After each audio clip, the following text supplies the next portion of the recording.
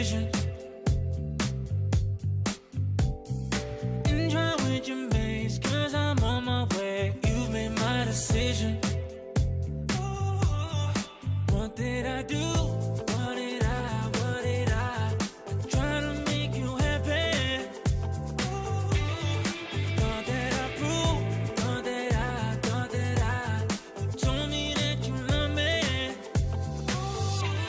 But now you're in the spotlight and you're cruising. You play with my emotions. I was foolish, but now you're in the spotlight. Camera shooting.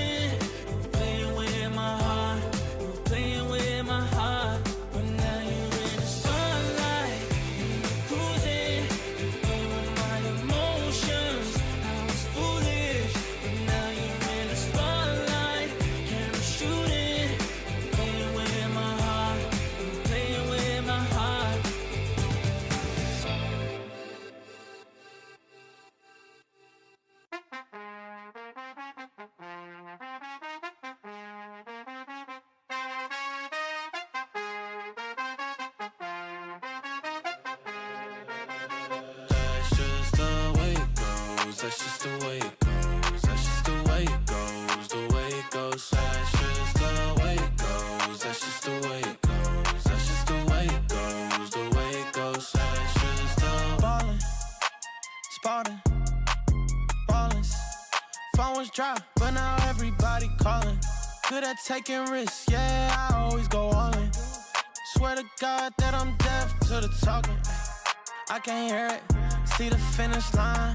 I know that I'm near it, yeah. Cut the check and I'ma clear it. Ain't nobody out here that I'm fearing, ayy. Easy to see things all on the way up. Used to think it's hard, now I feel just like a layup. I've been in the gym, yeah, I'm tryna get my weight up. That's just the way it goes, that's just the way it goes. That's just the way it goes, the way it goes. That's just the way it goes, that's just the way it goes. That's just the way it goes, the way it goes. That's just the way it goes, that's just the way it goes. That's just the way it goes, the way it goes. That's just the way it goes, that's just the way it goes. That's just the way it goes, the way it goes. That's just the... Hey, you ain't real, it's like you got a few disguises. Walk in the room, I know I'ma be the flyest. She like me, yeah, it's hard for her to hide it. One-on-one, ain't nobody like this. Got this far by doing me, I'm everything I knew I'd be. I don't care what we used to be, no, yeah. They try and get close to me, you can't get what you want from me. I got this vision you can't see, no. Easy to see things all on the way up. Used to think it's hard, now I feel just like a layup. I've been in the gym, yeah, I'm tryna get my weight up. That's just the way it goes, that's just the way it goes. That's just the way it goes, the way it goes. That's just the way it goes, that's just the way it goes. That's just the way it goes, the way it goes. That's just the way it goes, that's just the way it goes. That's just the way it goes, the way it goes. That's just the way it goes, that's just the way it goes. That's just the way it goes, the way it goes. That's just the...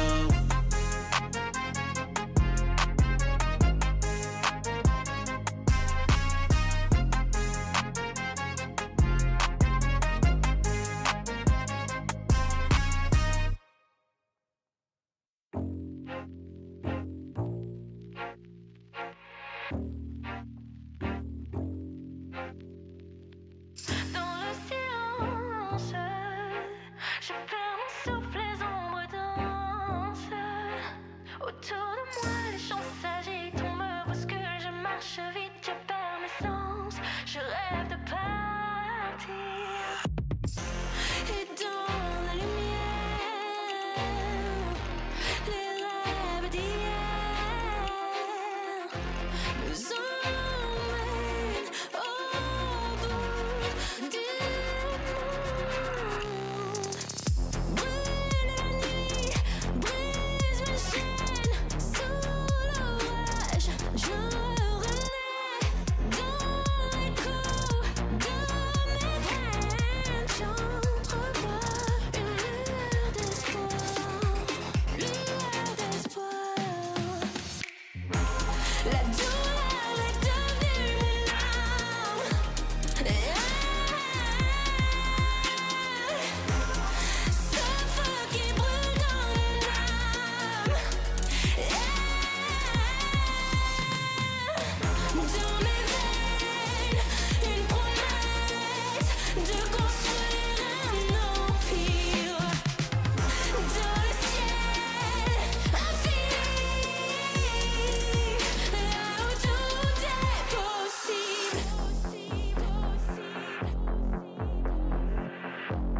lueur d'espoir. Et dans la lumière, les rêves d'hier nous emmènent au bout du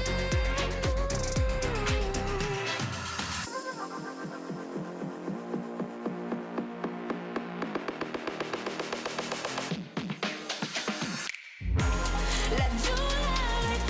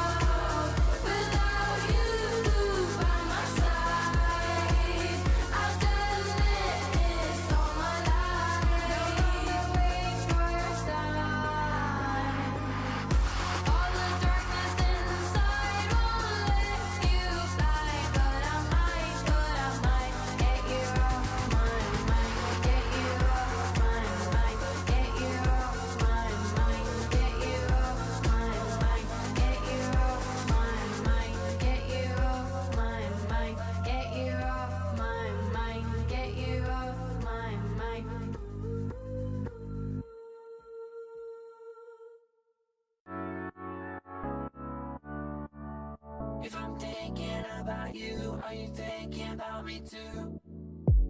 A summer day, your sweet embrace is all that I want. The way it feels is something real and heading for us. I mean it from the heart. I wanna be your light when it gets dark. Right from the moonlight until the sunrise. Can't get you out my mind. Can't get you out my mind. I don't know what you done to me. If I'm thinking about you, are you thinking about me too? I keep falling for you, can't help wondering. If I'm thinking about you, are you thinking about me? I don't know what you done to me. If I'm thinking about you, are you thinking about me too? I keep falling for you, can't help wondering. If I'm thinking about you, are you thinking about me? No time to think, 'cause we're all in. Yeah, we're in a rush. Too late to change, making mistakes. Just give me a touch. I mean it from the heart. I wanna be your light when it gets dark. Right from the moonlight until the sunrise. Can't get you out my mind. Can't get you out my mind. I don't know what you done to me. If I'm thinking about you, are you thinking about me too? I keep falling for you, can't help wondering. If I'm thinking about you, are you thinking about me? I don't know what you done to me. If I'm thinking about you, are you thinking about me too? I keep falling for you, can't help wondering. If I'm thinking about you, are you thinking about me? If I'm thinking about you, are you thinking about me too? If I'm thinking about you, are you thinking about me too?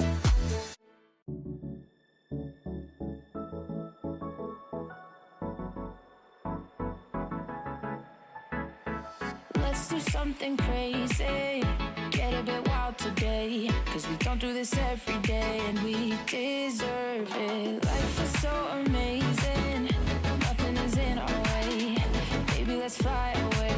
Do you feel it? Is your heart rushing the way my heart's rushing when you take it all in?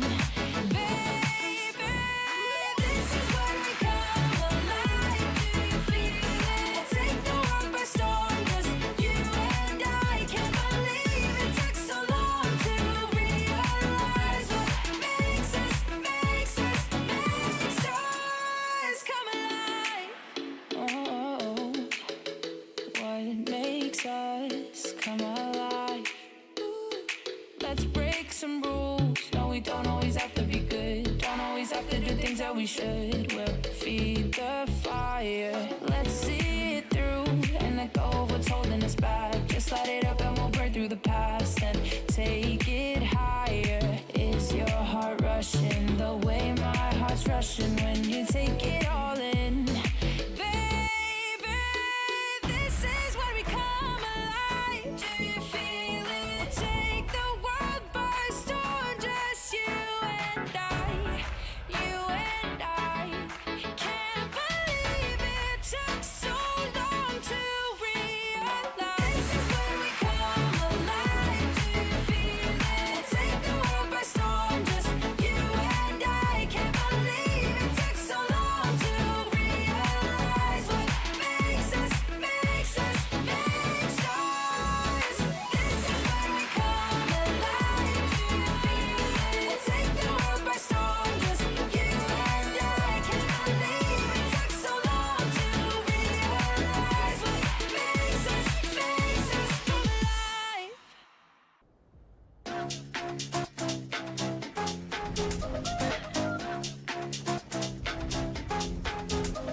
나의 속도가 돈이라면 벤소미 더 세게 괴롭혀봐 나를 rain on me 다가서면 뱅뱅 전부 걸어 게임처럼 너의 고개를 떨굴 때는 댄서니 모두 몸에 걸어 눈이 빛나는 걸로 전부 걸치고 난 이 노리는 것들일 거야 발 밑에 쫓아와도 너는 절대 못 껴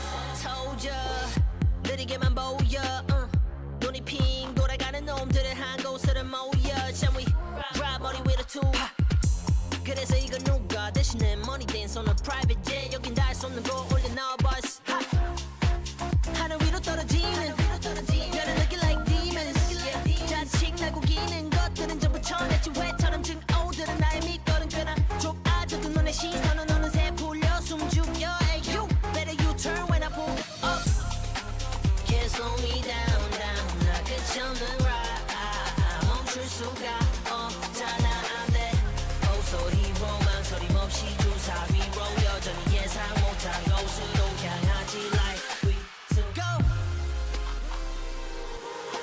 Told them myself I'm so bossy, I'm so bad. I told them myself I'm so bossy, I'm so bad. I told them myself I'm so bossy, I'm so bad. I told them myself.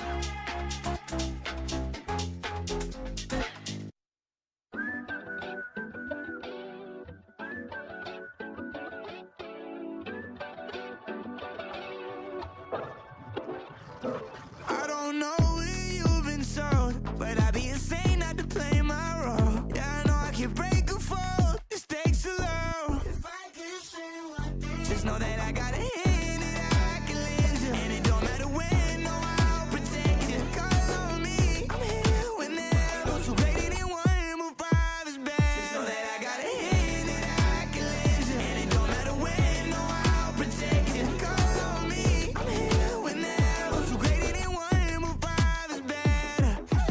Oh, you think you suck? I think that's unlikely. You can keep on looking, but can't find nobody like me. Eldorado pussy, why I'm pressing in a white tee. You know I love you, I need someone who can guide me. I can't do no little bag, I need 3 mil. Drives coming in both directions and like a be real. I've been eating good, to be lucky to get 3 mil. First place, run it up, care about what you feel. I have you, give you everything, anything. I have you, you're my everything in there. Just know that I got a hand that I can lend you, and it don't matter when, no, I'll protect you. Call on me, I'm here whenever. Those who greater than one, move father's bed. Just know that I got a hand that I can lend you, and it don't matter when. Your body knows. A sense of victory. Seized when mind, movement, and gear ignite as one. Now, step into your zone. Designed to win. Women will what want.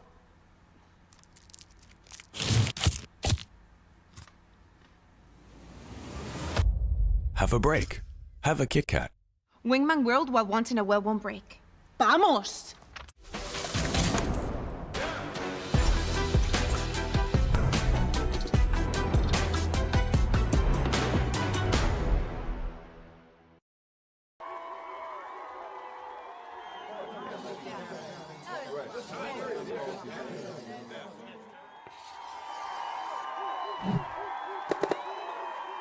Red Bull gives you wings.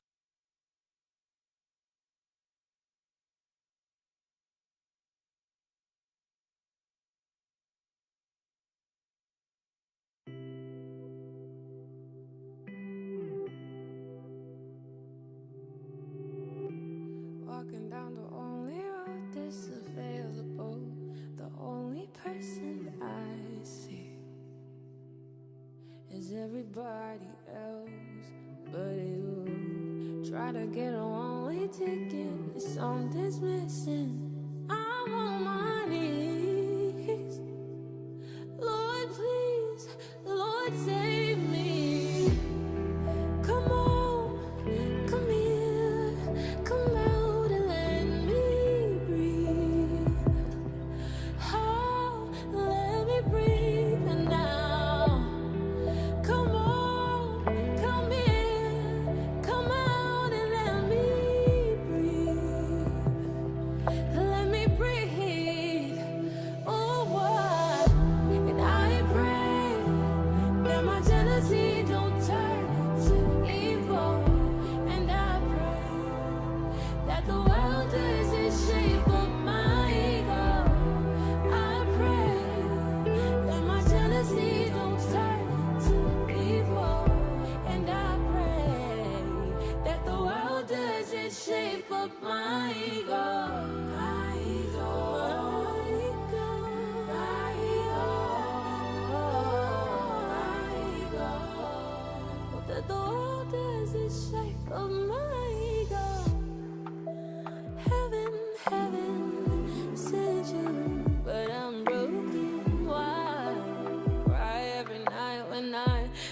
about how much I'm losing.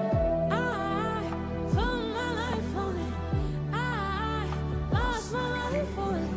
I know that I've got nothing else to give. So come home, come here, come out and let me breathe. Oh, let me breathe now. Come home, come here, come out and let me breathe. Just let me breathe. Oh, I pray that my jealousy don't turn into evil, and I pray that the world doesn't shape up my ego.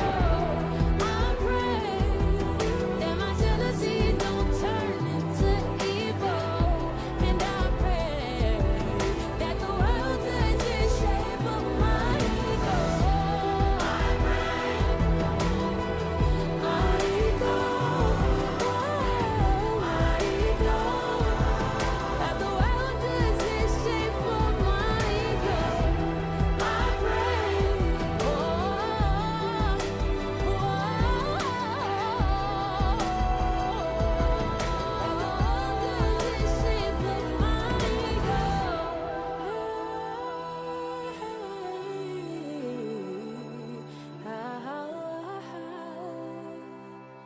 that the world doesn't shape up my ego.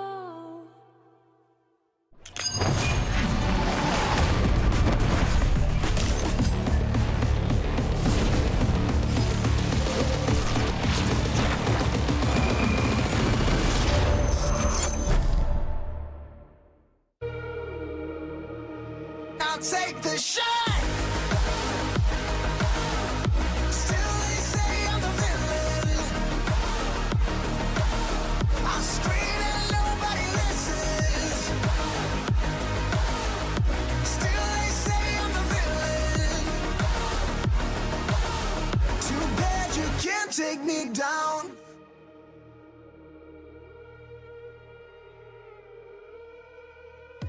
Welcome to the EMEA Kickoff Finals weekend. We start today with a heavyweight clash in that middle bracket, Vitality against Fnatic.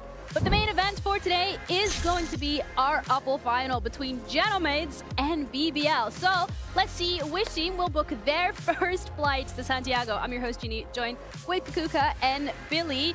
Another exciting day for matches today. I mean, incredibly exciting today. We get Vitality versus Fnatic, which is probably one of the highest, I'm going to say the highest anticipated match of 2026 here in EMEA. So lovely to see that we get it in kickoff, and then having a new team being sent to a global event compulsory. So I really like today. This is the best day of kickoff EMEA by far. I'm just going to go out and say it. It's going to be the best day.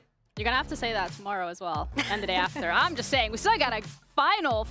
We have multiple finals. Either way, we'll get into that, because looking at the bracket specifically, we already have Liquid, who won yesterday, waiting for the loser of this first matchup of Fnatic Vitality, which crazy to think, because at the end of the day, these are three great powerhouses that we have seen in internationals multiple times before, Billy, with a chance of one of them, two of them going. I think it's scary as well for Team Liquid. This is usually when they start to find their form. We think back to last year's kickoff. They had a complete lower bracket run, so they're comfortable in this position. They don't usually let the pressure get to them. So it's exciting for them, because I think whoever goes up against them tomorrow, it's like, at what point do you get fatigued? And then you think of the games potentially playing like 3 back-to-back best-of-5s this weekend. Kind of crazy. The fatigue doesn't exist. Like, you remember, like yesterday, Nats was saying, oh, this is how we do it. We played as many matches as we can. It works for them, and actually it helps them, I think, when we go into those global events, to have as many reps as they do. Absolutely. Because like one of the winners today, sorry to cut you off, one of the winners today is going to go into a global event, their first global event with like 4 matches in the EMEA. So let's see how that goes into playoffs. Which is, I guess, 2 sides of a coin, because at one point it's like, oh, they didn't have that many reps, but also you don't have that much bot on them, so they could do something crazy. But crazier even is the first matchup today being Vitality Fnatic, and Alpha coming out last week saying, oh, I cannot wait to play against Fnatic Academy. This is a topic, right? Because we need to...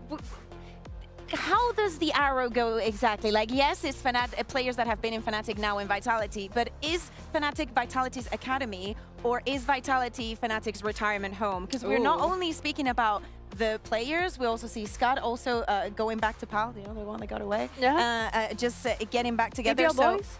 Exactly, like maybe you reach some kind of like ceiling in Fnatic, and then when you need a new challenge or a new frontier, you go into Vitality. Yeah, I'm honestly really tired of this Fnatic Academy narrative. It happened all throughout the bloody off-season, and now we're still... But that's not how an academy works. Like, if you were to tell I don't get it. that the players start in Vitality and then go into Fnatic, I'd be like, oh. Fair point. Yeah, and then I think even Yampy was like, no, it's BBL Academy. Like, I was like, okay, that actually kind of makes a little bit more sense here. Yeah, today we're gonna find out, however, who's actually won the divorce, because historically, when we're looking at the Fnatic Vitality matchup, it's always Fnatic favored. They're always the ones that are coming out on top, and now this is the question, the answer really to the changes that we've seen throughout this off-site season, where it's like, okay, is this the right move? Was it down to whatever's happening in Fnatic? Is it more a Vitality thing? So this is so important in regards to the history of Votive. I think as much as I said I'm tired of this narrative, I think it's really exciting that we have a rivalry brewing in EMEA between these two teams. And as much as that kind of match record between Vitality and Fnatic showed that Fnatic always had the upper hand,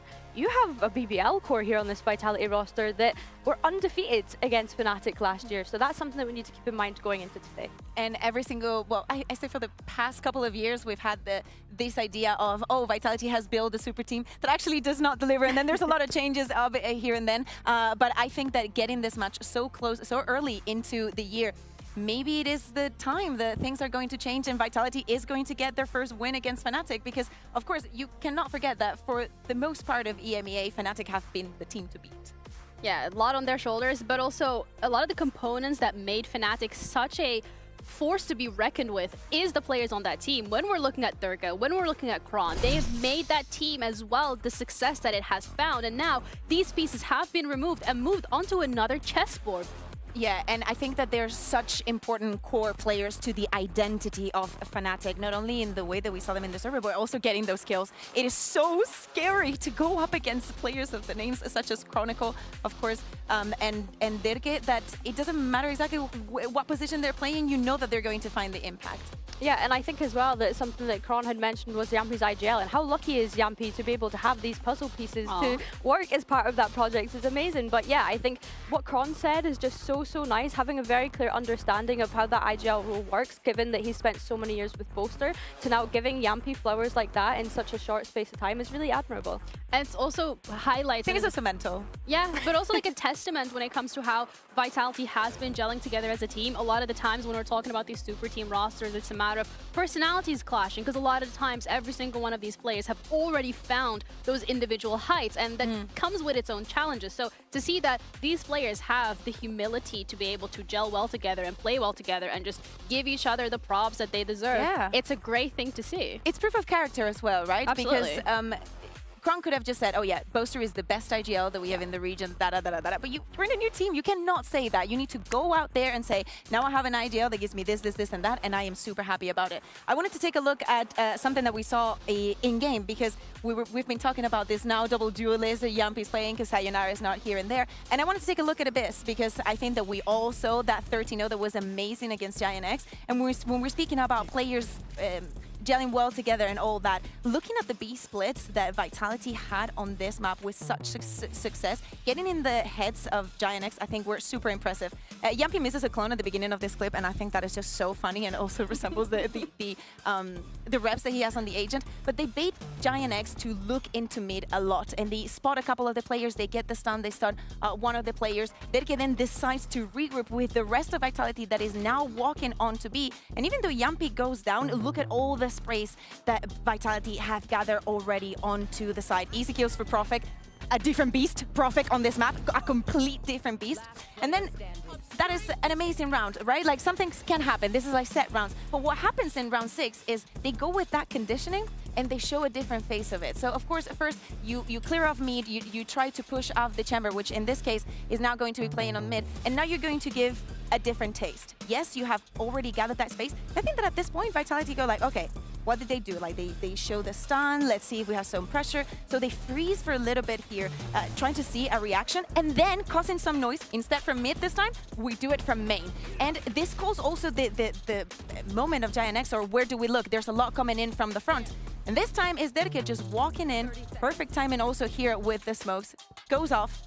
2 kills, very easy for him. This is the kind of like rounds that you would see or you would expect from a team that has been together for a very long time, or that has even had the time to gel so well together and prepare and be in such synchronicity. It's crazy because when we were watching that, I remember thinking like, Vitality are getting so much mid space, and it feels like it's constantly for free. And with Westside being on the chamber, it felt like, you know, there's that overwhelming feeling of like people just getting onto your site and like struggling with it. But I agree, like being able to build up that amount of synergy in such a short space of time is so impressive for this Vitality roster. Yeah, it's the name of the game. Synergy is something that both of these rosters have, of course, but when we're looking at individual players specifically from both of these camps, that we're really gonna have to keep, I mean, of course we're gonna have to keep our eye on every single person that is competing here today, but Alpha and Kron as well. They've been on the team together last year. They're now going up against each other. So a lot of expectations in terms of how this match is gonna be playing out as well, Billy. Yeah, I think what's exciting for me is, like, we look at the variation of agents that both of these players are playing first of all, but what's exciting is Kron is obviously the only person left that's been playing Vito in Kickoff, and then we have Alpha that's the only player that's been playing Vise during Kickoff. So yeah, I'm really excited to potentially see that head-to-head today between the 2 former players. I think also it responds to the question of what is Alpha going to do now that Chronicle is not on Fnatic, right? Like, what roles is he going to be taking? And I think that he's supplemented a lot of what Kron was doing because he's such a strong sentinel. Know that the Viper was also there. But when you have a piece like Alpha that you know can excel in so many ways, especially as a duelist, I think that, you know, it's easy for Fnatic to just maybe lean into the put him on anything. Yeah. Literally put him on anything. In my opinion, if I had Alpha, I'd be like, okay, what do you want to play? Yeah. What do you want to play? I will build around. You want to play Reina? We build something for your Reina. Do not worry, my dear. But as I'm saying, also, I think it's proof of character that Alpha is being put in those positions where he sticks more into what we saw last year and just being in the Sentinel role, playing the Vice, playing these things, and him excelling at that, and him not being shut down because of the fact that he cannot play the duelist. You know? Yeah, we also have the skirmish because this is the middle bracket, so that means that both of these teams, there's no seeding necessarily coming through, so they have to fight for a chance to actually pick the side selection. 5-3 for Vitality. I mean, they did send Kron against Milan. Why did Pal chicken out of this? That's a great question. Is it chickening out, or is it? If you're playing all of the skirmishes and now you're going against Milan and you're like, no, not this time around. I think that Milan was looking forward to that head-to-head against I think him. I would call that conditioning your opponent. Personally, you know, like so he was playing the mind games from the beginning. Of waiting for this like moment. let them think, like knowing that they're going to be going up against Fnatic at some point, knowing this whole rivalry of Fnatic Academy against Fnatic, like, yeah, why not condition it to get to this point? But don't you think that can backfire as well? Because you're sending Kron against the coach. What would have happened? How would Kron's mental be if he would have lost this? Because it's a 3-5. I think, you know, respect, honor to Milan. I mean, at the end of the day, the teams that win the skirmishes, chances of them winning the map, we've looked at it statistically, is not that high, but we'll see how that's going to play out. Great, though. I think it's interesting as well. They also decided to be Team A. Because at the end of the day, yeah, the skirmish allows you to choose either you want to be Team A or Team B. I think it's also very interesting that they choose to be Team A because historically Fnatic has always liked to be Team A. They've had their perma ban.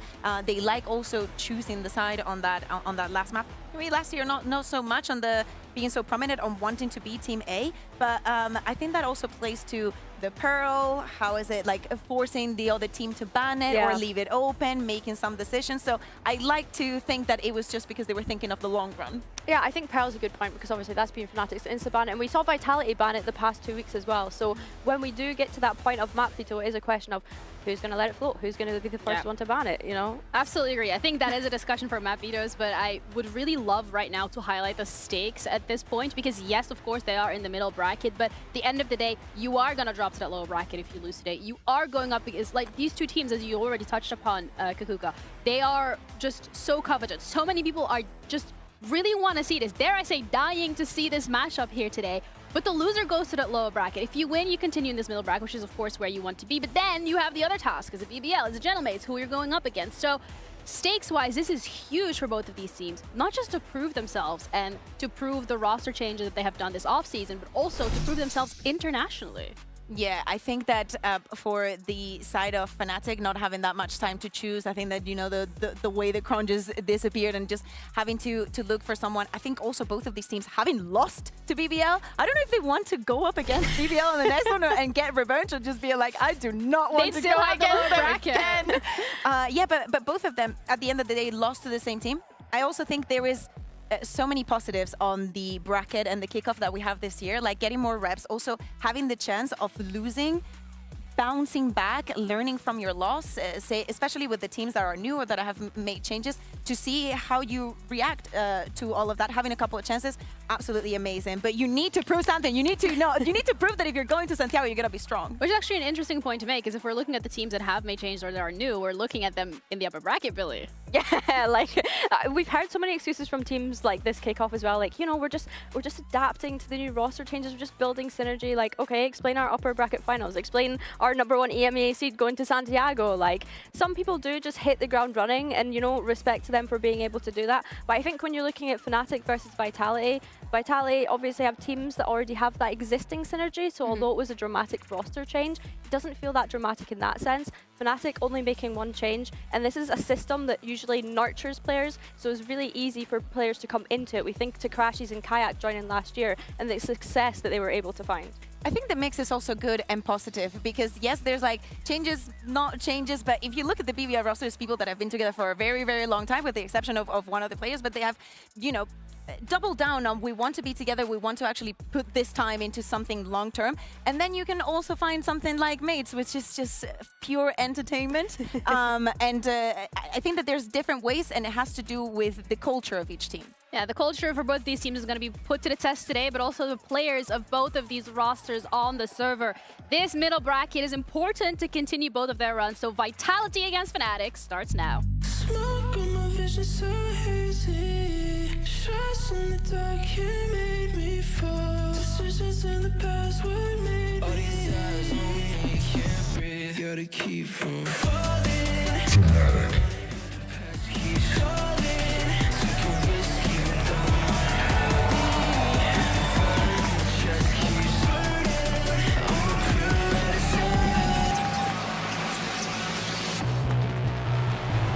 But I won't be falling. Vitality.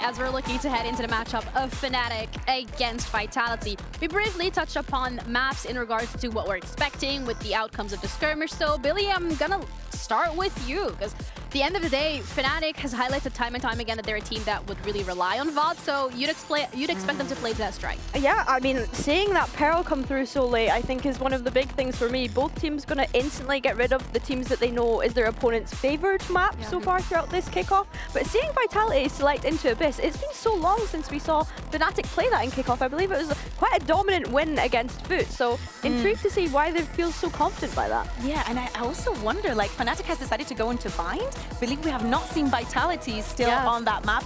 We probably will have to theorycraft after this first map to see what we expect to see from the side of Vitality. But Abyss as the first one, I think that this is something that Fnatic has definitely have to see coming. They also decided, as we were saying, to just go and ban the Breeze. We do not want Pearl to even be an option. And I like also the fact that Fnatic decided to go for the Bind. I was expecting the Haven. Maybe that was too expected, but I would choose, honestly, any map where I can put Alpha on a duel. And we're finishing things off on Corrode, which, Billy, when we get there, this is not an if or but of maybe, this is a when we get there.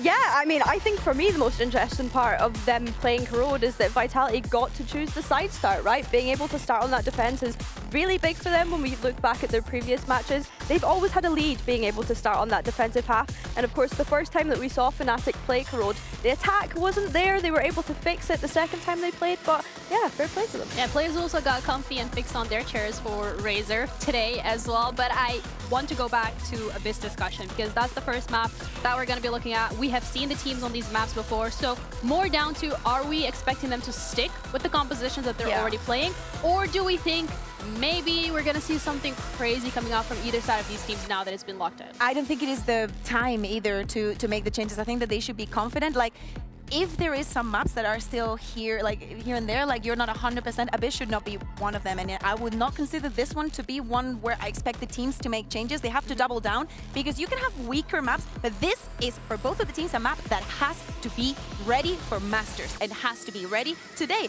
Brilliant opponent to go up against and to see if you have all the tools that you need to solve the problems. For both of the teams, I think mid is incredibly important. I'm really looking forward to the mind games. We're speaking about the best IGL that EMEA has ever seen. With Jumpy now against Jumpy, that has been absolutely brilliant. I think what I'm most excited about is this Sentinel head-to-head that we kind of touched on already. Seeing Kron on that Veto, seeing Alpha on the Vise, of course, previous teammates. So yeah, I'm really excited to see these two go up against each other. I think, yeah, there's not really been any changes, but as you said, Kukuka, like, we didn't really expect that coming into this. What I will say is, I don't think Vitality are going to get away with the abusing mid as much as they did against Giant X. And I think to that also, into the double duelist, we need to look at the latest incorporation for Fnatic. We need to look at Vekash and how he's going to be playing with that knife and the information and how Fnatic is going to work around it. But I completely agree with you. To me, this has to be a Chronicle versus Alpha. It's not only because of the roles, but also because I feel like the responsibility that they put on their shoulders. I feel that Chron in this regard is a little bit more chill, but I feel like Alpha is going to be hungry for today. Yeah, I agree. I think as well, just to pick up on your Vekash point, his KO has been absolutely insane. I remember we saw it that first game against Foot and I was like, oh my goodness, put this guy on KO every map. And then he's shown so much flexibility since then with the Viper and such. So yeah, I think that going into this, like you say, it's going to be interesting. It's also nice that we've seen both of these teams already play the compositions on their map, so to an extent we are going to be looking out for some anti-stratting from both of them, which is always exciting to see when we're looking at the likes of Vitality Fanatics, because, you know, that's what they're known for. Yeah, but it's been so long since we saw Fnatic play this map. I think it was like way back in week 2, so it's been like a couple of weeks since then. I'm expecting them to come in with some fresh things today. Yeah, absolutely. I would love to see that, but in regards to expectations of how this map is going to go, do we want to throw out a prediction? Like, I know I don't usually ask, but I feel like this is so important right now. It is so difficult. Can I say OT? We've had so many OTs. Yeah, go crazy. We've had so many OTs, and then yesterday, between map 1 and 2, I was like, oh, I'm going to take a shower. And when I came out, I figured it was almost closing, and I was like, man, I have time for nothing. All right, no predictions actually here from the analyst desk, but maybe our casters can enlighten us in regards to who they think are the favorites in this matchup, as Vitality and Fnatic is starting with our casters, Mitch on top.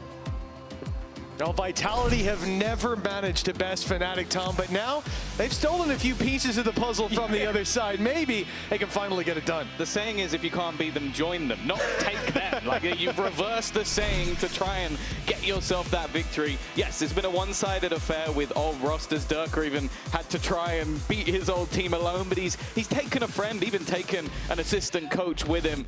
And that is the story of this matchup, a grudge match for multiple reasons. The storied best team ever in EMEA, the one that won back-to-back trophies, has been split in half and now face each other on the stage to figure out who was right, who was the best. Is Boaster the greatest leader the pieces may not matter, or is losing Chronicle enough to change the tide? It could well be a bridge too far. A player that has had his place at the top rung of the Valorant scene since very much the word get-go.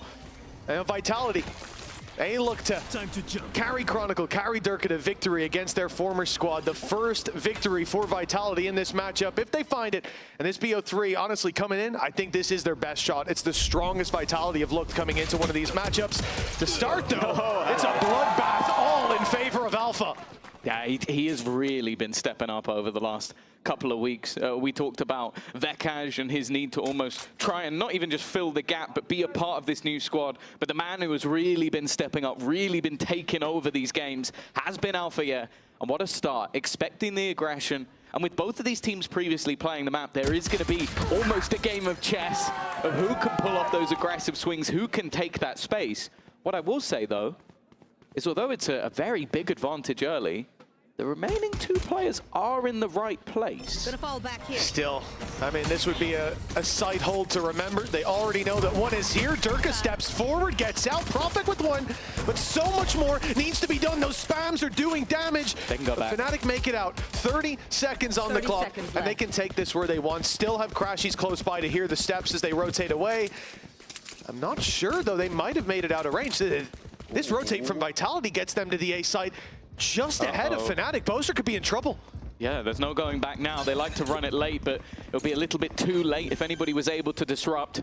10 seconds The fact is, left. though, they were just a little bit too slow. Boaster in position. It's a bit whiffy, but he gets the job done in the end. It is Fnatic to claim the pistol round with a patient start. And I'll be honest with you, I'm expecting more of the same. Yeah, very much so. When it comes to that attack side, we know Fnatic like to take it nice and slow. And when off the bat, you've got your opponents pushing like that, well, you've already got that reward. Why not keep up that old style? That was a nice attempt, but in the end, no one really doubted Boaster, did they? An easy cleanup. It's round one. First round one. But that's the thing. You know on that other side. You know if you're Durka. You know if you're Chronicle. This guy's going to be feeding a lot of energy out of this game. He's going to be finding himself on his feet every time the round goes his way. And you just got to sit on the other side of the stage and witness it. So obviously Ginny likes to ask for predictions. I'm not going to give her the prediction she won. I'm in fact going to ask you, does Chronicle bark? That's the prediction I need from you, Mitch. I see. Do you think he will bark today? Player standing. You know what? I actually think Chronicle on his own, no, I can't see it. It's hard for me to imagine. But then I think about the power of Yumpy. He's an infectious leader. I think we might get at least. Yes, that he is. I think he might get one out of him today. Okay. If there's a big moment. I mean, you're against your former team. This has to be it. Well, the end zone flawless is enough to get a very clean start off from Fnatic. Vitality is the only original partnership team remaining, which is crazy when you think about it. The players that they have had over the years. Nonetheless, this is where the buy comes through. This is where we see everything in place. They smoked me. Okay, I'm gonna play. I'm gonna zone. I can play with Chron. Have it smoke, Smoke. Yeah, no, mine's cheating. Going back to A. Coming A. I'm gonna leave it front side soon. I deep it away. I'm backside. Watching top side corner. I can't break it. Nice. I pick off you. I'm coming CT also, guys. Are they out? Yes. Wow. We had a little check-in with the Vitality. Voice comes as we move into this defensive side play towards the A site that's now being cancelled. Fnatic send this back in the other direction towards B, which is wide open from what we can see, but they're taking the time. The brakes have been pumped, 50 seconds on the clock, and really now it's Vitality left guessing. They don't know where this hit's coming in anymore. Yeah, a little bit of probing from Prophet, looking to try and find where this push is coming in. We know Fnatic, we know they like to leave it to the very last second, but with the spike on that side of the map, and now a spot onto Boaster, they could still run it back in the other direction. In fact, there is an opening. Only Yumpy still on that side of the map. In fact, everybody has been pulled over, but now the realization is there. Althea takes control, but almost caught. Lucky to still have his head. They will, however, get into the post plant with a matter of seconds on the clock. Yeah, the time's going to bleed really low, but Vitality have nothing to cancel, nothing to get out there and cause problems, and don't want to just throw themselves at this. The man advantage there for the defense, but Fnatic know that. They're playing aggressive, playing up close, looking to punish them as they come through the choke point, and already the numbers to even, but Crashy's forced into the fight. He wins most, and Vikash is there to pick up the final pieces. A 3-0 start for Fnatic, and if this is Vitality's chance to change history, it's certainly not off to a good start. This was the map we expect them to look dominant on. But this is always the thing when talking about Fnatic, when talking about them in comparison to other teams, is no matter who is on the roster, you go back all the way to the beginning. You go back to 2020. and the pieces that were on the squad with Boaster, and it didn't matter. This man was still able to pull off victories with his calls alone, and this round is sublime. Like, he gets them into that site with no one on it, with seconds left to spare. And you can expect to see more and more of that, and Vitality's job is almost to try and figure out what they're doing. But it may mean that eventually they stop gambling players over, and then you have weaker sites. And see, Vitality want to get aggressive through that smoke, and when they do, not fast it enough. was supposed to be just for information. Quick shot by Kayak, and again, you don't really get much from that. The fact that Fnatic are playing slow default against an eco, yeah, you'd kind of expect that. Now you're a player down, and the question is, do Vitality have another bit of aggression up their sleeve, or will this be a bit of a gamble play, hoping to catch the hit as it comes in? Problem is, they're going off the information that's being given to them. The drone towards B has dragged the rotates. Meanwhile, Fnatic will walk into a wide open A site, and what should have been an easy pickup now, quite a problem brewing. Okay, Durka's got himself one, back to a 4v4, and the retake now has a rifle. I think it's about to be lost. Well, it had a rifle. Who's expecting Crashies to still be in spawn? This was Boaster's spot in the past. This was his position that he used to just hold, and Crashy likes a little bit. A 4K to close the round. 4 standing as well for Fnatic. The credits flying at this point, and well, I do wonder how long it will take for a Vitality pause. Not much longer. A lot of people would even want it coming into this bye round, but if this one doesn't go their way, it has to be just around the corner. This is the map that it's the map that Vitality chose, that they looked so good on it. If I'm not mistaken, and indeed I can see it, it was the attack side last time that brought them so many rounds, 12 in a row. Same for Fnatic versus Foot, 10 and 2, so both should be better on the attack. Indeed, exactly. But, well, we don't want to see a lights-out performance from either, to be honest, in this series. This is one that I come into today expecting to go to 3 maps. I expect it to be a brawl, but so far, it is a slaughter in favor of Fnatic, and it ain't changing. Nice pick by Crashies, but really a great flash from Vikash. Yeah, it feels like Chronicle was not ready for that one. We've spoken a lot about the veto and how individually he was able to really pop off last time that they played, but so far, 0-5.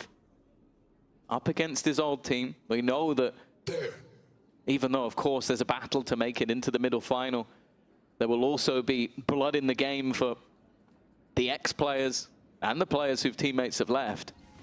But for Chronicle, this is almost the nightmare start.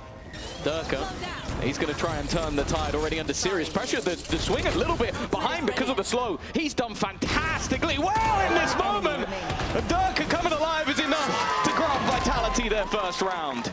You got a nail on the head there. That slow, that hinder that was thrown through was absolutely perfect. Nobody could move in. At that point, you know, I like the dash. I like the idea from Kayak to try to get behind him so he's not caught and just stunned up in the open. There's the flash. Beautiful to start this round out. Yeah, despite that, it was Durka holding the line that's given them this chance. 4-1. We talked about potentially needing a pause if the round didn't go their way. I don't hear you. Hello! But as you can see, there's no need to touch base with the coaching staff. I feel like I almost need to just shut up in between rounds. Like, there's nothing I can say that's more entertaining than going between Boaster and Yumpy.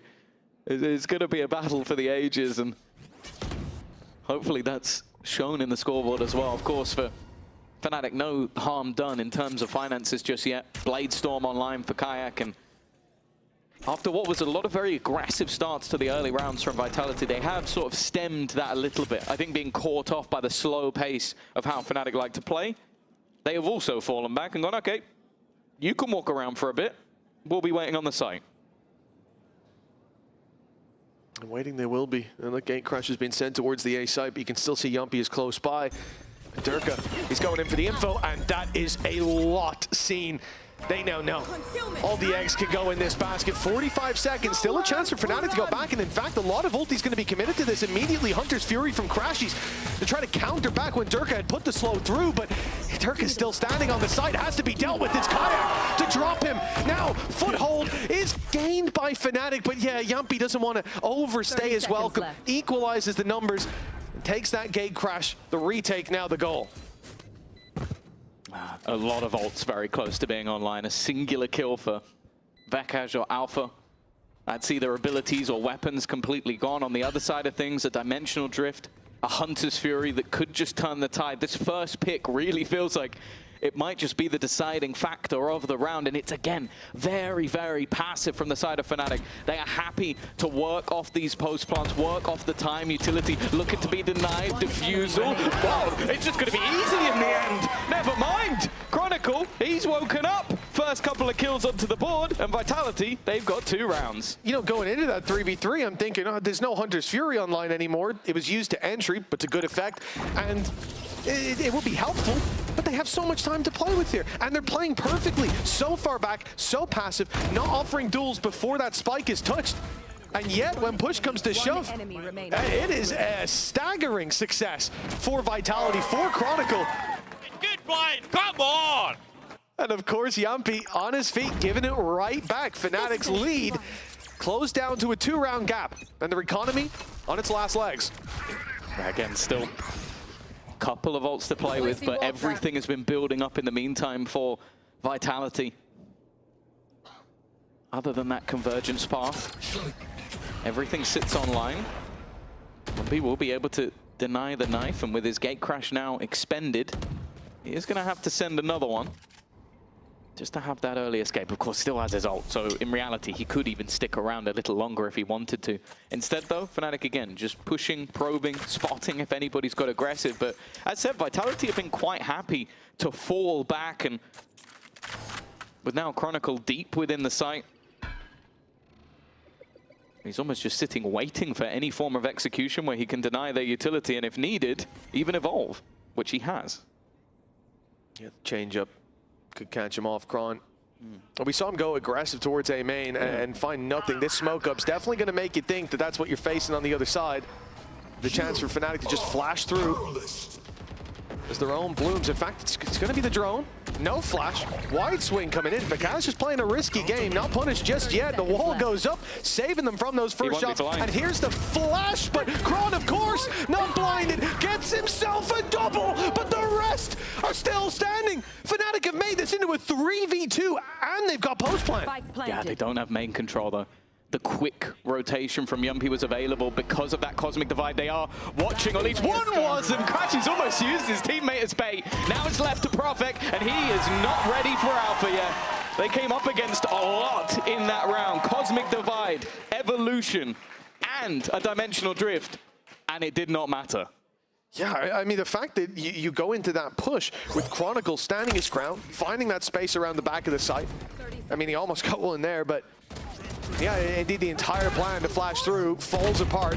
You'd think when he stood there, but that trade from Crashies, he immediately follows up on and is then there to clean up main afterwards. What a round from him. This one should not have gone to Fnatic, and I think Vitality know that. They called a pause. Yeah, I think they had a couple of rounds back that sort of delayed this a little bit, but the way the early game started, we were kind of talking about how, oh, is that pause going to be coming a little bit sooner? Now, though, is the moment that they will take a moment to just try and bring themselves back into the map, because you sort of mentioned it already, the attack side is where we do have those expectations.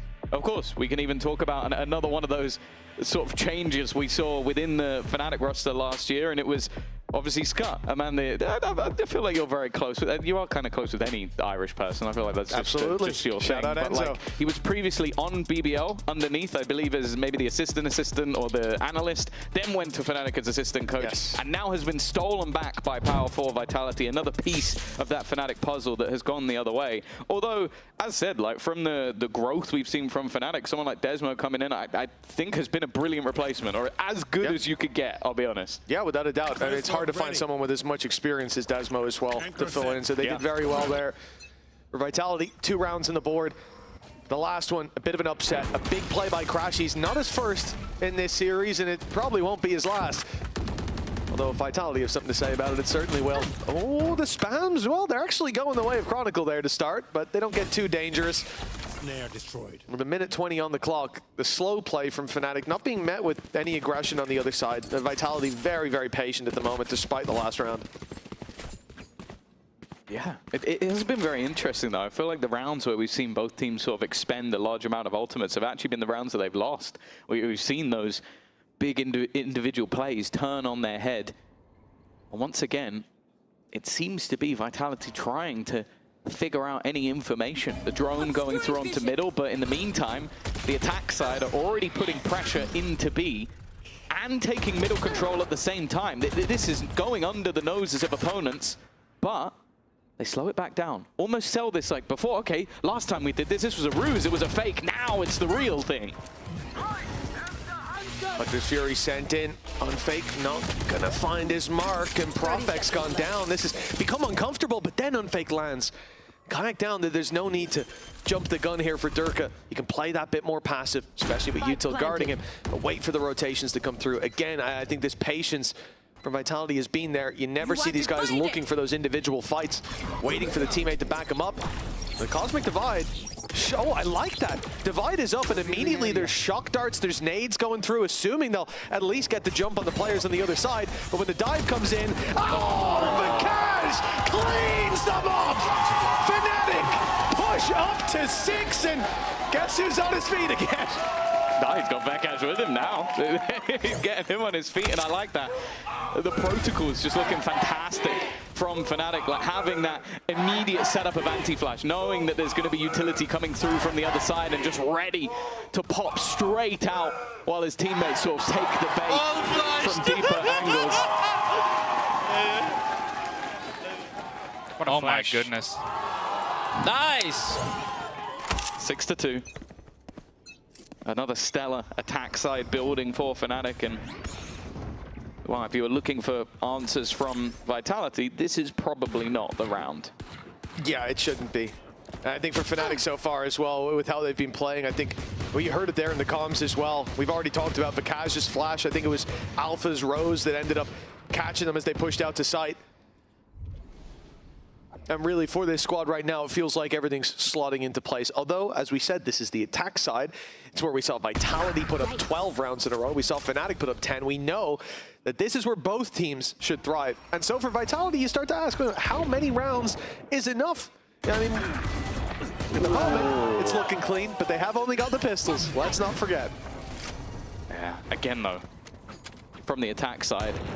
Right here. I was going to say it depends how many you lose, but now things get a little bit more interesting. Potential for some weaponry. Gun here.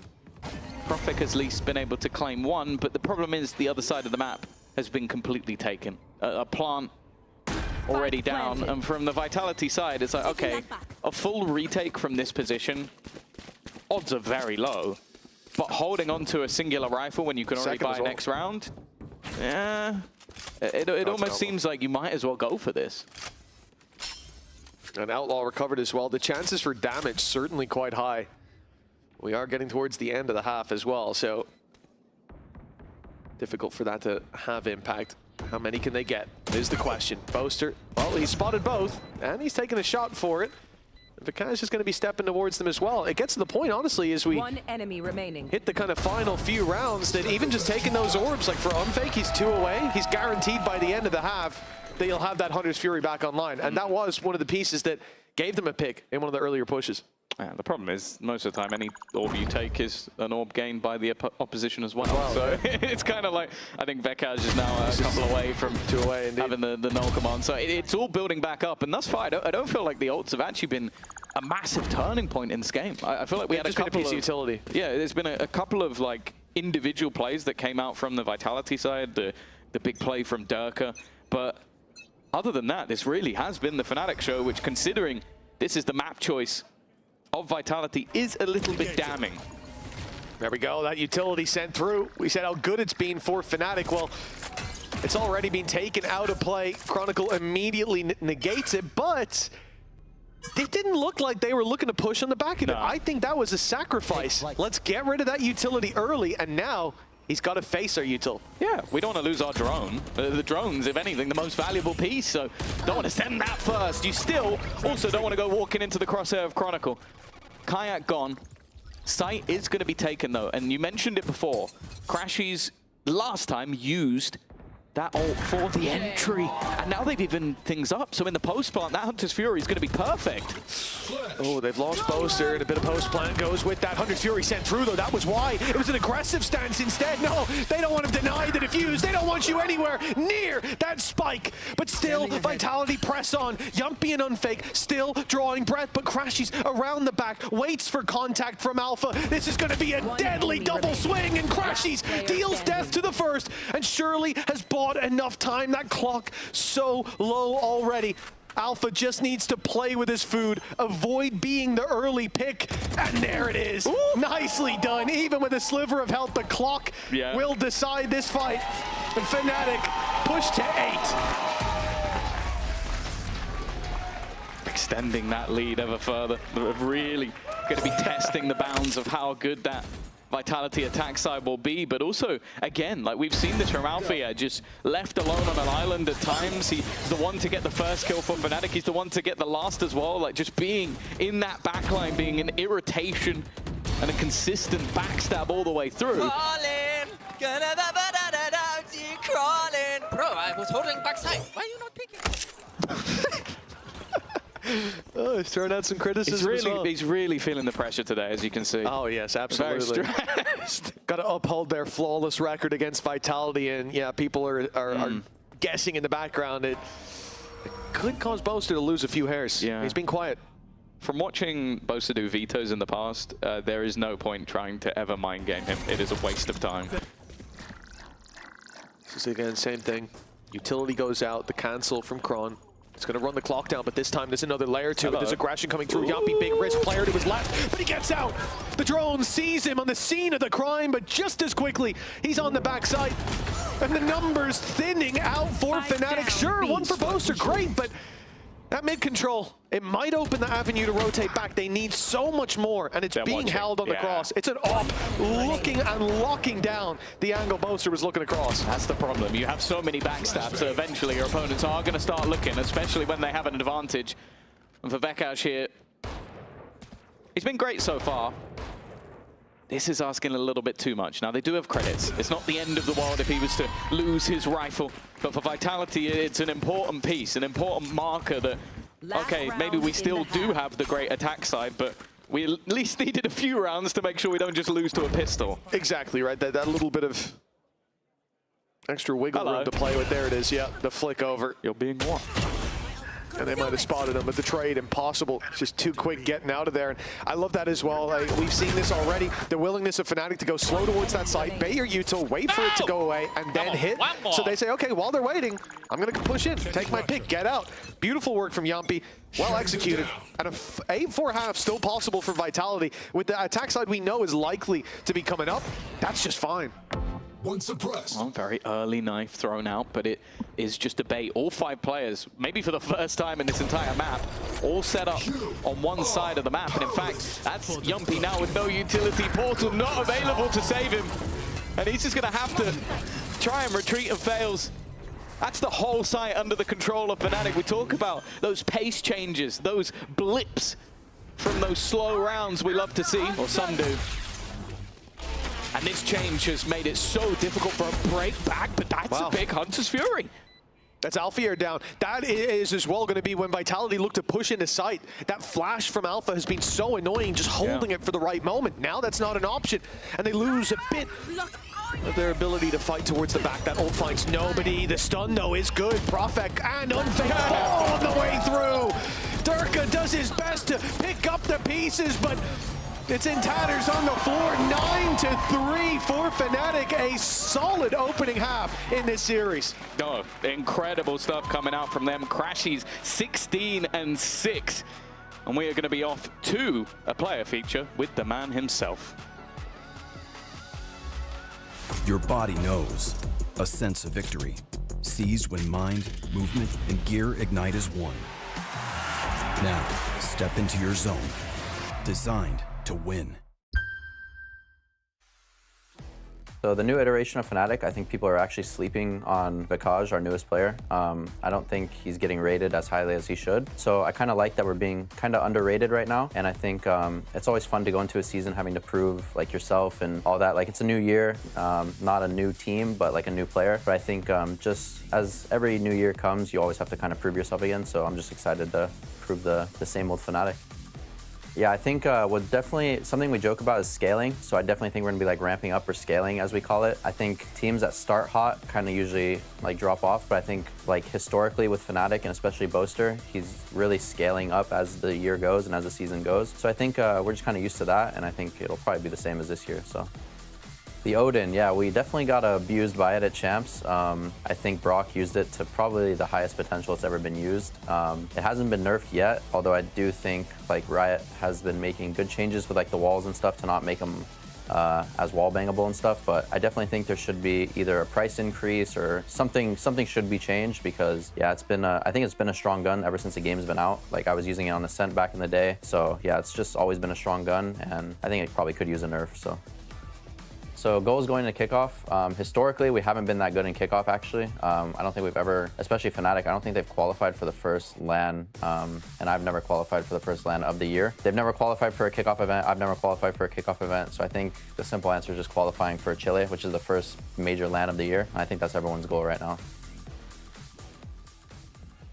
Gotta say, I feel like he's spot on with the Vikaj statement as well, because I was definitely one of those people, not so sure about that one, but definitely one of the people who was sort of questioning his joining this roster. It's just, it's such a prestigious roster within EMEA, and you think that everybody that's joined has been like the next big thing as soon as they hit the scene. And that wasn't really the thing for Vikaj. He had a pretty rough year in VCT, but my God, he has looked so comfortable on this roster, and I think proved me wrong probably day one, if not day two. Oh, you've seen it here. The Vitality are the slowest team. So if you thought that last half was slow, lock in.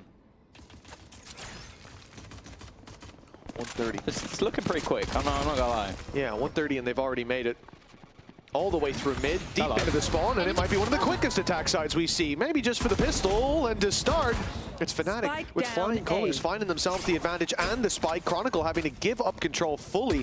They have taken the site at least, but that's not going to be a comfortable fight going that deep into the spawn. Yeah, I was going to say, this is one of the worst places you could possibly drop the spike, so it's going to be very rough to get this back.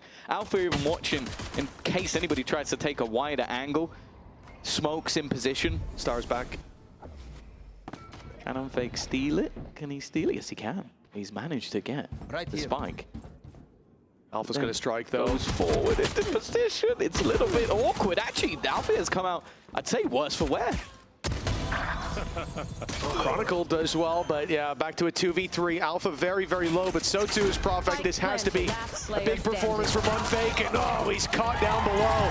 A waterfall washes him away, and Vitality, they stay on 3. Fnatic pushed to double digits.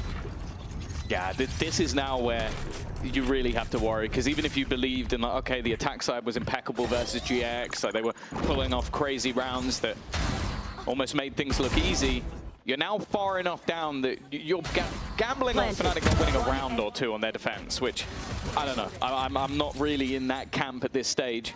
Of course, I think going into Bind, it's not like it's a done deal by any stretch, but I do think that if it does close out quickly, Vitality are going to have that chat backstage of, okay, we need to reset now, otherwise they will be down to that last life, and Fnatic will be the one in the middle bracket final. Now seeking an 11th, then it shouldn't be too big of a challenge. The Vitality, they go together. The pack mentality, use their numbers to hopefully overwhelm this A site. Now, both duelists. 2 duelists. Bit of a giveaway. One can rotate, so, you know, maybe it's a fake. You never know, especially on the pistol. For now, at least, yeah, Vitality are going to take it slow. They expect it in a round like this. But if they go back towards that B site, Tom, that's going to be the worst one to push into dry. Yeah. You've not only got to try and get past the wall initially, it's not great, but then also the thorns, which is also not great. And the flash out wide as well. That's going to, if you try to take that left side, you're blind as can be. No chance. Well, we'll see. You never know. Maybe they've got a really good set game plan of how to get past. Now, for 2 of the players, they can get past all the utility except the flash. Well, MP's now kind of trapped in a corner. They know he's here. Maybe expecting him to fall back, but there is the flash. Really nice stuff. Using the Thorns to contain that space as well. Alphier full mastery over this battlefield, or so it seemed. Kayak good for one, and what should have been an easy round, still under threat as he falls. Fails to get out. Profek up close. SMG damage done, but it's not enough. Crashies closes the round for Fnatic, and 11 on the board. It's do or die time for Vitality. And Tom, this is their pick with Bind up next. Fnatic have got to feel like they're on cloud 9. Oh, I hope not. Ugh. We don't talk about them. 11-3. Yeah. They are truly running away with this. Crashy's also just playing out of his mind. Like, every time something's got a little bit dangerous, so you go, okay, that's shaky, that's worrying. Crashy just walks in like it's another day at the office. 18-7 right now. We talked about the boots that needed to be filled, but I'll be honest, it seems like the shoe already fit. Okay, see you later, Bekash. Nice start to the round. It was only a judge. This, however, that's a rifle on the ground. An early couple of picks. Looking like a done, timing a little bit off, but Kayak had to correct through a smoke. Yeah, I mean, it's a round to take risks, right? Especially when you've already got players down. Really unlucky for Bekash to just be spammed straight through the box, but you know, when it is a bonus round, they expect you to take those risks, expect you to take that deep control in A main.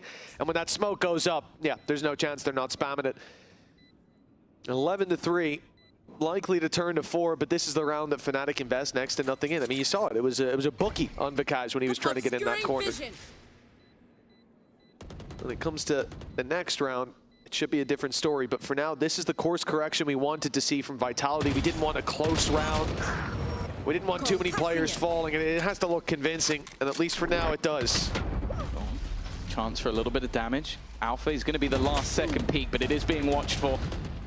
And it doesn't matter too much for him. He gets to keep the rifle into the next. At least a response from Vitality, a must-win round. But this has to be the start of a streak. It has to be the start of a streak all the way to map victory, or with one single defeat that would take them to OT. It seems very, very unlikely. Now we wait. Now, they have done it once, but I'll be honest with you, my expectations of Fnatic are a little higher. Yeah, and then right now, Crashies is having a game. It feels like in half the rounds we've had to highlight him, and pretty much none of it for utility. He's just dominating as an individual. For Vitality, it's been difficult to find the answers, but... He heard you. He's going to hold this shock dart for the whole round now. Get that utility damage in. I'm not saying his utility was bad. I'm just saying shooting was so good that it overshot. Sounded like what you're implying. It was overshadowed by how good he was individually. He insults the Odin, you become a hater. He had it coming. He knew, he knew what he was doing. I'm drone. Still not seeing anything. It sounded like the slowest team to plant. And a lot of that was patience. Even still, though, if you look at the pings on the map, it still seems like there's awareness of potential danger. For now, though, it's just been checks coming out from the Fnatic side into mid every once in a while, but they are happy to just almost hold on to the cross and let that time tick down. 35, yeah. I mean, they have earned the toast from earlier that highlighted that they are an incredibly slow team. 30 seconds left. As we get to 25 seconds, they have not put a single foot towards the site. Now, finally, they will start to come in, but this has got to be quick and clean. 20 seconds on the clock. Wall goes up. Good fight for Alpha already, and the rest are delayed behind it. 12 seconds. I mean, that spike needs to make it to the site. Vitality, the slowest, but perhaps too slow. Trying to play Fnatic at their own game. 6 seconds. The spike plant not going to be found, and kills not going to be the way this is decided in Vitality's favor. Fnatic 12-4, and match point. Well, it looks like Vitality let that clock run a little bit too low before going for the push, especially into the site where Vice is. I was going to say, like, you know he's there. It's not like this is the first time that they've had Alpha on that side of the map. And it's not a new wall either. No, it's the same wall that's been there. the exact setup they walked into a couple of rounds ago. And for Alfia, I feel like he's almost just going to be sat there laughing like, okay, you're going to bait my wall out with 12 seconds left, and then Boaster just comes in and dances around the smoke. Look at the contrast of how these two teams play these slow rounds. Fnatic had super slow rounds when it came to that attacking side. They would bait out the utility from Chronicle. They would wait, see for a reaction, see for aggression. And when they came to push, the main utility that was there to stop them and cause them issues was gone because they baited it out. Here, and keep in mind, you have like a Yoru with the decoy, for example. They can shoot it before it gets there, but you have ways of trying to bait that out. You can obviously smoke it, send players up, yada, yada. It's not the easiest. It's an annoying wall. But to leave it to 20 seconds and still hit the site where you know that wall is, to go through the wall, and also to have the spike behind, like, you gotta go through together. The spike was on the other side of the wall. It delayed us another 5 seconds. This costs you the round as well. Little mistakes like that. And I think for Vitality, not baiting that utility, not getting rid of it early, and then just, you know, gambling on it working out was, it definitely warrants the pause, but it might be a little bit too late now to steer the ship back. 8 rounds in a row needed is a gargantuan task with how Fnatic are playing. Well, we'll see if some wise words have been had. Maybe Scott had the secret formula and all has been revealed. Probably not, but you can dream. I mean, probably not. You think he has? Say 50-50. Okay. Either he has it or he doesn't. Yeah, fair. It said, colossal mountain to climb on your map choice. Fnatic looking primed to make the middle bracket their own, and Vitality might just be a piece in their story. One that they have never struggled with all the way through. The warm-up battle, it almost seems at this point. They are going to get into the site. The spams they have to be careful of. A lot earlier on the clock this time, surprisingly. A minute left to plant.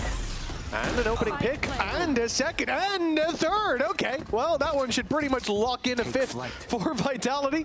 Boaster and Alpha might already be thinking about the save. The credits are not looking too healthy, and yeah, you see them turn tail. Okay, nice response from Vitality, and who would have known? Playing that a little bit quicker has worked out. I will say that they were unlucky as well in some previous rounds, where even in the one where they go towards B late, they baited the rotations to B. A was practically open with one player defending both it and that rotate through mid.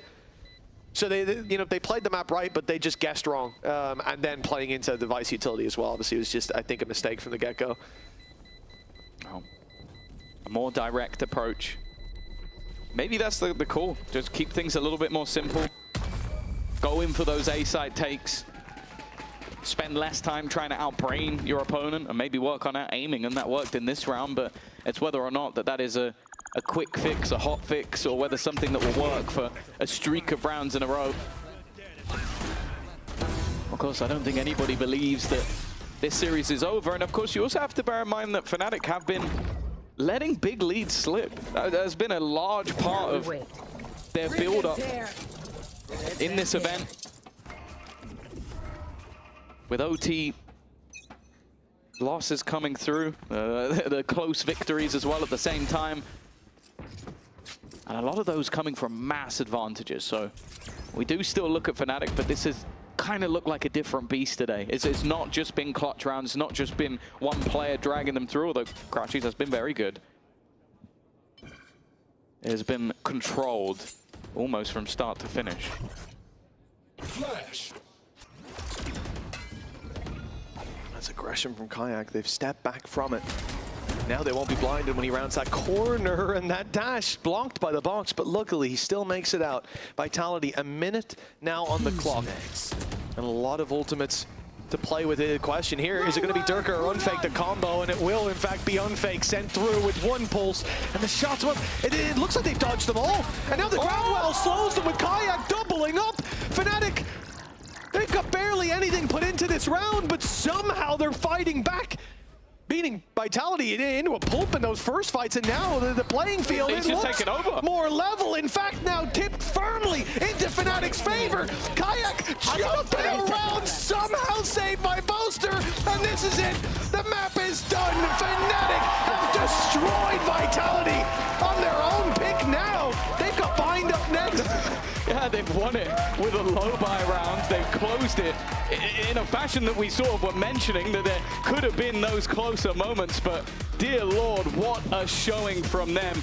But either way, I think that's enough from us. There's only one man I want to be hearing from. Let's send it down to Crashies.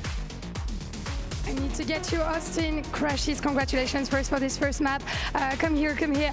I just want to ask you, people usually tend to say that initiators are not the ones supposed to get the kills, yet you farmed Vitality on their home map. So how do you do that, and who's going to farm next game? I think I just had a really good read on them. They were kind of just doing everything we expected them to do, and then whoever is going to farm next map, probably Kayak or Alpha? Okay, yeah. Kayak or Alpha, let's see. Thank you for joining me. I'll let you prep for next map. Let's see if Vitality can bounce back on this game after a short break. Good! Good! That's the man! Stop it, hey! What the hell? He hits you back with it? Bro, he didn't just shoot me back. He looked like I was his nemesis. I was like Voldemort there.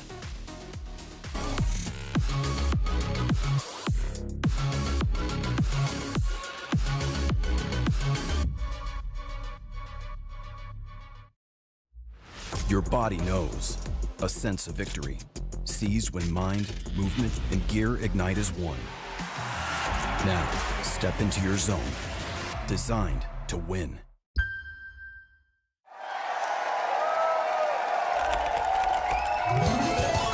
Red Bull gives you wings.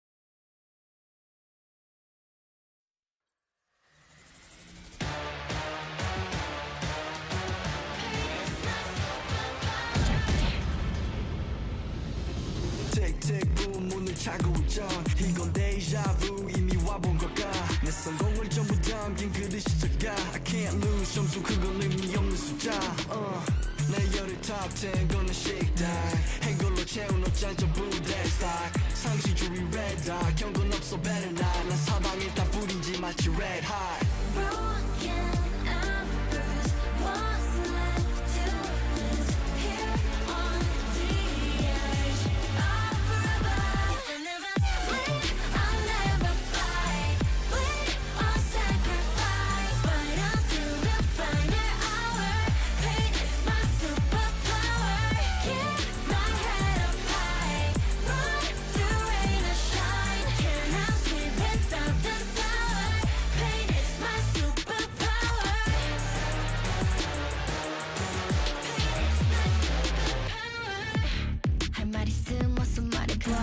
Tough guy 혀꼬여서 도망가 이제는 시시해 gunfight I brought a blade They forgot to shave That just a wall 맛보게 fade 끝이 보여 네 bandits 끝없는 내 rampage 이게 나니까 절대 can't change 내게 나서 plan B 요즘 plan A 바꿔 pain every champion into champagne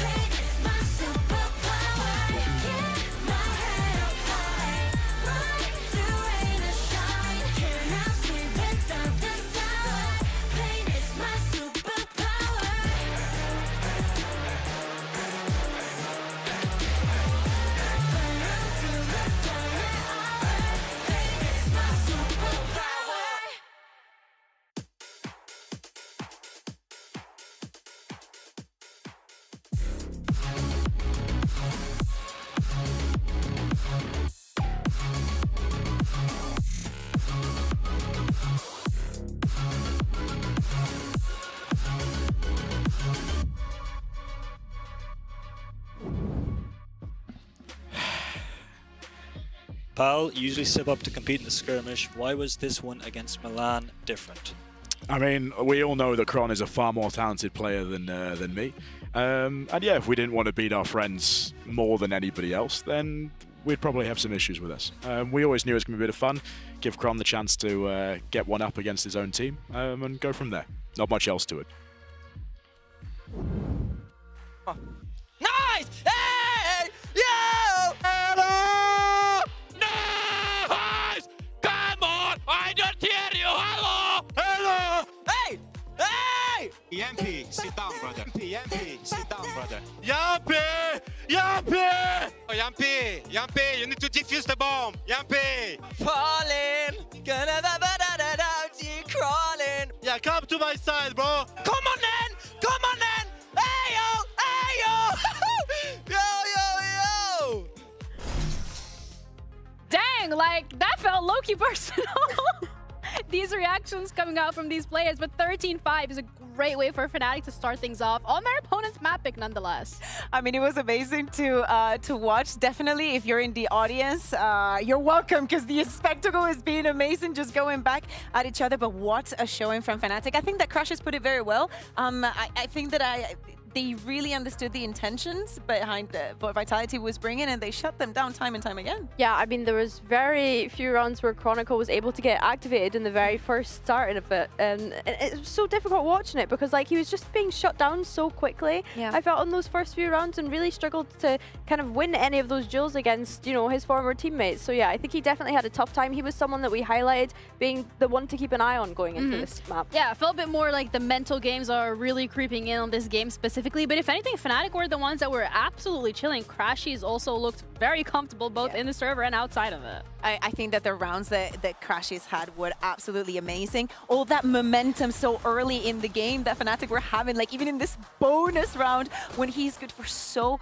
many players, but also keeping control. And I think that they were very, very focused on, as I'm saying, keeping control of the entirety of the map. Every single time that Vitality were to have an idea or try to get a little bit aggressive or some of the space, Crashies was there to shut them down. It's crazy as well, because you look at that previous round where the players are trapped on the veto utility, and Crashies is the one that's swinging out, like such a supportive player on this roster. And I think as well, when I think back to that Na'Vi game, when they were in that overtime, it was Crashies that was the one that ended up winning out that series for them. They could have been in a spot where they weren't in this spot right now. So yeah, great player so far. But Fnatic find themselves ahead, which is a really great position to be in this best of 3, because so much, of course, is at stake. But we also had a confession coming through from their coach, Milan, so let's see what he had to say. As a team that prefers working with footage for prep, what was the thought process behind picking Byte into Vitality, considering they haven't played it yet? I mean, there's two things. One, it's a map that they, from just looking at the vetoes, they don't really like to play. So, and additionally, you know, the Na'Vi game, I think despite the scoreline, we felt pretty comfortable on it. We are using Kickoff to kind of experiment a little bit with the map pool, I would say, and just feels like a nice way to catch them off guard a little bit. And I think that's what we need ultimately when you want to win series like this.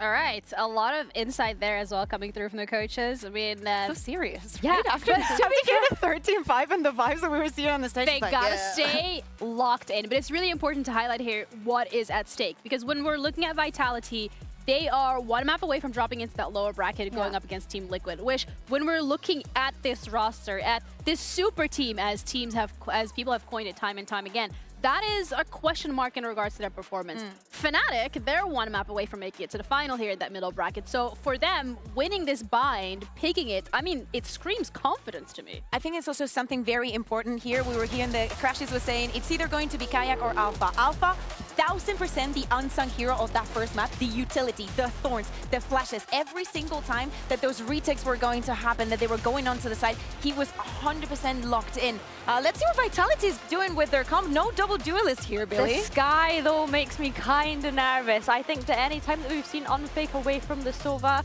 like the Killjoy on Haven, for example, is where he kind of looks uncomfortable.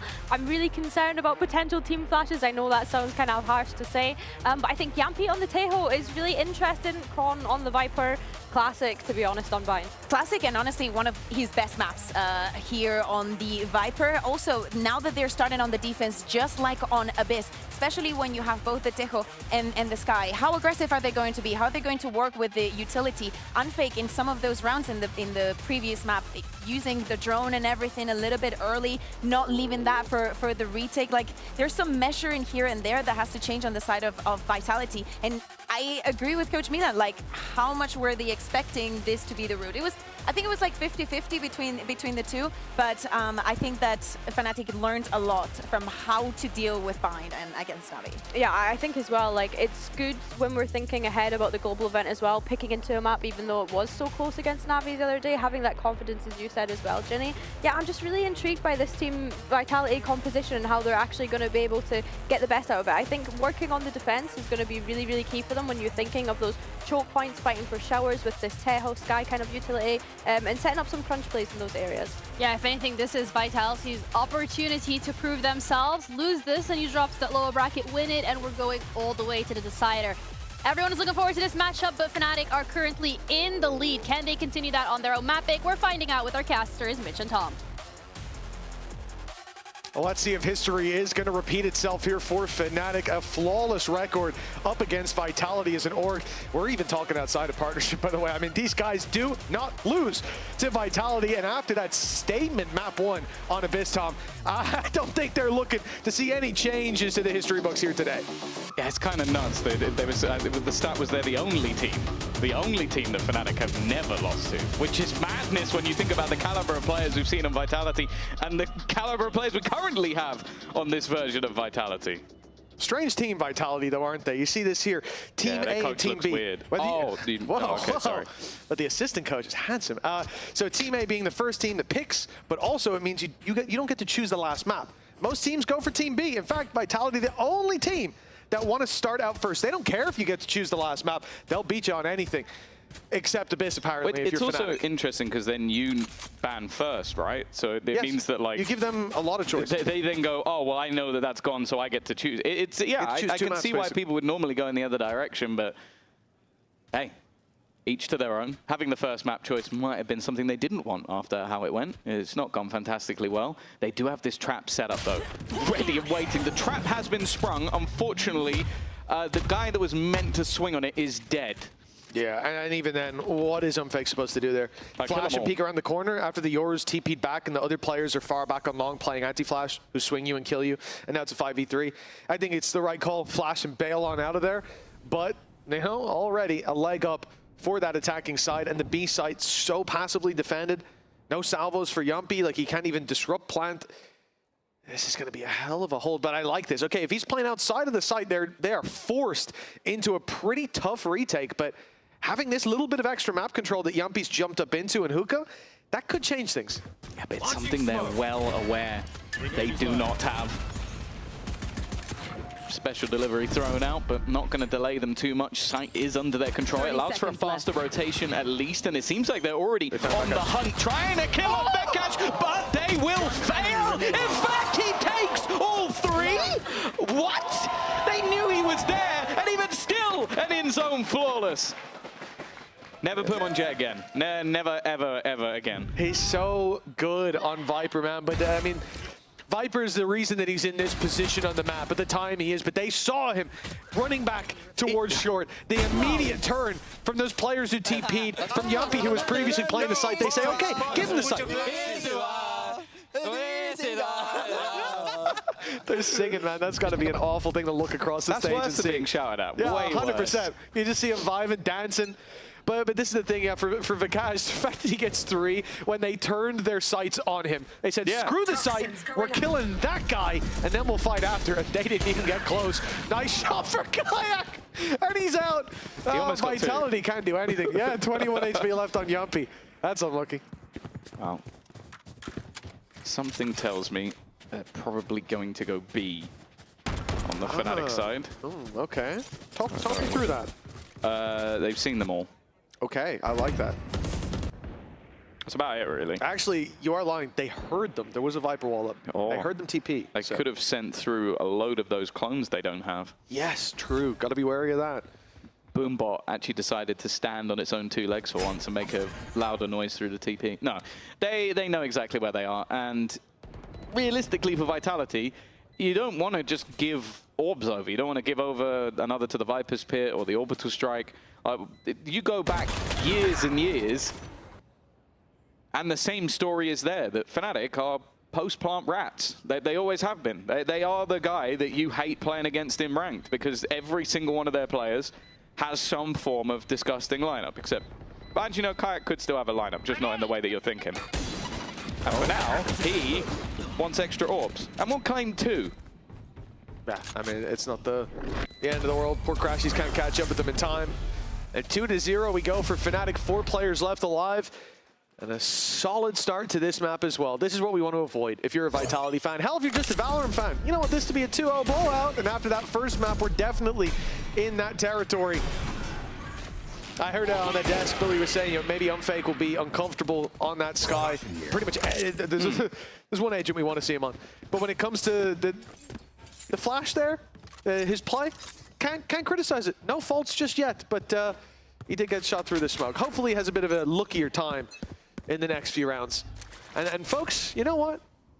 Let's sit in with them for a moment. Let's take a look at some of the in-game comms from Vitality during this round. No one. Nothing. Okay. Angel B. You can take it. Just take it together. Fuck it. We'll pick. 1, 2 people. I'm moving. Hey, molly garden. I want to set the big side. Can you wall up zone? Yes, running up now, boys. It is fake, They're not out. They're not out. Use 2 smokes, guys. And Viper molly CT. Taking B long. Leave. They are in hook. Hold down, boys. Hold down. The smokes are gonna fade. Yeah, I'll play with my flash. I smoke B long. Hook up rim. It's a B exec for sure, guys. Can we flash a bit? And here we go, the exec coming through. They certainly knew it, but Vitality, oh my goodness! They react splendidly with everything picked up. Durka, Yumpy, hold strong. And yeah, they knew the hit was coming in, but I expected a bit more trouble on their hands than that. Yeah, it's quite funny because after the last map, you could see how much almost Yumpy is solidifying that this is a B hit, when it clearly looks like one, just because they were fooled so much when it came to Abyss and the quick switches of Fnatic. Of course, a bit more of a bonus round. So easy free assist. He's back. So it's nice. Okay, pop that wall up, and he's got the assists lined up 1, 1, and 3. There you go. But poor Kron, you know, we looked at the last map as well. We highlighted him a lot. We said he was going to be doing a ton, and he had a tough time against his former team. He's going to carry through to this map. Kayak already under pressure, and it was Chronicle pushing him down, but despite him being blinded and forced back, all that they get on the side of Vitality is the map control. Valuable, but there is a fight brewing for whoever makes the mistake of stepping forward. My God, again! It just can't be this good! Yeah, I feel like there's going to have to be a new strat of don't walk into the angle that Vekash is holding, because it seems like that is instant death. Similar to the old school shout of avoid CNED, I feel like Vitality have to avoid Vekash. It's going to be another round that it almost feels lost already. Now, they do have 2 players on the right side of the map. Fnatic maybe expecting a reaction to stack up that B site. Instead, Durka still remains. I mean, they need big pickups for this to be worthwhile. More? From that defensive side. Yeah, I mean, picks here. No roster changes. The time being run down, though, is nice. This is making it doable. But Fnatic are now ready on both sides. Kayak's got that control towards the bathroom. Getting around there to deny that plant is going to be very tough indeed. Vikash making damn sure of it. And Crashy's by his side, the man who was dominating the duels in the previous. And it will be closed out at 3-1 for Fnatic. Vitality left looking for answers. Yeah, I think they're going to be left looking for Vekash. Like, it's just madness. Like, they are trying looking for Vekash. I don't want to find him. Just, as I said, it felt like the round was done from that moment. Like, you have to gamble, and they had players in the right position, but still so much utility available for Fnatic to play with. Like, if you go into a full X cut, even if all 3 players are there, you should still come out on top. And almost a immediate reset back. Obviously, it was a decently clean round in the last for Vitality, so that does mean that they come in with 4 rifles. But it also leaves them with a Bucky. That's a really passive smoke. It's the orb, of course, going up there towards B long. And for Vikaj, that's just robbing information out of the hands of Vitality. They had to send their dog down already to try to grab that bit of information. They see no one waiting there. Prowler's coming out on A. Like, this is a tough one for Vitality. There's presence being shown across the map, and we can see that if they try to respond, like, okay, B long and A short are being pressured, let's push bathroom, or let's push short over on B. There's someone waiting across the board. A very, very patient play from Fnatic is what you expect, but it does sort of tie your hands on that defense that you just kind of have to wait and be very patient to not burn up too much utility in that early round. This is now more of the ruse we expected. Crashy's throwing in those Prowlers on one side of the map, trying to bait rotations, leaving. Well, now 2 players there, as it does start to come in for Yumpy. Bear in mind, still having utility to deny them. But more importantly, they managed to drop that spike. Bucky in position, but shooting the boom, but is lost. Showstopper being utilized. It's a dance with death, and Durka takes the kill. But the rotate back is still there. They still had left Crashies behind. However, Vitality did not full rotate. No, Unfake stayed patient, and Profex even come back. They think Profex the tip of the spear. Little do they know, there's a dagger in the dark. Boaster, try as he might. He won't make it past Profex. Another round for Vitality. The scoreline stays close. Hey, it almost goes back to the comms we were talking about earlier, where it felt like Yumpy was making doubly, triply sure that they hadn't just been baited into a false rotation. This round is almost the settlement of that. Like, okay, yeah, I'll rotate, I'll throw in salvos, we'll use a showstopper, we'll use piece of utility, but then we hold. We keep 2 players on the other side of the map, and when Fnatic eventually go for that late rotation back, we will be there, we will be waiting. Second round. An important one. They had a Bucky. There were pieces missing, and well, Durka wanted to fight. I think that's 2 Sheriff headshots. Chronicle is 10 HP. Yeah, he's had to flee. And stuck in the back of this side. Even that nade could be deadly. He tries to run, but Crashies catches, and now Fnatic 4 versus 3 with a Viper's Pit down. They are well and truly favored, flipping the script on its head, and Vitality have to play the retake. They're close to some ults, but nothing that's going to help them. The thing they have got to clear that pit, though, is the dog on Unfake. I don't think they're going to use it.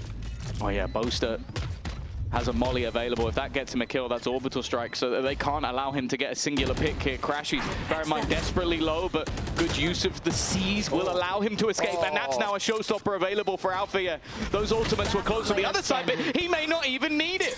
Just taking the raw firefight, leaving Unfake alone, and well, I don't know if you could hear that spike, I certainly can. It's getting faster and faster by the second. He needs to escape, but Crashies, what was that? 15 HP? Don't care. Yeah, 0 stress down on that stage. He's all smiles and smirks. 4-2 for Fnatic. And with the state of the Vitality economy, it should well be a 5-2 start. Did he hit the second one while blind? I think so. Yeah, timeout's being called from Vitality. No surprise there, as this does feel like Fnatic's opportunity to run away with it. Yeah, that's ridiculous. Still can't tell.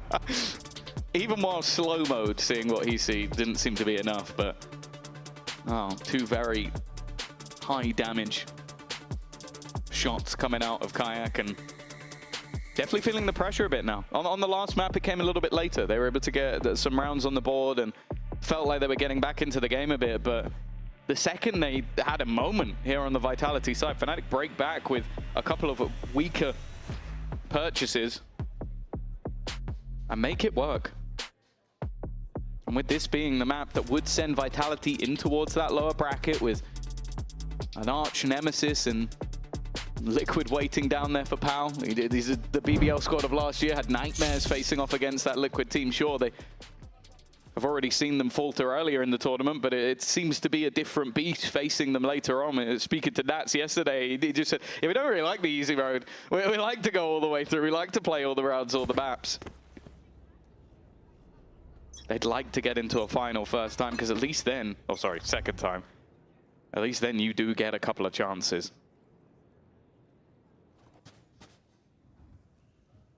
This it.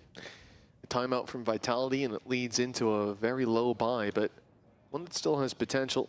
3 bandits on your screen, alongside the classic for Yumpy, and a stinger on Chronicle. It's not the best of buys, but you can definitely see the idea with Vitality having 4 players towards this B site. It has to be Durka to scare them away. His shadow has to be bigger than the man that stands to set it, and with 4 players right now just grouping up outside this angle, this would have to be a sensational performance for the Bandit to steal the round away. I don't think he's going to send them running, and I don't think he's going to get anything. Indeed, Alpha shuts him down. And now the retake with these weapons, well, that's certainly not where they're favored. We saw it when they played together that they would share the race duty. Oh, it's a double nade. I thought it was going to get 2. It was so close to taking down Unfake as well. The Seize nade combo almost just ripped all their lives as they stand, but they still stand a little longer. I say a little longer because they're slowly being picked apart. This is quite an audacious angle from Alpha, yeah, but it just shows the faith he has in his teammates to, well, cover him off. No need for risks, you'd imagine, but then I see Crashies with an Outlaw stepping into that angle, so no need for them, but it doesn't mean they won't come anyways. Chronicle steps forward, does more damage. Alpha's now running away, okay. But there won't be more orbs to claim for the man 1 away from a Viper's Pit. He'll have to find that in the next round as the rest of the squad has left the site. They will allow him to go down to the spike. Almost hope they don't kill him there. If Vikash got that pick, that would have given a very valuable tool over to Vitality for the start of the next. Either way, they come in with 2 ults, 1 from a Viper's Pit, but a round very much needed for the defense. They called a timeout, not for the one we just saw, but for this buy round coming. Yeah, this is the moment where you almost need to see the change for the side of Vitality. The fact is, again, like you look at Fnatic on these attack sides, it was a 9-3 attack when they faced off against Na'Vi, went all the way back to overtime where they eventually closed it, but we know they're good at the attack. The problem is, the later into the tournament it gets, the better they are at closing. The harder they are to defeat, and immediately we're going to see pressure put in onto Durka, and it's actually Chronicle to go. Durka was trying to flee the scene, and it's Chronicle that bites the bullet, or the rocket.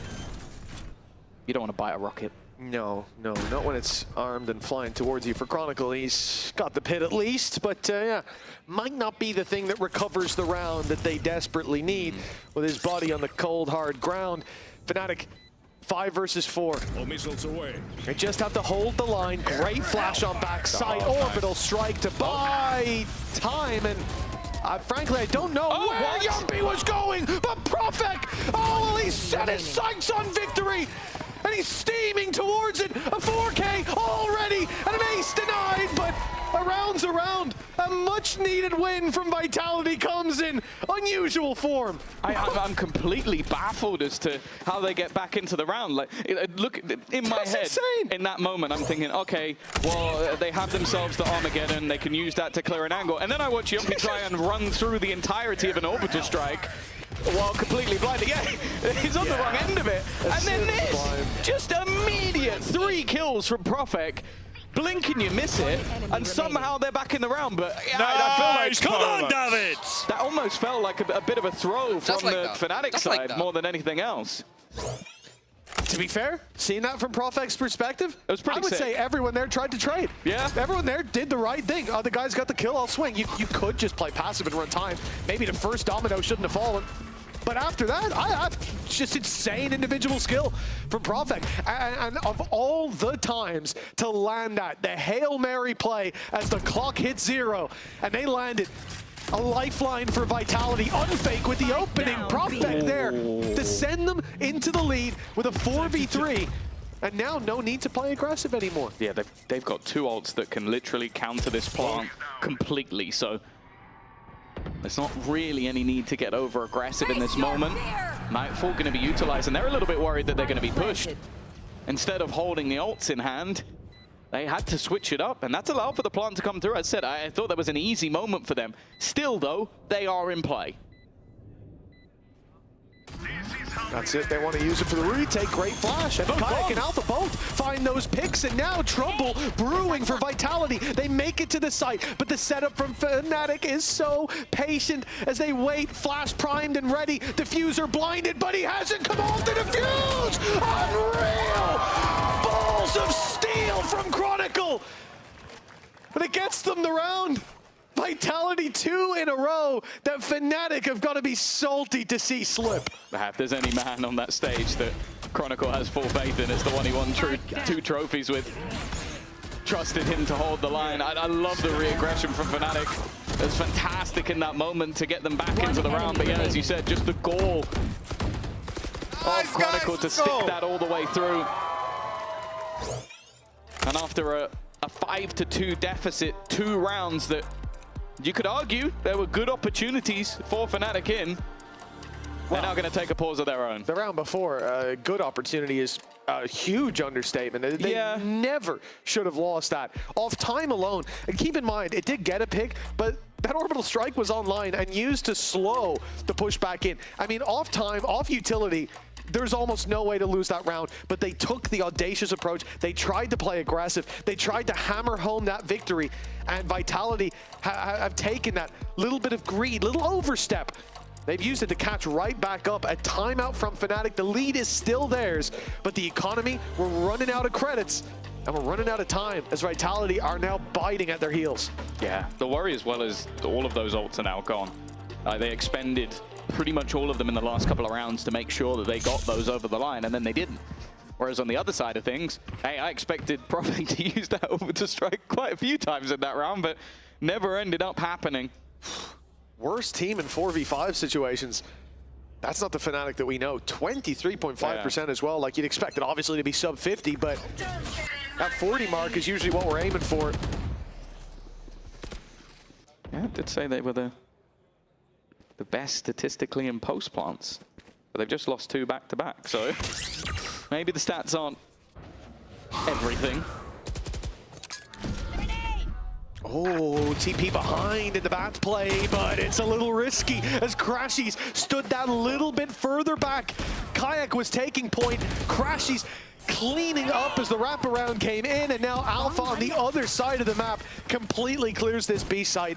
Beautiful round from Fnatic. And even as we see Chronicle, he's going searching for Crashies, waiting for that player to come back out of bathroom, but the rotate's already happened, and Vitality are late to the party. Yeah, Alpha as well, he's been insane so far. Like, the entries into the site have just been so problematic. They're coming back. They're closing in on him. Like yeah, just wait, okay, around this corner. Can you shoot, distract him? I'll come up behind. I don't think he's here. Have you checked lamps? Wait, and we're unlucky. He must be in lamps. Get a little save out of that situation now. And actually, Crashies is coming back. He's filling back in the space that he gave to them just moments ago. Chronicle won't see him unless he goes very, very deep, and I think this will be just a tuck on the box for Crashies. Spike's about to go, round's about to end. 4 players left alive on Fnatic. 2 weapon save for Vitality, but, well, a good bounce back after the pause. 2 left to play for in the half. We could see this neck and neck. We could see a real opportunity for Vitality, or Fnatic could run away with these last 2. Yeah, that's the thing. It's like the play here was nice, but just Crashies not pincered on quick enough. Like, Unfake with the flash. It's that instant shot onto Yumpy, and then he's having to try and get his gun back out and react, and by that point, he's no longer blind. It's just a good... If you win the round, and if Profeg is next to me, I'm gonna spam him his body.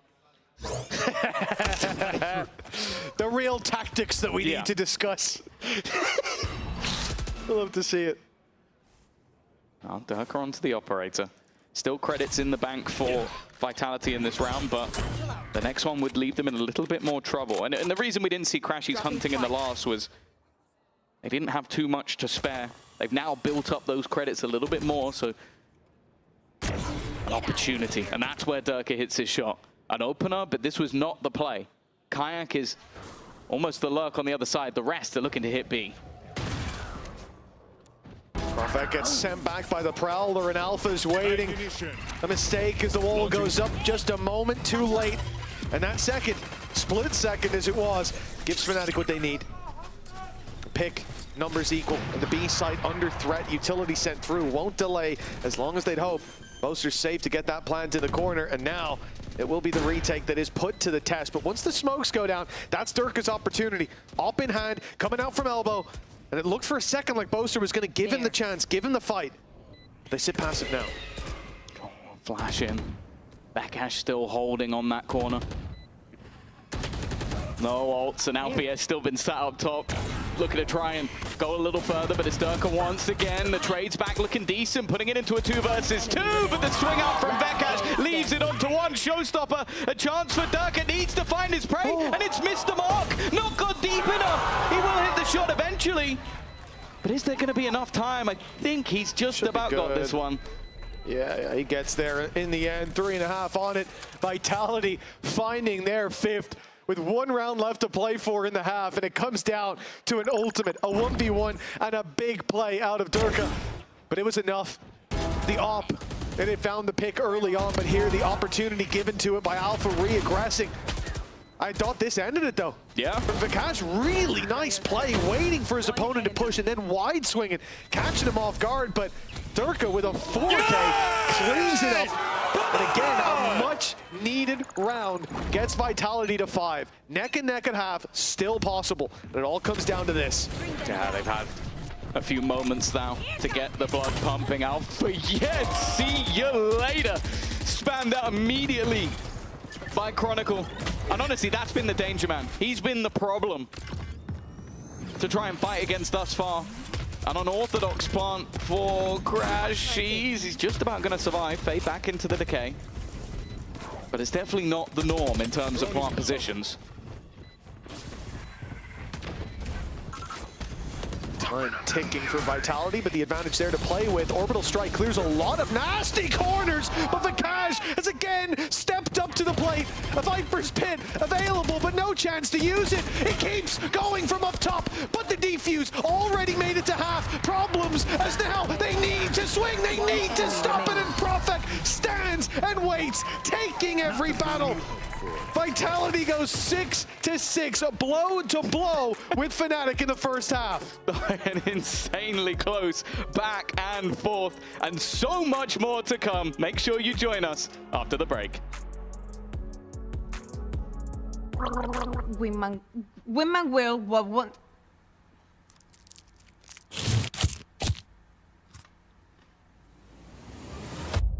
Have a break. Have a Kit Kat. Wingman World while wanting a well-won break.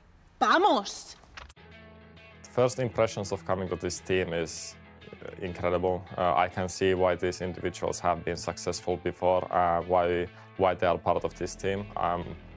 I don't know if I can say surprised, because of course I have played like such players as Chronicle and Derke before. I know how talented they are, but just how hardworking and how like good-minded people and kind people these are has been the most like amazing thing to be working with them. Come on, boys! Eco! Did you guys have Eco? Oh, bro, I can't say that we lost a million Ecos past couple of times. Yeah, I see a lot of people calling us a super team. I don't consider ourselves like that. I know we are an incredibly good team, but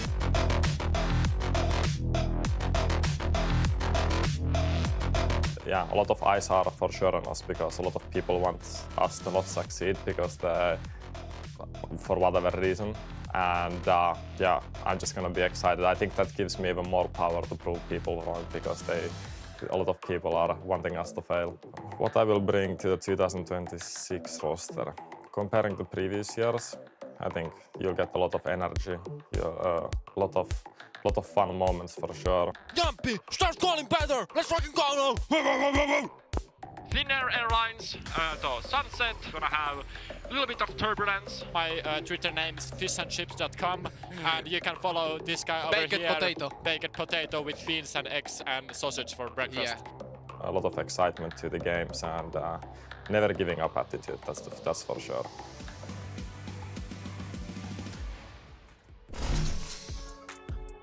I'll be honest, I hope he has a long, long career, because I think I'm out of the job. The second he's down to come on the commentary booth, I'm screwed. Yeah, that's Profek. Yeah, Yampi's going to be going straight to Finnair. I can't wait to see him riding sky high for now, though. 6-6 on the scoreboard. It's a better half It's a better map even than the previous, which was Vitality's pick. They got destroyed, but now bringing the heat when it comes to Bind. About to mount their attack side though. And this is where things could change. Again, for Fnatic, they have just looked so well put together, especially in that first map. Vitality have a lot of ground to cover in this series to get back all the way to Corrode. Yeah, a lot of it has been on that attack side though. That's where we have been seeing Fnatic do their best work, especially in these couple of maps. But then again, if it doesn't work on the defense, what you can do is just play the attack on your defense. They have already pushed all the way through showers. They are looking to come in on a hot flank. Now, it is being watched for, but does Unfake expect them this far? He does. And that's an important win in the early round. Does he expect the second? No. He's so far back as well. Alpha had just started wrapping all the way around. Back towards that B site, so he gets the jump. And the numbers equalize. Smoke soon to fade. Is Durka going to stick around when it does, or is he backing out?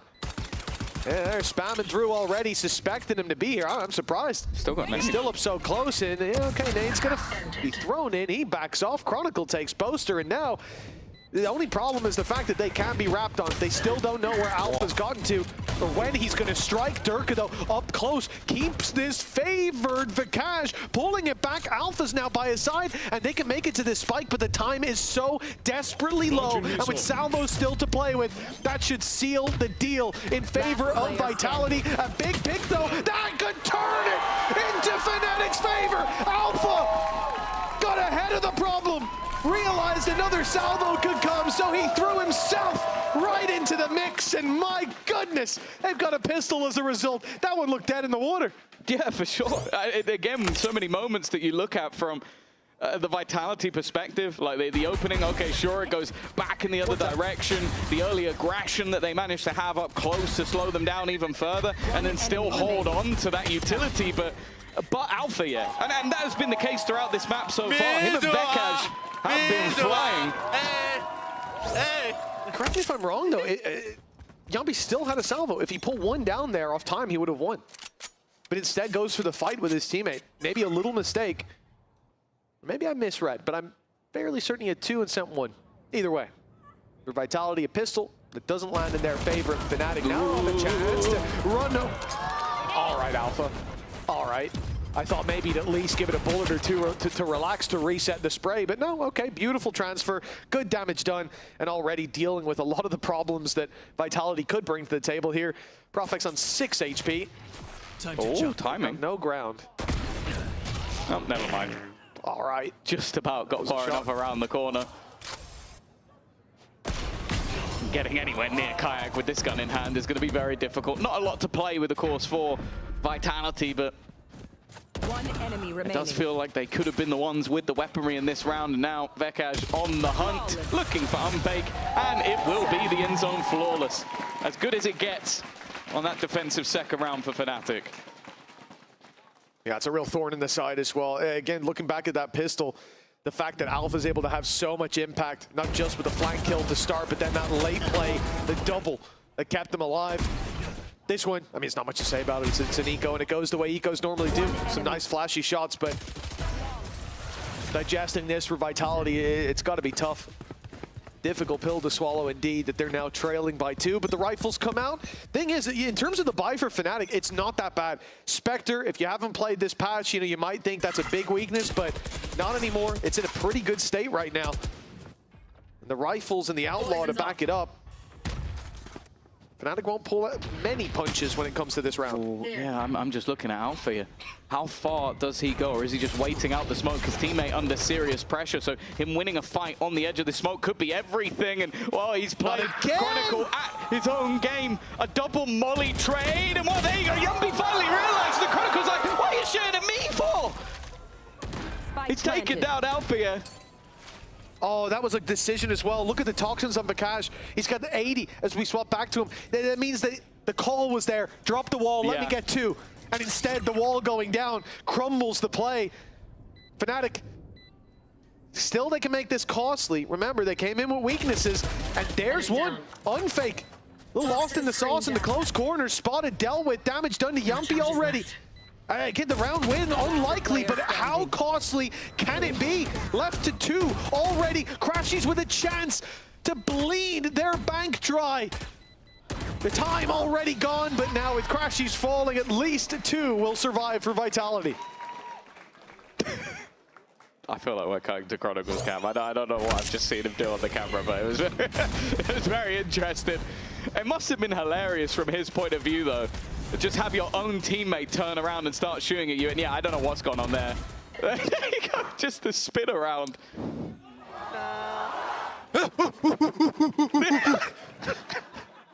Well, it's not a bark. Well, I'm not sure if it was. I'm not quite sure what that was meant to be, but okay. That is how I felt in the moment, honestly. He's nailed it. Showstopper immediately picked up. Alfia has managed to get that ult fairly early. Kayak under pressure, but not wanting to give up the space. The flash didn't catch him. He's able to go back for a little more. Again, still holding on to the space. He's got support. And they're not willing to give up that ground to Vitality. Well, he is really and truly out of utility now. His last gate crash being sent. Now the util belt of Kayak dry.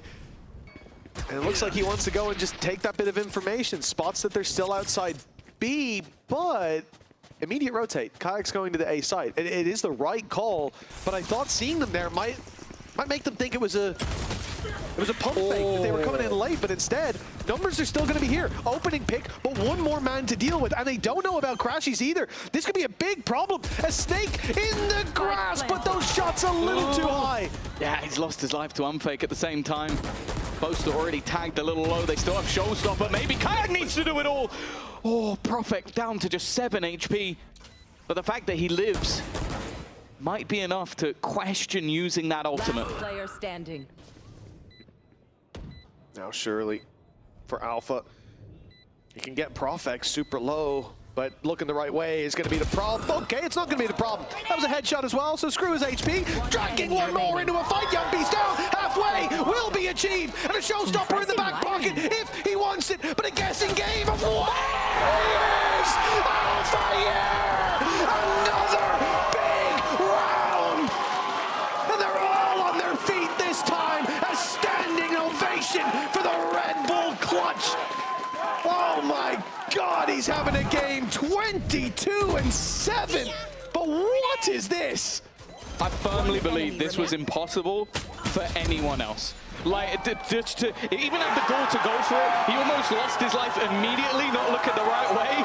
Turns back around, reads exactly where Yumpy is, kills him off with the nade and the shot, and then with a split second to spare, flips on his old teammate. I didn't even think he'd get the first. Wow. Okay. Well, Alpha's come to play here today, and so is Kayak.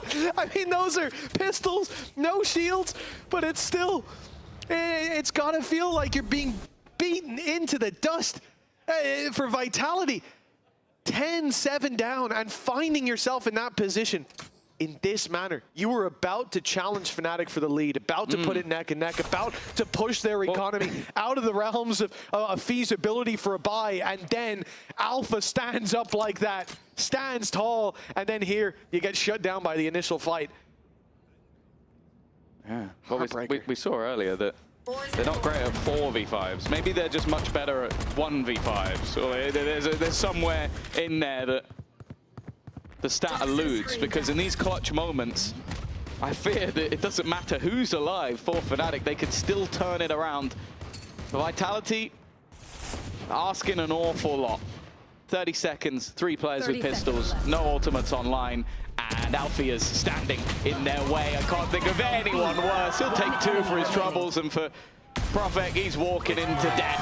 Kayak waiting, 10 rounds on the board for Fnatic, and we question, will they still have the legs when it comes to the defensive side? It's looking pretty good.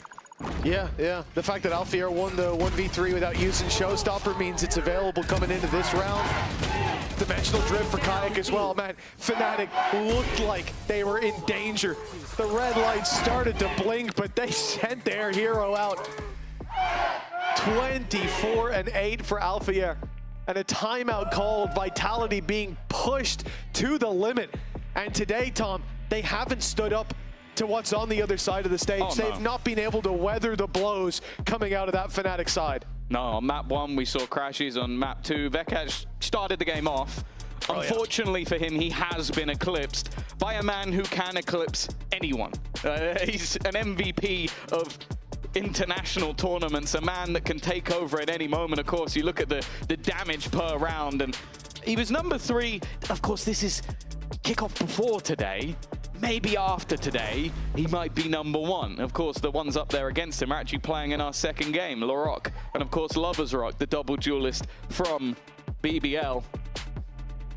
And well, for Vitality right now, a few head scratches, a few moments that they're living to regret, and they got to try and turn it. It's worth noting as well, the graphic shows you that, you know, he's above average in every stat, but KDA, bang average. Oh. He's not getting enough assists. He is top 4 KD in the tournament, so when you add the assists in, a couple losers get brought into the mix, but Alpha's the real winner. Yeah, look, he's only got 3. It's hard to assist when you're killing everyone yourself, and I think that's why KDA is a trash stat, and KD shines through. Alpha looks unbelievable right now. He's having a great season. He's leading or in top 5 in almost every stat, and right here against some former teammates, he's hitting another level.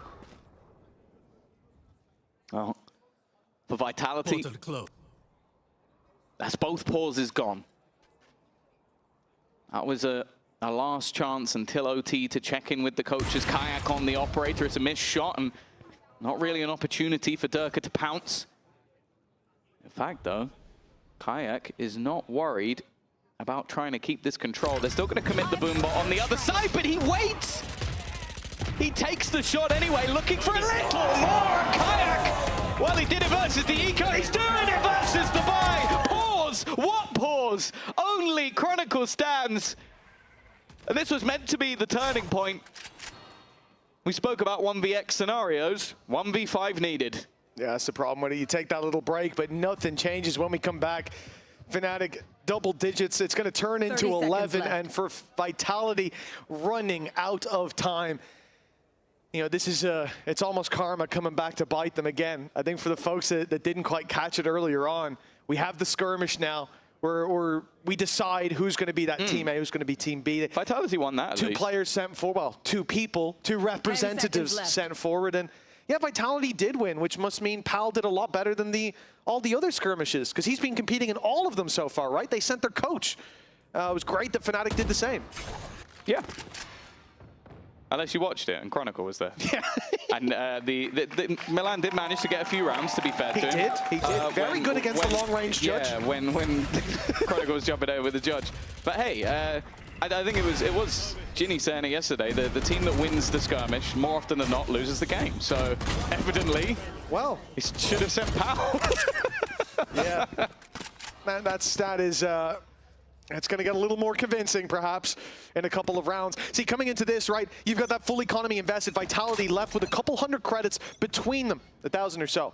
But for Fnatic, they've got the credits, they've got the rifles, of course, but they've also got those ultimates to fall back on. Both teams do. But for Fnatic, they are the ones that are sitting on that finish line. They don't have to make the big play. They don't have to dump their ults in. Vitality might have to. They're the ones with the pressure on their shoulders, and it starts out with a big ult and a response from Alpha here. He's caught Durka mid-air. Alpha, the anti-air cannon, and Crashies holding down in bathroom, sending Vitality slipping further and further down that scoreboard.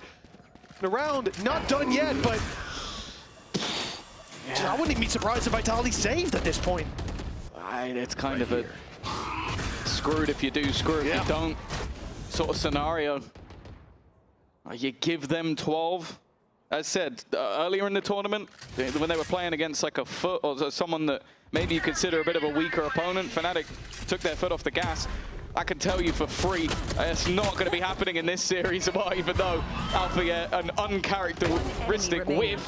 It's not going to last very long. Boaster, he hasn't had to get too many kills so far. He's crazy on the assist, though. That will be 12-7. A chance to keep that stat going of beating them again and again and again and again and again and again and again. And Vitality, well, there's one man that they haven't been able to steal. That man's leading the pack. Yeah, I think he might be locked down by whatever salary he can think of. Well, At I this think, point, he better be. It'll either be Fnatic or his roommate, one of the two. Well, 5 rounds in a row for Vitality, an OT and a map 3. That's what they need.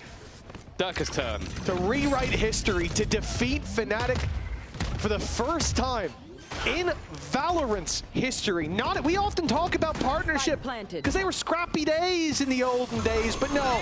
Vitality have never found success against this squad, and it may be set to happen again. Durka finding one, but Kayak's hot on his heels with the Durka's just about made it away.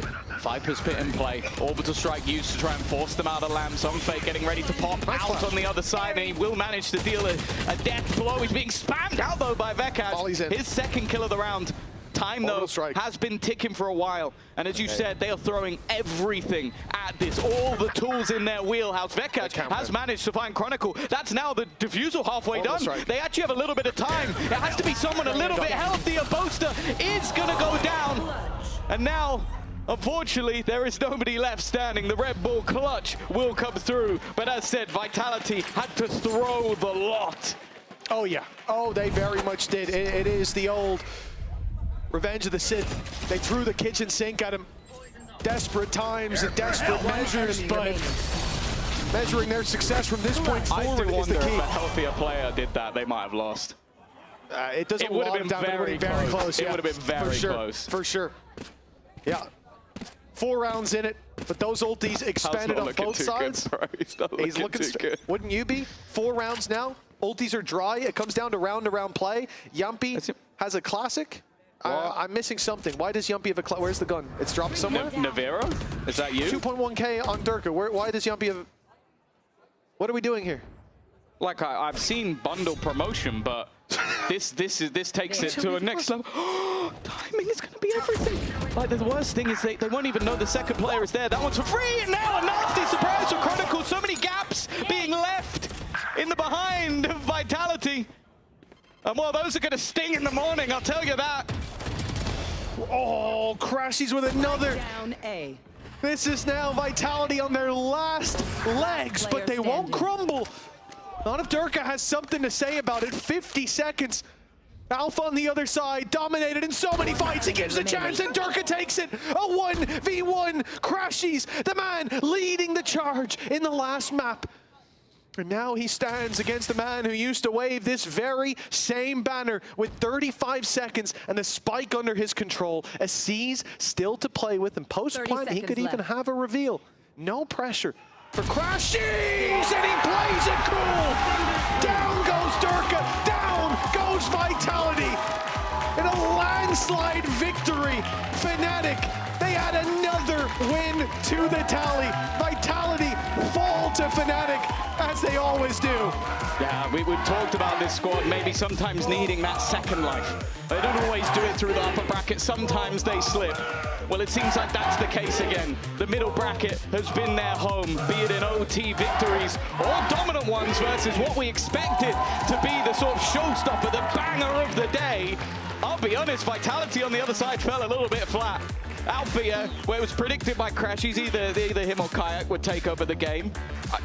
He had the pretty good odds of that, and it seems like Althea delivered, but what a damn performance from him. Oh, it's going to be annoying. If you're Chronicle on that side of the stage, you're thinking, oh, that's my ex-teammate there? The way Alpha was playing, he probably thought it was Nats.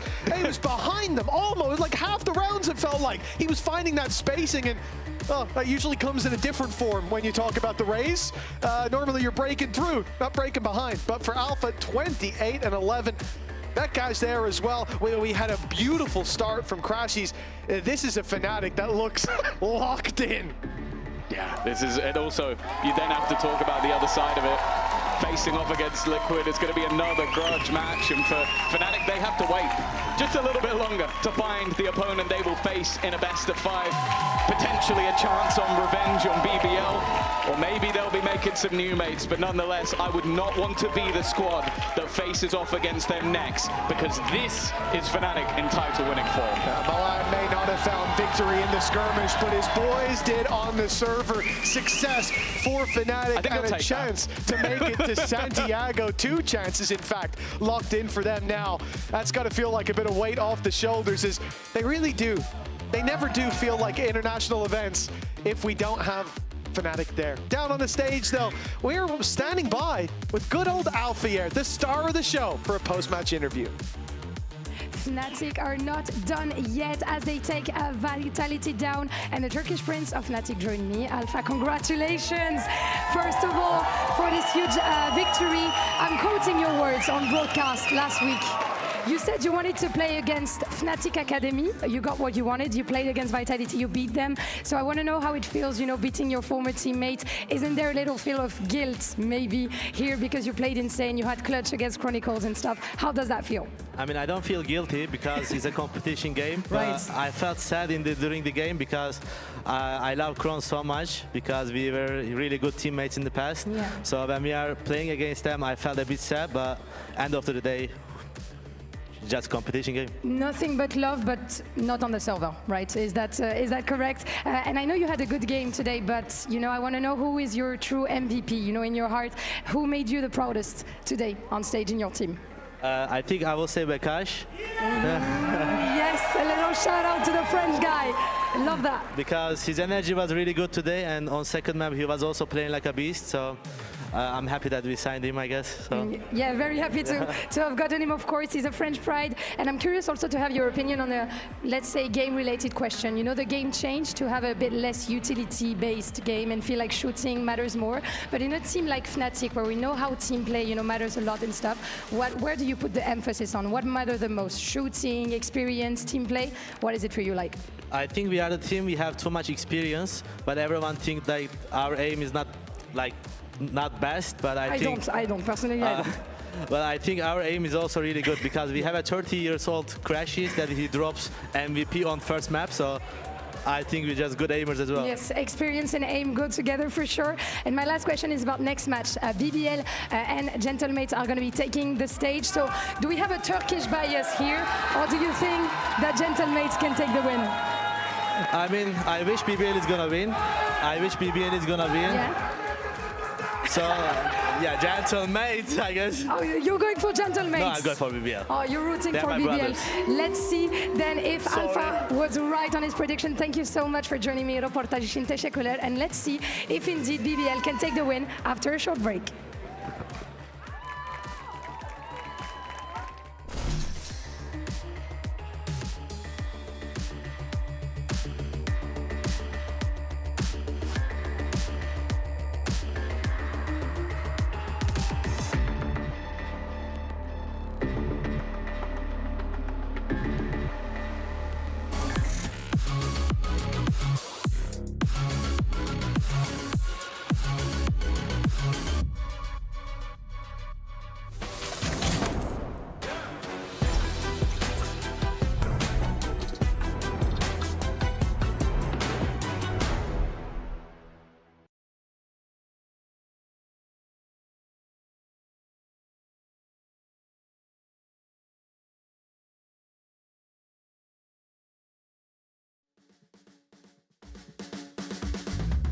You know I got to wake up and dance.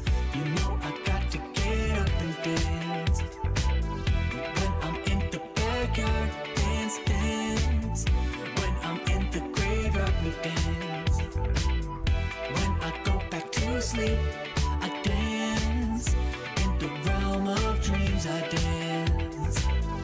When I'm in the boneyard, dance, dance. When I'm caught off guard, I dance. I got a feeling I can't shake, but I'ma try to shake it anyway. I got a move that I can't break, but I'ma break that thing anyway. Not gonna tell you twice, we're gonna dance all night. Not gonna rush the beat, we're gonna move our feet. Not gonna tell you twice, we're gonna dance all night. Not gonna rush the beat, whoa. You know I got to wake up and dance. You know I got to get up and dance. When I'm in the backyard, dance, dance. When I'm in the graveyard, we dance.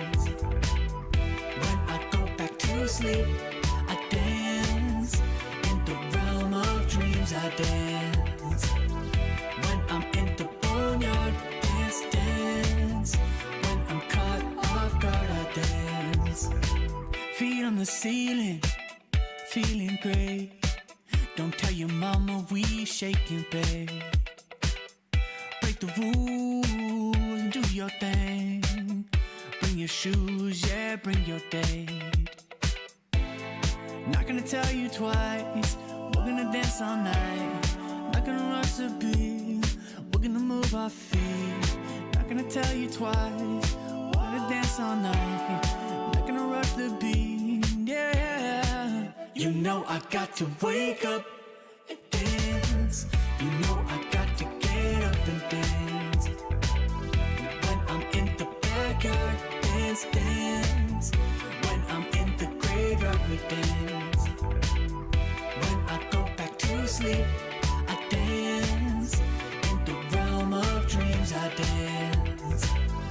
When I'm in the boneyard, dance, dance. When I'm caught off guard, I dance.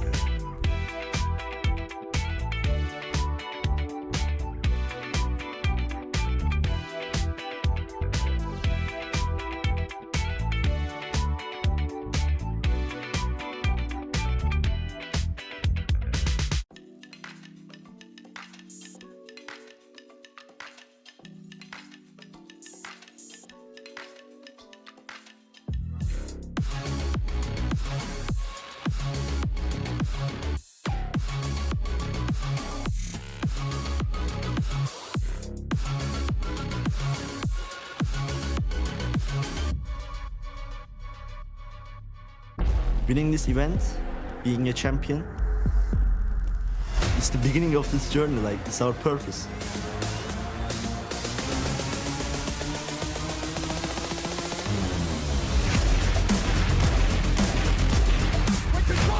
With another, and they've done it!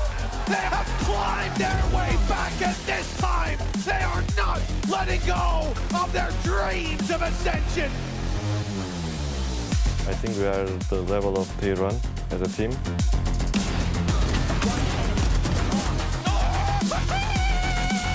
They look scary as hell. It's an execution to close BBL Best Vitality. I think we saw who is the super team right now. There is no such a team that we are afraid of. I think they should be afraid of us. They are here to do some damage, and you know what? I think there might be a trophy list in their future. We will win it all. It is upper finals time. Welcome back, everybody, to VCT EMEA Kickoff, where the winner of this matchup will go directly to Masters Santiago, heading straight into the playoffs. I'm Jeannie, joined with Kukuka and Billy, and this, hopefully, will be an incredible match. More incredible than what we just witnessed. I expect it to be standing ovation on the studio, but yeah, this is going to be highly anticipated for what we've been seeing on Kickoff. On one side, we have BBL, we just heard their story and have to be very surprised by the fact that they are the team that managed to best both Fnatic and Vitality in their first run and the form that they're seeing. And then on the other side, we have a Gentlemates that is really bouncing back from the previous narrative. I think as well, like something you mentioned at the top of the show is we're going to be sending a new team from EMEA to Masters as the #1 seed, which is so exciting. Try explaining this upper bracket final to someone back in 2024, right? BBL were playing in Premier then. That's insane. That's so insane to me. So it's been so nice to see the journeys of these teams and how quickly mates have been able to find synergy as well. Yeah, but before both of them, it really is this Cinderella fairy tale story where, you know, you start off a little questionable and then your year isn't necessarily what you wanted it to be, but this huge redemption arc coming through from both of these rosters. I mean, they also just on top of that look so confident, saying that we're not scared of any team. The team should be scared of us. Like, they just found that flow state.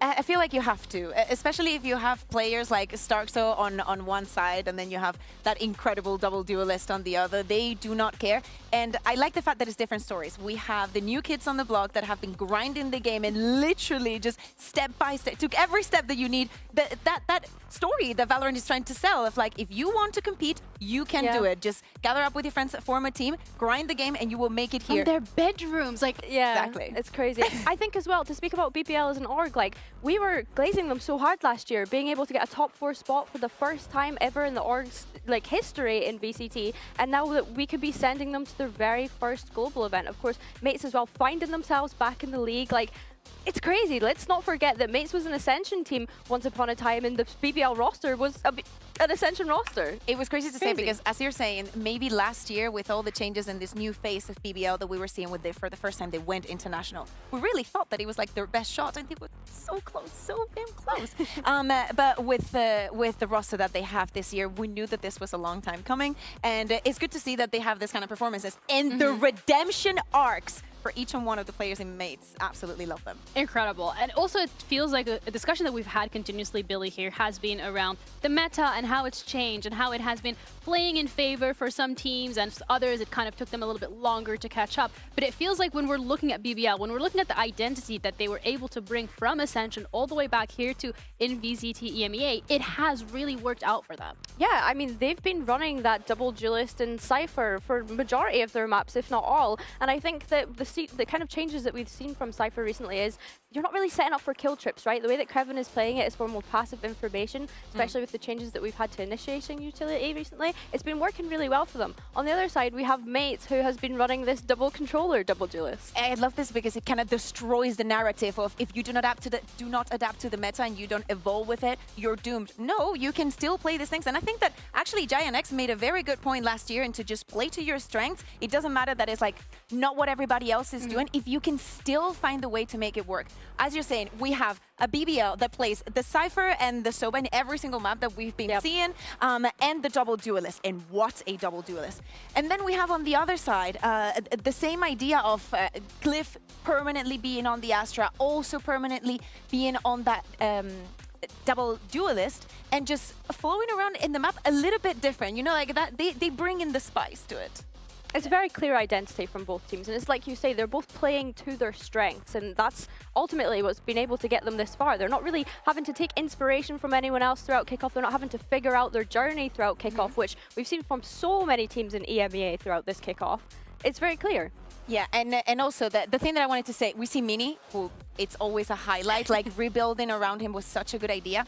But if we, like pound for pound, put it, he would be on the side of Kevin. He's not playing the Cypher, but we are going to see him play much more like a Sentinel, which is something that we know he's incredibly good at. So it's good to see that both of the ways can win, and moving forward, I wonder which one of the two is going to make it further. So this is the perfect example for it. And this is what better place to do it, right, than the finals, the upper finals as well. But of course, because they're both in this upper bracket, there was a little bit of a skirmish, and it was going to be between Lorac and Bippo. BBL choose to pick first, so do we think this is going to be a taste as to what we could be? Oh, 5-2! I mean, it's Lorac. He's freaking insane. They said like, the thing is, on the side of BBL, I'd be like, send anyone. Send, that's so like, real. Not to say it, and that does, trust me, not to speak to Mates at all, but the insane and raw aim that each of these players have, I'm not surprised. Yeah, I think, I don't know. I think when I think about Mates' game plan, like, they're very much like, you know, kind of macro team. When I think of BBL, it's like you say, just send anyone. They're all shooters. They're all mechanically so good. So I think, I'm honestly surprised that they didn't send Mini. I feel like Mini is probably one of the hard shooters from Mates, but maybe this was like a confidence thing, you know, get Bippo ready to play in that final. Do you think that worked out then? He just broke. Bounce back, it's fine. All right, we'll see. I mean, if anything, it's really does put into perspective BBL when it comes to they have this raw firepower. They are individually incredibly talented. Of course, the players on General Mates are that way as well, but it is kind of like two different identities that we're going to see clashing in that sense, going up against each other, which incredibly interesting to see how that's going to play out. Also, when we are looking specifically at the IGL discussion here as well, because, I mean, Rose has had really great praise from his teammates coming out and being hyped up, and then on the other side, you also have Starkso. So it's like, wow, like that is an international champion title holder. Yeah, exactly. I think that for the side of Starkso, to me, he's one of the biggest like redemption story arcs, because he was that world champion. He was also in VCT EMEA 10 years ago. We've been here forever.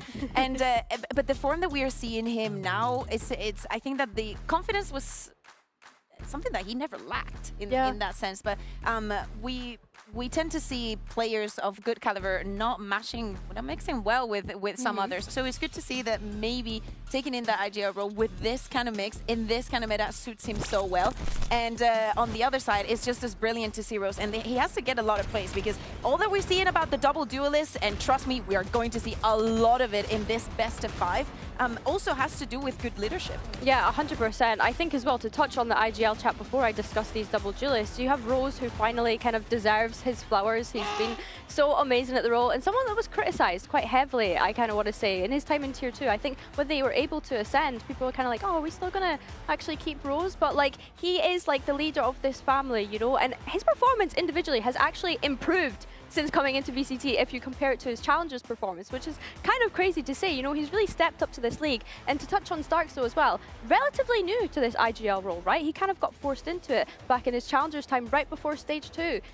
Like, he was like, it's new to him. I feel also like Starks, so at least the image that I have of him and through all this year is like, he's a vocal player. I feel like he is the kind of person that wants to have that input, maybe in the mid-round. So still with Mini being the IGL of Maze last year, I feel like there is some kind of balance there that we are going to discover more from. Yeah, for sure. Yeah, and that leads us nicely into the other components of these teams. So of course, these IGLs are such a big part of how these teams functions, mid-round, even starting in this game, but also individually when we're looking at the double duelists. I know we already got a little bit of a sneak peek, but I feel like we have to dive in a little bit deeper into how this setup is both great for BBL, but also for General Maze.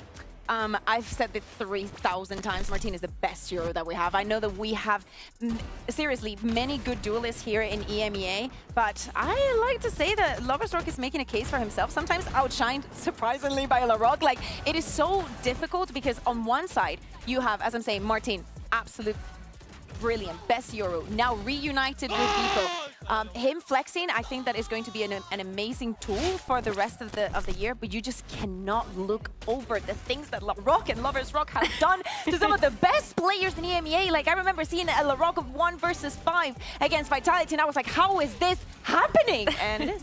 Yeah, I mean, for Martin and Bippo, obviously, they kind of have that existing synergy, right, from their time in the Italian Challengers League. So it's nice to see them reunited on this Gentlemates roster, and they have been popping off. I completely agree with you that Martin, probably one of the best, if not the best, Yoru player in our region. But Lover's Rock has been kind of insane recently. He's been kind of insane. I just want to know who's coming up with the names of these duos. They're kind of cute, they themselves, because we asked them, I think it was on week 1, we were like, so what name do we want from Martin and Bippo? And they already had it because they're reunited, so, you know, it was already they're back name. together, and it's a great story as well for them to be able to tell, because of course, touching on them being in Challengers League, and now they're here as well. Like, it's incredible to see the pathway that already is set up so successfully for these teams to compete in VCT, because if you really look at it the way of, it makes low-key dreams come true, because your dream starts in your bedroom playing with your friends, but then it could end up with one of these teams already going to Masters Santiago. Like, you're going from your bedroom to an international. But watch out, because the higher you raise, the more dramatic the fall can be. I'm just saying that there is a universe out there. I don't know if it's this one, but the same way that you make it onto this final, you can go final after final after final. And looking at the form we are seeing from some of the teams that have already lost, it could be the worst defeat we are for not one of these speaking teams. of this energy. No, you're speaking it into existence, but it could happen. Like, you do have a point. Imagine, like, you lose today, then you have to go into another BO5 tomorrow. Then you lose that when you go into another BO5. And we look at the experience of these players on this stage specifically, is when BBL I start to worry about a little bit. You look at the redemption arc that a lot of the mates players are trying to have. It's a big pressure moment. Bear in mind, because of their wins, they haven't played as much. They have had a week and a half off, completely just watching the matches. Yes, Mates still has not dropped a single map, but are the opponents on the same caliber of the rest? So, I mean, it's only like you guys are seeing the timer tick down. Okay, it's 1 minute and 45 seconds. But for those of you that are watching, please do be aware that today's opening ceremony, that's going to happen in a couple of minutes. It does contain fast flashing images. That's going to affect viewers who are susceptible to photosensitive epilepsy and other photosensitivities. Viewer discretion is advised. But without further ado, we also have an interview with the IGL himself, Starkso, on standby, so he can give us an insight into what we can be expecting from the match today, besides the opening ceremony. It feels amazing to be back in Berlin and to see someone back there after a long break. So thank you so much for joining me. Bonjour. Bonjour. It's a pleasure to have you here, of course. And speaking about this long break, almost 2 weeks break since your last game, you're in upper bracket. You know, everything seems to be amazing, but I know that it's hard for a player to wait. So can you tell me about these 2 past weeks? What did you do? Did you watch the game? Are you feeling ready? To be honest, it felt like ages, you know. For a long time, I haven't been so successful, you know. So obviously, we've been playing every second day and stuff, you know. It was really exhausting, but we weren't ready for 2 weeks break, you know. Yeah. It's like it feels so empty inside you, you know, that you just practice and practice. But finally, we're here, we get through, and the excitement is there for sure. Yeah, I mean, it seems to me like you were pretty successful in Tier 2 with job life still, but of course in VCT it has been a different story, so it's nice also, you know, to see you taking the wins and taking the responsibilities. And speaking about responsibilities, we think about your, you know, IGLing. You've been kind of on honeymoon with the boys, maybe the BBL boys have been too, but I want to know on your end, like, how do you handle, you know, this IGL responsibility and maybe, I wouldn't say the fear of making bad calls, but, you know, having this kind of weight on your shoulder as well? I think it's all about not thinking about this, because as soon as you think about you fail some call, you overthink, and it's getting worse and worse. You know, like I'm trying to believe that I'm really good, I'm really smart, and what I'm doing is good. Even though sometimes it's not the best, obviously you cannot be perfect. I think you just need to think like this in your head, and in the end it's gonna work out. And I think your teammates won't ever blame you if you send them into the stack, you know, in anti-eco. Things happen, right? Happens. Even to the best teams, of course, even though we hope it doesn't happen to you tonight, of course. And you know, I need to bring this to the table. I know we've mentioned it several times, you know, but the tweets, Stark. So there is a little bit of background between you and the BBL boys and the Turkish boys in Ascension. I want to know, you know, you were saying, see you soon, buddy, this is tonight. You're facing BBL. So, you know, anything you have to say about it? Do you think it's going to be an easy game? Or are they going to be standing, you know, waving and stuff? Tell me. I think it will be a fun game, you know. I don't take it like any fight or anything, you know. It's gonna be a nice game. It's gonna be for sure emotional for both sides, you know. I think the one that's gonna keep the cold blood gonna be better today, you know, and just hope for like a really good game, you know. Keep the nerves down, of course. Who are you gonna diff today? Who I'm gonna diff? Give me a name. I don't know. FNS said that Rosa is best IGL in Europe right now, so. So an IGL battle. I think it's time to prove something, you know. So let's see. I love that. Starkso versus Rose. Let's see who can take the win. Thank you so much, Starkso. Thank you for joining me and good luck.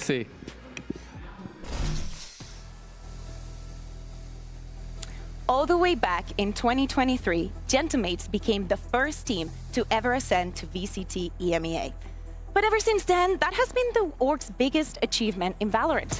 And being a Gentamates fans mostly consisted of celebrating 3 wins a year and seeing the rest of the region get to 13 rounds with much more ease. Now, in 2026, mates were granted a second chance at a first impression. And man, what an impression they have made. They rebuilt around the Prodigy and got themselves into their first Tier 1 Grand Final without dropping a single map. This is Gentamates' best chance to make a name for themselves. But in order to do so, they'll have to face the scariest squad to ever follow their footsteps. Every great story earns its stage, and for BBL, that stage is finally here. 2 years ago, 5 friends were grinding in Premier, from the heartbreak of an Ascension final loss in 2024 to dominating challengers in 2025. They proved that while rosters might change, a family does not. They ascended to VCT just 6 months ago on one simple truth. In this game, belief is everything. Tonight, the journey from Turkey to the top is almost complete. 1 series, 1 win, 1 step away from the global stage. Valorant all the time. Like, Valorant is everything for me, you know. There was no other option for me than becoming the best. Success needs to come, you know.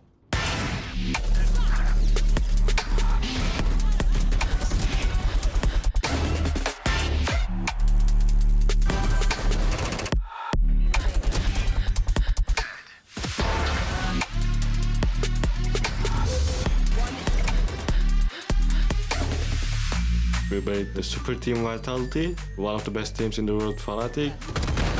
We've been insane. There is no such a team that we are afraid of. I think they should be afraid of us.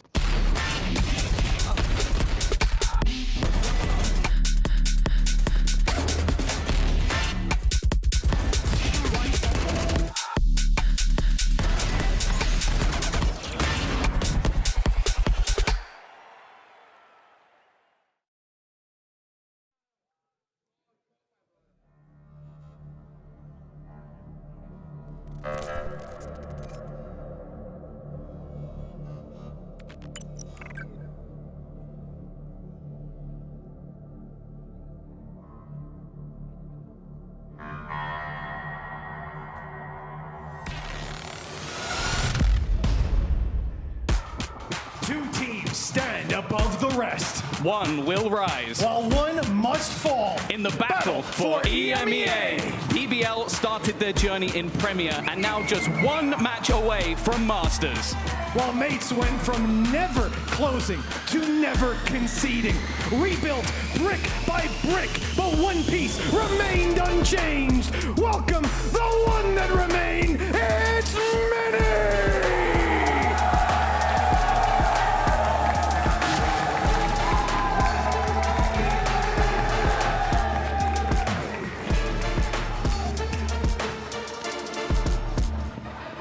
A master of smokes and trash talking, it's Lighter!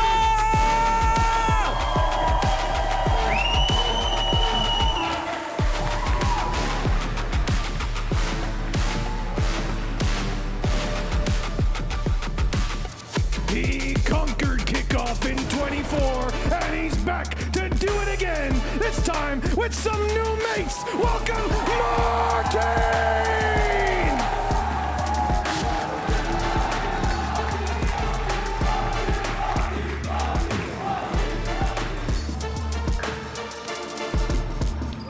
Now you see him, now you don't. Our very own Houdini, Lovers Rock!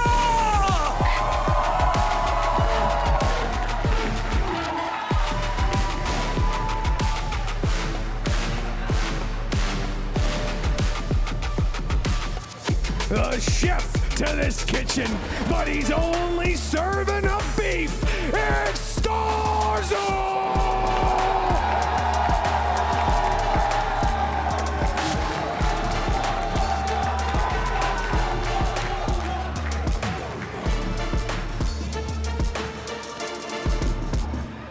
Always smiling, but be careful of his thorns. Welcome, Rose!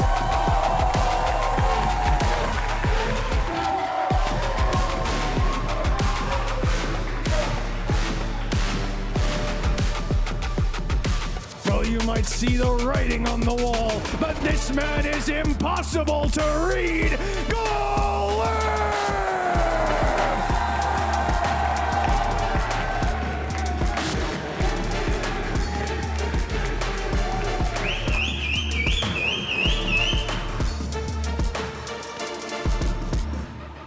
They called him the future of Valorant, but he looks ready now. It's LaRock!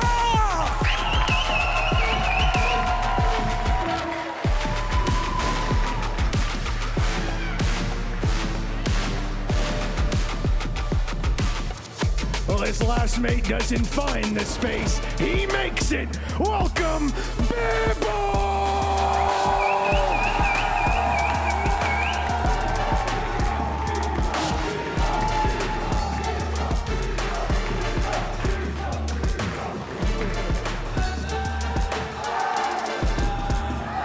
A man who's impossible to decipher. It's Criven!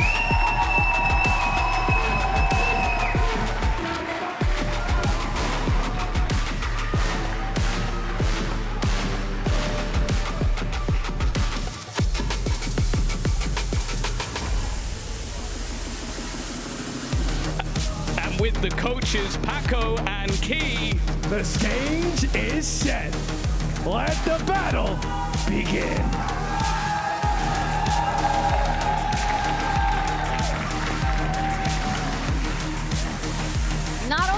is the first final of VCT EMEA 2026. It's also going to be the first best of 5 that we're going to have a look at, which means that the skirmish is even that much more important to give the team the opportunity to find the best possible lead in this map, Vito.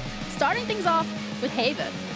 Yeah, I mean, BBL, they've been banning Bind the past couple of weeks. I think for mates, insta-ban Breeze, no surprises to see that there. Obviously, BBL are going to decide to choose Haven, and BBL in that skirmish obviously got to decide to ban first. I mean, to choose the first map as well. You know, like they have that, I think the Bind was a very easy ban for them to choose, not only because of the past 2 weeks, but also for the majority of Ascension as well. It's just a map that they do not want to see. And honestly, it is not the moment to show it off. For mates, it was going to be also very obvious. So having the upper hand and choosing that first map, absolutely crucial and important. Haven, a good pick for them, not only because of the things that we've seen from them, how they've bested amazing teams on this, but also because it's a map that for the side of mates, they've been banning as a second. They really, I don't think, is somewhere where they're excessively comfortable. I'm really looking forward to Abyss, though. We're getting a lot of good Abyss here. Dare I quote Mini when he said, yo, if you want to know how to play Haven, you should watch BBL. He said it on the desk at one point, which high praises for any team to be receiving. But Abyss, what are we looking forward there specifically, BBL? A lot of very crazy plays for the side of mates, the play in the Brimstone, Solar Smokes. As I was saying, I think it is a lot of the innovation and a lot of micro plays that I think they excel at. And from the other side, I honestly think that having the Cypher and the confidence that gives to BBL can be a determining factor in it. Yeah, I think when we think of mates, they were one of the first teams to bring out the Brimstone here on Abyss and Kickoff, which was super exciting to see, super unusual to see, actually, I think, when we initially saw it. And like you say, for BBL, with having almost 2 weeks off, I want to see what kind of issues they've been able to fix, because they know that they'll be playing against this Brimstone composition, and the time that they lost Abyss was against Pacific, who also play that Brimstone composition, so they'll be expecting that. We have Pearl as a third map here, which I think is honestly really good for BBL, even though we've not actually, we've only seen it from them the once during Kickoff so far. If you were actually to look at their performance on that map in Challengers, it is ridiculous. It was one of their most played maps. Over 20 times they've been able to win it, less than 5 times that they've lost it. Obviously with Lover's Rock coming in the roster, they've not had as much time with him on this map, so that would be looking back at, you know, the previous roster they had with this change, but it's a dominant map for them. It's actually a map pool, the one that we're getting, this map, Vito, is like predictable, but kind of like in the good way. Like they want to go into their best battlegrounds and also somewhere where the opponent is definitely not going to excel at. If we are to get to that map 5, I will be so absolutely.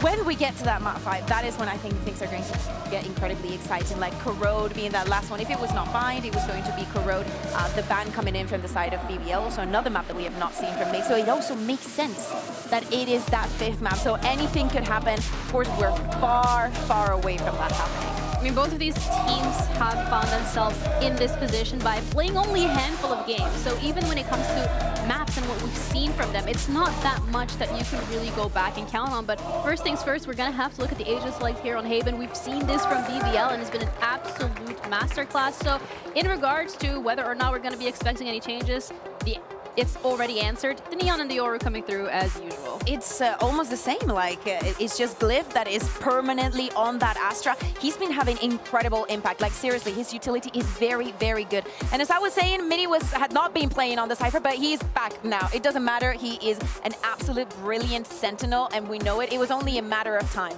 So really looking forward to see how, again, the most important is going to be and has to be that double duelist. Yeah, I was going to say I'm really looking forward to seeing this head-to-head of each double duelist, because of course they've got Neon on each side, they've got Yoru on each side. Who's going to dip one another? I think that's the most exciting thing for me. I think as well, Lover's Rock has been such a highlight on those scoped weapons. I'm thinking about the Operator and things like that. How quickly can they get that activated, especially starting on this defensive side? Yeah, it's very important to like find the gaps and whatnot and try to force out the Operator. BBL have been so good, and I mean so good in bonuses. It doesn't matter if they win the pistol or if they lose the pistol. I think that they have bested most of the teams. And we have seen, not only in the map that we saw earlier, but also throughout the entirety of Kickoff, the amount of times that teams just rampage over a snowball after, you know, having a strong start of the half. So to me, that is important. Also understanding the importance of the Outlaw, of the Snipers, and of the Operator.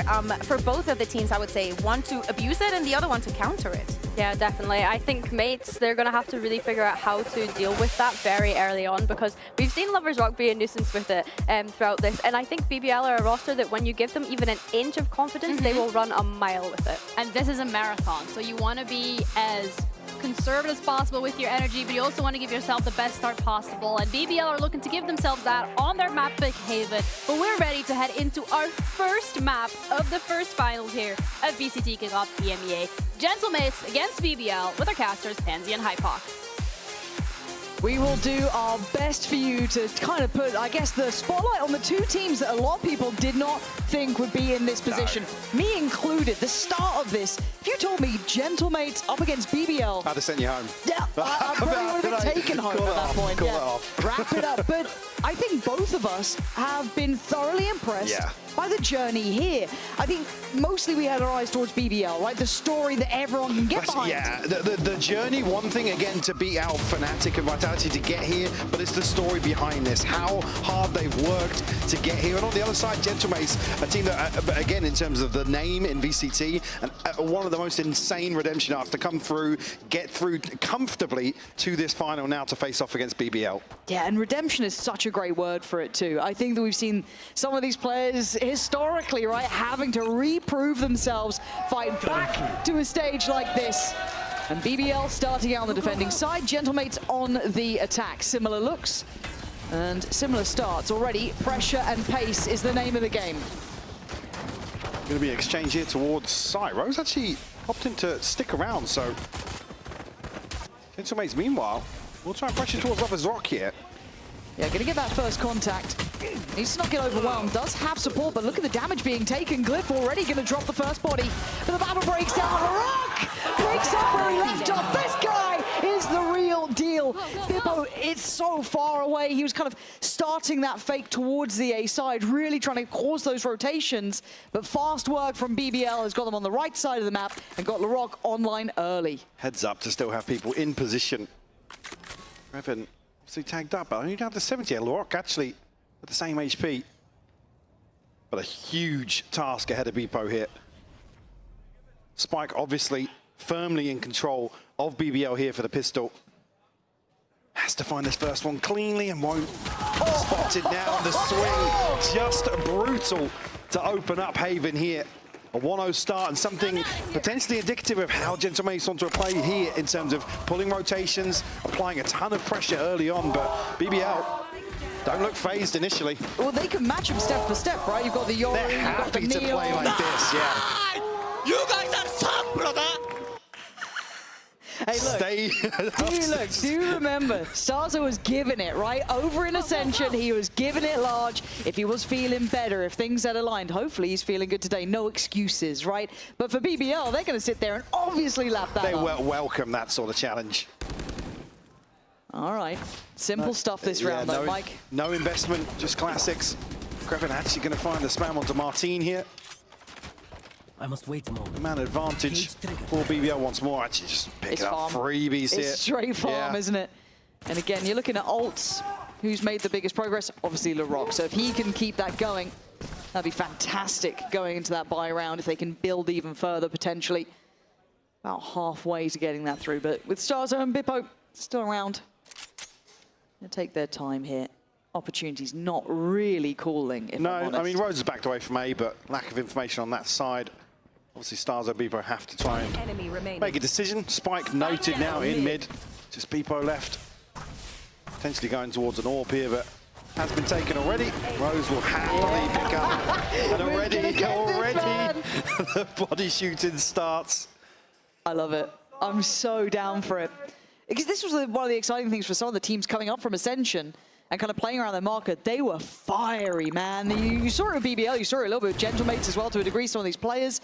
And then obviously even Ulf when we were talking about it, but seeing these guys already kind of kicking that off and making sure they're sending a message, right? This is the first big pressure game. I mean, yeah, it's sending a message for sure. Unfortunately, I mean, there's a real chance the rest of Gentlemates become collateral damage in terms of the tension down on the stage. We actually have a ball out for C-Long here. LaRock again going so deep. Yeah, but again, you set that bar. You put the aggression to them. You got your boys backing you up. That's already 3 kills. They're not getting a look into this map.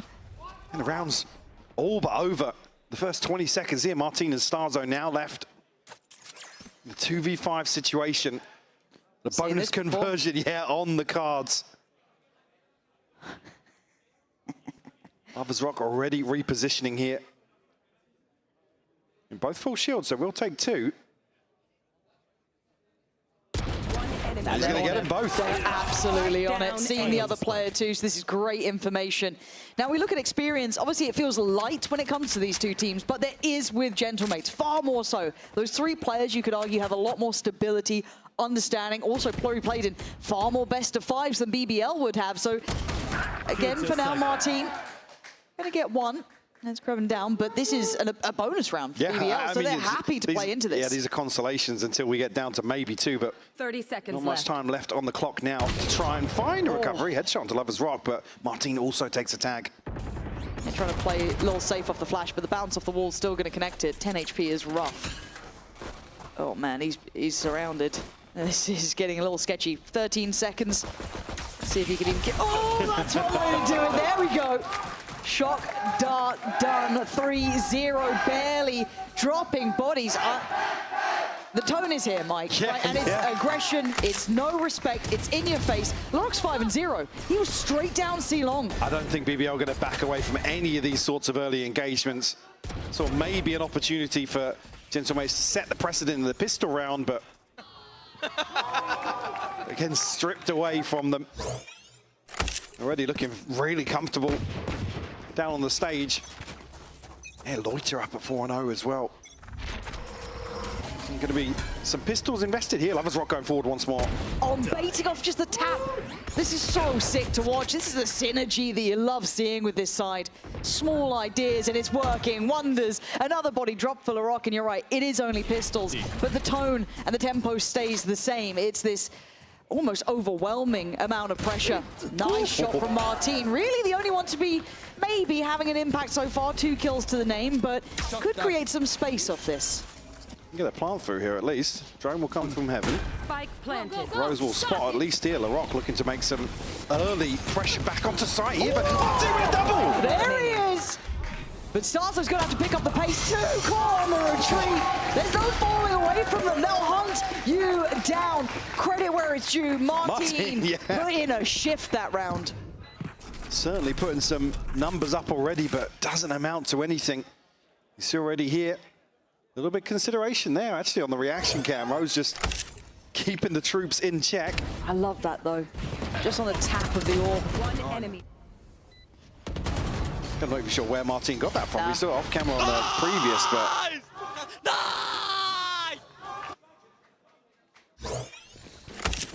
And yeah, curious to see what was it. Again, because as soon as the first blood comes through, come into the back away and a little bit of pressure onto site. One thing I will say, Starzo 0-4 so far, feeling a little bit of that other side of the pressure that he tried to put on them at one point.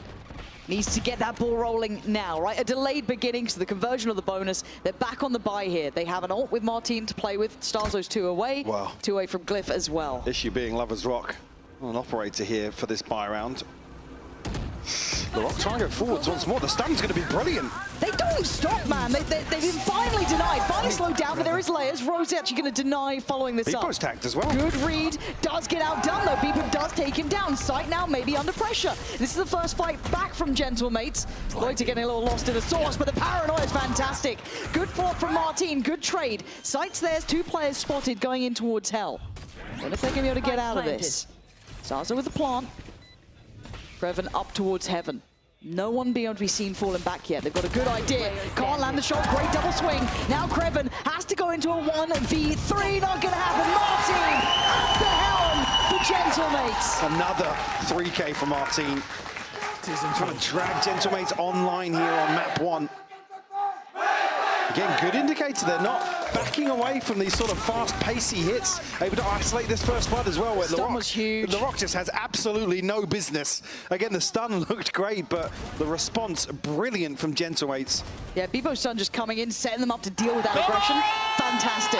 But they need to do that, right? They've got to kind of temper this aggression, this confidence. That's got to be part of the checklist now. You can't take anything too lightly. Pudge still in play, and Lovers Rock with that operator. Martine's got one on the other side. And we know the aggression's going to be here. Barrel noted. How long do they play on this? One thing that was brilliant to watch was actually Lovers Rock and Kreven the ones to create some question marks in mid previously. Versus Vitality. Martine actually going to back away from this. Rose not catching Beepo on the deep exploration past the orb. Actually, Spike in the hands of Stars, though, indicates they might hang around. Yeah, he's a little bit ahead of the pack. That's my only worry, but Rose is alone, right? There's still that main focus towards middle for BBL. So well, this is the sort of things they were doing. Again, mid-rounding, so confident to explore mid after initially finding contact, noting obviously the operator. Yeah. We can revert back into this very, very rehearsed A-side retake. Now, Lovers Rock going to be investing the ult this round. There is one towards Sewer. Yeah, got a Paranoia to post off this as well. Let's see. There we go. Stun that. The Glyph even better. Couldn't quite get the second. So close, but now in trouble. Outdone by Martine. This is already so high tempo. 3v3. All going to come in. Give away the game. Paranoia is primed, sent through. Bieber does well to catch Loiter on the push-up. Now down to the two. Kreven and Rose got to get a move on if they want this. But Gentlemates have the numbers, but they don't have the position. Kreven should have that one. It's Rose to claim it, but time is ticking. Kreven has to face the music. Gentlemates find the cure to their woes. Weather the storm in this round. A couple of players from Gentlemates going over and above to swing this back in their favor. So much pressure on the back lines, and that is such a beautiful shot. Again, it's Martine. Look at the commitment to deal with that pressure. Hit BBL, like I said previously, showed how willing they were to explore the map, take that space away, really get behind some of these early drifts away from a default. The Gentlemates able to stick the landing here on a second, and BBL still to purchase, but it's not without gaps. Ooh, you can feel that momentum swinging, right? You can start seeing the Gentlemates again to be able to play their own game. Does this land well? I think we've got a... No tag on that. Bloody hell, he was close on that, though. I don't think he knows how much so. But a quick rotation and fast pace is going to be the name of the game again. Let's look at this retake. Any tools? Laroc's got a couple of bits and pieces, but decent still, util. Good util to play with. Gentlemates have to be ready for this flood. Going to be a flash coming through here, and the pressure coming through Garage needs to amount to something. And here we go indeed. Laroc instantly denied, but the trades come in. BBL are starting to clear through the side. What remains? Glyph, who hit that banging shot before. Now onto the side, mini gets cleared. It's all on Glyph. What a shot! 5 HP and 4 kills on the round. Gentlemates tipping the scale back in their favor. Will break the money. Force a BBL timeout as well, and almost knock the wind out of BBL. Love that. Martine might have started the fire, but Glyph is right there with him. Looking at this, the positioning to get away with it, right? Finding two, swinging out on that third, and then be able to convert this. Just gorgeous. Ice cold as well.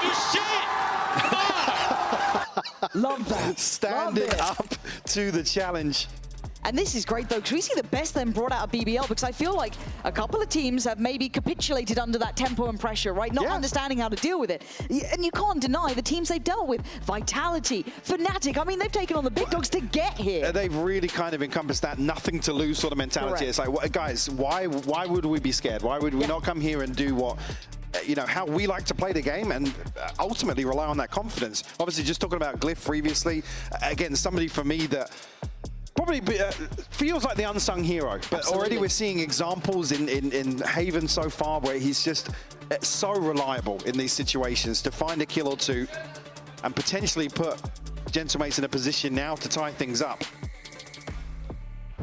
And already just an explosive start to Haven. It's just what we wanted, but yeah. I like what you said, though, that there's been nothing to lose for BBL, maybe until now. The reality check of actually seeing Santiago on the horizon, it does change the dynamic. Can make or break a team. This sort of pressure, best of 5 as well. It's a completely different ballpark. Yeah, let's see. Taking that timeout. 4-3, still in the lead, but obviously this purchase is going to be lacking. And for Gentlemates, we've already felt that change of confidence. Anticipating some aggression here, so Gentlemates early default rely on spamming off a lot of these angles. Lover's Rock already positioned deep into Suwa. Does have a weapon. There are sheriffs elsewhere. Gentlemates considering their approach, and it looks like they might actually be toying with the idea of a B hit here on the anti-eco. Yeah, the rock's there, but I think he's decided he doesn't want to shoulder that completely. Sitting towards that connector on C side with the smoke there. Do they swing it? Is there anything to maybe instigate this? There it is. Dart goes in, stun to follow, wall up, and away we go. In towards backside, already handled Glyph. You said it's safe. 4 hands! More than safe! Deadly! There's Loiter and Lover's Rock. Very few opportunities. They're already pivoting. Yeah, they're going to head over towards C. And 3 kills, basically running the map here. Find themselves a clean plant here onto C. Just Loiter and Lover's Rock left to try and recover here. Do have an upgrade. Loiter's got his hands on a rifle. Yeah, but I like this. Looking bullish, right? Like Gentlemates wanted to send that message right back to him, and they are. Mini gonna get on the board here, leaving just Lover's Rock being hunted down. Gentlemates want him dead, and he is. Gentlemates scoring nice and even now, 4 apiece. Gentlemates showing they're up to the challenge today on this opening map. Glyph again, man. Again with the sight lines cut. To be able to just stand on his own 2 feet here. Yeah, BBL looked lethal in some of these lesser purchases. You shit!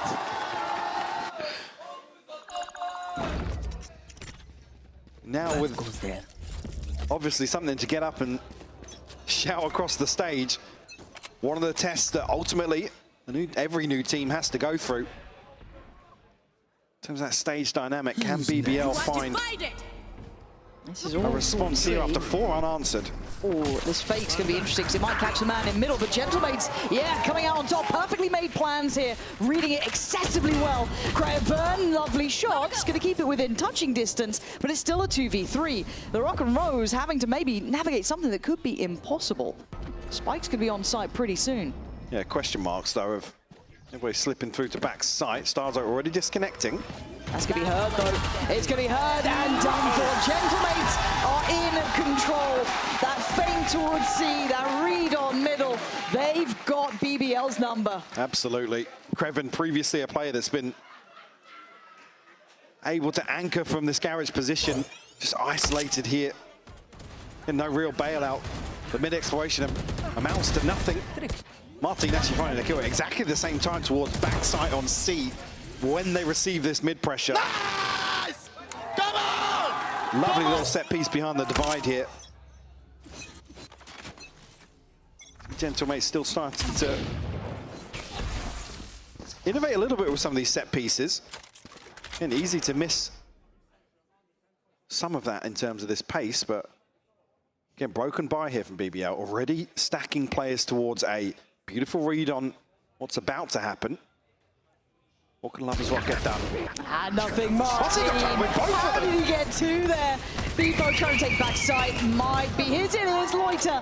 Yeah, we'll get 1, but by now, surely sight's lost. A quick pivot, and they're happy to be mobile. They're not overly just running into sights in case there's a stack. There is still a player on the other side. I was going to say, usually this sort of round where Craven's got a rifle, he's been able to make a final stand, but with just a classic. You've got to say the odds are stacked against him. Yeah, certainly not in his favor here. And I actually quite like the fact that Gentlemates are not really taking any chances. I like they're happy to work the map. I think that they've had a bit of a rude awakening. They've answered back in perfect reaction. Loiter. This would be near on miracle levels here. I mean, not sure of exactly what the sidelines were there or the angle past the box. We'll try and find Martin first. Man, Martin's been so good as that 3-piece for him. Show me those first 2. Please. They did not feel easy to land. I thought it was potentially the second player. Just peeking around the end of long. Oh!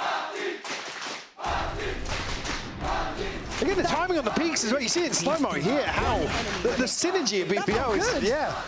But still able to find both of these. Martin. Sin at 13 and 7 right now. Nice. Rewarded potentially with an operator. He toying with the idea, but does have a rifle as well.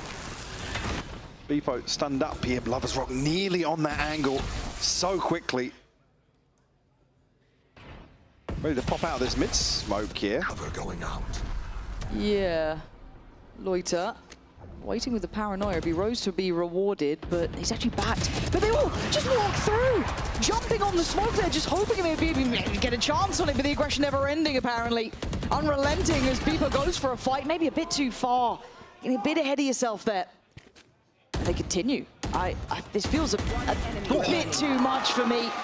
I know the momentum's there. I know they want to maybe double down on it and get some security on one of those connector sides, but I felt a little without direction, which has opened up a chance now for BBL, hopefully in a, 4v1. They don't make mistakes here. Glyph's already proven his danger, his value, and BBL giving away back. Maybe just a chance for Gentleman to dismantle this mid-pressure early on or pop out of the smoke. It looked like they almost got away with the initial success, which is, I think it was Glyph. Yeah, Glyph crouched inside and maybe trying to catch Lovers Rock or Creven making a play. BBL able to overcome them, bring it within one. Count 12, plenty of ults available here for BBL. The Rocks, the only missing on the side of Gentlemates. It's Martin and Mini. An early walk here down C long. And BBL still happy to roll the dice in some of these situations. But there's space to play into, but a trip will keep them in check. Right there. There's been a couple of different looks from BBL in these rounds, quite hard to pin down sometimes, it feels like.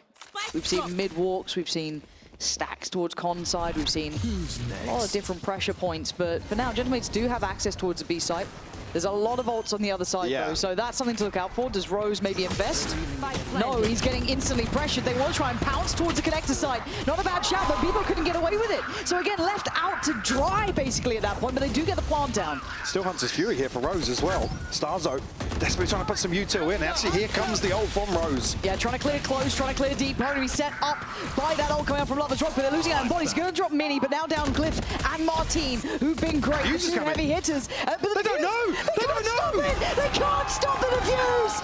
Completely none the wiser! Tying it up at 6 apiece. Yeah, Martin might get the kills, but the round was BBL's. Just defusing under their nose. What a way to close out the first half.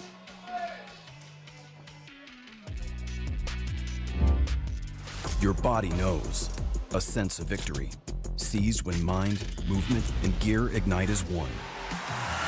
Now, step into your zone. Designed to win. I don't have any expectations going for kickoff, you know. I feel like as a team, we're quite ready. We're all of us, like we're doing all we can to play the best. So we're just all here to do our job, you know. We'll just make sure to play as good as we can, get the experience, and hopefully make it as far as we can. Where is my camera? Here. I mean, Stark, so he's a very energetic person, you know. He's bringing a funny mood for sure, you know. And he also like step up when it's needed, you know. He makes the job as a captain, so it's very important, I think.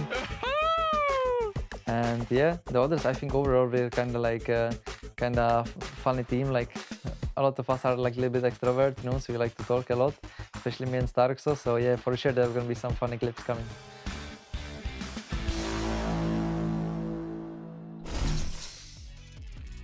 And the one who's actually stepped up for me has been Martin, Mike. I mean, he was the kind of starting bit of hope, even in those lost early rounds, but then it just compounded. It kept getting better and better, sitting at 16-8 currently. Yeah. I mean, what an absolute talisman for this team. Yeah, surely is. And returning to some of that form we've seen previously on this stage in EMEA, obviously a little bit of a dip.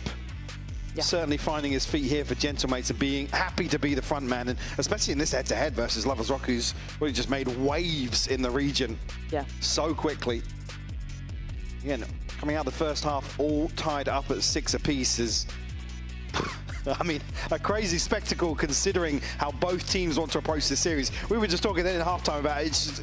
It's so refreshing to see this sort of coordination and approach to the game. Obviously, we've come through a bit of a meta change and some new names here to the stage. Yeah. Absolutely taking that with both hands. Well, I think you're right. They're some of the best adopters to it, right? They've adapted under these sort of formulas, and it suited them to a T. The tempo we're seeing, it doesn't feel like we're in EMEA anymore. So we go on to the other side of things. BBL on the attack, of course, that meaning Gentlemates on the defending side. And you thought you'd get a break, you won't. It's going to be pace from the start. And Martin, the one to get the reward. Got the extra mile. Through middle, and actually going to hold this for a second. This could be big for him. Still got another few seconds here on the TP. Got to be conscious of the timing here because there's 3 members of BBL. Oh, they're so aware. Very heads-up work from BBL to dig that deep, to clear just to make sure.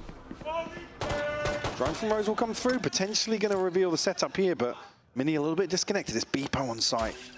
A little bit worried about that corner to play from. He could have gotten caught there, doesn't. Luckily able to shift towards that back of Spots sight. the second as well. See two there. That should be the rotation, yeah. And I think you're absolutely on the money. And they still had that presence. But Glyph is here. That step's heard. He's going to hear this, yeah. Rotation should be coming in now. How much can Glyph do? They should be aware there is a gap. They should be aware there is someone who could slip the net. Does he know how surrounded he is? Can he take anyone with him? The answer is no. But Starso's made it here in time. Up towards heaven, he was kind of closer than the others. So the spike gets left on long, and now it gets a little bit tricky. I quite liked what Lovers Rock tried to do there, maybe dissuade this and deny the maybe consideration. There was a follow-up player, but Starso trying to put in a bit of damage. It's just down to 2 of them. Mini and Starzo now have to regroup. And still pretty healthy on the other side of things for BBL. The smoke going to cause further issues for Gentlemates on the retake. Yeah, what's the plan? They've actually dismantled that little kind of setup there, which does open up a small chance. But I think it's being shot right about now. It is Krevin there just to make sure. Got a bit close. But across the line. And a good start for BBL in the second. Absolutely. This is one of those rounds you look at where it's BBL happy to find a little bit of space, and look what they do with it. I mean, initially Lovers Rock takes so much space towards A, gets right behind Glyph again, even if the awareness isn't there. There's a second player in the form of LaRock to catch a kill and link. Just great protocols with these boys. Yeah. Chaotic protocols. Yes, yeah. It feels so high risk. Unorthodox is what I say, because it's just not used to seeing players, yes, gamble, but happy to really push even further on some of those very, very fine margins. BBL here, a slower approach. Gotta go. I don't think Beepo noted here, but the drone at least will keep him in check. You see Rose now relaying that information. Oh, what a heavy lean, though, towards the A side of the map. Yeah. And it feels like BBL might be getting an understanding of that just by what they've seen so far. Lack of pressure on C-Long, no one jump spotting, no utility, no anything. So for now, I think they're getting the right read. And for Gentlemates, it was a gamble, right? You're going to take a bit of a gamble in this. As it stands, though, Krevin, the one to explore. What does he spot, if anything? Might just hear this. Glyph would be probably the worst player to find in a way because he was playing here before, but seen. Now, come on! You're meant to get 1 at best! How are you getting 3? Oh my God, I was talking about him finding value in the lurks, and previously it wasn't necessarily kills. His passive information gathering was what won BBL so many rounds, but it's a 3K here with the Ghost on just a solo endeavor towards A. Like I said, even there, it's like kill 1, maybe spot 1 or 2 more. That's cool. I'll kill 3. I'm getting 3 for you. Kill 3. And I was one who was willing to lose almost, right? He had just the Ghost, so why not? But bloomin' heck. And he's carrying on. If he can find these final few. Yeah, not necessarily the highest value ultimate, but certainly take it if you can get it. Beepo the last one here, and just hits him with the drive by Lovers Rock to clean up, Take that for the old progress. Just 3 points away now. Only the 1 casualty. BBL going to be lapping that up here. A chance to convert, a bonus. Similar to... Oh man, you almost feel for Mini and A like damn. Because again, that's probably the point where Gentlemate's like, right, we'll throw down a trip, we'll walk somewhere else. We either walk out A, clear lobby. So timing from Krevin, absolutely beautiful. But as said, chance here to convert another bonus, mirroring that first half. Rose with a scope in hand and call it rifles. Oh, did he check that close left corner? I don't believe so. I think they saw Martin there. Now, whether or not that changes things is yet to be seen. Lovers Rock might be in a bit of a different position. However, the bulk of BBL heading towards the A site. Mini's here, Starzo in support. Lovers Rock gets cleared. So now do they rotate? Yes, they do. They're going to pull their resources over towards that A side of the map here. Mini does well to find one, tries to fire on the front line. Flash through the smoke, and they're going to go for the swing. LaRock beats him to the punch. 3v3. Site still not secure. Starzo up towards heaven. Spike yet to go down as well. That's a bit dangerous, but luckily able to keep their cool here. And LaRock, in the meantime, found Starzo. Spike planted. Unable to make a move out from CT just yet. Loiter, very tagged up with BBL on a wild. What? I mean, he's gone for it. He's made it a 1v1 now, and look at what's left. Rose with that Outlaw up against Glyph, who's been clutch as hell. Light shield for Glyph, though. Oh, it's sketchy. It's hella sketchy here. Another shock dart. Trying to work this, and Rose knows he's got that shock dart to play with. Angles there. Gonna keep him humbled. Glyph now has to be brave, has to be bold, has to play it right. The barrel does so, doesn't matter. Brilliant! Calm, composed, and collects the round. Another hand-delivered package from Glyph. Beautiful stuff from him under a ton of pressure here. This, though, wild. A little bit of a sense check on LaRock for sure. Then Glyph, like I said, looking so composed. Once more in the clutch. He's a great player. It's nice to see him finding his footing in a series like this as well. If that continues, what a prospect to witness. As we go right back into the action, there is no rest for the Wicked today. As BBL eyeing up that B site as a starter. Beepo just off the line. Ever so slightly off with the placement there. Potential to catch one. Lovers Rock. What super Starzo's down. He was just shouldering. I have the spike. The audacity to just walk up there. No respect given. Only earned in these scenarios, it feels like, with BBL. But Gentlemates have got clutch in them, man. We've been seeing it time and time again. You leave Glyph alive, you leave Martin alive, there is always a chance. I know exactly. This is all, though, to get the neural theft online to find out what's going on at A. Already BBL making moves. We'll have the information. Krevin will tuck in to the backside of B. Rose is there as well. Yeah, this is a real split effort. The Paranoia, fantastic though. Really good timing on the scale up from this, but Mini's been able to get away with a bit of safety, just playing from that cage. When does he swing? Now, strikes, takes away Loiter, spins around, and Gentlemate's holding on to this well. It felt like maybe BBL overdoing it, leaving it a little too light on the site. So can they pull it together with just two? The heavy hitters, you could argue, Lovers Rock and LaRock. LaRock trying to be on bodyguard duty. Beepo does have ult, still a bit of util. Lovers Rock just got his ult. LaRock one away. And there we go indeed. Again, LaRock can't deal with it. Beepo just going to be sending it in. Brilliant fall in the round. Beepo's been so slippery in some of these situations. Again here, stealing this one away from BBL. Again, with the information they had here, I think Mini, it's probably catching them off guard that it's a judge here in this situation. Again, able to just sit inside that cage for so long. Beepo fairly effortless clean up here with the ultimate. Still money in the bank for BBL. We'll see a purchase, 2 Guardians. Obviously, LaRock's ultimate to offset that slightly, should they feel it necessary. But 3 early on A side for Gentlemates. Yeah, right read. Really good read. Starzo willing to challenge on this. Sticking around on the angle. I mean, you can see why. He has help behind him. But still, LaRock willing to try and take A little bit more of a risk here, maybe walking that smoke together on the drop. They do. Oh, don't want to drone there. That's rotten luck. And they see people caught asleep at the wheel. LaRock this time going to crack things open, but Martin, the final boss, stands guard. Stands tall, does eat the paranoia though. Trying to send out every piece of util to try and stay alive, but he's being hunted down. BBL want to clear backside, but look again, there's so many bodies here. Rose digging deeper. Loiter on the swing. 1-2 punch. BBL back in business. And showing the other side of the coin here, happy to toy with expectations. A very, very well-considered contact play up towards A.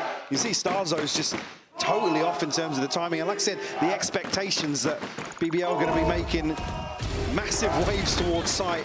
I think it's what Beepo just backing off that angle. Typically, again, towards the top of that ramp, you can hold for somebody to drone, but it's an audacious, ambitious drone from Starzo, but he wants to get that info deep into lobby. Clear past sandbags and... Oh! That was quick. Oh, it was damn quick. Man, Gentlemates. God, it is just swings and roundabouts between these two. See LaRock's paranoia building. That's on, could be trying to slip the net, but not the case. But on the other side, Lovers Rock. Bloody hell, yeah. Glyph had no idea. Just taking liberties, man. Like... Again, reading the setup perfectly, knowing where the space is, knowing where there's an opportunity. He's found a second already, potentially a few more, but Starzo to remove the threat. Spike planted. 2v4, Sheriff's out. Smoke reinvested towards the connector side. And all off the back of some great space taking, and as you said, some audacious room gathered by them. Happy to take those high risk, high reward fights. Revan, yeah, going on for a sitter there. Now Starzo just looking to do what he can. And that's about it. That's about all she wrote there for that one. BBL making it up to 10. Gentlemates still with an opportunity for a timeout if they feel it necessary. Yeah, I don't imagine it's probably a game plan issue. Eesh. I said, I don't think necessarily it's a game plan issue here that Gentlemates are struggling with, but this is just BBL. Just awareness. Yeah, able to switch. Just some of the slightest adjustments in terms of their approach to the attacking half, and I don't think Gentlemates are finding some space to play into, maybe get a little proactive here. You can see them stacking heavily towards A to be able to receive this sort of play. But again, if LaRock gets a freebie like that, it gives the BBL just a free roam of the map. Yeah, I think you're right. It is those small adjustments that could make a big difference here for Gentlemates as well. Just the, even just keeping in mind the timing for Starzo as well, being caught with that drone. These guys are going to be disrespecting smokes. They'll be taking space. They'll be taking these risks, willing to put body on the line, right? Which has suited this meta incredibly well. This has been something that's worked for BBL to this point. So for Gentlemates, just maybe a reminder, keep in mind that first half. It's switched, right? Round 5 onwards, it was a great run from Gentlemates. If they can get that adjustment right, if they can just get that tone set in their head, I think they'll be fine. Yeah, the concern being now they're up against the ropes in terms of the finances. Obviously, BBL now on double digits. It will be very awkward for BBL to find 11. Gentlemates be considering a lesser purchase or saving out, conceding a 12th. Well, we've already seen then the you're light. up against it. Yeah, it's like every time you even just sit on the light shields, I'm starting to get nervous because how many times we've seen the Outlaws come out. Anyone who's come up from Ascension has been loving it, right? Showing that validity over and over again. This time actually not going to have that worry. But a very different setup here. Looking far more reactive in position. Try not hold maybe that initial wave. Well, the switch up being to focus elsewhere on the map, leave Mini on an island, but BBL just bulldozering towards site. Lovers Rock able to clear out all this space, probably identify where the util is as well. Is it a pre-flood? Well, they didn't deal with the trip. Oh my god, he's lucky to be breathing still. Hunter's Fury going to come down and catch a tag there. Loiter, you lucky boy, being alive on 2 HP, but still alive, gun in the round. It's going to get chaotic. We have Hunter's Furies coming in from both sides of the map. Rose ever so slightly off there. I think maybe still getting the tag onto Beepo. Ooh, bloomin' heck. It's still 5 alive on both sides, but I mean, this is still feeling really, really sketchy. So the Divide going to come up now, trying to set them up to succeed. Lovers Rock going to play on the line. Shorty out, gets spammed down. Gentlemates finding their footing, floating back towards the site. Can't step back in time. 5 standing. They pull off the perfect retake. A chance here for Rose to do a ton of damage, but ever so slightly off. Keep it up. Again, if you could trim the fat a little bit here ahead of the retake, potential for BBL to come out on top here. Beepo will get, oh, I mean, the first kill's ridiculous, but again, snapping wrists as LaRock on the other side of it. Gentlemates will find a response when they absolutely need it. I mean, again, all 5 standing, so some money in the pockets. BBL on the other side, only 3 players safe in terms of that repurchase. And I do want to compliment, talking about the kind of scaling and the synergy, we saw it perfectly there for Gentlemates as well. We've been crediting a lot towards BBL's side. That was a great example of what Gentlemates can do working as 5, right? That was a fantastic retake. Now, still a couple of ults to be played with here. Keely, LaRock's. Oiter's a little less essential in this, but look at the space again. Big switch up here from Mini. Yeah, Gentlemates very, very active on the map right now, very mobile. And Mini in a position to potentially catch some steps, but has the support and Garage. They might explore this. Ooh, the timing now. Mini does get checked on, but he gets away with it. Look at the counter swing from Garage. Martin waited on that contact, but they do suffer some casualties. It wasn't without loss of life. So, oh my God, he's trying to hunt him down. Talk about audacious. It's a classic from Martin. We've seen it before, but it's always brilliant to witness again. Kreven sadly so behind the curve now. Yeah. Knows, absolutely knows Lover's Rock is likely on his own there. And punishes, jumps on the opportunity to potentially find Gentlemates a 10th round. Has Kreven's got anything to say about this in a 1v3? Not much time left to try and find a kill. That's the ideal, isn't it? Try and get one, bring it down to a 1v2, but they're not letting him get away with much here. Very little information on the remainder spots out. Starzo expects a swing. He's right, but the numbers simply there. Yeah. Martin is on a meter. Mr. Multi-kill today, another round delivered between him and Glyph. So many. Starting to get control of some of these rounds on the defense now, Gentlemates. Again, the switch up is clear. Happy to sit back and play in these rehearsed retakes or explore mid. It was just such being a nice the first crunch. priority, yeah. Mini's contact almost felt sacrificial. It was great that he got one, but there it just was set that up. 4 players from BBL.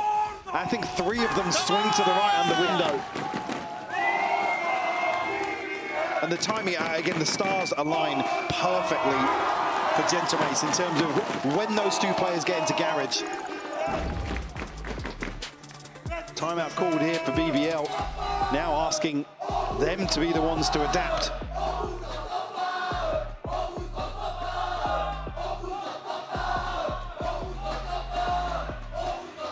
BBL, can you adapt back? This now becomes a bigger question than just the roster, right? We start looking at coaching staff. We look at depth. Yeah, what's the depth? Exactly, yeah, to the playbook, to the overall ethos of how they want to approach the game.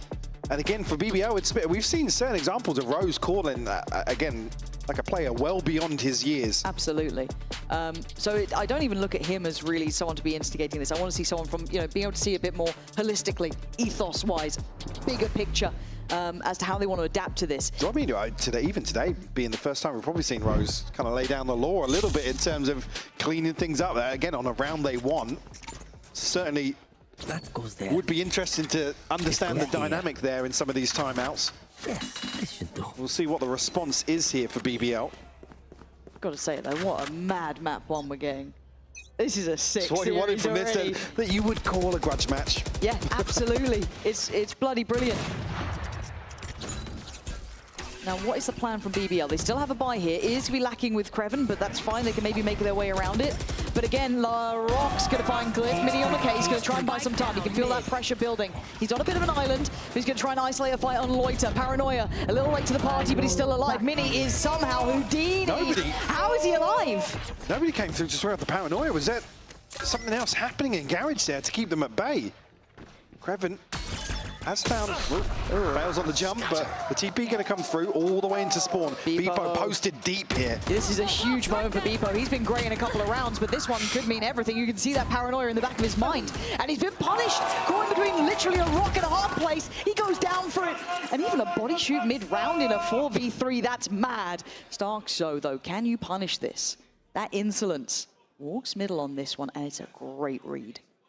The timing may be unexpected, but they've been checking on this. They've been checking again. Every time they are so diligent on these clears. They've not been caught out. I thought that timing change of him late walking middle would have been enough. Not the case. But Martin, a shorty, if he had his ult, maybe I'd believe a bit more. But this is a lot to ask, even with that operator in hand. Does have Mini behind, but will have to give away position. So a couple eyes will turn. Martin needs a first. Can't land it. Nice try. Mini, not going to be caught. They tried to pressure both sides of this post plant, and no rewards to be found. And I think Martin knows it's time to back away. Yeah, hold on to this operator. Money still in a tricky spot for Gentlemates. You can see here, Beepo down at 600, Mini down at 350, but should be able to spread the wealth a little bit. It'll be BBL to punch an 11th round on the board here. Man, when you get up to 11, it starts to feel a little bit real there. A little bit tangible. Actually won't hold on to the operator. How did he go down there? Oh, well, all the way in spawn, just outside the ceiling. That's actually a pretty big loss. Well, considering you'd want to... give yourself a chance. I mean, thinking about it here, well, it would have been an extra purchase potentially. Beepo's not on his ultimate, so it's still a bit weird. I'm not sure actually if that timeout's called a little late based on that. It might be, I don't know, but now you're hearing the opponents laugh at you, I'm not feeling it. Maybe the discussion after the spike goes off here has prompted this timeout to be called. Now? I guess because it's changed the buy coming into a very finite amount of rounds. Yeah, and potentially the game plan. Oh, this does get a bit tricky because, again, there's two players I'm mostly worried about, which is Starzo's purchase and Glyph's, I think, was lacking. Yeah. Yes, and they actually are here looking at that. It's Judge and a classic so far, so I'm wondering how they round that out. But beyond it, they can get rifles. I'm not sure what's happened just before the pause, but it's saying Starzo's spent, so I don't know if there's a gun on the floor somewhere or... Oh, maybe. We'll have to see exactly what they bring into this round. Yeah. Beyond this, though, obviously the momentum back and forth here. I feel like we're starting to see both teams kind of, hitting those peaks, and every single player is starting to step up a bit here. But the question really now lands with Gentlemates. Can they keep going blow for blow? BBL breaking that 11th now, getting up to that nice scoreline, 12s, within touching distance now. Minimum securing OT, right, which is a big feeling into map 1. Yeah, so there was, again, Starzo's kind of been the big spender in this round, able to at least get everybody a weapon, but Glyph being the concern. But again, with a Judge in hand, it sort of suits some of these crunches that BBL have relied on. It might just be played in here early on. Well, if they go towards Garage, could be done for. Not going to give it away. Okay, now they know. And that's been two players noted. Should have heard the rifle and the Judge there. So how do they react? That's early information to process. Yeah, very quickly as well. First 10 seconds of the round, so BBL with the advantage here in terms of the information for the mid-round. I like that re-clear, though, from Gentlemates, just making sure no one slipped Garage in that meantime. So going to put a little bit of attention behind that. But now the next pressure point for BBL, looking like they want to kind of at least maybe feign a more attentive look towards A-Long. On the other side, Beepo is there. Now drone middle, going to see Kreven. That's 3 players. He's got to be careful. He could be on the chopping block here. They're going for this one, too. They're actually going to herd him into the corner. Kreven, do you understand what's happening? Mini takes his head. Big pick there. And that calls the cancel on the A here. But Mate's reading in that there's going to be some sort of explosion towards A. Glyph now conceding the space on the other side of the map. Rightfully so with the weapon. Obscuring vision. Yeah, they're still thinking it might be this A piece, maybe B potentially. But for Glyph, you can't really sit anywhere else. Like, this is the best opportunity he's got to just hold that deeper space. 30 seconds left. For now, good read, good call coming out from BBL. Good util in the post plant here as well. Again, advantage firmly in favor of Gentlemates here. And that retake they had before on that A site was so well coordinated, it could happen again. But they did the same thing on C, maybe a round or two later. But look at this, wait, they're stacking up as 3. They're trying to take space on that CT side. That's where the Judge still sits. BBL's wants and desires might be their downfall. Glyph, do you go for it? Oh my God. Try to play it cool. Oh, Lighter still got him. Great trade from Starzo.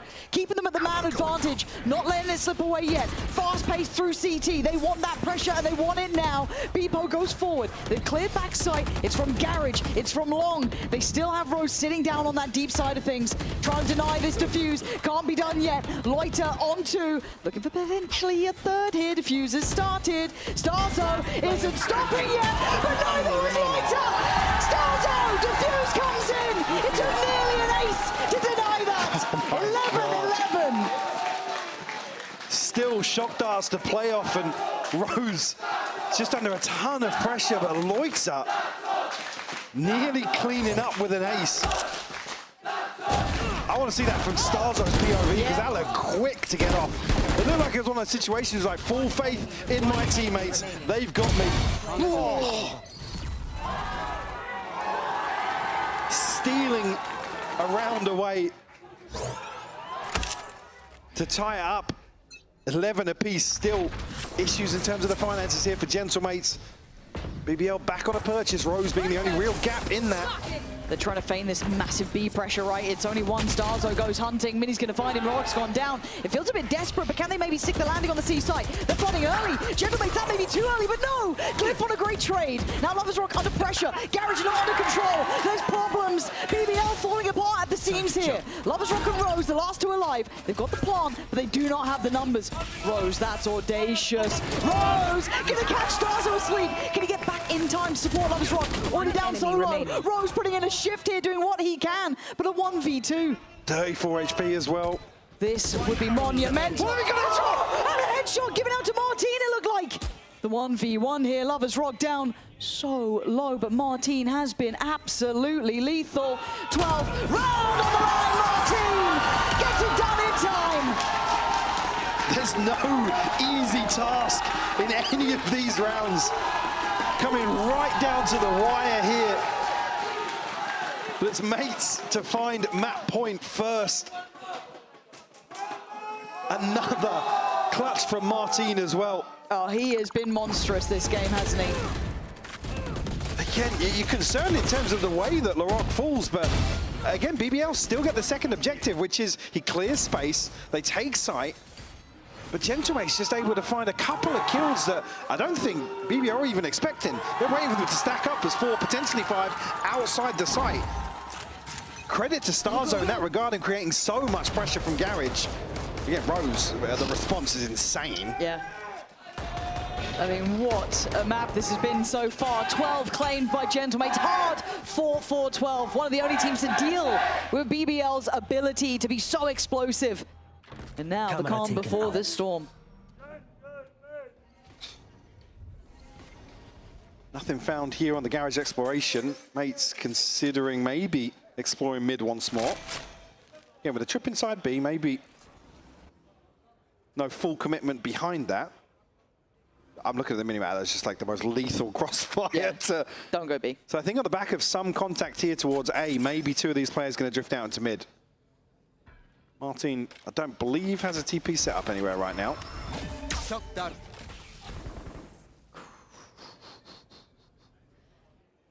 Oh, that looks sketchy, doesn't it? Maybe just pressure towards Rose, maybe with a Hunter's Fury somewhere if he doesn't use it on the exec. Again, it feels like such a gamble, such a roll of the dice, leaving C fully open. 30 seconds And left. actually, Bippo rewarded. Takes away Kreven, and they are going to just springboard on this. Laroc, can you survive? He is in the trenches, man. Rose going to find Starzo. They're going to even it up to 4 apiece here. Plant on the way. There's still there. someone, behind the wire. Bippo being one of them. Mini on the swing. Plant is finally down. 3v2. Bippo and Glyph. Can they do anything about this, or are we going OT in map 1? Glyph going to give him 1 from above. Bippo gets a 1 from short. And now Loiter in the 1v2 to deny. He can't do it! Gentlemates taking us across the line in map 1, 13-11.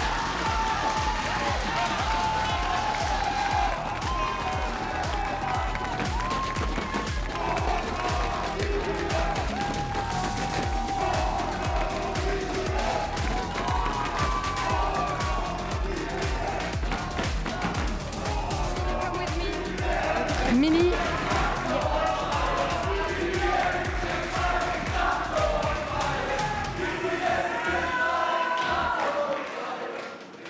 Mini, what a first map. What a finals already. I wanted to ask you, I think it's the first time I hear the Gentlemates fan that loud in the arena. So did it help you come back? And, who do you think will carry the next map? I mean, seeing them here, it's awesome, like all the Gentlemates fans are amazing. We have Skizzy here, so shout out to the watch party, shout out to the fans, shout out to our families. And we're gonna smash them, guys, we got this. And you're gonna make them proud, oh sure. Thank you very much, Mini. It seems like confidence and aim are the key for this match. And let's see if the BBL boys can bounce back on map 2.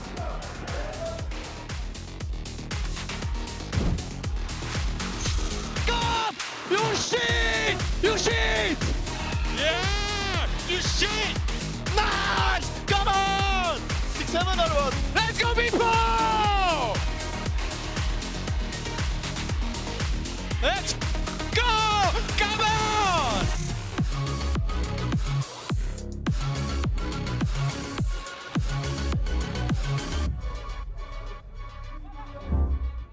Your body knows. A sense of victory. Seized when mind, movement, and gear ignite as one. Now, step into your zone. Designed to win.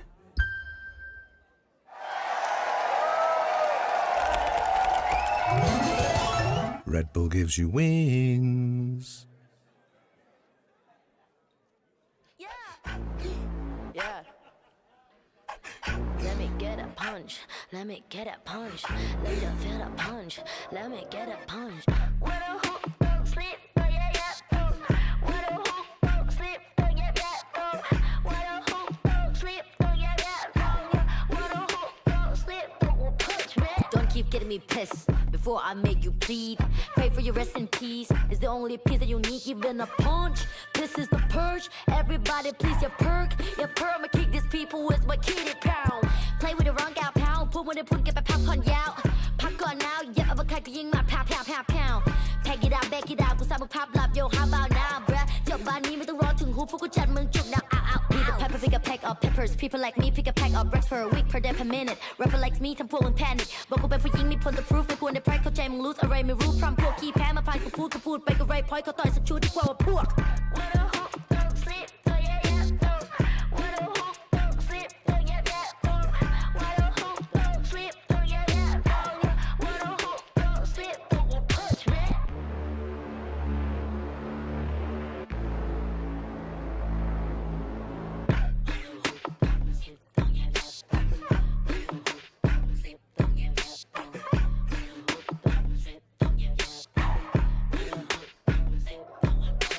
All problems are proved in one punch. All battles are beat in one punch. Put you to sleep with this one punch. ไม่สะเทือนกูสักนิดกูขอสกิด one punch. ชีวิตที่กูโดนมามากกว่า one punch. วันนั้นที่กูเจอกูสักคนมา one punch. One day, one life, one dream, one punch. If you have one shot, better have one punch. Eminem said, Millie Rabbit, I'm the world short. You just catfish. Capital said, พ่อแม่คือความจริง Summer and fall ที่คือ competition ผลลัพธ์คือ I'm the best, bruh. What a hoop, don't sleep, oh yeah yeah. What a hoop, don't sleep, oh yeah yeah. What a hoop, don't sleep, oh yeah yeah. What a hoop, don't sleep, don't punch me.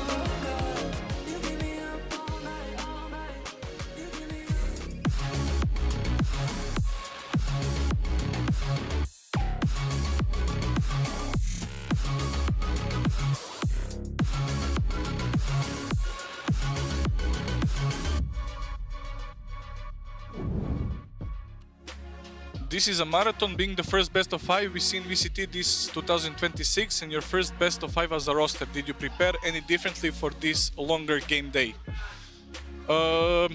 I mean, we did prepare a bit differently, as we had longer scrim days, and we had like more scrims in a row. So like we make sure that we are prepared for a longer day.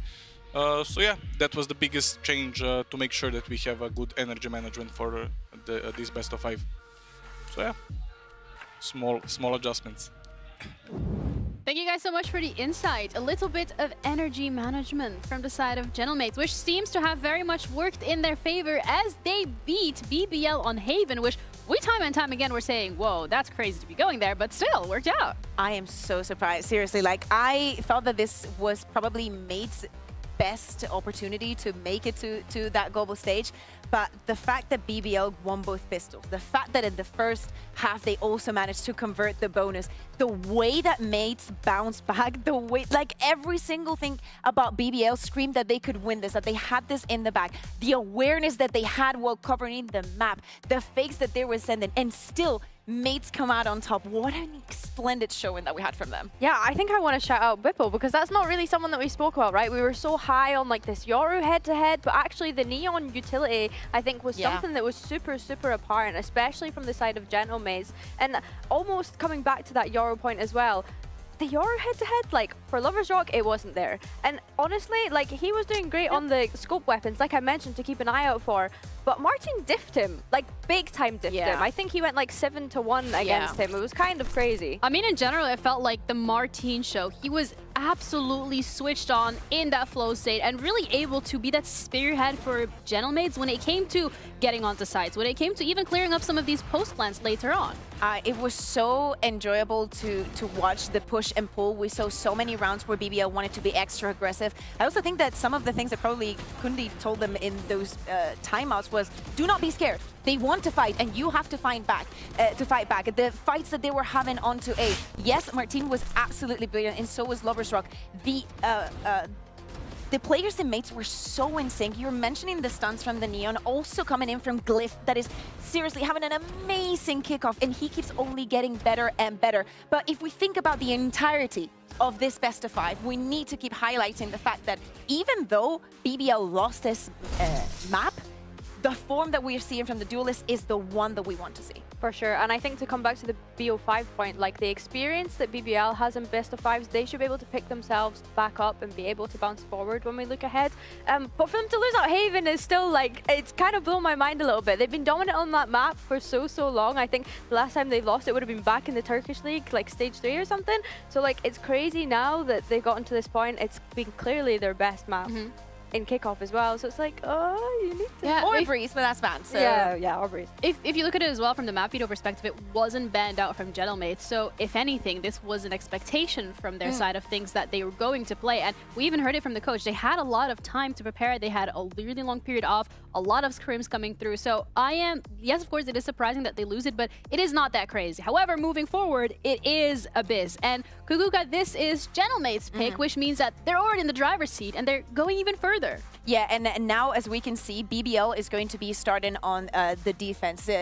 We've seen a lot of Abyss and a lot of good Abyss play. I understand that the awareness that they're also going to have is going to be very important. The same fights that we saw on the first match of the day of mid, and that control that they have to put in there is going to be very important, because the micro from Mates on this map is incredibly strong, and they have a lot of tools for the post plant as well. So the fact that we have two double duelists that are not as scared to face each other, also adding on to that point, it's going to make a very explosive map. I think the post plants is a big thing here, right? When we're looking at the composition that they play, it's going to be really difficult for BBL. And like I mentioned earlier, they played Pacific, who plays a kind of similar composition to Mates. So I hope that they were able to take some learnings away from that and have like kind of figured out how to play against it, considering that they've had a week off.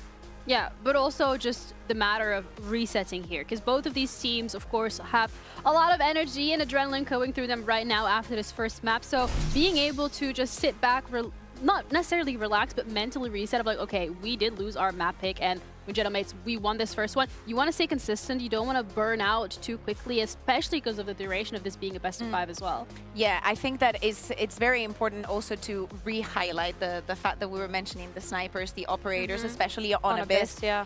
Having that kind of edge, maybe mates not having all the tools to force them out. I like it even more when it's not on the duelist. I love how crazily quick they are to be like, okay, I try and go for the first shot. If I don't get it, I drop the outlaw or the operator to you, and you go in. They're so quick in this responses, like the synergy in both of the teams, seriously. Yeah, I think for BBL, something that we saw that was a weakness towards the end of that Haven was the fundamentals dropping off, right? You see players not clearing corners and things like that, which feels kind of out of character. Like they were clear the most niche corners, and then the easy and then ones they didn't, and then they just kind of didn't. It kind of fell off towards the end. So yeah, I think like maybe getting a bit of excitement, like you mentioned. This is a long game to be able to play. We've got 4 more maps to go potentially. So like not getting too ahead of themselves when they start leading.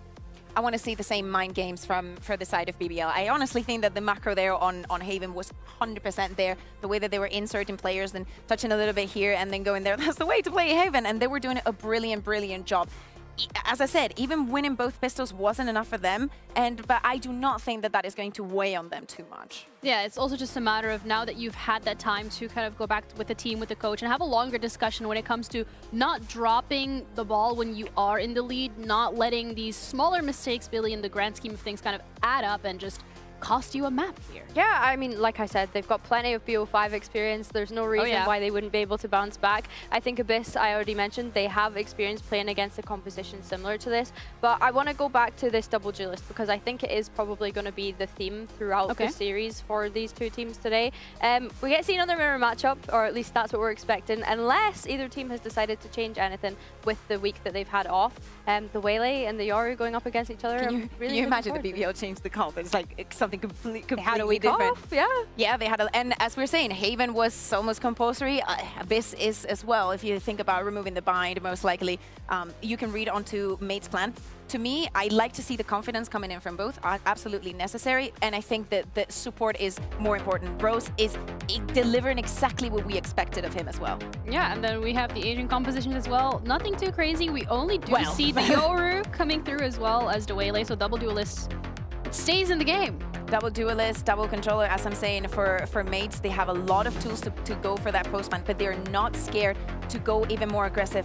As I said, Glyph is having an amazing kickoff, and he's only getting better. This is one of the maps that I enjoy him the most, I would say. And Mini also, I've seen him playing with the operator here. I don't know, like this is a composition that we do not see a lot, but Gentlemates make it work and make you believe that this is the right way. At the end of the day, the smokes from Mini are going to be a nuance to go up against if you're BBL. Yeah, you think about how long they take to fade eventually. It's going to be really frustrating for BBL side, but talking about their composition here, I really don't want to see Krevin getting overwhelmed starting on this defense. I think especially going up against this double dive composition from Gentlemates, the synergy that Martin and Whipple were able to show on that first map, if they can keep up that confidence like we said, and yeah, I think that Krevin's the one I'm looking at as being a key anchor for BBL here, and I want to see them bounce back with that confidence, because I had mentioned previously that if you give them a little bit of confidence, they will run with it, and now we need to see a bounce back, and it's nice to see Gentlemates fighting fire with fire. Yeah, it was a little peculiar towards the end of last map, where specifically Lovers Rock seemed a little less animated than what we are used to, so I do have questions in terms of BBL being able to continue that confidence into the second map, and this is ultimately the real test that we're seeing from them, because they have had such an easy way towards the upper bracket. They made everything look so easy. I just kind of love the idea that we live in a universe where Mates still has not dropped a single map, that coming into this best of 5, BBL have proven that they had what it takes to get a clean win here, and it's not happening. And whether or not they can continue this streak, Gentlemates is now going on to their own map pick, looking to even further get the lead in this best of 5, as we're heading on to our second one of today with our casters, Pansy and Hypok. All right, we're on the case. Map 1 was an absolute belter, right? Come on, 13-11, super close, high tempo, high pressure, both showing the best qualities. Now, map 2, does this change in your mind? I don't think it does. For me, the bigger obstacle would have been Gentlemates putting map 1 on the board already. Again, it being Haven, and again, showing that they're willing to go toe-to-toe and embrace this sort of gameplay. and flourish. And so, again, it was back and forth. Yes, it was close, but there were so many examples we were seeing from Gentlemates really, really digging deep to throw BBL off their game. Now that's, from what we've seen so far at Kickoff, that is a tall order. So for me, big check in the box already, in terms of the veto, in terms of a best of 5, in terms of the mental game. Yeah, and I think that's a really key thing to remember. This is still a very different affair in general, right? Best of 5s are very, very different. We've seen teams historically who've gone to big events struggle in those moments, unable to convert when it comes down to best of 5s. And this is that. So again, we talk about best of 5s. Yes, BBL might have experience, but we talk about best of 5s on this stage. And again, with the stakes being raised, obviously that's when the experience of players like Starzo, honestly, being in obviously much bigger tournaments, and again going through the motions in terms of dealing with heartbreak, right? Sure. Yeah, the fall from grace. We've talked about CNED in this region for a long time in terms of. Yeah.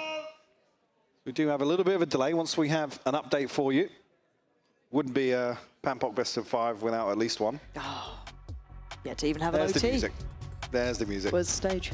We're still due OT. I mean, we were denied OT. I would have loved to have seen OT in that, but yeah, that would have been. Map 1 in, yeah, I mean, that would be kind of wild. But you're right. Again, if you think about the journeys of, it's easy to kind of fall in love with the story of BBL, right? Going from, you know, Premier to Ascension to here, potentially going through to play at Santiago, you know, in a Masters tournament, you know, one of the highest levels of competition. But to deny that Gentlemates have a similar sort of story with some of their players, knowing what those highs are like, not being able to achieve them, and then having to go through that test, walk that same road, it's just as compelling. And hopefully it looks like things are starting to come together, so we will be getting to game shortly. Thank you for your patience at home, as we will be diving into map 2 here. Map 1 was 13-11. Gentlemates were able to make it across, but right into things here. It's right off the rip. Martin picking up where he left off, and of course, it's Glyph by his side. Talking about the mental games and looking to set the precedent early on here. Both teams crunching outside B. It's just LaRock left, 40 HP, and 3 very healthy mates on the other side. Yeah. What a start to things. LaRock, I mean, that HP is pretty much the end of it. You've got shock dart, you got a U-tilt. Basically cost mates nothing on the way in. Oh, Martin, what a resurgence to form from him, because we've seen him hot and cold, right, historically.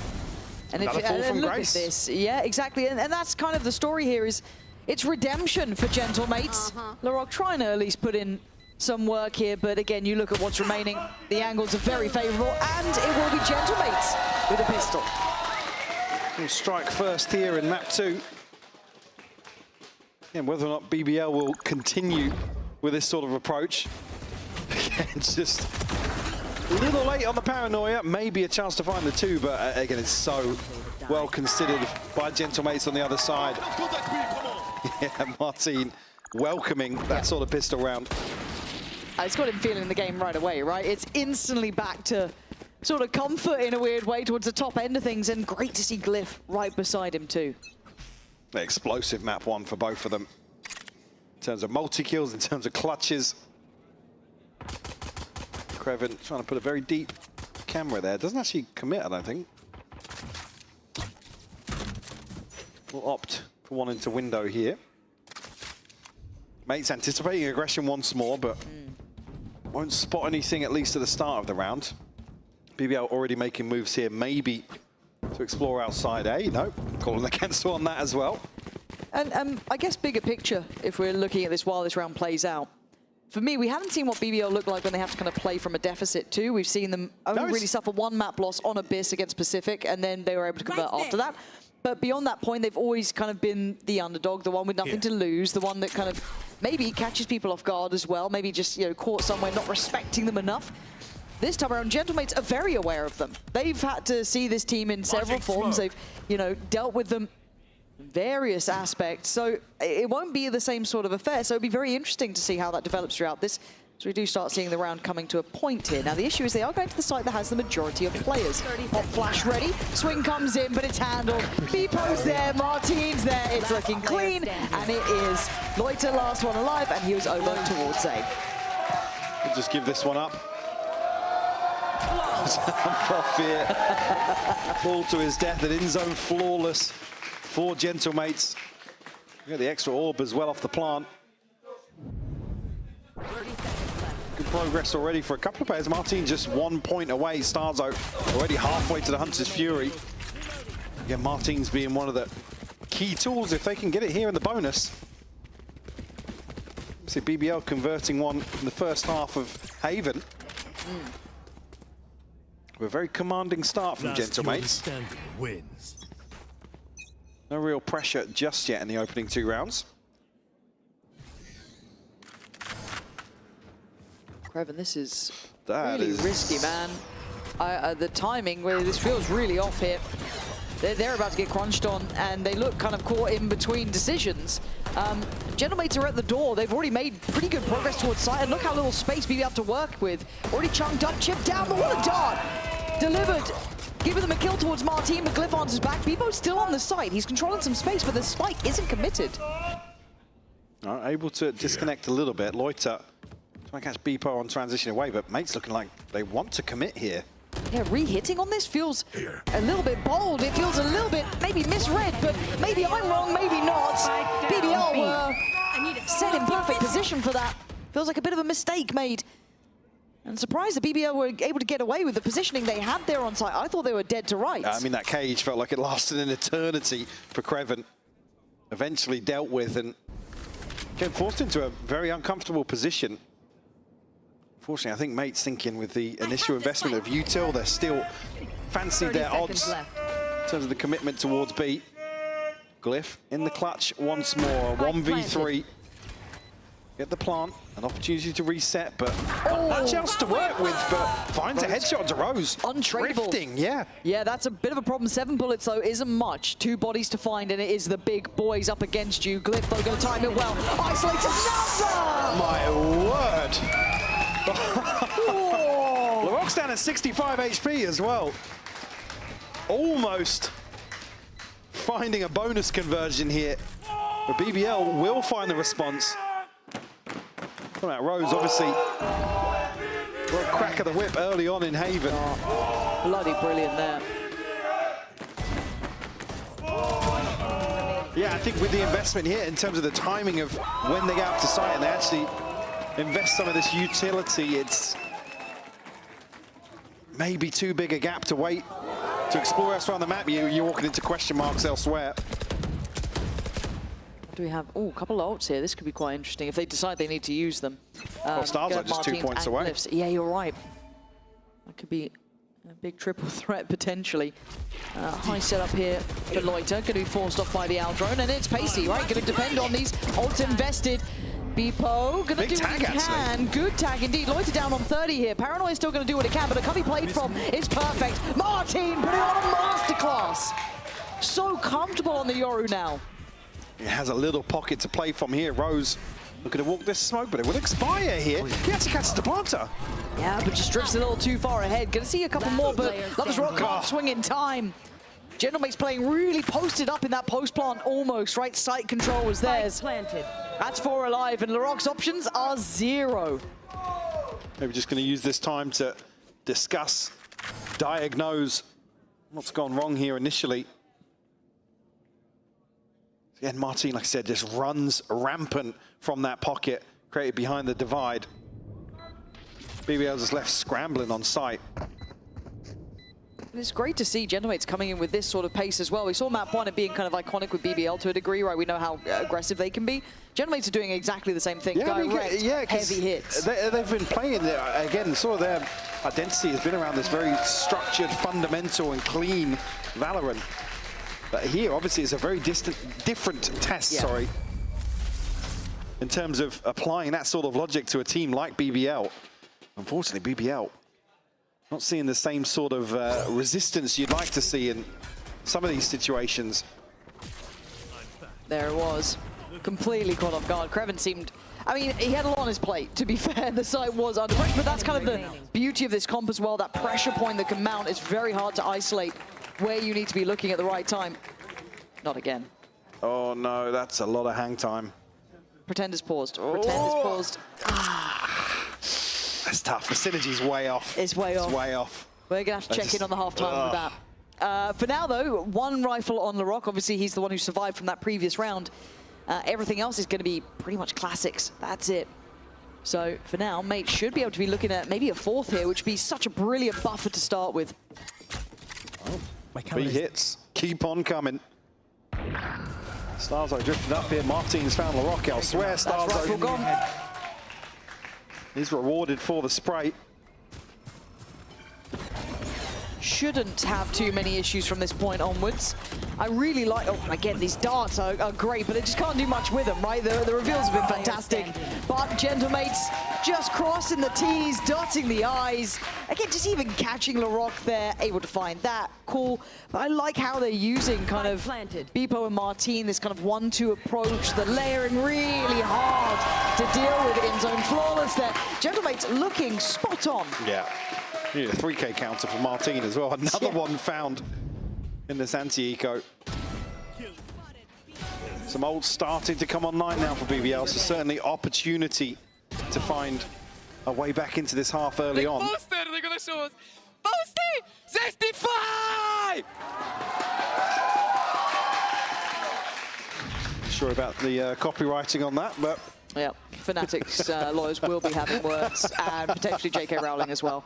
Rough one to go for, but we have ults on both sides here. Glyph, gonna hear this and note there is now something afoot. Something doesn't feel right on this side of the map.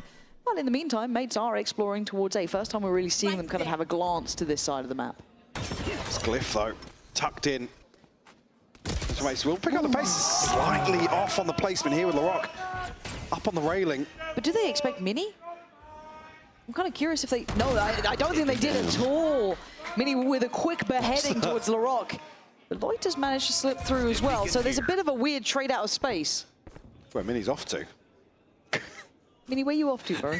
He's off elsewhere. Guys, B's open. You're done. Beepo, in the meantime, has found safety in CT. This is getting a bit of a weird round. Loiter might be the checkmate, right? Does he pull the trigger? He does. Beepo still in a good position, has to now cause problems, and he is. Perfect work. And we know where the last man was, a mile away. Mini has made it to A. Loversrock is checking for this as well. It's a consideration that he's lurked through top mid. I mean, the lack of presence now becomes almost poignant, right? Not seeing him play through late on A, the fact that it was backfilled already, it kind of tees up this sort of consideration. A little bit of time on the clock, though. He could do something with this. Spike's a problem, but still. Does he get the chance? He's certainly carved out a path. Didn't think about Loiter. A nice try from Mini, but not good enough. Second round for BBL. BBL bounced back with a little bit of proactivity here. Forced the issue onto Glyph. Find themselves a second. Loversrock will get an operator in hand now. Potential for this to be the turning point. Issue being Hunter's Fury is there for Starzo to potentially open up one of these sites. He's flipping the script here, but BBL with the perfect read. Yeah, again, aggression. And, LaRock with a bit of a misplay, it felt like, but the rest of BBL are there to maybe back him up. Was that the plan? The sacrificial lamb sent forward. Maybe to not that extent, but still can quickly fortify the other side of the map if they felt like they had to, but actually cancel on the TP. Kreven's reading this mid lurk, though. 0-6 right now. This would be his first, but just gives up the angle. Leaves Loversrock on a platter. Oh my God, Loversrock, there's no way you predict this? No idea. Mini slipped the net. Now there's problems, and Kreven, as you said, 0-6. He's not had a great start to this one. The rest are coming through, but can he do anything about it? Not really. The position also a bit uncomfy. No damage done, though. Martin getting really... Martin. No way. Oh my God. What are we he was trying to fake the clone. With Spike pushing? Yes. Man, what are we up to? Rose now should be, again, the flanks on flanks on flanks. This just feels mad already. Plant's going to come in. Mini with Molly still sitting up towards heaven. BBL looking to try and find their next stepping stone forward. He can slip away now. Glyph then left alone. No, supported. Molly comes in to buy time, actually. He's going to do well to stall. Martin's even going to find Rose. That's the flank gone. Now all eyes turning towards that CT side. Craven, what? That's two. You even caught off the observers in this one. And you got info, but 21 HP here. Makes a mad cross, makes a mad dash. But can he find the defuse? It's not planted for Martin. He's got to make a play on this one. He's got to get closer. Half now achieved. Martin, bounds on him. Another three-piece for him as well. Add it to the tally. 5 on the board now for mates. Again, starting to have fun in some of these rounds. And still just being, again, playing against BBL, being the ones to take the crown of being unorthodox. Look, I'm happy because I'm hearing Martin's on fire, BBL is terrified. Look, we've been wanting this for so long. I'm down for it. Good to have the Gentlemates fans with something to cheer for, right? This roster is giving them reason to believe. 13-3 for Martin. Outstanding impact. And for BBL, it feels like, as you said, their unorthodox play isn't really catching off Gentlemates. They're like, oh, if you're going to go weird, we'll go weirder. Yeah. That's fine. Martin, the sort of player that really shines in that sort of situation. We do see here, see that performance check-in with BBL. Only the one map lost. But already in this series, doubling that tally. Again, that was only to Pacific on Abyss, funny enough. It was here. It was on this map. So, but beyond that, you can't argue their journey to this point as well for BBL. Even at this 2-5 sort of scoreline, getting past Vitality and Fnatic is obscene, right, for a brand new team. It caught all of our attention for the right reason. Gentlemates doing similar things on the other side. Maybe you couldn't put as much faith into it, scoreline-wise against opponents, but you could see it, right? The tangibles were there. Now, at this point, Gentlemates have absolutely lived up to a high reputation. They are showing that capability. This should be 6. It's a big ultimate still to rely on. Talked about the Hunter's Fury previously. Martin again. 2-2 open up into round 8.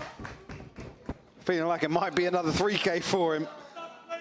Stacking these ultimates now, only missing the divide for Gentlemates. Obviously on the other side, there's no investment. Creven does have a Sheriff, but it's not going to be much left to say in this round. Yeah, just Sheriff there with Creven. Beyond that, just classic. So, again, for BBL, though, time to maybe consider how they want to do this to, right, find solutions to these problems. A test of depth, something we hadn't quite seen to this point, which sounds ridiculous considering the journey. But as it stands, we're seeing an impeccably high swing from Martin, from Glyph, from a lot of the players actually having a really impactful game. And a great tempo from Gentlemates as well. Caution, but not too cautious. Careful on approach. There's a pop flash, and there's a commitment. Not Mr. 3K, Mr. Multi-kill. He can't stop winning an in-zone flawless. Martin is having a game. Now it starts to be a little concerning for BBL. Going to be up against it in these next few rounds. And they're trailing by 4 already. Plenty of tools in the Gentlemates arsenal now to invest. Lovers Rock, I was going to say, Lovers Rock and LaRock have their ultimates, but with the way these rounds have panned out, it's not really an opportunity to make a play on the back of them. Well, let's see how it goes, because speaking of ults, Martin's got his. And it's always a little bit sketchy with this guy, because he is going to hunt you down. Does he go for it? He's going to take the space at minimum, right? He's secured them the sight off of that. They've got to know that Heaven was open. But look at this late layering. Look at this presence from Vinny here, man. Door is shut, so there is that. Beepo, yeah, lining it up. Oh, it's such good synergy. You can't quite find him, though. He actually has to back away. You saw the potential. Going to invest the ult, and then again, go back for seconds. LaRock on the back lines, looking for the flank, looking for a body to drop here. Minnie's going to find Rose. It's all falling to pieces. LaRock is going to be able to find Glyph. The plant's not in yet. It's in the hands of Starzo, who's sat back deep. Creven going to catch Minnie on the push-up. Still more to be done, and Martin's still alive. There is still problems. Lovers Rock and LaRock Having to work in unison. Beepo going to be spotted. Lover's Rock doesn't fancy that. I'm back. Will come through now, but yeah, LaRock was backing away. Oh, the no. timing. 17 HP now for Lover's Rock. Operator in hand and herded away. Does he expect this from Martin? He's cleared it really well. At least the shoulder on the check, but Beepo's position was the checkmate on Lover's Rock. Not much to be done there. Locke trying to maybe gap close here, catch a little bit of attention, but he's got two players fight, gets one, fast as well. Beepo left in the 1v1 now. Oh, what an attempt. Beepo's done very well there, though. A crazy, crazy turn of events here. I don't think they even knew about Mini because of the paranoia coming through. I'm not sure exactly who's caught there, but the sound cue not relayed potentially. And then Mini appears again to find Rose. Again, I didn't see exactly where the paranoia was sent from Loiter, but I believe it may have caught on multiple people there at the top of the zip. 17 yeah, to 4. I just 17 I had to double glance there. I was like, wait, actually, it's unreal. The highs and lows of this man, we've been waiting to see him kind of have that upswing, right? We've all seen that it's coin flipping. This form. Yeah, because we saw it in moments. We saw glimpses of it. These kind of flash in the pans, but this seems consistent. And maybe under the in-game leadership of Sarzo, it's been able to activate him, give him that freedom or that play-in that's worked incredibly well. And he's hunting again here. Portal closed. Time to jump. A slower approach here from Mates. And still want to remain diligent here in this anti-eco.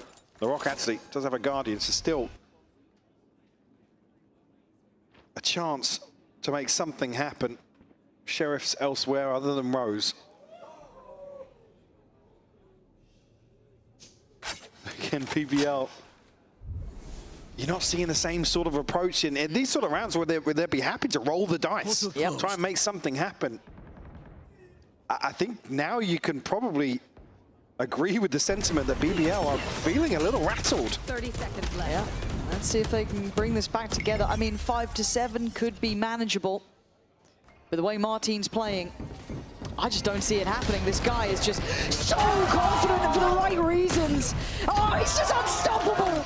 Running through them, creating space. But with 10 seconds, there could be issues. They've left it maybe a little too late this time. Maybe this one was a little too far. As Mini and Beepo's options are now 0. They can't get back the spike. They can't get back the round. There's 3 for BBL. And Gentlemates maybe getting ahead of themselves. Yeah, slight overcook here. Sit outside this smoke for way too long on this choke point. And even that's initially with Martin finding 2 on the way in, but just look at the timer here. By the time that Martin's got towards default. So BBL will be given a 3rd. Is that a chance back into this half, though?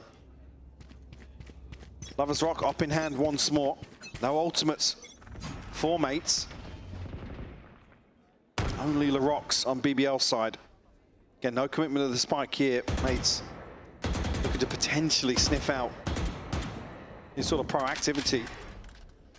I guess the flip side of the statement I just made is actually credit to BBL to actually sit a little deeper on this. It's forcing errors from this default on the side of Gentlemates. Even previously there, Creven's solo anchoring, yes, but he confirms the fake. Oh, LaRock. Amazed he survived that. And they're really trying to hunt him down, and Mini's got the reward, taking him away. Loiter now noted, has the back-to-back side, but it's Lover's Rock. He's dived forward. Stars on the other side, could be dead here. He is! That's the spike in front of Smoke as well. These last 2 are now way too far away. Similar sort of thing. Identifying the issue with this default already here. BBL just able to pick them apart one by one. Lover's Rock on 3rd here. Glyph will fall. Beepo now in a 1v4. Time left in this one, but... Needs a freebie almost, right? Well, 2. Yeah, you kind of want to... Oh, dear. Well, there's the one. freebie. Now you need the 2nd. If Mike wants to pay attention, you got to give him one more. I think... Wrong way. Yeah.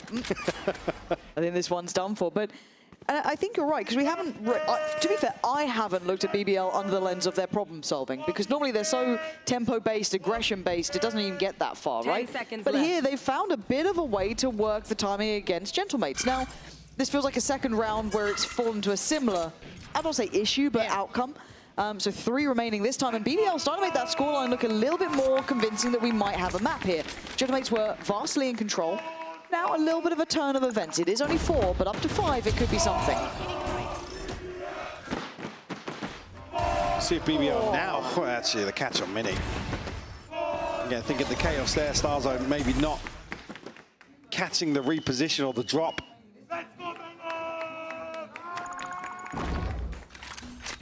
I say important to note as well, I think Beepo identifying where one of the trips was, maybe Mate's going to try and punish that. Reading into the fact maybe Krevin is hard anchoring towards this side of the map. He's got Lover's Rock here this time around, though. Very curious setup, maybe expecting a bit of a burst on this. Oh my god, he stuck around. Martin thinking he could walk on water, not to be the case. We're brought back down to reality as people are going to try and work in, but the layering's going to be different. The scaling harder with the loss of Martin. Gentlemates don't even make it past the choke point. And the drone coming through, and immediately 2 bodies on the orb, chomping at the bit. They've seen a lot of players, I guess. Yeah, forced to adjust elsewhere. Loiter on a very deep angle here, though. Still got his paranoia. Yep. Might have to burn that one. Yep. Oh, man. Oi. Loiter! Loiter! This guy is playing fine margins. I guess he's buying as many seconds as he possibly can, but he's playing a dangerous game. All going to come down, 47 seconds left, plenty of time. See if they can get that plant sorted. They read into this divide, they might do. They're standing guard though. Oh, they've actually baited him in a bit, but Rose with some belting shots. And BBL this time taking the fight to them. 5-7. BBL back with signs of life. There was a drought for a while though, Mike. Finding an insane way back into this half to make it just within 2, Lauren. Maybe a lifeline here for BBL in the first half. Certainly could be. We're going to have to wait and find out if it comes true. A sudden sign of life at the very end. 3 rounds back-to-back to bring the scoreline up to 5-7. But we are far from over here.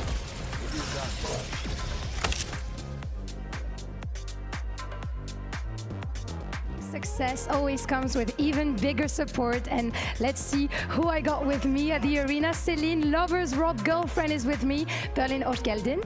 Celine, it's a pleasure to have you here, of course. And we know that it has been a long way for Lover's Rock to get here. So do you want to tell us a little bit about this journey from riding ranked to being in VCT EMEA?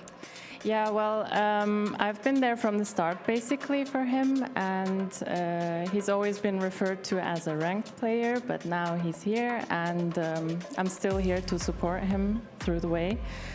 And yeah, we can see his performance, and yeah. He got better with the years, but you were there throughout the process, so I think that's pretty impressive. And on a bit more general level aspect, you've been a GC player, so you know how the game works and stuff. So what makes BBL a great team, a resilient team, a strong team, according to you? I want to know your answer. Yeah. I think it's basically because of their team play, and they are basically like a family. Like brothers on the server? Yeah, exactly. So that's the key to success, right? Playing with your brothers. Yeah, basically. That's literally it, I think. And yeah, they stuck together, and that's why. And they stay together, indeed. A really good recipe for success. Thank you very much, Celine. Teşekkürler. And let's see if the BBL boys have what it takes to take the win on Abyss. Back to you, Pansy and Hypog. Well, look, they've given us pause for thought here, because I kind of thought this one was going to be okay. Map 2, Gentlemate's looking good. Martin is sitting on 19-7. Yeah, like, we're good, right? That's map 2. But then the last couple of rounds, something clicked for BBL. Again, I don't necessarily want to say Gentlemate's misreading ever so slightly, but taking their foot off the gas, leaving a huge, huge weakness in terms of the clock itself. And I think, BBL striking twice there to probably take the momentum away from Gentlemates. Again, we're looking at 2 very different outcomes here. Potentially a 9-3 on the cards. Yeah. So for BBL now, in terms of their pistol success, a chance to maybe equalize. Yeah, Martin's going to see this util being thrown down. Does have a Sheriff too, so could do some serious work with this. And he's been great in pistols. Already keeping his eye on this one. Cage up. Gonna note presence, goes for a spam, but Kreven's through, and he's fast. Working off the paranoia that came in. That was from Loiter. He's gonna get himself heaven control. Takes a lot of damage on the way though, down to about 37. Sights in their hands. But again, Gentlemates, we saw it in those statistics earlier. Great on the retakes. That's it, no commitment to the plant there. Glyph finds Larocque. Now it gets a bit weird. I'm interested with cancelling on this one. Because they have no information on B. They didn't even, I mean, well, I guess they explored deep enough to well, maybe now for Gentlemates, protect the head count. Wait for BBL to overstep even further. Kreven's tagged down to 37 HP. It's a huge advantage now in a pistol round. Yeah, they're rolling the dice on beating Beepo, basically. That's it. And there could have been another, right? And Lover's Rock not going to get much in middle just yet. Beepo slipping 30 away, seconds left. looking to try and re-clear middle. Probably joined by Starzo in a second. Lover's Rock has his hands full here. 3 players. There's no way he's going to come out on top of that one. He's not. So, but the plant's gone down. So I don't think a great trade though. No, basically 2.5 left standing here for BBL. Plenty of bodies on the side of mates. They can just look to overwhelm. Yeah, Rose wanting that smoke maybe to try and get some odds in his favor, but he's going to be checked on and cleared. Beepo on parade. Big round here. Loiter goes down swinging. But Gentlemates, their pistol rounds have been fantastic. And maybe trying to force Gentlemates into a scrambled rotation or something, but again, it's just not sticking. So it'll be 8 on the board here. The catch on Larocque, and again at this point, Lover's Rock, he's committed. What does he do? Start flanking one of the sites? He has to tuck in. Yeah. Unfortunately, then there's no contingency to get him out of that situation. So what the expectation is, he goes 1v2, 1v3 in top mid. Like, it would be a huge bailout if he can, but that whole time there's not enough happening towards one of the sites to really set that in motion. Yeah. He's not going to catch anybody in the cut. It's just a little strange to see. Like I said, still alluding to maybe BBL being a little rattled. Beepo finally getting out. And Beepo reading, okay, I was a bit worried he was going to try and stick on that one, but no, he does manage to get away. And Gentlemates just absolutely battering them. Quick and easy in zone. Flawless. Mate's going to get through that second round with barely a point of damage. Flying colours. Huge opportunity here for the bonus.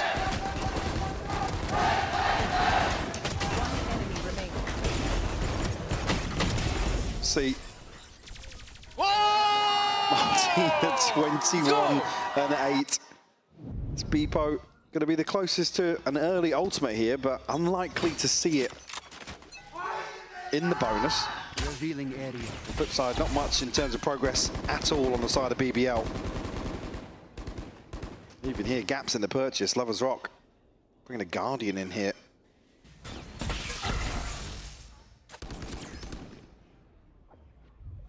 Maybe conscious of just getting full shield on. Larocque, the only light shield here, but no scope for mates. Happy to tuck in here. Or maybe, actually, me and Martine looking as if they want to get a little active outside A. Late drone into mid. So you should have a fairly decent read here. Wait and see if they actually rotate anyone or they feel happy enough as they are.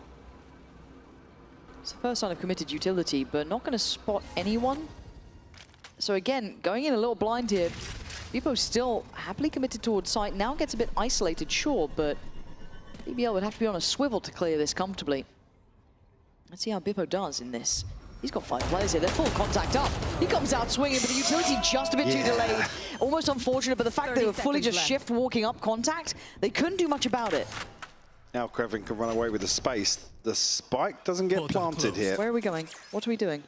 We're rotating. Starzo's in bottom mid. On He's going to hear seconds. this. Oh my god. Oh no, he's only got to stick it. This is. Oh my god, it's overcooked. It's charred. No. 7 seconds left. Oh, we've had an absolute nightmare. An absolute nightmare of a round. I say it again, rattled. This is not how BBL have been playing. And even I'm turning to look at the stage because you know the Starzo's giving it across there. They're contacting. You just don't see BBL playing like this. They're shift walking up to site. They leave themselves no margin for error here. Again, Creven finds space, sure, but... See you guys! You didn't plant! Hello! Hello! You're never making that run at 22 seconds. There's just too many variables.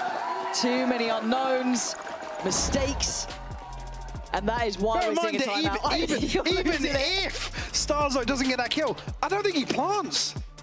I don't know if he would have, actually. It's less than 10 seconds and he's making it past bottom mid. Michael's up and pacing. He's not doing well. I've walked away. He's not looking at vertical streams like, oh, well, solo cast. No, man, that's just not the BBL we've seen. Like I said, there's as three, shift walking, contacting onto site. Again, they won site. Yeah. Which, already, fine. I mean, it was a bit roll of the dice, cool, shifting up, playing contact, fine. They could have planted.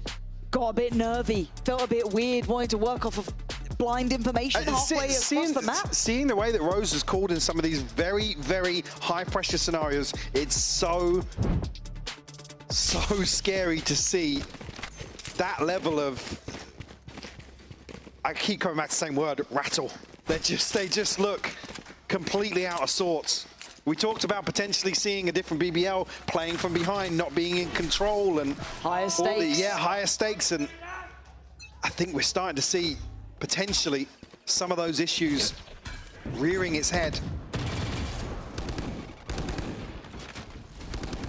I'm with you. I'm with you on that. Now, I guess the question becomes then, is there a leader amongst that BBL side to bring them back on page? Remind them who they've been so far to take down the giants that they have to have made it even to this stage. Somebody's got to step up here and ultimately take back control of this second map. Because again, it's a different ballpark than to say you're 2-0 down in a best of 5. Yes. And look, this is the difference. This is when the pressure becomes the highest, right? Mates have players who've been there, who've been to champions. Hell, who've won champions, and you can see the difference already. The composure is staying. For BBL, information noted, they're going direct. They should read this layering, it's similar to before. Different player on the side though, this time Glyph gonna hop up and down, does make a meal of that shot.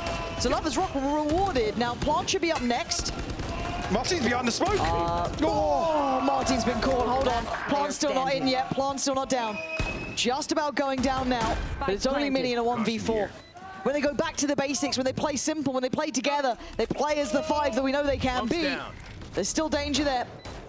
Mini gonna make them work for it, I guess, but you got anything else for us? This would be the fumble of the century if they drop this one. Oh my God. This might be the fumble of the century if they drop this one, because there's no way, right? Loiter's close, Creven's got the info. They do not make a mess of this. 6 rounds to their name. Now a bit dicey there, Mike. But they stick the landing. Again, the switch up. Sticking to this sort of game plan. Again, it's another different sort of round from BBL in terms of their contact approach to the site. Beautiful shot from Loiter on the back of the ping.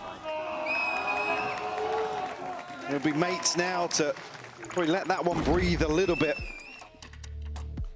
After a bonus conversion, BBL will find the 4th round of this second half, but still a big gap. In finances-wise, still 3 semi-comfortable on the side of BBL. Lover's Rock does have ultimate available here. Nothing on the side of Mates.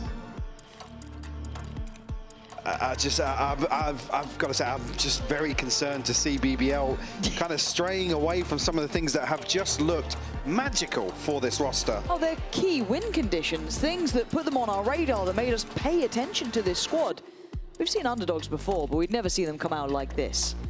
But again, the scenario changes, the stakes get bigger, the losses feel heavier, the mistakes become more and more poignant, right? It is a different beast, and people don't see it, right? You don't realize it until you see it in these games. Roll back to the early games from BBL, they looked like no one could stop them.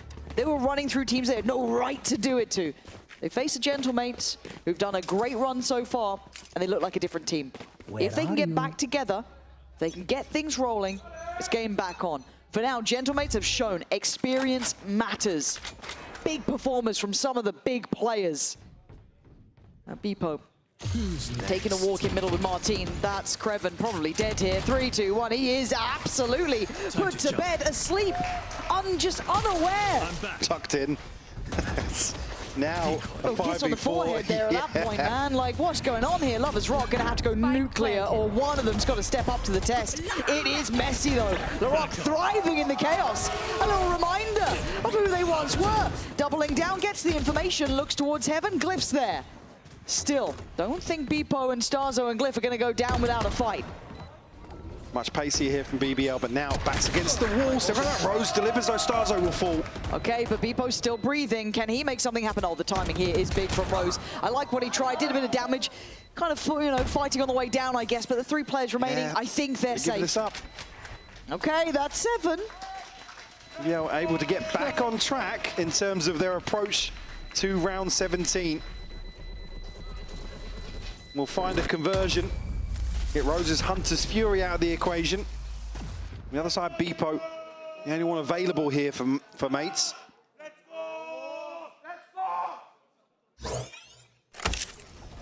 Potential to bring it within touching distance here. The purchase not going to be in reach for mates on the other side of that.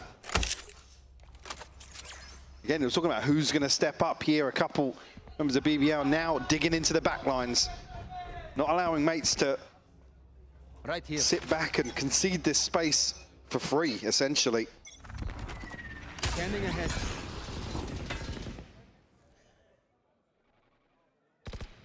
No commitment on the spike just yet.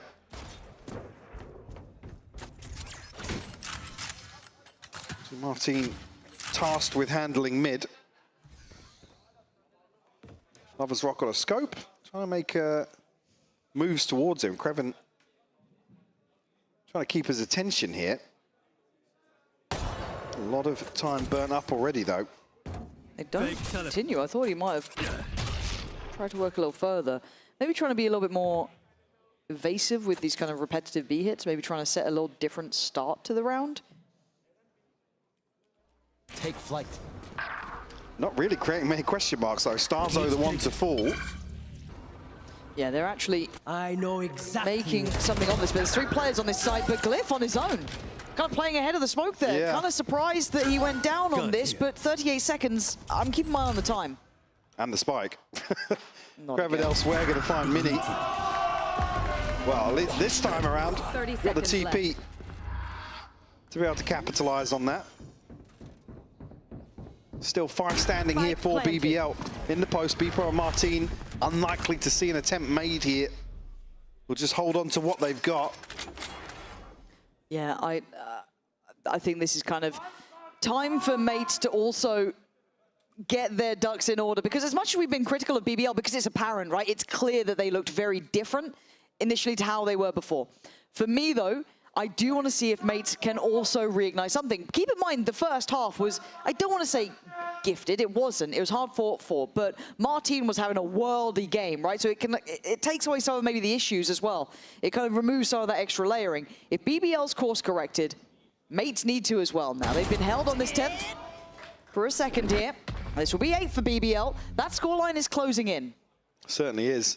See, the funds don't get much better after that. If it was to come to a position here,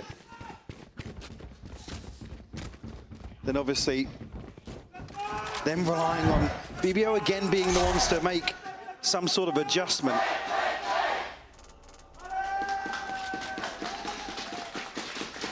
Coming into this, Beepo still with an ultimate, a couple more now on the horizon for mates. Still the Hunter's Fury for Rose. Yeah, let's see if that gets brought into effect here. This, a different start. Hold on, this could be the same brawl we saw at the beginning. Yeah, it actually is. LaRock going to take down Beepo.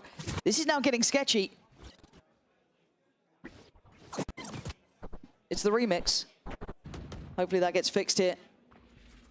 As already, man to the good. This is a very big start. And a scalp to claim, and I can see that they're trying to kind of work on their expectations here, but it feels like they're not sure where they want to rotate in this. A re-clear from Starzo with this out drone. Having a little look through, sees nothing on A. Deploying drone. That could be a nice feint. They could start toying with these expectations, right? They've set this sort of idea there's going to be these B hits, which is going to cause these rotations, but does Martin get caught, or does he punish? Oh, Martin again! Stands guard, but can only do so much. Falls, but there's still Starzo up towards heaven. He had waited this whole time.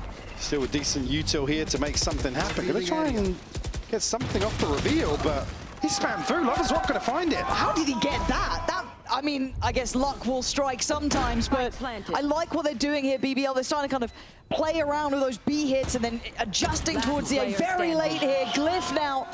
Irrelevant outcome. Time to save. Mike, BBL, I think they've stabilized. Yeah, clawed their way back into this. In total control these last few rounds. Bit concerning initially to resort to this sort of play style, but now I think Mates, the one's on the back foot. Obviously the finances, total disarray now. Yes, Ultimate's coming online, but chance now for BBL to tie things up. So a freebie given here by LaRock, but again, look at the cushion now behind some of these names. I mean, Krevin and LaRock basically up at 5K. Yeah. How many tiles do Mates have left? I feel they have one left still, I think maybe? they've got one left, yeah. And Starzo just looking for a freebie, potentially outside this smoke, but a little overzealous. It's 4. 4 without a response found. But look at the ults though, man. Like, there's still an advantage here, but again, not necessarily want to see over-investment, especially with the way BBL are playing. The last few rounds at least, LaRock able to actually get all the way into this smoke. yeah, but I don't think this fake's really paying off. But what is that? You had no right to grab that kill. Bebo goes down, and then they're trying to close down on the kill, but I think Lover's Rock is out of there. He is. And then a mid-slip. BBL, where has this just come from, Now man? working the map so much better. Unfortunately, Mates, they're scrambling for a response. Lover's Rock tagged up down to 14 HP. Martin desperate to try and find the kill, and he will. Good find there from him. There's many notes. Yeah, the ping's come through. Lloyd has seen him. And there's the trade. Okay, Krevin does go down, but Yeah, still the take plant's that, in. yeah. Yeah. You've All got day side long. control, and then you look at the post-plant utility. LaRock with ult, Rose with his ult. You've still got a lot to play with. Shock darts on top for the others. Martin's got his, so... Yeah, but in a 2v3. yeah, it's just not there. Glyph's been good, but maybe going to be hard to pry these players out of position, but they've got to make a go of it to an extent. The two clutch players, 4 Mates now. What can they piece together here in round 20? How'd you do? And you know what ults they have, man. That's the tough part. You know what utility they have. There's the first, right? You've drawn it out. Oh, nice hinder as well on top. And they're just not being able to dig them out of these positions. There's the next ult, right? There's layers to this, and Martin would love someone to take a fair fight, but they're just not doing it. BBL's utility is on point. Glyph gonna try and make a stand, but the round is BBL's, and we are back at 10 apiece, all even now. BBL, Whole new slate, Mike. leaving nothing to chance, throwing everything into this round to tie things up. And no investment on the side of Gentlemates here. Talking about the ultimates that were starting to come online, now just missing 1 point for the divide. Side, guys. It will be Mates to call their second timeout now. Lots to consider. Don't write it off yet, though. Map 1, 11-13, and it felt like OT was coming, all of this. Don't believe it just yet. And even though the finances aren't here for Gentlemates in this round, I mean, they nearly have the full hand of ults for the one following. If they can keep that like I said, just purchase missing safe, one point for the divide. Oh my God. But again, it's not the sort of rounds where Mates throw an ultimate or 2 in and it swings in their favor. BBL have just had basically free run of the entire map. Gentlemates. Last few rounds as well, not getting everybody up to a full buy. I've noticed again, rifles coming out, but there's gaps in utility and not everybody on a full shield, as we see here with the Gentlemates performance. 0 maps lost so far. And again, you'd kind of look at them making it past, Giant X and Na'Vi with the big ticks in the box if you're looking at their journey, right? And I think maybe us putting a little bit more faith in BBL because of who they beat to get here, but the way Mates got here has been impressive, right? It's been quite clean, it's been very strong, it's been decisive, and exactly that, dominant. First time we're seeing a close affair, and it really shows these two are the pinnacle right now in an unexpected way of the EMEA region. So we focus in on this. A weird buy. Like, I mean, what do we see them do? Yeah, it's almost feeling like they have to over-deliver in this situation. And Loiter forced off very early on. I think the byproduct of that being, I think Beepo might feel the pinch here. Bucky sent in, ton of damage done. Cliff found a kill and the spike. LAROCK's down to 10. They've absolutely read what this play was. They've what a shot! But Genomates are back in it. They've read this approach well. They've got it into their heads perfectly. Positioned to catch and punish. And the spike is a problem. Loiter doesn't have ult to get that back. Kreven, far away, trying to work middle. But there's a setup for this. Oh, they've got him dead to rights. Mates, unorthodox, but brilliant here. Showing some keen ability to read into what BBL have been doing and get that right punish. So a bit of time to sit inside this. The drone will go out. Still tools at the disposal of Mates, but so many bodies. Loiter's found the first clean as well. And they don't have a lot of armor here, right? It's weaponry, sure. This is still manageable. The timing. He didn't take any damage, though. And he's getting confident. He's just trying to get fast and loose with this one, pretty much. Oh, my God. Loiter. There's one above. Does he read it? Whoa! Oh, my God! That is unbelievable from Loiter! Red Bull clutch. You thought they had that every day of the week. You've got to be kidding me. He's had a few impressive individual kills, but what the hell was that? Nah, man, watching this. Back one by one they peak, and one by one they fall. Oh my God. Absolutely sensational from Loiter. I was talking about who was the one to step up. We're seeing a couple of different players from BBL now having their say.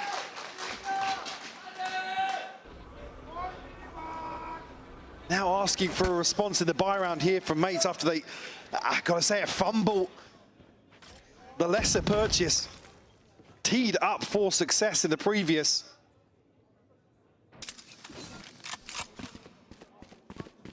Seeing what Lovers Rock can get done with this op. Probing towards mid now as Rose going to drone out this closer space on A. Still a bit of a question mark. Anybody necessarily here to get a feeler? They're trying to go. LAROCK can get out of here, but yeah, he completely nullifies it. Look at B though. Again, Genomate's about to give up the site here. Martin, he's got Rose. And they got Kreven down as well. Hold on. This is recovery for LAROCK. He needs to get out of there with the spike. Don't even spam into the smoke, just leave. You see, they gave up B site here, and the backfill is instantaneous from BBL. 30 seconds left. But this is still a 3v5, man. They've got ults, they've got everything they need, a purchase in play. Well, Loiter's alive. He's got paranoia. Is that enough? Again. I mean, Lovers Rock's going to be on a really deep angle with this operator as well. I like that they're exploring. Now, obviously, Gentlemates should know this, right? That has to be in the forefront of their minds. We have not had eyes on B. They could be anywhere. But I like they're trying to play the odds here, BBL. Yeah, and look at the caution and hesitation. The careful nature in which they're trying to approach. There's that ult coming in from Martin. That will clear back some of these... Nah, Was he spotted? I don't know if he got spotted. We need to see it from his POV. Loiter. He was not spotted. He was not spotted, but he does get found regardless. Starzo, great work. LAROCK gets put to bed. Lovers Rock, the last one.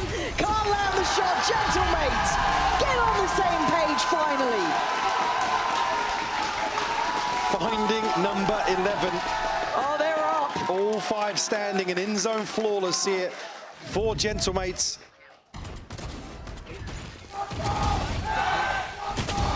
And an opportunity here for BBL to run away with this sort of round. They have the divide, they have the Hunter's Fury now, an operator in the hands of Glyph. BBL sent back to the Stone Ages in terms of this purchase. They actually opt out to try and get a rifle. or 2 on the board. Lovers Rock does have his ultimate.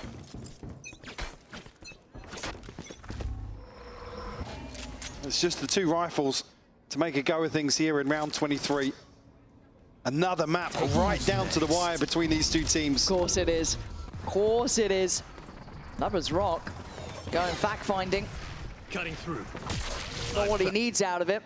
They've got sight, but it's these retakes. Yeah. They've been sharp. So what did BBL do here in the post? Saw some very active post plants from them versus Vitality, but mid out of the question right now. This is interesting. Kreven's position's quite nice here, but got to be careful how he's playing off of this trip. On my wire. He now knows they're close. And he gets cleared. Mini what? Bounding in, apparently makes it work. Well, wait, that's a classic, bro. Calm down. Starzo quickly puts him out of the situation. As now the gap closed. A bit of a trade out of space, right? People goes down on the rock. He was hindered, but there's a bounding Martini. You know he wins those. Lovers Rock now. 1v2. Starzo's there. And it's going to be 12. Or is it? Yeah, he's got it. Definitely got that one. Yeah. 12 for Gentlemates. Will we be seeing 13 to 11 again? It's just the exchange back and forth here in the last few rounds. Been absolutely insane. Mini, crucial kill Starzo from the top rope. A beautiful response from mates to get in behind BBL. Almost reading into the fact that maybe somebody's going drifting further forwards once more for BBL. It's the perfect response. Martin now up to 30. Insane performance from him. But will it be enough here to win in regulation? Rifles back on both sides here. Full purchase, actually. Not noticing any gaps here initially. Mini just 1 away from the ult. Only thing available for BBL is the neural theft, but LaRock just missing 1 point. Beepo playing a little bit deeper this time. Needs to be careful to not get caught. Has Glyph by his side. Martin's coming over. 3 players ready on B. Later! Get out of here. Starzo had an operator bear in mind, but people still holding onto the site. Could have been outnumbered, but he can't actually land it. Does he get to keep his life? I think he does. Martin's expecting this flank, but now so does Crew. Kreven's got to know it. He's on the other side here. 3 players ready to swing him. Site gets lost in exchange, however. Great decision making here to rescind away, deal with the threat. Now puts him in a 4v4 situation. Limited tools. LaRock want to potentially sway this back in BBL's favor. Let's see That's how a it lot goes. of bodies. That is a lot of bodies, and I think they might have just realized this, but they're already pretty close here. Can't quite back away. Glyph gonna fight forward. Rose is gonna catch. Swing though comes in from Lovers Rock and he goes down. Martin now with boots on the ground, trying to close towards the site. 3v3 post plant. The Rock, you can see it, the panic, the pressure, and a 1-for-1 trade. Oh, then comes in forwards. Loiter, Rose, he's gonna find Mini. It's all down to Beepo here. OT surely beckoning. Beepo, he can't get down enough. 12-12, it's going the distance. Somehow, some way, we make it out of regulation. A drought of rounds, then a response found.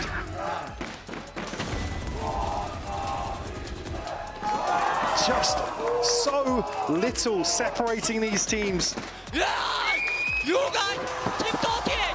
Keep talking!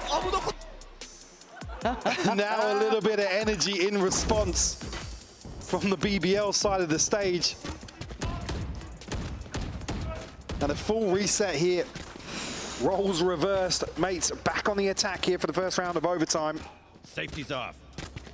32 and 15 for Martin. Hey, Loiter's catching up 20 yeah. as well. He's really come alive, but we go back in. BBL on the defending side, obviously Gentlemates on the attack. And Lovers Rock fancying his chances. And he's got bodies coming his way. This is where it gets dangerous. How long does he stay? Lovers Rock. Overstays is welcome, potentially. He actually has. This could be death. And I think he's luckily just about stepped away in time. Beepo can't gap close fast enough. Bloody hell, he played that close. Yeah. Right down to the wire, but mates will find their way onto site. Double flank coming through outside A right now. It's LaRock and Loiter making moves elsewhere, so hoping for a clean plant here for mates. Spike planted. Finally dealing with the trip on site here. Still a weird one up on top of the box, but that becomes a factor. There's 2 players on flank. Let's see what... Oh my god, they clear Glyph so fast. I thought there could have been a back and forth on that by some time, but now you can see the Genomates get a bit nervous. We want to fight forward, and they do. Martin's connection towards Kreven's fantastic. Paranoia from afar, but no one can really profit off that yet. Rose up above the firing squad down below. Mini's going to get you 2. Beepo's got you 1, and now just Lovers Rock left around for merely a second. Mates make it up to 13, but it did take OT, but they're up there now. Map point found for mates here. A chance to seal the deal, close the account on a second map. You see it as soon as the penny drops out. I don't even think actually there's a confirmation on the second player flanking, so mates still traverse the unknown, but absolutely the right decision. Time to jump. Martin going forward very quickly here. I mean, they've seen this sort of stuff before, right? And he's set up for this. Oh, yes, he commits to the Kreven. Dearie me, Martin. Yeah, okay. Decided that was as far as he was willing to go, which is probably the right call. Certainly an opportunity there. Once the cam gets removed. Look how quickly they're up here, though. Paranoia posted. Kreven chomping at the bit. Yeah, he wants this space, but there's 2 players on this one. Way ahead of the flash, though. Martin somehow walks the smoke and wins. I don't know how that works, but it does in his hands. And now a late look back towards B.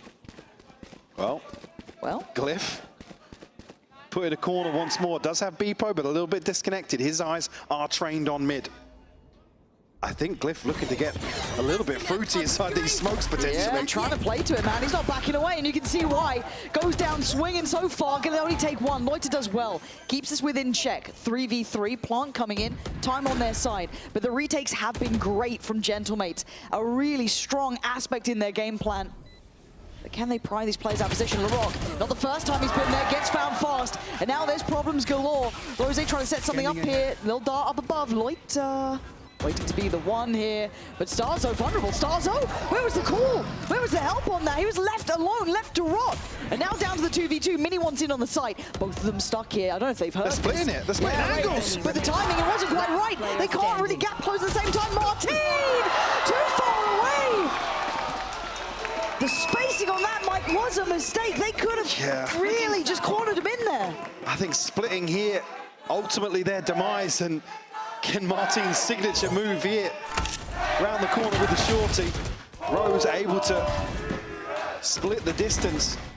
Again, the scan, the reveal doesn't tag Starzo, but can they know where the drone's coming from? Big clutch from Rose. Isolating both of these remaining players for mates. There'll be a timeout called here for BBL. A chance to catch their breath. God, yeah. I think I need some of that. This has been probably the more explosive games we've seen. Probably one of the longer series we've seen as well. Martin currently at 35-16. Just to clarify, just to keep track if you're playing along at home. Loiter 22-16. Beyond that, a pretty well-rounded affair from both sides. But this is where it gets into the kind of weird and wacky. If we didn't have that already, Mike, I mean, this is where it gets, you know, so far kind of down the rabbit hole. I think we're all a little mad down here. So we just have to wait and see what they bring out at this point. There is so many options, so many opportunities. We saw that BBL were a little bit more favorable to certain looks, certain approaches, but this time around, obviously, have to wait to see how they handle this. As Gentlemates have been deadly. I mean, I think genuinely it was down to just that decision-making to split and just be a little off timing on that crunch on site. Yeah, maybe still just a little hesitant, chaotic comms, obviously, as the clock starts ticking away. Now, mates, back on the attack. Actually looking to probe outside. I don't think Loiter's going to catch much in terms of info there. Maybe just a glimpse. Gentlemates very quickly outside a B site that's only anchored right now by Creven. Yeah, they're only starting to re-clear A now as well. I mean, luckily, I guess they can have those quick mid-rotations, but Creven's kind of screwed here. He can buy a bit of time, but is there anyone who can help him? The timing's going to be awkward on these cages. I don't know how long he gets to live. How is he still alive? How? And the attention gets split. Wait! Gentlemates just completely lost track of where they were. Spike now left and Mini put into a position to have to try and fight this forward. Gets taken down to 70, but at least I guess they've still got a step on the site. Now the plant becomes awkward. BBL can back away a little bit here. Smokes will go up. No commitment to the spike plant just yet. Paranoid's perfect. Really nice timing. LaRocca trying to do his best Martin impression, but it's Lovers Rock getting a 4, 14 to 13. BBL finally in the lead. Now a chance to rip this one away from Gentlemates. Find a map point of their own. And Creven. They just don't make enough progress towards side to be able to clear inside the cage, to be able to catch the left side of the cage, but again, nobody holding on the other side of Pillar to catch that reposition outside the cage. It's a big gamble for Creven. Yeah. He's hindered, obviously able to sit inside the cage for long enough, but like I said, without a second body on site for Gentlemates, it's just too much to clear. I mean, and obviously if you're Gentlemates here, you're like, guys, just stack B. Surely they come to B, right? Right? I mean, is this a double fake we're seeing? I'm waiting to see where the spike commits, right? Because they kind of showed early I don't call presence anything on a fake from BBL until like Spike's halfway past being planted. True. And it does feel like a double pump, right? Rose doing this, going to spot at least Martin, force him away, so that limits information. You can already see that Starzo was kind of leaning this side, so they did bite on it. This was a really good fake here. Mini can buy a bit of time, but they're already on site, so plants can be coming in. Double fake worked really well. Again, it's playing with those expectations from regulations. How did you see that one? I don't know if he even caught him through the smoke, or it's just a bit of luck on their side. It's the last thing they need. Now 4v5, 4 mates. Map 2 hanging in the balance here. Creven still stays tucked in, Lauren. He's playing a blinder here, Creven. He was left to his own devices before. This time he gets cleared fast as well. Now Beepo, Starzo, Martin looking for more bodies. Martin once again. Be there. That's 3. Maybe he is the one to get them back in this. BBL only need just another step. Martin out of all players. Rose on the other side. Surely he's got him dead here. Surely he's got him dead. BBL staying alive on map 2 after what felt like a lost cause. 15-13, BBL able to win out in this war of attrition, Lauren. The back and forth exchange just excruciating. We'll have to see how this pans out. We're going to take a short break. We'll be right back with Pearl after this.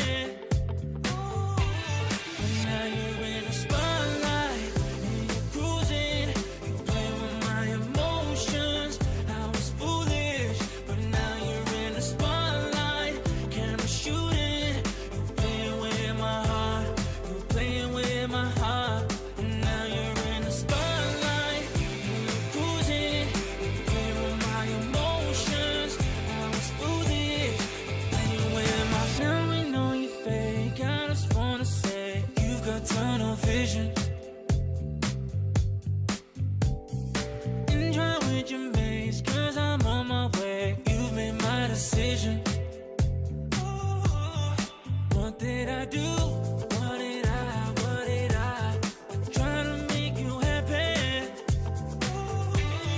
Thought that I proved, thought that I told me that you love me. But now you're in the spotlight and you're cruising. You play with my emotions. I was foolish, but now you're in the spotlight. Camera shooting, you're playing with my heart. You're playing with my heart. But now you're in the spotlight and you're cruising. You play with my emotions. I was foolish, but now you're in the spotlight. Camera shooting, you're playing with my heart. You're playing with my heart.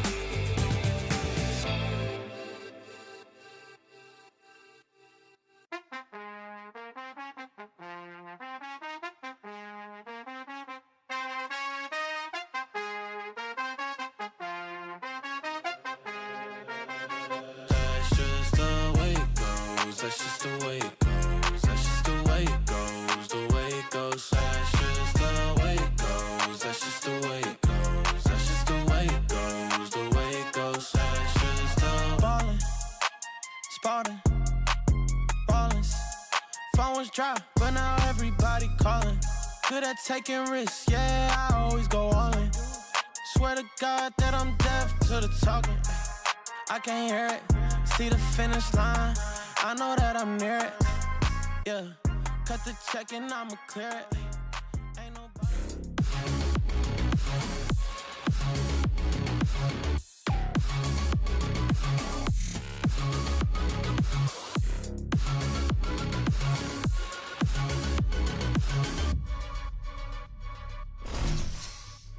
What an absolute comeback from BBL side of things. Welcome back, everybody, to VCT EMEA Kickoff, where we're currently in the upper bracket final. Now, BBL did not want to make this one easy on themselves or on Gentlemates. I think that maybe the key is to not win pistol.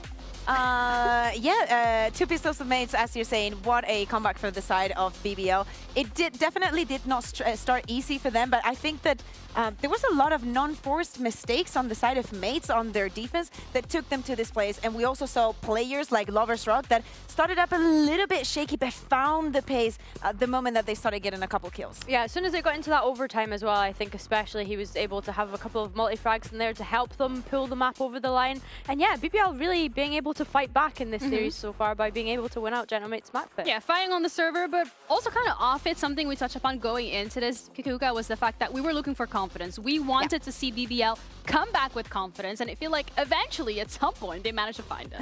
Yeah, I think that it had to do with many things. The fact that we also saw it outside, we're seeing it in their reactions time and time again. I think that they capitalized a lot on mates actually not trading a lot of the duels that they were having. Seeing this energy coming in for them was definitely a game changer, especially knowing how crazy the crowd is being today from both sides. That was beautiful. Beautiful to see. Yo, Rose is giving it. Rose, like, even when the map ended, like, he was not I was having going to it. say, Rose at the very end of it, you see him and you see the mouth, and I'm like, okay, Can he's you lip popping read? off. Do you wanna, I'm no, not don't gonna- say what he said. Not say for air, maybe. Yeah. But he can say it. He gets away with it. But the fact that we saw this consistent confidence building up over time from BBL, it did feel like it was down to one player in particular, Billy, being able to get round after round, clutch after clutch, to keep them in the game, but also to allow them to stay the confidence. And Loita here was just incredible. Yeah, I think we were all kind of looking forward to Loita coming up into VCT as one of these long member core players of this roster. And yeah, I think this 4K, this actually for me might be one of the best clips of Kickoff that we've had so far. The fact that he's in a 1v4 situation, not been playing on this stage for very long, and clutches up like that, like he is actually ice cold. No, everyone's reaction is so valid, man.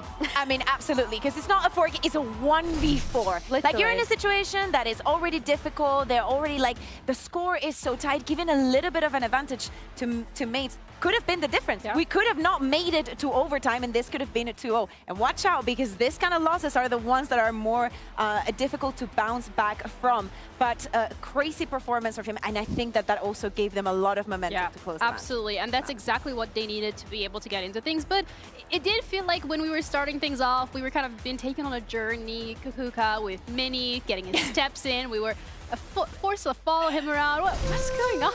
So here's the thing, you're a sentinel, like you're like, I'm gonna lurk a little bit, and I think that for in the first half, to me, two things stand out. Martine, absolutely insane, and the other thing is, like, I'm looking at Mini, right? And he's playing the Brimstones. We were speaking about the smokes and what he can do with that and whatnot, what he has for post-plan. And I just think of him walking around the map, and he just decides to just walk. This is what a round from Mini looks like. This, guys, will be your POV if you were Mini. No, just look at it. Yo. Like, you can look at the kill feed, and there's like, oh. Just take all in. This happened in one of the rounds. Now, I will say, this is one of the rounds that it didn't work, but we also have the rounds where it did work. He does manage to get a kill at the beginning, and sometimes, you know, it's high risk, high reward. He's able to use this smokes and look at the position that he has, so advantageous, and is not going to be expected from the rest of the players because it's so difficult to keep the timing on everything. We were speaking about this micro plays coming in from the side of Mace. Sometimes successful, sometimes not so much. Yeah, I feel like Mini was just going walkabouts on a few of those rounds. And like you say, for some rounds it worked for them, for some rounds not so much. And yeah, I think that kind of unpredictability was kind of good for Mates, but I feel like as soon as BBL started to kind of figure that out, they were able to then punish it. So yeah, he got away with a couple of rounds, but no more than a couple. But that's okay, because it was still a great performance from both of these teams that we've seen on this map. But now they are 1-1. They are in the lead. They won each other's map pick, which, okay, crazy world to live in. We still have at least 3 more to look at. So I want to look at the maps that are coming up, and I want to really look forward to Pearl specifically, because this is another map for BBL where Kakuka, they could potentially come out swinging and make it a little bit more difficult for Gentlemates. Yeah, again, keeping on the same narrative that we've been keeping about the Cypher, or just playing something more standard. It is a very good map, also historically, for them. Understandable that they want to go into that, really. Yeah, for sure. I mean, the win rate that they were able to have in Challengers and then bringing it here now to VCT, like, they're very dominant on this Pearl map. And when I think about Mates as well, they've obviously played it once this kickoff as well, and it looked great for them. Yeah, there we go. 14-1 on Pearl in Challengers and Ascension last year. So although they've only shown it the once here in VCT, BBL, they've got a good Pearl. Billy, I'm gonna be devil's advocate here and ask you the question of when we're looking at Pearl and how that has been for the side of BBL. Another one is Haven, which also they ended up losing. So if history repeats itself, yeah, I mean, that's fair, but it was the first map, you know? And, like, there's plenty of footage on them as well in that sense. And, like, I don't think that you can just be like, oh, well, actually, they lost Haven, so maybe they're going to lose Pearl as well. We're in best of 3 territory. What really excites me about this Pearl is the fact that we are going to see Starkso on the Fade. To me, he's the synonym of a good Sky and a good Fade player. So it gets really, really scary for me, because that's when he gets more ballsy. He's very down to take risks. And I don't think that we expect many surprises, do we? Nah, I don't think so. I think from what we're really expecting is a mirror matchup, right? Aside from the initiative players, like you've already highlighted. Obviously, Rose being on that Sova, who has been solid so far today as well, I have to say. I think he always is. Like, it's so easy to, like, rely on his utility and his ults. I think as well, when I'm looking at Rose, there's so many, like, star players on this roster that sometimes he's one of those players that just goes under the radar. But the impact that he's been able to have, the fact that he's been able to IGL his team up to this point, you know, 1 step away from Masters Santiago is crazy. But yeah, looking at these compositions, they've not changed anything on either side. So same old, same old. Same old, same old. And I'm looking forward to seeing how that is going to be playing out on the server specifically, because even when we're looking at the composition-wise, the only difference here, Kakuka, is the Sova and the Fade. Yeah. So how are those interactions expected to go? For Rose, it's his bread and butter. It's everything, literally, that he has played during kickoff. And we understand it. Like, seriously, it's not only the way that it works with his call-in, it also works with the composition and the style that they've been playing and how they want to then work for the both the retakes and also the post plans. On the other side, I expect that Gentlemates to be a little bit more ballsy. I just need BBL, because I'm just like, it's coming back to me. That bonus round on the attack where they run out of time. I love the mind games, but we need to keep our feet on the ground and our eyes on the time, guys. And we need to be aware of the space we give our enemies. It's also 100% win rates for both of these teams so far on Pearl when we're looking at their performances here at Kickoff. But one of them is going to lose that shiny streak. Who is it going to be? We'll find out as we're ready to head into our third map of this Best of 5 series with Kenzie and Hypok. Oh, this is starting to become a bit of a classic match between these two now. I mean, you look at map 1 and map 2, it's unbelievable already. The distance they both pushed. Now, coming into Pearl, though, where do you sit on this? I feel like we haven't seen too much recently of, I guess you could say, BBL in this sort of light, or kind of focusing on this heavily here? Obviously talking about the Pacific performance, again, fairly one-sided, but again, with certain questions around the opponent and the roster in general. On the other side, Giant Exeter historically have been fairly solid at Pearl. Yep. Maybe an off day, but a much closer affair for the mates. But already here, this back and forth exchange now puts us into a third map with BBL showing resilience. I mean, I thought they were done just for. Loiter turning that clutch around felt like the real opportunity to tee up an equalizer. Absolutely capitalizing on that. Martin identified early on here, and Lock looking to backfill this space very quickly. I mean, he's been absolutely magic in these pistol rounds as well, but this time they're keeping Martin tagged up as well, yeah. Back together, yeah. And you look at the damage on the BBL side, barely too much to write home. Yeah, LaRock taking a little bit in Creven as well, but the trade for Mini every day of the week. So early too, 1 minute 10. Yeah. Mates look as if they might want to dig their heels in here. People on a very deep angle. Drone will come through, identify Martin once more. Stun doesn't catch, but the flash does. LaRock to find the opener. Okay, okay, hold on. Hold on, it's not done yet, Starzo, though. A 1v2 necessary now. Loiter has to now rejoin the pack, right? I'm going to send the healthy man forward. Starzo looking to try and get behind this. I like his timing. Yeah, he's made really good progress. Really decisive work. I think now the read is good for BBL, though, to clear through to backside and maybe, yeah, plant on the safer side. Spike Camera planted. will identify Starzo's position. High-low. Little early on it, but Creven still able to find the kill and put a pistol round on the board for BBL. And it feels like, honestly, mates have been great on their pistol rounds as well. They've been doing wonderfully at that. Now, be it on the back of some of Martin's, like 3Ks randomly, what have you, but still, this was a brilliant start. And even just the awareness to dig deeper in towards pit, make sure they clear that properly, plant accordingly, nice little high-low. They look kind of well on the same page here. Again, Creven, some real bailouts in that one.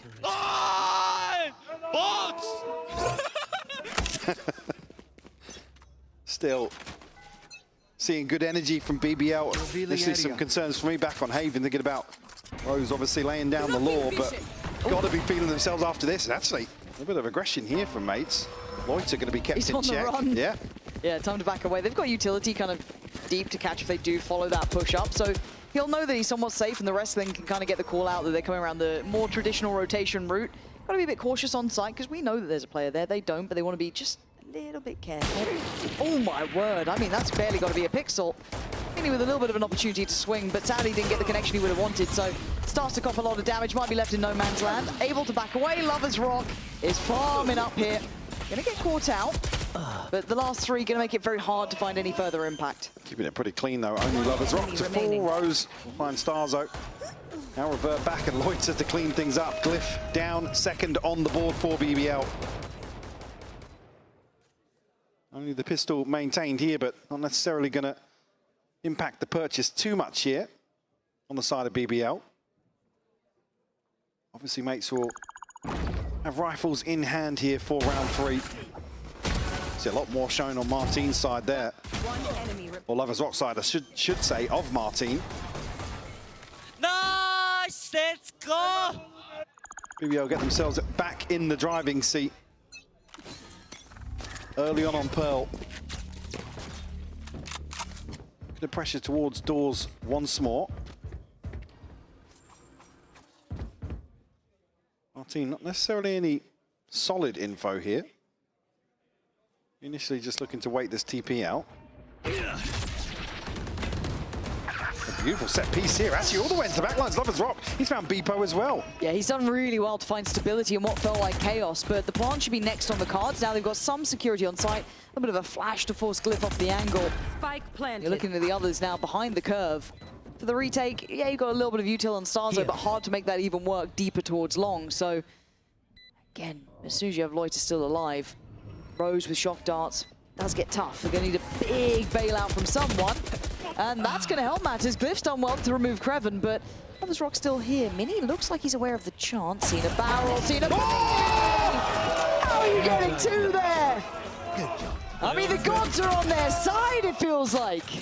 Picks up 2 freebies inside the smoke here on the adjustment. Another bonus converted for BBL. Like I said, firmly in control of the opening few rounds here on Pearl. Ultimate already in hand for Lovers Rock. Oh. Yeah, not much to say there for Glyph and Starzo.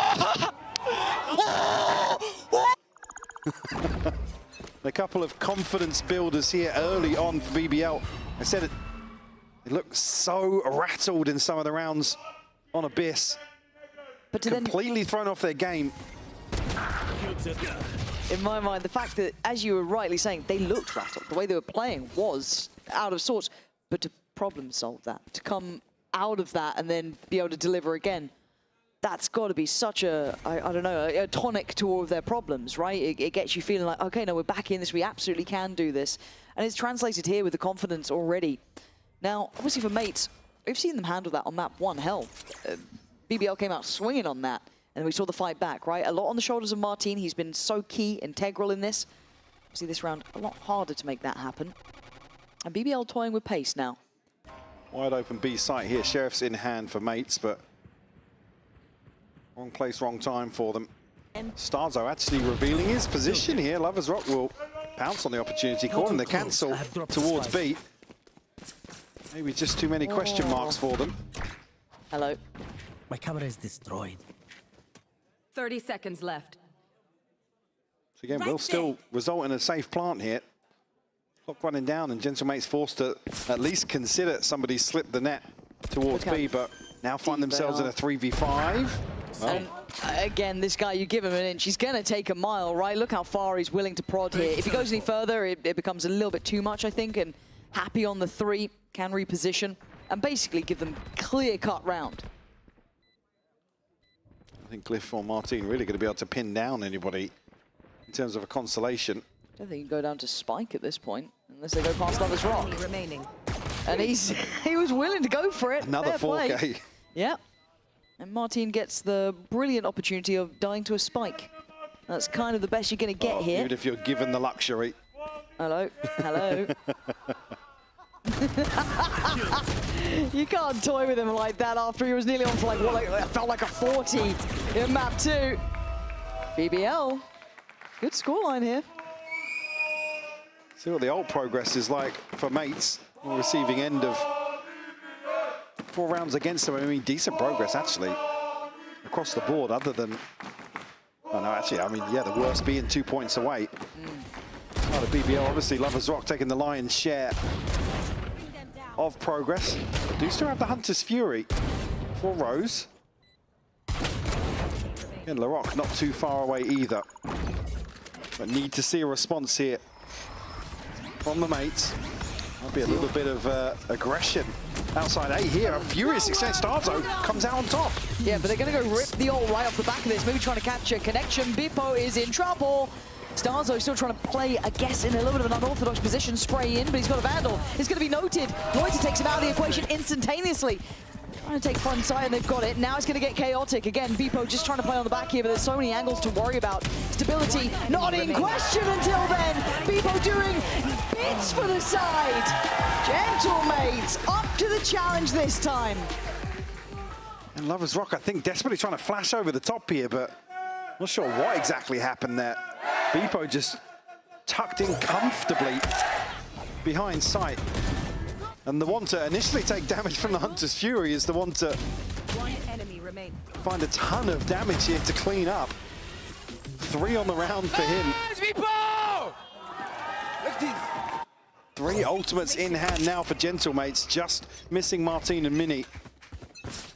Buy's going to be comfortable here for BBL, but it might be a repeat of the previous here.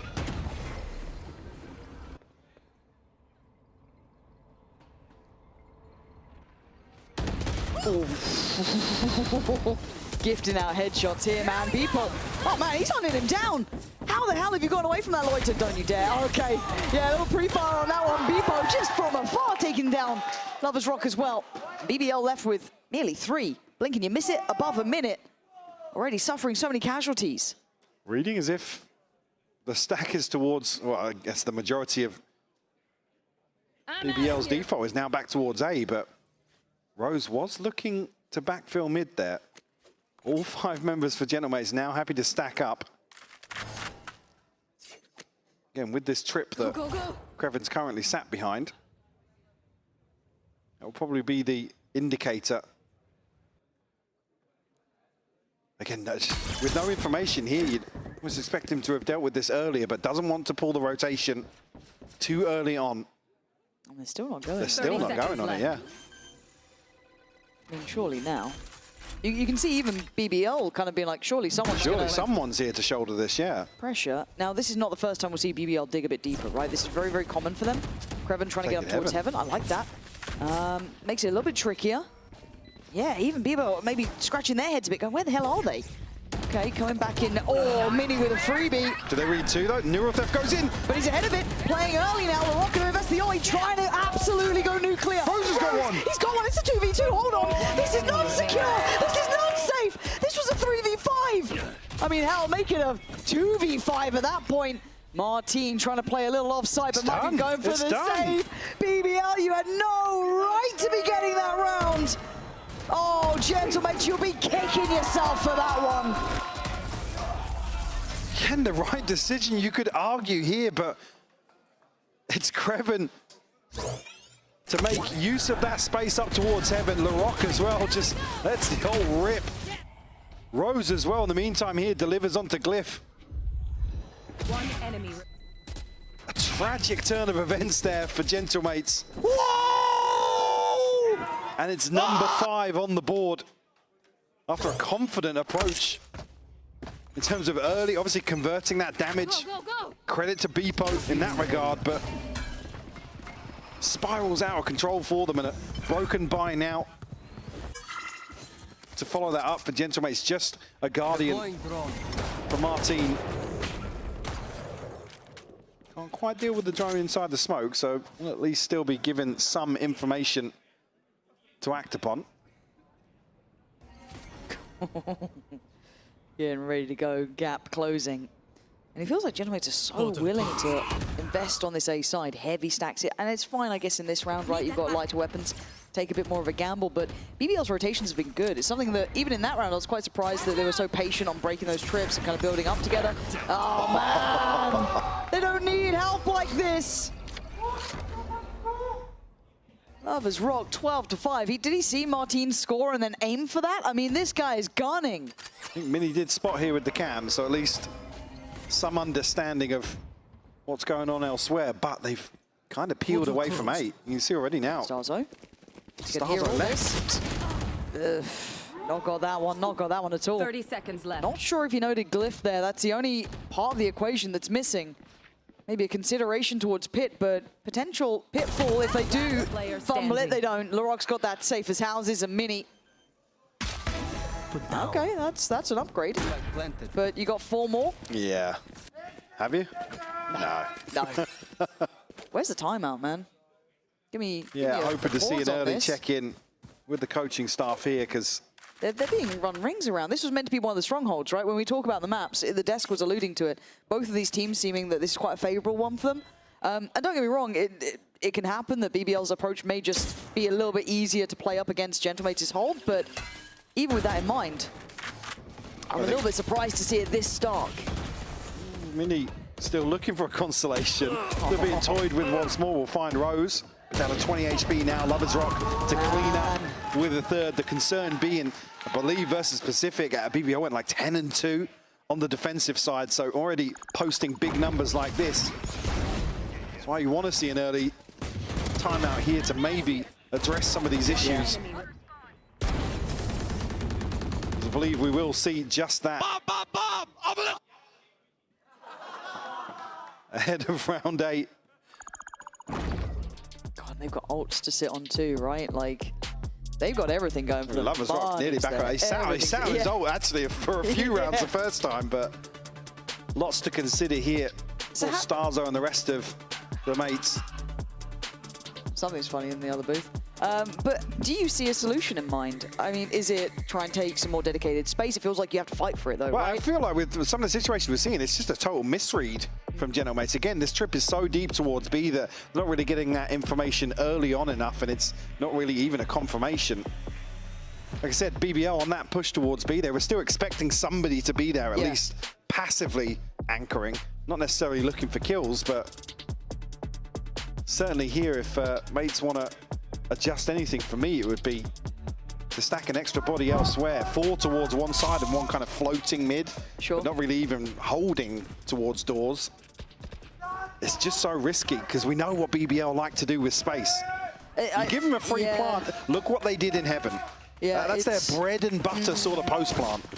Like, in my mind, I want them to try and get deeper lines with mates, but BBL are so up for the fight on almost all of them, right? It's easier said than done. Let's see what the solution they've come up with is for now. Double stack up towards Art. Otherwise, again, BBL going to clear through the space towards kind of that deeper A main side. Take flight. And they look like they want to commit to this too. They're not letting their foot off the gas at all. No, and I don't know if they caught a look at Starzo, but they're pretty close. And look how close they're getting. Lovers Rock going walkabouts. Gets found by Glyph. Way better hold so far, but Starzo's on an island. Martin takes away LaRock, and this puts a way better position to play from.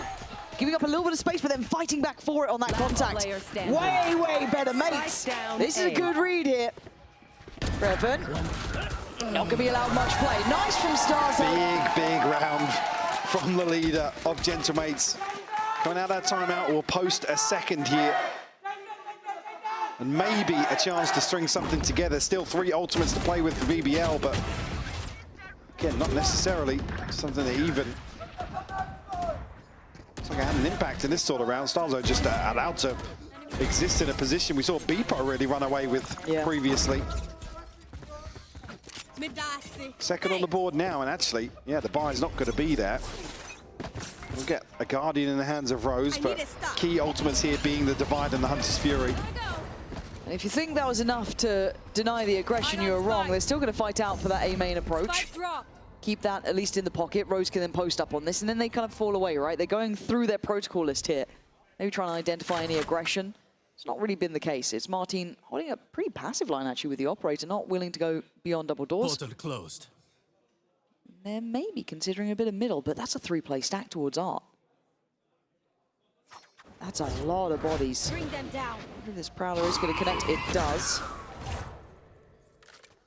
Not going to have full confirmation in how many are here.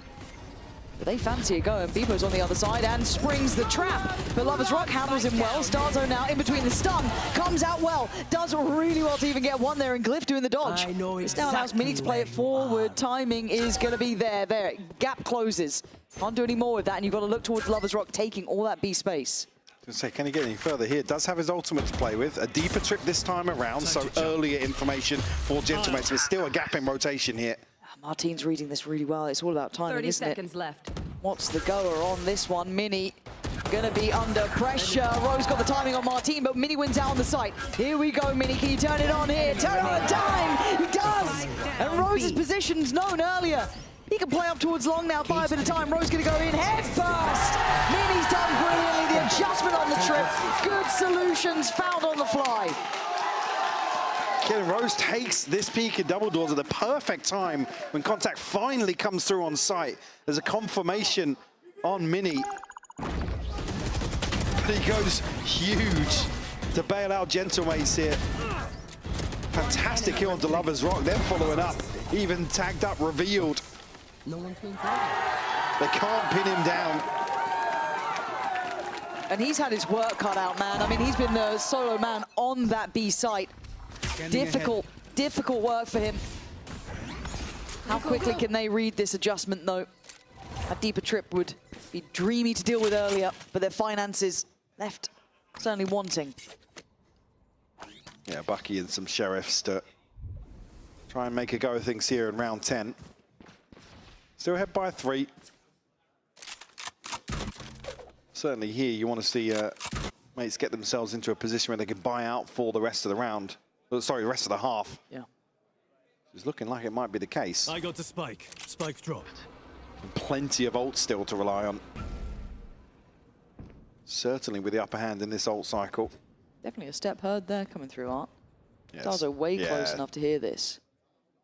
It's good enough for 2. Might be able to try and get a hand on the rifle, but still. He's got to get out though. Yeah, he can't go any further here. No, that's about it. But they did leave Loiter posted on B long, but that trip's still in play. You can have a cam even deeper on that. This is the sort of thing that's, well, the sort of round, sorry, that's 30 seconds caused left. some issues for mates previously. Now we'll get information from the neural theft. We'll know that everybody's made their way towards B. Another 3v5. Weapons very different this time around. Yes. Found my wire. I'd be horrified if I see this go wrong, especially with an ult coming in. Loiter trying to live, spotted out too. Martin on the commit, of course he gets his man, but a trade. And now 3v2, that's big from Beepo though. Nice quick clear, leaving Creven spotted, tagged up and dead. Gentle mates this time, not pulling punches, that's their 4th. They found what they needed. Big investment at the right time as well, leaving nothing to chance, allowing BBL to maybe claw their way back in that post-pass scenario. Starzo finding 2 crucial kills here. Got a ton of pressure in towards Art, but Martin to pave the way for the rest of mates to secure that retake. Let's go, boys! 2 more, 2 more, 2 more, come on. See BBL now the ones to call a timeout. And Lovers Rock having another standout performance here, top of the board for BBL. No, he's been an impressive player. I think him and Larocque kind of catching a lot of our attention, and rightly so. Through numbers alone, through impact in the rounds, they have been exceptional. However, we are seeing another question put to them. This is the depth that Gentlemates should have, and they are showing here. Be able to bring it back up to 4, eyeing up getting to that 6th, tying it all up on the half. Now, as it stands, I'd love to see what BBL can do on this, because as I said, if this is in your wheelhouse, you should have depth yourself, right? You have that ability to learn as you go. Those small adjustments doing wonders. I mean, you called it right with that Mini's adjustment of utility. Not necessarily adjustment, but I guess reading the situation well here, knowing that they haven't been able to identify an anchor, like a true anchor towards B site. It's quite often left open. Address the fact that mates are leaning very heavily towards this retake. Maybe setting something in motion to address catching somebody in transition in mid. We've seen obviously Martin get done by the timing of Rose previously, but here there's a couple of rounds where they've had a free plant. Yes, we had one insane clutch, but again, from a 5v5 standpoint, something to address that. But on the other side now, Mini switching things up with an operator here to try and anchor the site. So a lot more active in his role. I really like that response, actually, because it's such a natural reaction to want to maybe speed up on this, take that space. But reading the game so well. That is something that is a big tick in the box for me. Then can you put together the rest of the pieces? It looks like Mini's already in a good position for it. I think as soon as the way they're positioning now, the drone comes through, they're going to know this hit is imminent. And Martin should complement this well, and he does! Catching the cross, beautiful crossfires. All off the back of reading the game exceptionally well. Lovers Rock alive. I'll pay attention. I got the spike. But with 4 players so near and an ult in hand, it would be surprising to see this go well. Creven going to try and backfill a good position to play from, but he doesn't quite get the shot he needed. That was really the moment to get it, and it just doesn't land. It was barely a pixel. And for Gentlemates, there should be potentially 4 alive, and I think Lovers Rock knows it. Gentlemates, this calling, Mike, these ways they're finding the answers has been brilliant. Again, it's at the time where they read the adaptation perfectly from BBL. Mini posting up with an op now early into the round. Punishing that freedom that Loiter's maybe felt, or other members of BBL. fell towards B long. Beautiful catch from initially opening the round, but again, as soon as then the protocols kick into place, and Martin and Mini just playing so well synergized on site. The push and pull now. BBL still rifles in hand, but have to make a go of things once more. And Mini again, it feels like you can't get away from this guy. Beepo with him, great stun, good swing, can't quite connect on the kill, hold on. It's Rose to get one towards Beepo. This has not gone the way you thought it would. Now Mini's got to be careful to not overdo this. Glypho fancies in and mates crunch. And they get it right the second time around. Just Lovers Rock alive. A 1v3, 1 minute and 8 seconds to play with. Starzo considering a flank. It'd be Glyph with first contact. But now with that flash, eyes are turning. And yeah, that's a shot, 6-6. Just insane back and forth once more, Lauren. Again, nothing separating these teams when it boils down to it. No, this is the game we wanted. This is what we wanted to see between these two giants on this map now, taking us as close as possible.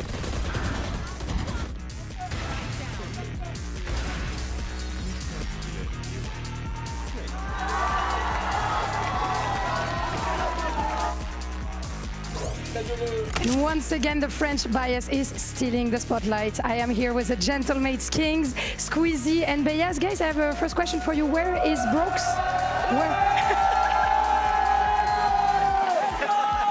Where is Brooks? Oh, he missed the plane, actually, so he's in the couch right now watching us. Love you, Brooks. See you soon in Berlin. We miss you. We miss you. Sending love to Brooks, of course. Beyaz, I want to ask you this question. The last Grand Finals Gentlemates plays as an organization was with you as a captain in Ascension. So, you know, I know you know the BBL players with like Turkish bias and stuff, but what will it take to the boys to make the win? De quoi ont besoin les mecs pour réussir à gagner cette finale? In English or as you want. Ok. Je pense que là, en gros, faut qu'on garde vraiment notre sang-froid parce que ça va être très important. BBL, c'est une équipe très skillée, on le sait. Donc je pense que par rapport à notre expérience, on va s'en sortir. J'y crois, je trust. Let's fucking go. Okay, let's go. So I think the boys will need to keep the nerves down, you know, cold-blooded.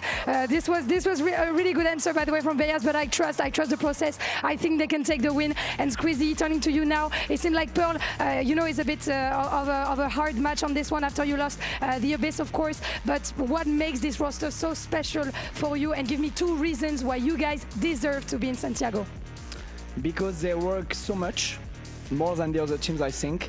And they really play like a team, no individuals, and you can see it in their gameplay. So we want to see a team like that in Santiago. We want to see a team of brothers in Santiago. Guys, I heard you have a song about a specific player. Can you start it, please? It sounds like Mini, Gentlemates Mini. Gentlemates Mini, Mini, la la la la la la, Mini. Pensy, Hypoc, are you singing with us? Man. It's infectious. Yeah, it really is. The energy in here is electric, Michael. More of that. More of that. Love having Lou here, by the way. Shout out doing translation midway through an interview, by the way. Outrageously good. 6 apiece, though, Mike. These two hard to try and pull apart here. But what a reaction from mates halfway through this first half. I mean, what? Just look at the timeline here to see it be turned on its head. Again, 2 very different results potentially on the cards in that first half, but all tied up. Yeah, 6-6, yeah. Okay, though, Kreven's got 1 instant trade. Now he's on an island, no support coming, but maybe he doesn't need it. They are going blow for blow here. Body after body just being dropped in Glyph. I mean, teed up. Where are we off to? Kreven, what is this? That's 3 in a round. Has he just got God mode on as Rose now? Probably left wondering what's happened to the rest of his team. Rose is going to be kept in check by this trip, so has to reconsider his approach. Martin down to 57 HP. See him thinking about drawing the attention of mates, but they're happy to just post up on the spike here. Wait for Rose to try and figure out what's going on. Don't want Mini to go too far ahead of this. I don't think he needs to. That paranoia is building. But they're in the right place, and they land the shot like that. They're good to go. Gentlemates with the pistol, and well played one at that. Put themselves ahead here on Pearl. The potential here to open up this second half. A couple more rounds. Martin with a beautiful shot. What to Lovers Rock, who had an explosive first half. Okay, time for a break. This exchange between, again, such an interesting head-to-head. Let's go! In terms of the agent, the role, and the performances. See what happens here in the second half. And 3 towards B for BBL initially. Reveal over the top here, Krevin will reveal his position. Will rescind away. And Spike not committed here, so just initially a probe from Gentlemates. Yeah, and I want to see how slippery the Gentlemates will try and be about this. It is just around the, you'd imagine, pound for pound they can best, but you've got to look towards Lovers Rock. That is an unknown element that now they know of, but it was only one man, right? You got, and actually they're quick to this. Oh, it's doubling back here. Are they going to overcook this one? There's still going to be one man left on this side. No, they've actually pulled everyone away. I thought they might just leave Krevin over here, but they've gone for the gamble rotation, right? And in these rounds, again, I won't blame you. He's got a cam to maybe alert them. But the lack of presence, the lack of progress on B, it certainly added a question mark now. Where are they? What are they doing? Especially with Lovers Rock, a scope in hand now. And able to get a good read for the site. Already BBL going to be making moves back towards a deadly timing for Gentlemates. Yeah, this gets a little scary. People are trying to disrespect this, and he does get to clear one, but it's traded out, and you don't have the numbers to play that game. Oh, dear, no way. No, no, no, no, no. Oh, my God. This is getting ridiculous. And now Martin called upon, asked the tallest question, Lovers Rock. I don't know how you've done it again. A hero weapon in hand. And they've turned it on its head. A huge response here. Flipping round 2 for BBL. Beautiful read on the round initially. But still, not sitting back. Similar to what Mace were, they were happy to sit so late and wait for the plant to come through. Here, BBL get numbers, or bodies back towards A site early enough to contest the plant going down. Even there, yeah. How have we got away with that one? God. 18-10 now.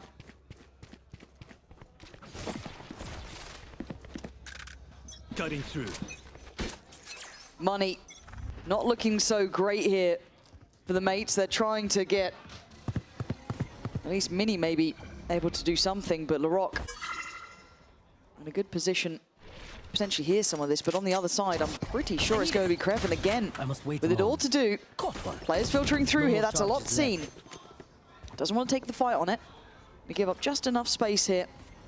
Fall away as they clear through the A side as well. So good information, they just cannot get caught off. I think after last round, they should be well aware of what can happen with one rifle. Definitely, yeah.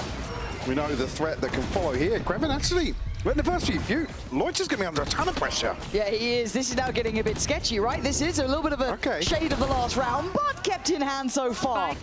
Mini's still alive, and he was the threat. He was the danger. A little bit laboured, but job done. Cliff able to find a connection, and Mini starts to get going in this. Hold on. Rose took a second glance there. That's not my teammate, but Lovers Rock's made it in time. Glyph down to the 1v1. Lovers Rock still here, the hero from the last round before. Glyph with an upgrade. Lovers Rock on the angle. Oh, of course he's got it. Turkish Terminator is in the building. BBL keeping the scoreline to 8, but this is a dangerous affair. Only the swap out that maybe gives Lovers Rock the upper hand there. But I think 65 HP on Glyph, still a difficult position to dig himself out of. Initially, again, getting through this choke point, Loiter being under a ton of pressure from Beepo. Still now some ultimates starting to come online. Lovers Rock finds a big upgrade to an operator. Neural theft in hand for Krevin. Inside the Gentlemates. Glyph just 1 point away, but Mini and Starzone not too far behind.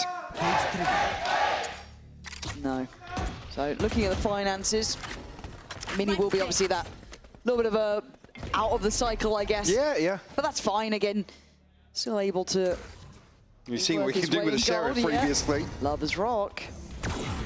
Gonna miss a shot there, but he's not willing to fall back just yet. wants to stick around a little bit longer. Could be the death of him here. Needs to be playing this right. Yeah. Almost got caught sticking around a bit too long there. Took a lot of damage for that one. And away we go. Mini, it's of course the Sheriff. Too many targets for Kreven. He's going to fall next. And now it's Chaos on the side. Mini again being the one to keep this in hand. Make sure all those trades go their way. The Rock and Lovers Rock. Yeah, a little overzealous there in terms of Lovers Rock staying way past the deadline.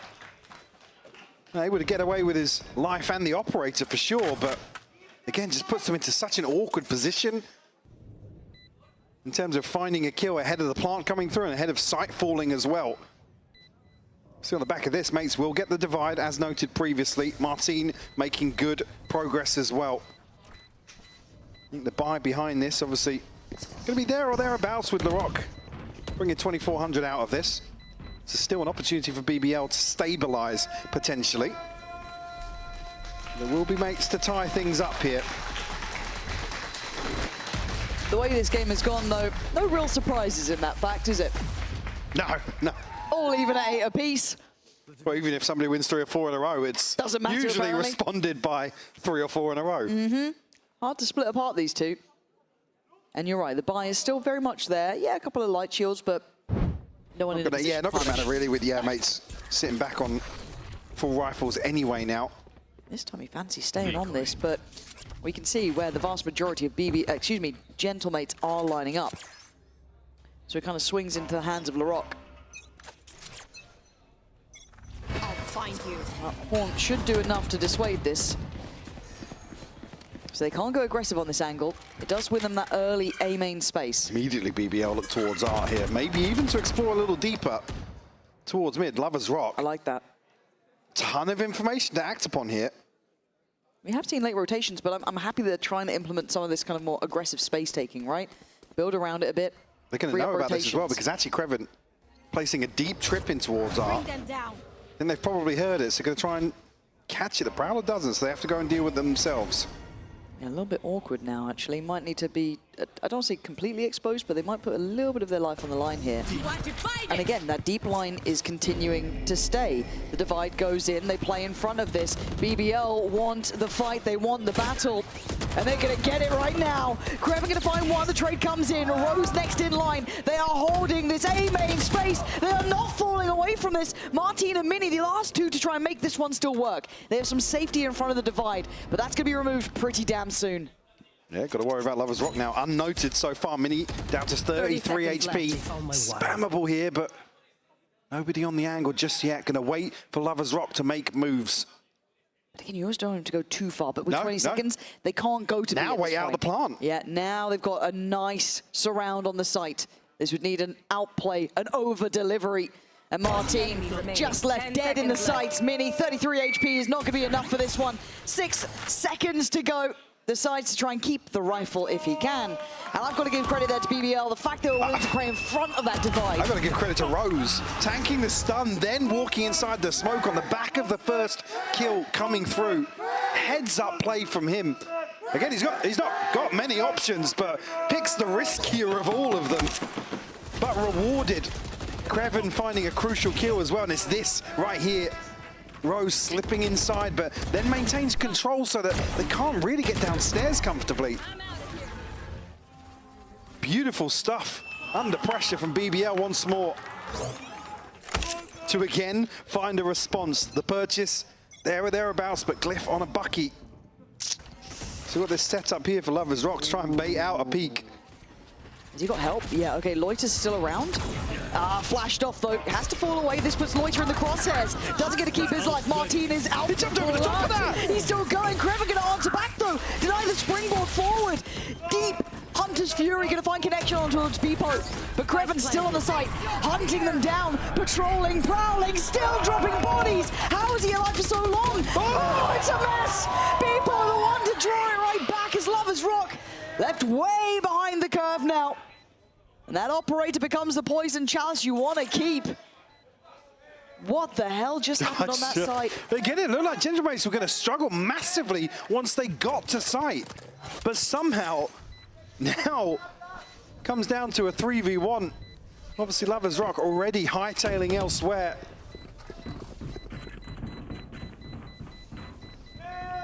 crazy exchange for the site. Lovers Rock not really getting what he wants in terms of the early engagements, getting posted onto these angles of the operators. Another situation where he's forced out, revealed, has to TP away, can't get a second opportunity before Beepo is basically past default. I mean, the catch on the loiters, But again, Martin just jumps over the top of that Hunter's Fury, by the way. Yeah, like, obscene. Obscene. How's he doing that in what feels like the most chaotic moment as well? It's like a million things on the screen. He's still fine. He knows what he's got to do. But timeout called from, okay, his gentlemates. I mean, both sides could have technically called this one. The way these last couple of rounds have been going. This is definitely one of those timeouts like, take a breather. Yeah, like, literally. Let it simmer. And oh, I've just heard an interesting little note from production. Thank you for that one. Double timeout coming in. Okay. So both, as I said, when we were like, it could be either. They've gone both of us. Because what this is 1-for-1 base. Is it 3 or 4 rounds in a row? Back and forth. I want to say 3, but could be 4. Yeah, again, both sides finding it hard to find stability, and I think that also just lends to the fact of how good both of these teams are here. They're learning quickly, they're having to bring out all the stops. There hasn't been like that.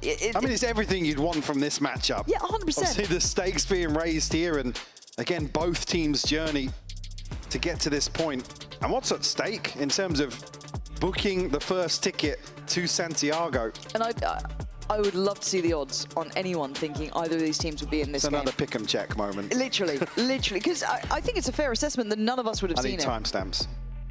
I'm down. Because you always see the potential and you think, oh, but what if, how, you know, that could happen. But then you see, oh, new super team here. Oh, Fnatic this. Oh, you know, Vitality that. Oh, Na'Vi, you know, all these big names coming back out with new look rosters and new adjustments. And you wouldn't be looking at your gentlemates or your BBL. But I think seeing how the meta's shifted, seeing how they played coming up from those Ascension sort of leagues, it was hard to ignore it, but it's one of those possibilities. You think, oh, well, it could suit them. But seeing it in actuality, seeing them get to this point, is incredible for both of these teams. What a storied moment. I mean, the Gentlemates fans have been waiting for someone to cheer for a long time. Let's be honest, they've been waiting for someone to put their faith into. Good to get Baez back in to watch it as well, yeah. But again, and then for BBL, seeing a team come up from literally the most almost community side of playing Valorant to what could be an international stage. Yeah. Both teams have such a brilliant story to get behind, and I know each will have their very dedicated fans. I mean, you have the French contingent on one side, the Turkish fans on the other, but you can't help but love and admire seeing this quality game from two teams you just simply would not have expected at the start of kickoff here. Now, focusing back up, that was a double timeout, hence the time there, because both teams seeing that they are just in a state of flux. So we go back in, buy on both sides. Martin looking to try and make moves solo towards mid, potentially here the early round. But Operator this time noted on the other side of the map. So already mates now with the upper hand in terms of reading what's different coming out of the timeout. Look at the focus towards mid for BBL. 4 players in attention towards it. What does the drone spot? Sees a little. Martin's gonna take that as the goer. Yeah. What's he gonna see from this though? Oh! Big win from Kreven. That's massive. And now they're certainly on the right side of the map. They are surrounded on this. Martin trying to hold some space, but he is in the trenches. Comes out swinging. Rose none the wiser. Forging a path for safety to allow for the plant. Ooh. Oh, he's been denied. Starzo's gone down. Spike now left loose. Now in a 4v3 for BBL. And a chance to reset here, but Kreven's still holding down this position. He's going to catch a glimpse here. He's going to find the first, but Martin quick to the trade. They're trying to open up a pathway towards B, and to be fair to Martin, he's been doing brilliantly at this, creating that space, doing what he can. Can they get ahead of Loiter? Loiter is here early. The smoke, actually, going to keep him at bay for now. Martin down on 26. This makes it tough, 15 seconds. They're just trying to create a path to even get the spike down in place. Glyph's got a freebie. It's a 2v2. Lovers Rocky is still feeling confident to go for that. No, not anymore. 5 HP. Bound back by the low HP and Martin. Oh, Glyph can't do it, Loiter. The one to deliver, but I got closer again. It's so hard to take these two apart. It keeps coming down to these clutch scenarios.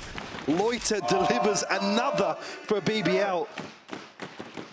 After a historic one on Abyss. Absolute madness throughout this round. What was that? Catching stars, just like insane kills on both sides here. BBL though up to 10. Again, an insane stat here. The current EMEA best of 5 kill record, 88 by Kiko. Martin is currently on 72. After that double timeout. I mean, that's even considering here, this is one of his slower maps. Still a chance to smash that record. Oh my God. Speaking of smash. Oh, it wasn't pretty, but I guess it's got the job done, right? By hook or by crook. I've heard once upon a time. Lovers Rock still on this angle. That keeps the map safely in their hands. Mid doesn't feel accessible, so where do they go? Okay, good choice from Martin. The one open pathway. He's been great at spotting these. But even trying to catch that cross feels scary. Yeah, looking at who's potentially on the chopping block here for mates to find a way back into this. Again, a Guardian, a Sheriff, and a Rifle for Martin. Stacked up now. Trying to make a deep exploration, but there is actually a trip down towards the spawn here. It's a great read from Creven. It really is.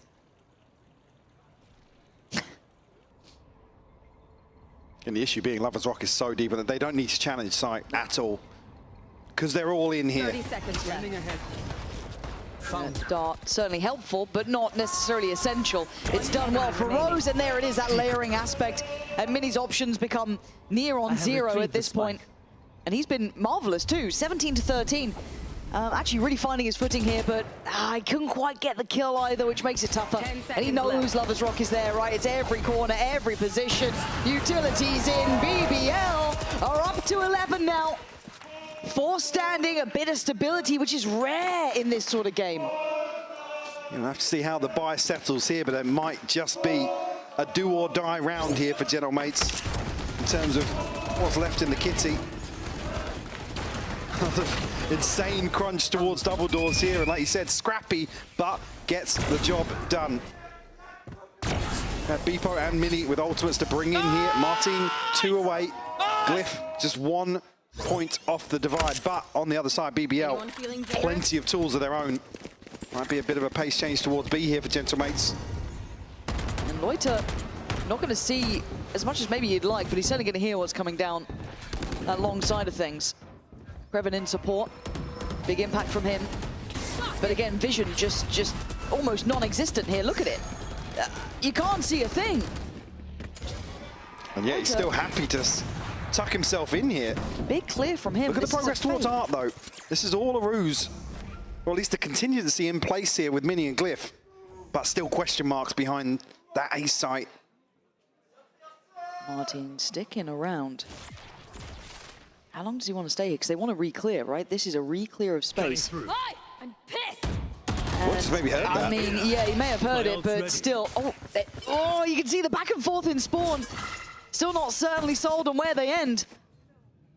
It's going to be towards this A side of the map. There are 3 players here, but they're deep. They're not playing active on these push-ups. They won't be able to catch the cross. Rose, actually. Oh, man, this could be the death of Rose, yeah. Oh, could it? Could it? How are you alive? How are you getting away with that? No trade. Martin in the ult, can't do much, comes out. That doesn't seem like a good idea. Creven's taking him down. And now the ults are everywhere. Starzo, Bippo, and Mini were on for an absolute sitter. But it's all starting to go a little bit wrong. It's all going on its head. Mini in a 1v2 can't do it.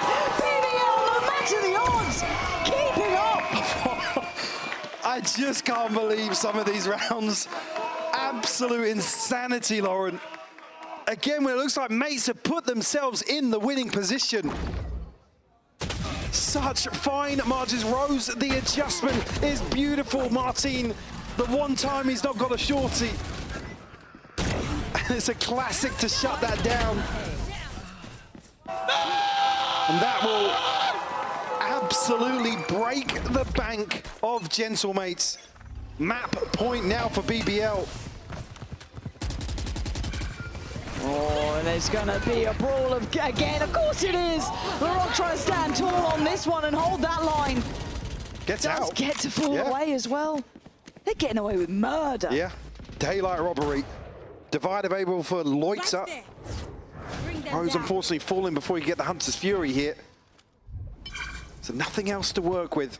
Starzo will actually get his ultimate here on the flip side. Wow, how's Mini? I don't know. I don't understand what's happening here, man. The green carpet rolled out, red carpet, call it what you want. Green light doesn't really matter. The site is theirs. Now you got Loiter and Kreven with nothing. Yeah, nothing. done. Wrap it up. Again, because on the other side, it's not comfortable in terms of the finances Oh my for BBL. God. What a mad one. How's Mini gotten there? I was looking for a second. I was like, oh yeah, Kreven's here. Cool. Backing up the A-star hold. And I was like, oh! Unreal. Again, to still be making plays like that when it's like down to the wire, BBL on 12, taking huge risks, but it pays off. That is actually so sick. I need to see how he even got there, because I feel like if you're BBL, even you're baffled at that point.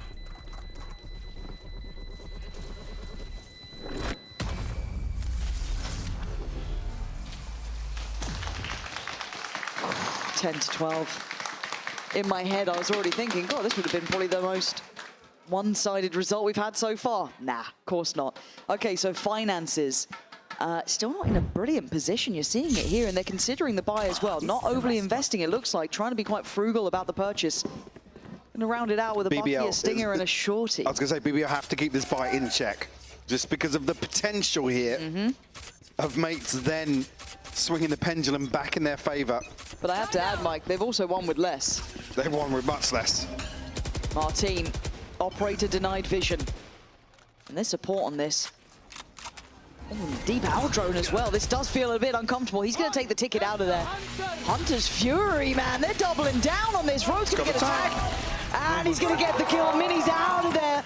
The danger man from last round, he made it even possible. Time to jump. Play it to the good. Again, Laroc can't necessarily go any deeper here, but mates have actually stacked up 3 in through doors already. Martin can try and make inroads towards A, plant the seed of doubt. Again, 2 members of BBL just tapped in comfortably on B site here. Yeah, feeling no pressure from long either, right? Look at the mini-map. It just feels ridiculous. You're holding out for a hero. Portal closed. Martin might have caught Pixel on this. No, he didn't. Just look at Keeper. He's going to hear the rotation, but are they going to cancel? 38 seconds. Are you cancelling on this? You've got to make your mind up pretty soon here. That's a lot of utility. And I think they are. Can they catch the rotation in spawn? They can. Glyph's doing work here. Martin!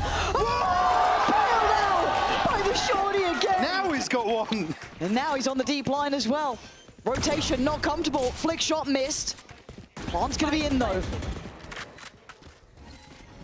Loiter does have the divide, but going to need a clean kill here. It's not looking so clean. Far from it. No, Martin's in support. They're making something out of nothing. Gentle mates, looking like 11's going to be carved on the board. Loiter. I mean, he tried, but Martin. Back to the 3Ks, man. Glyph catching that flank, or that rotation, should I say. Brilliant. And 11 to 12 now. Of course it is. Flipping a crucial 4v5. Again, Laroc with a chance to get a huge upgrade here, maybe turn the tides of this round. Again, it ain't over till it's over, Mike. The knock-on effect here is it's not going to be a full buy for BBL. There's certainly some gaps. Glass cannon for Lovers Rock. Shields not entirely there. Rose, I was going to say forced off the angle, takes a ton of damage. Down to just 38. Is that like a double headshot through the corner of the wall there? It might be. And they've got such a good read on this too. Take flight. All the eggs from BBL looking like they've been put into this A basket, right? I think maybe relying massively on Loiter's divide here. Mini's the one to go forwards with the spike. Again, now going to set Kreven up to anchor towards A, but this is a little late in terms of early formation.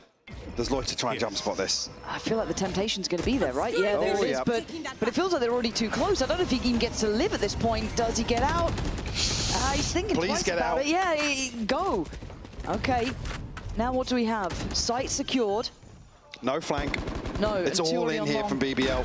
Oh, this is about to be chaotic. They have a divide, and they have a couple of shock darts, but there ain't much to write home about. This is guns in hand. This is win in regulation or get to OT. Gentlemates have done enough to get to this point. Divide goes in, and so does LaRock. First in, first found, body on the ground, can't get a second. Martin keeping it in check, 3v3. Chaos erupts on the side here. Not enough bullets, Lovers Rock still going. He's actually fallen back, but Creven, it's all down to Pico now. Absolutely does, puts it in his pocket. 12-12, it's a Red Bull clutch. The pocket behind screens. It just becomes their demise. That is ridiculous to get us to OT.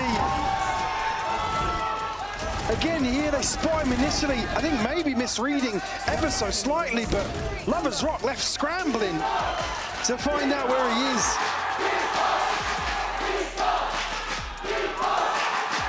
Chant his name, rightfully so. A huge clutch.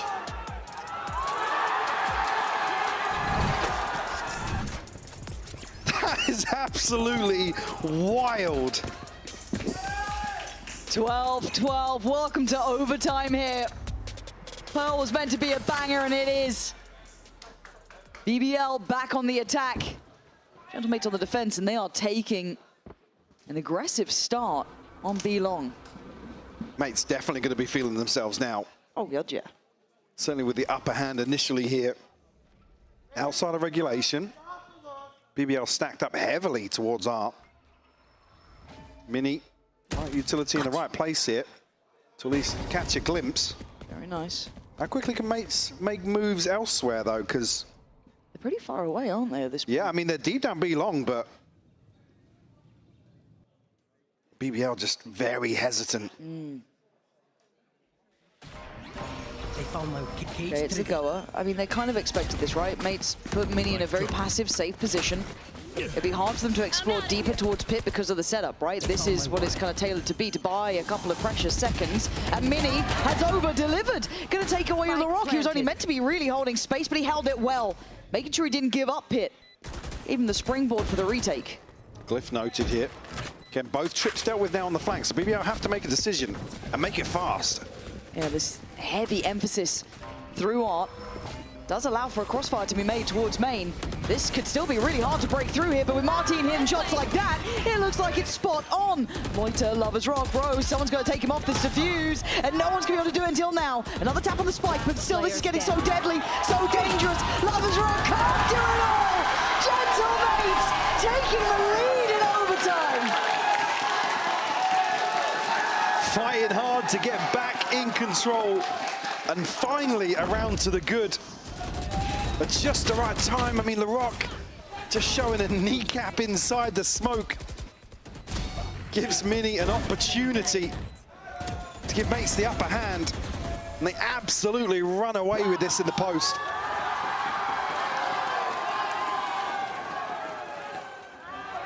Frustration starting to show on some of the faces of BBL now. Facing down against potentially conceding a second. Mates all go. Yeah, Bipo is going fast, high tempo, high pressure. Calling for a reaction, BBL find nothing. For the double dip now, Rose under scrutiny. Just about keeps up. LaRock with a bailout double. Takes away Mini, removes Glyph, and gives them a two-man advantage. Now things will slow down for BBL. Tucked back into sight. A passive setup here on the back of Rose. Still has Creven to play off here. Mates have to find something. Again, splitting back through main for Martin. Past the minute mark now on the clock. It's Lovers Rock again. It feels like he's kind of your insurance I mean, he policy. sets all of this in motion to just sit behind this setup on A. And don't get me wrong, they can always, filter through middle. They can try and get a little bit, tricky with it. But at this point, it's just such key information. It gives you faith in this full play setup on the A side of the map. So for mates, it's uphill. It's Neron vertical to try and close here in the first round of OT. The hit comes in, LaRock hasn't stopped. That's 3 already for the man. Finally goes down, but he facilitates the trade. And the final man caught off being Martin, 13-13. We go again. Just so little to separate these teams right now. Both giving us absolutely everything in the server today. LaRock finding a 3K here. And quieter map for him, but still putting numbers up. It will be a BBL timeout to follow this, Lauren. Considering he looked quite frustrated, we saw in some of those rounds as well. Good to see him coming out, finding a nice answer for himself. Happy to put it on his own shoulders to be the instigator. But at 13-13, BBL decide to pump the brakes. This side maybe being a little bit trickier for them to an extent, but at this point, I mean, it feels like the playbook goes out the window. I mean, what do you got left in the playbook? Oh. How deep are we going here? Get weirder. It's like page 17. Yeah, get weirder. Nice. I don't think I've got that many notes. Yeah, again, I'm putting a lot of credit in this as well towards Mini in my mind. I think he's been doing really well this map. Who, again, struggled on times on the first 2 maps for sure. But here... Again, statistically, actually, one of the most heavy hitting in the region so far. Which is mad, right? Yeah. So we've got some big boy names out there. But he is really holding his own, and the amount of faith and pressure that's been put on him too to kind of anchor these sites. Again, the adjustment felt a little bit off the back of him too, like he's finding a lot more space to play into. So credit where it's due there, and obviously sitting towards the top of the board as well, sitting on 20 kills.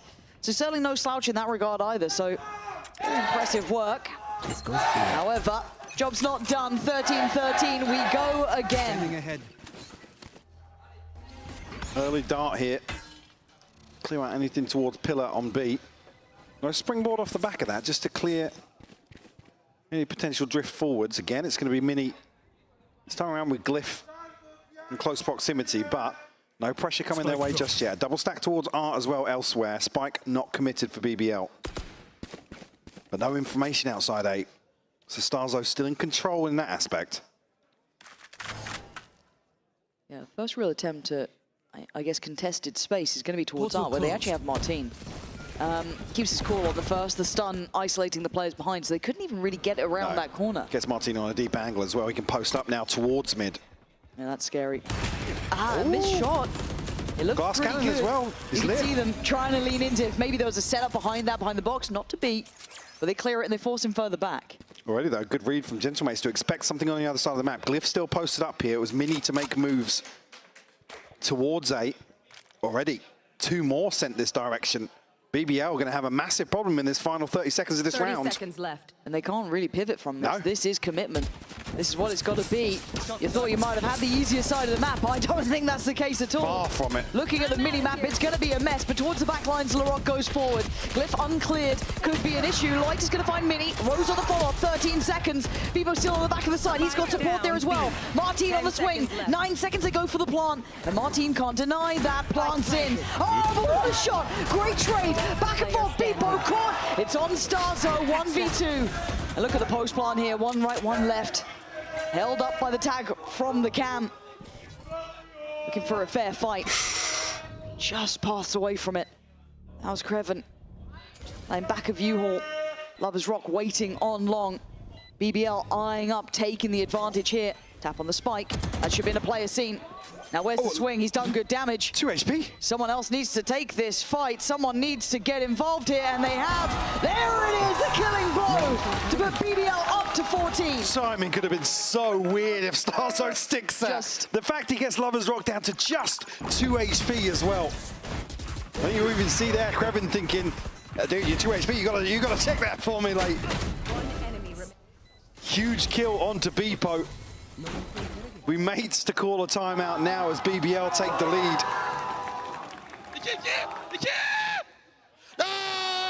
I think that's a peek. Check. Oh my God. Okay, 14-13. BBL back in the lead. Mike, this is getting a little bit ridiculous, isn't it? Let's be honest. Yes. Let's. But I am here for it. Oh yeah. Again, best of 5's always nice to see. At least the opening 3 maps be so closely contested. And we always kind of talk about the ability to play best of 5's. It looks like these 2 teams have that capability. You know, they've kept up the kind of high tempo. They don't look fatigued yet. Map 4 is the one for me. If you can continue this into map 4 and potentially a decider as well, it's whether, you know, the bottom of the map pool potentially for some of these teams gets exposed, and that's where it can get really, really uncomfortable.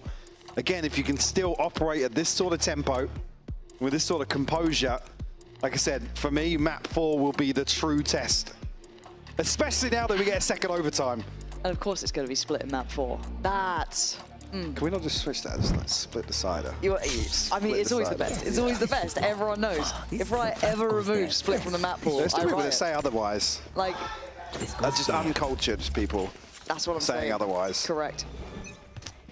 Can they close here? Or can Gentlemates once again reignite the spark? Lovers Rock with a different challenge here. Yeah. Okay, didn't want to try and challenge that at all. Stab in the dark. Doesn't get a reward on the other side of things. Once more on the glass cannon.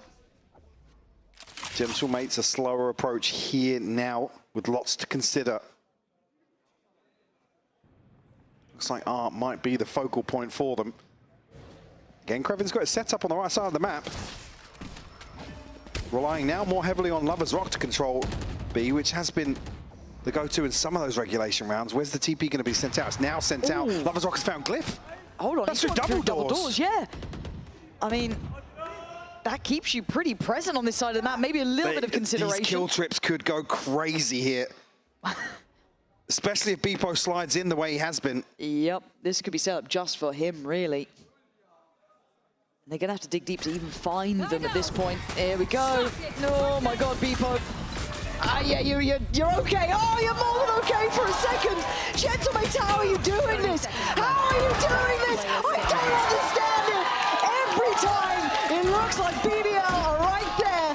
Gentlemates go further. They dig deeper. They pull out a round like this. They get folded on this A site hold.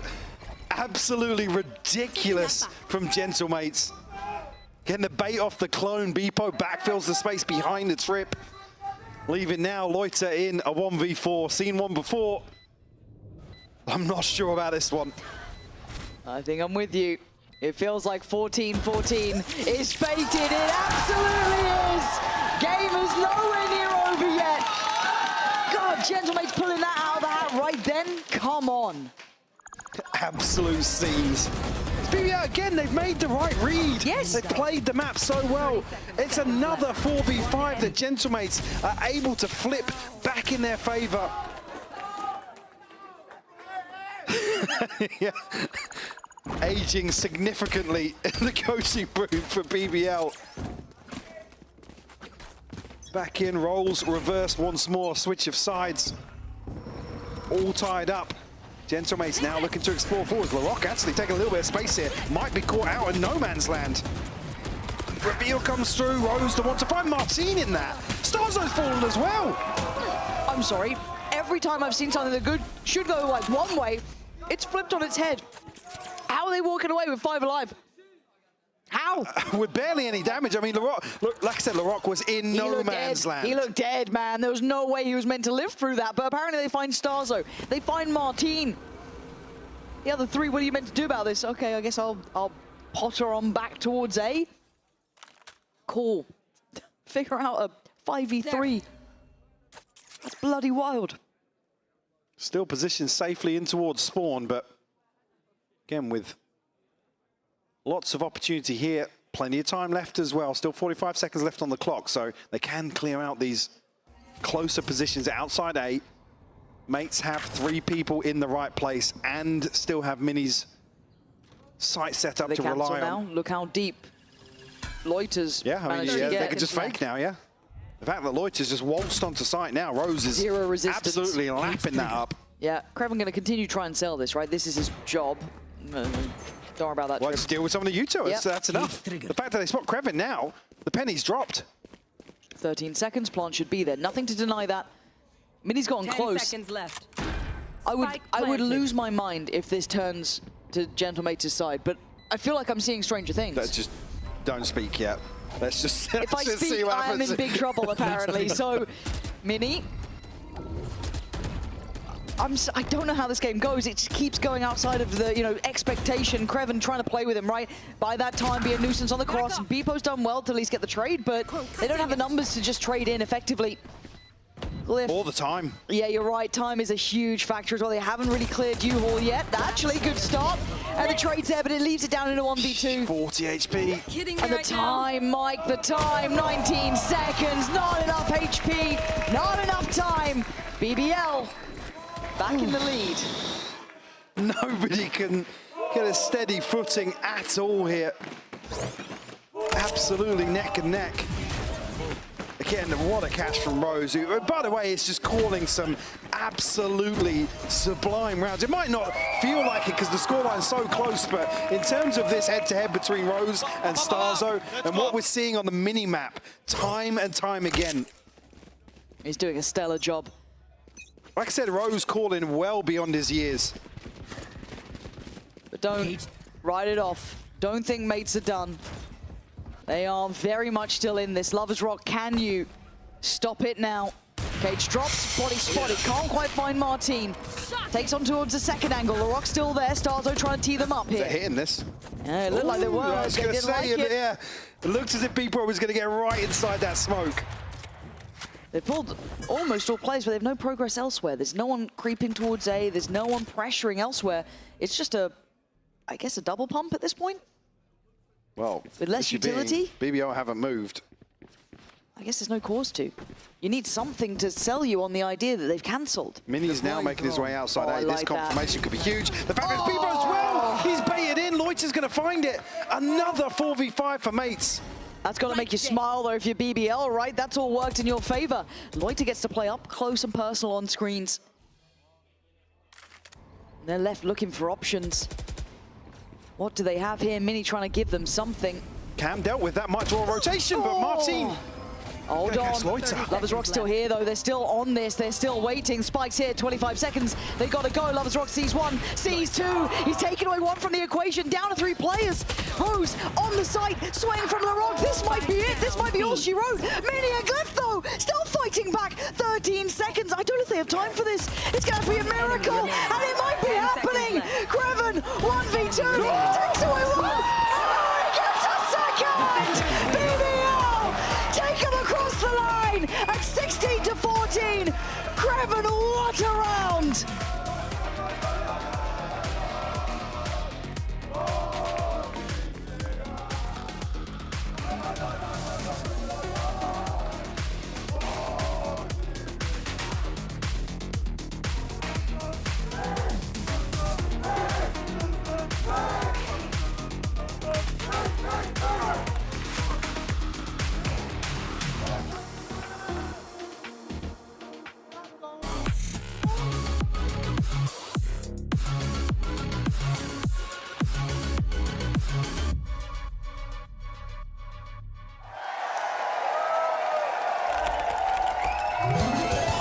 Red Bull gives you wings.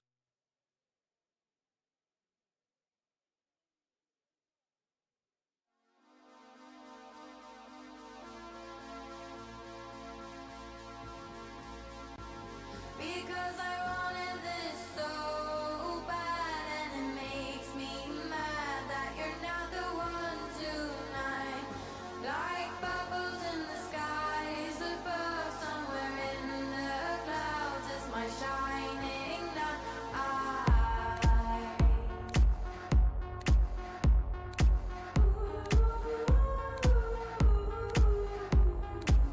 Wanna feel the freedom of choosing.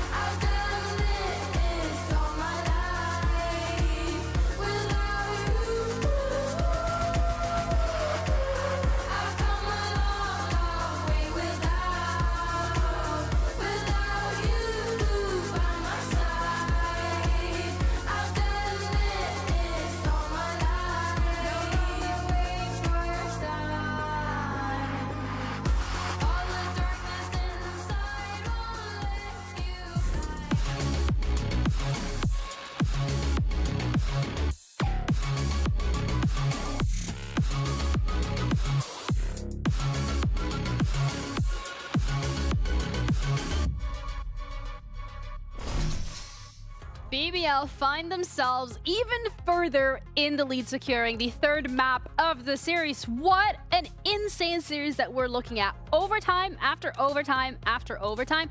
When Billy, both of these rosters haven't played overtime so far in Kickoff at all. This is the first time that they are truly being tried and tested. Yeah, but this is what we wanted, right? Both teams very hungry to be able to make it to their first global event. And I think the longer that we go through this series, the more we're going to see continuous overtimes and continuous overtimes. And, you know, it's entertaining. At this point, MIBR Fury is going to be done sooner than we are. Like, I feel like there's going to come to a point where mates will have played more rounds just in this best of 5 than they have done in the rest of Kickoff. Like, I feel like we're going to get there. Definitely Martinez is up there going for that kill record that he will eventually get unless he decides to leave the server. But yeah, surprising to see that BBL have everything that it takes to close that one out, because that was not easy. And they also just keep winning rounds that when we're looking at it, we're like, okay, this is not at all BBL's opportunity to close out this round. There's no way.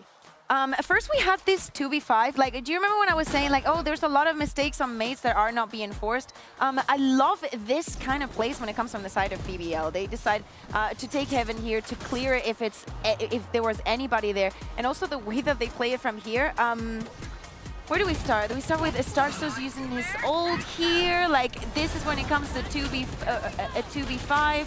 Then Larocque uses his ult, and it just goes south. Like, to me at least, bouncing back from this mentally is very, very difficult, but also for being BBL and having the resilience of saying the round is not lost until it says it on the top of our screens, and having what it takes to show it, very, very good on that side. But to me, I also wanted to take a look at something that happened on the second half. Things ended up very, very clear. And after Mates wins the pistol, look at Lover's Rock. He buys an Outlaw and a full shield because he knows that Martin is a menace with an Outlaw. So not only they are super quick on their rotations and they play for that close quarter, when Martin is the last one left alive and he hits the first shot, it doesn't matter because Lover's Rock has the shield. I would have been so pissed if I was Martin being like, oh my god, how do we win pistol and this guy has a full shield? But very good macro for the side of BBL. Yeah, I think what's funny on that side as well is, you know, like, we're looking at mates in that situation and complaining about, like, a lack of trades. Like, why are we not trading each other out? Why are we finding ourselves in advantages and losing them? Whereas when you look at BBL, like, look at that round where they have the Outlaw, right? It's not just the Outlaw that's performing there. It's the swings when you see Kevin come into play. You see them, like, trade out these swings. So it's really nice to see BBL, you know, have that synergy like we've mentioned all day today. But just, yeah, recognizing the situation that they're in and making the best out of it. And it's also just individual players that are continuously showing up consistently on every single one of this map. Like, we've highlighted Lover's Rock so many times. In the pre-show, in map 1, in map 2, now in map 3. This guy just does not stop, and he is just that spearhead that's allowing BBL to get away with murder. Yeah, it feels almost repetitive from us at this point, but he really is just such a star player on this roster. To think of the shoes that he had to fill as well when you consider him coming into this roster, and I believe it was stage 2 of their Challengers run last year. He's honestly gone above and beyond what we would ever expect from a player such as him. And I think at Ascension as well, he was able to show that confidence that he has. He is hungry. He'll go up against any team. It is very difficult to think that Comeback would have done a better job, especially with the form that we've been seeing him lately and how Lover's Rock is being, like, in this kind of plays, in the OT, just playing the glass cannon, having the confidence that he has, and all of that. This is exactly what you need for a matchup like this one. Yeah, and if anything, he keeps delivering. So I'm excited to see what the fourth map is going to bring forward. But before we head into that as well, Genomates also still has players that are showing up and that are giving us great performances too. So it's such a close tug of war. Like, you give a round, you take a round, you give one, you take one, and it comes down to those small, little, minute mistakes in this overtime when there's so much pressure and stress on these teams. Yeah, and I think that another one of the players that we have to talk about, especially when we speak about the OT, has to be Kreven. I think that we were highlighting the way that, yeah, he plays the Cypher everywhere. Maybe surprises, maybe not. For Split, we expect something else. Yeah. But I think we need to talk about him because look at the numbers and the dissonance between Abyss and this Pearl. And I have to say, think about the amount of times you've seen Mini or any other player here on Mates with that dart out of the Cypher camp, I think that the way that he's been using the camps and the trips, like there is a lot of variety coming in from him. Yeah, I think Krevin is honestly like kind of a sleeper pick from this BBL roster. Like, people are kind of sleeping on him, and I think that going into Abyss, I was concerned about him being overwhelmed with the amount of utility that was coming his way, but I think on Pearl, he showed how great he can be. The way that he had control over mid was so amazing. Like, he just had that part of the map locked down. Now, moving on to Split, it's just a question of, does he stick with that 100% Cypher pick? Yeah, but also it comes the question of Split, mid, is that something that we're going to see again? Is this kind of maybe a little bit predictable from the side of BBL? Does Gentlemates at this point encounter it enough times to know how to go up against it? So here's the thing, context for the people. We have not seen BBL play Split just yet here in Kickoff. We do have a show-in of them with this roster in a third-party event, and they did play the composition that moved away from the Cypher, and that would be Krevin's first time in Viper in this entire of Kickoff, because he's only been playing on the Cypher. We do, however, have a show-in for the side of Gentlemates, and we expect, again, the double duelist and whatnot. Also looking forward to see if LaRock is going to be going on that race. Yeah, there's a Viper. Yes. As predicted. There is the Viper, so they're not going to be changing the composition. It's not only his first Viper, this is also the first time that LaRock is going to be playing the race here on Kickoff. We speak about this double duelist, but it's been the Waylay, it's been the Neon, not the race. So another new frontier. Same goes for Rose, playing the Fade. Up until now, just the Sova. So unknown territory, kind of, for the side of BBL. Yeah, kind of unknown territory, but I don't feel like this switches BBL's playstyle really at all, right? I think when you're considering that double controller, I think it's going to be really great. I'm excited to see how Krevin gets on with this on this stage. I think LaRock and Rose have fantastic synergy. I think that that's really important for them too as well. I think Lover's Rock is going to be a nuisance, as he has been throughout this series so far and throughout the event. So yeah, I think that this comp, it works for them in the past, so why not stick with it? I wanted then also to speak about the Gentlemates comp. I know this is not extraordinary in terms of what we were expecting and what we've seen from them, but more like the only difference we're seeing between these compositions comes down to Loita going on the Omen and Glyph going on the Astra, and it feels like the Astra has also been paying dividends. Yeah, but I think even on that note, on the Gentlemates side, are they, yeah, they're sticking with the same composition that they ran before, right? So I think that for them, it'll be fine. I think Glyph on the Astra as well, like you mentioned, has been like a really great point. He's been so consistent throughout Kickoff and throughout this series so far today as well. And that'll be key for them to be able to continue through this best of 5. To me, it's a lot of comfort for them. I want to see how much BBL has put into this split. Again, knowing that they were going to get to this point. I think that also we need to speak about how exhausted some of the players looked by the end of that overtime. Like, as I'm saying, making these mistakes after you've been playing such a long series, OT after OT, there is not 1 minute that you can breathe, because it looks like your opponent will take advantage time and time again. Yeah, and this is BBL's chance, one step closer to going to Masters Santiago, to be that team that went all the way from Ascension to VCT to Masters. Can they do it in this map, or will Gentlemates find a way to hold on and push it to the decider? We'll find out as we're heading into our 4th map of this series with Pansy and Hypok.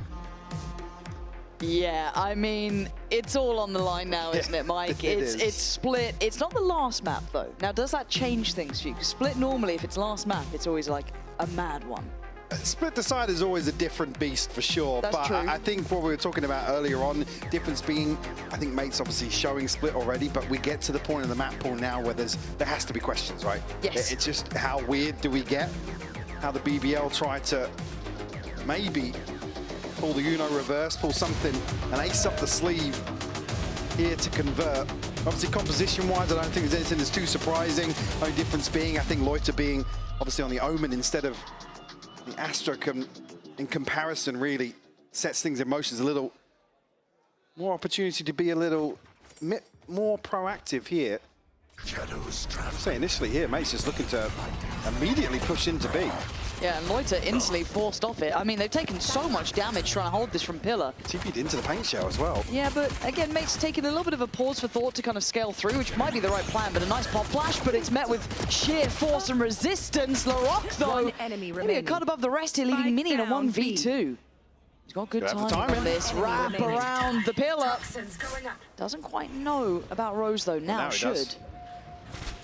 I mean, what is going on here? Oh, Mini got a headshot.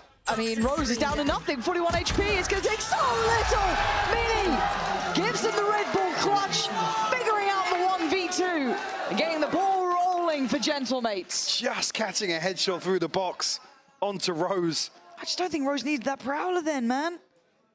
Again, maybe just anticipating that he had been noted on the reposition.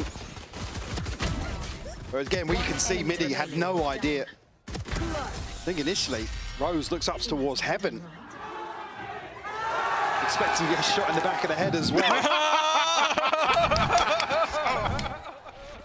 The 3 kills here and a clutch in the pistol to get Gentlemates on the board, bouncing back. Easy. It gets a bit sketchy here because there's a lot of bodies up towards heaven. This isn't a completely free take. Gotta be a bit careful. And they should know this, right? They should hear all these shots going back, dealing with the boom bot. Kreven able to tuck away for now. Does leave just Loiter alone, but they've kind of lived through the storm, I guess. So still with 5 standing. Mates can freeze for a moment. They need to be careful with that utility investment from this point onwards. Yeah, timing on the drop here. Martin will catch Kreven. Gentlemates navigating through this stack towards A. Still looking pretty healthy as well, and only the shorty invested here for Lovers Rock. It's going to be tucked into elbow towards sight here. Rose still looking for something inside this smoke. Bebo does seem to have an idea. The patience pays off. So now just Loiter, no 1v5. 30 seconds left. I think they should have a pretty good idea. He's already made his way across to this side of the map. Ian Classic in hand. Spike planted. I think he's going to have much of a say. Nice. Bebo just in with a drive-by. 3 away from the showstopper for him. Good In build. zone flawless here.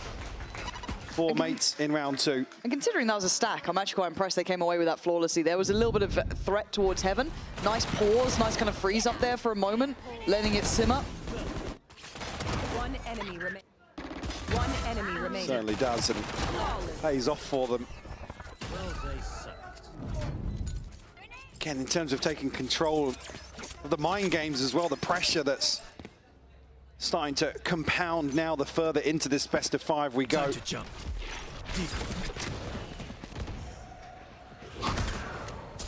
Larocque identified here, has to deal with the Prowler. 2-player, 1 semi-committed towards sight here, but nobody from the side of mates overstepping. Yeah, I'm not sure what the bite is on this, but they're putting a lot of bodies behind it, right? You look at the 2 towards heaven, Rose really nearby. I thought about it. Not sure if something was heard there. It looks like it was, considering where they're eyeing up, but Rose is alone now. Might need to call in for some help soon. Or he might just be dead in the water. That Prowler's, if anything, going to just spur them on. Close connection. No contact anywhere else. Rose is lucky to be even alive. And, oh, okay, just a catch in the dark. You'll take that every day of the week. And mates didn't want to springboard off that, maybe feeling there could have been more bodies behind it, but no, Larocque's going to see at least 1, 2, potentially up towards heaven. Martin trying to scale in. Kreven's got his back, though. Glyph goes down. Spike, a little hesitant to commit here. Starzo going to come over now. Now it gets a bit awkward in terms of the commitment behind that. They will drift forwards. Kreven's still wise to the possibility. But with Lovers Rock positioned all the way towards Sushi, this is... Does he catch the timing? I think he might. Yep. Yeah, absolutely does. And they have no idea. Well, Mini, I think, did see him. Oh, okay, fair play to Mini for checking that. You're going to need Martin to get this for free, and he does. Pain Shell, not going to find any sort of connection. And now, actually, Gentlemates making something out of nothing here. Down to a 2v2, and it's messy from Kreven. Can't quite get the shot. And I don't know how Gentlemates have gotten away with this, but they absolutely have. And already Starzo called back to attention. And there's the swing. Oh, my God! Martin to clean up. A bonus conversion here for Gentlemates. Talking about getting back in control of this series. Off to a flying start on Split. Great progress towards multiple ultimates here. And obviously a chance here to tee up a 4th, considering the purchase on the cards for BBL. Lovers Rock considering a Bucky, but There were just a few pistols thrown in the mix here. Starzo just one away, 2 points for the pit and the showstopper. And again, something I have to highlight, Mini doing really well here. Different agent, same sort of impact already. Great work from him overall. We've kind of been quietly singing his praises throughout the previous series up until this point. He's been one of the numerically better players in the region, but seeing it here tangibly, as mates looking to be careful on this. Again, the fact they got away with the last round. Yeah. Still quite surprising, because I felt like, honestly, BBL were ahead of that curve after that initial contact. Martin sticking around. He's been good for doubles on this thing. What's the timing for Rose?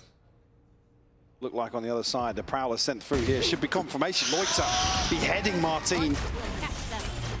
The man advantage here, but certainly not in terms of the inventory brought into this round. Even conscious of trying to get that upgrade, but plant will come through. It's open. Multiple possibilities here. Ooh, the ult off this as well. Enough to cause issue, and Beepo going to be mopping it up. You'll take it for security. You'll take it for a round. As Krevin's position, not going to have that same punch to it anymore. Gentlemates, big beginnings here. Sure, it's an anti-eco, but another 4v5 conversion for Gentlemates, and a fourth on the board.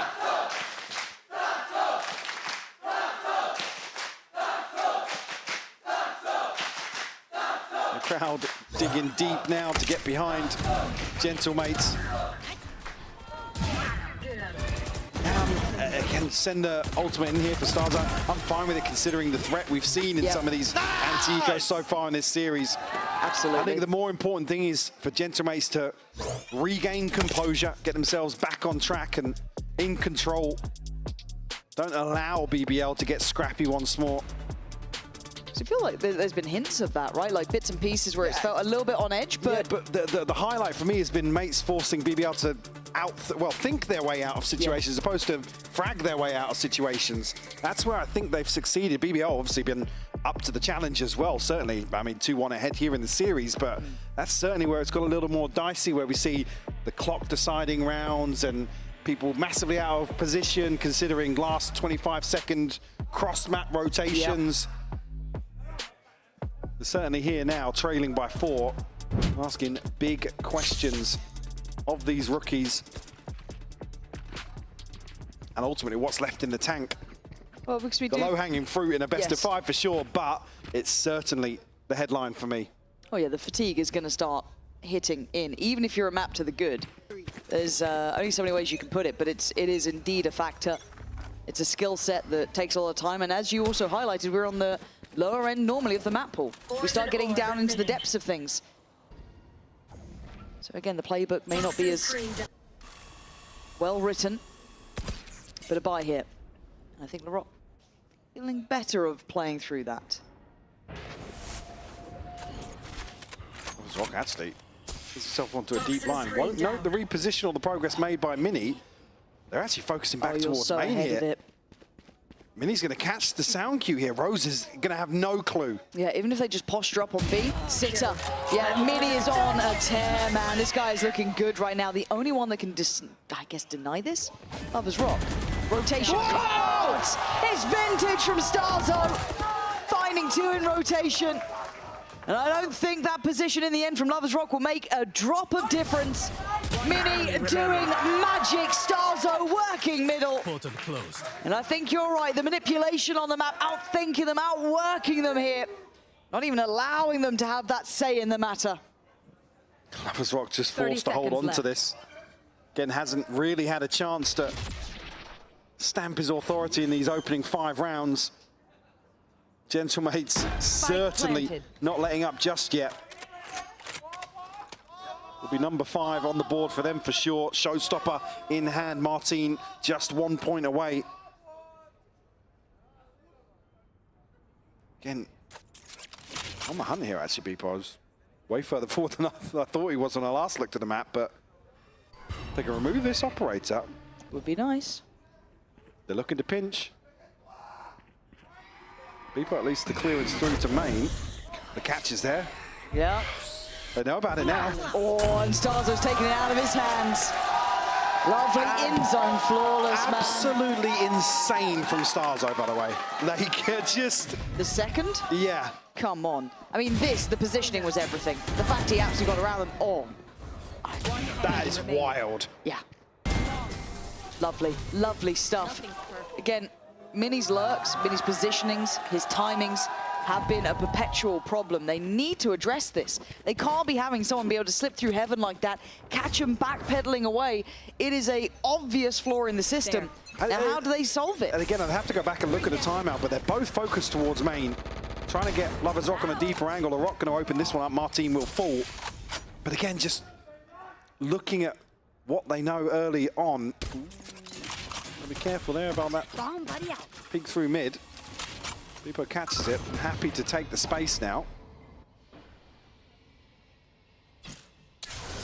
Lovers Rock, obviously no operator here, just a stinger in hand for him. Yeah, remember the buy as well, it's stingers. Oh, okay. Another disadvantage here for mates, but we know their conversion is fairly high in terms of recoveries. Yeah, and weak side is absolutely towards B. If you're looking at the weaponry alone, just Loiter, again, very, very limited. Does at least have utility to maybe be able to create a bit of stall here, smoke in, paranoia. But well, now ults to play off BBL in a man advantage. Slipping back a little bit deeper here. It's giving them a way up through Mail. Lovers Rock on the corner, gets cleared now. So sharp, man. Yeah, Loiter. Can't. 30 seconds left. He's actually giving away a bit of the game here. I thought he might have tried to play that a bit calmer. No way, man. They're turning this again. It was a 5v3, and okay, Mini this time can't quite hold back the flood, but Glyph is on the case. Quiet in some aspects, but if he can get this one across the line, you take it. Oh my And he's God. up for it again, Michael. They're unstoppable here. A 3v5, the investment comes from BBL as well. Rose sends his ult in. LaRock, a swing and a miss. These issues starting to become massive. Oh, that's so clean from Kreven. Again, Gentlemate's just full mental reset in this round. Slow it down, take their time, methodical in approach. And able to disrupt BBL.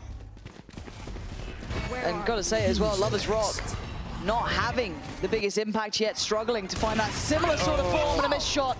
Not pretty here. Beepo can hold space on this ult. That should allow for the plant, or at least the passage of the spike, and to just send it towards heaven. No one there to play catch, but that's fine. It's retake time.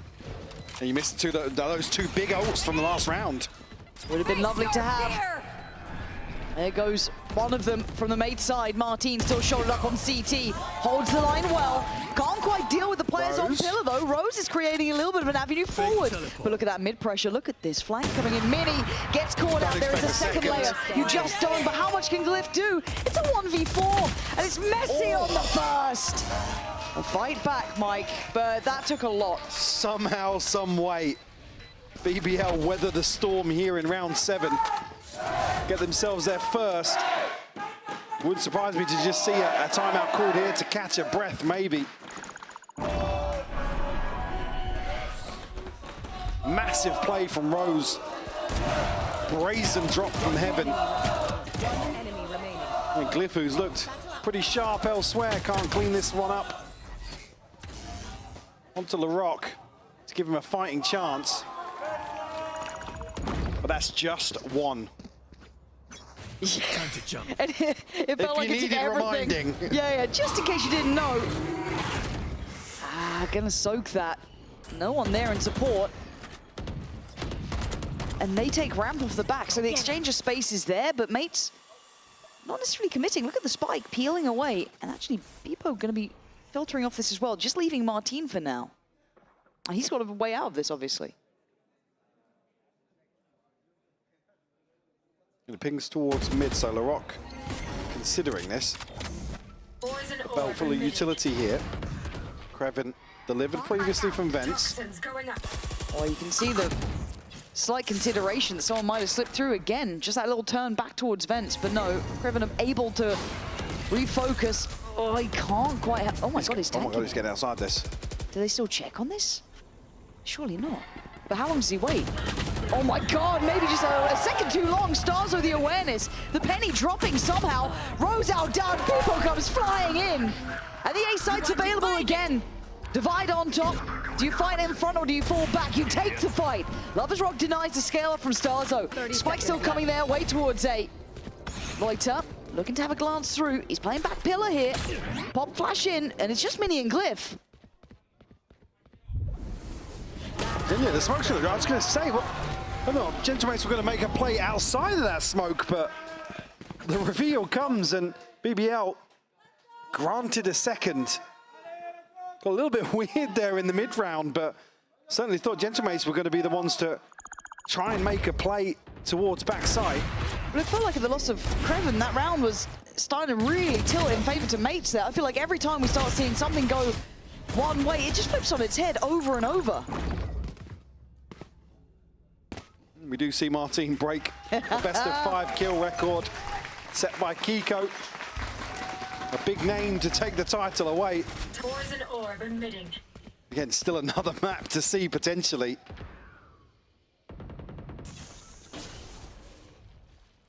Lovers Rock on the exploration once more. Reveal sent in, dealt with, but it's going to draw the eyes away from Mini. Ooh, he's expecting the jump spot. Mini's not even checking that deep either, so this is a bit of a weird outcome, but the progress in middle is happening. The fight's still happening, and Martin's taking away Kreven, so that opens up the chance for them to filter through vents. This might pull Lovers Rock away from this angle anyway. Does he double down? He's dead here. Checking for Mini, yeah. I mean, one and done basically now. Going to send the TP back. I was going to say if anybody gets on that angle whilst he's turned his focus elsewhere. I mean, surely he's a dead man walking, right? Starzo's gone down in middle. Oh my, ooh. The timing for Mini, again. Patience pays, Mike. This guy has got a great read on the game as it stands. His timing could not have been better, and Rose desperate to try and make a difference, but you can't do this alone here. The temptation, I'm sure, beckoning, but he's been read, he's been held. Bibo's got that angle all day long. Loiter's paranoia may not find real form here. No, Gentlemates again, navigating the map to perfection, working it well. And a massive lead built up. 5 rounds to the good here on map 4. Again, an opportunity for Lovers Rock. Potentially to catch that kill onto Glyph, but he just gives up the angle. The wrong time. And obviously sitting down. Double negative now. It's not going to see him taking those similar sorts of risks. Does still have an operator in hand. It's actually, well, late in the day, BBL timeout called. As we see the second here by round 10. Like I said, I would have been okay with just another one called to take a breather and maybe reassess the situation. Yeah. Not much has gone in their favor here. And it does. And some of these rounds, it's not as if there's a clear and decisive answer to what Mates are doing. They're working the map really, really well, and some of these key engagements that are going their way, it just spirals out of control so quickly. Mini slipping so deep towards A heaven. Those sorts of examples. Again, Starzo finding 2 weird kills in male. Like what? Yeah, what is the answer? Like, I know. They haven't got the funds to take risks, and no.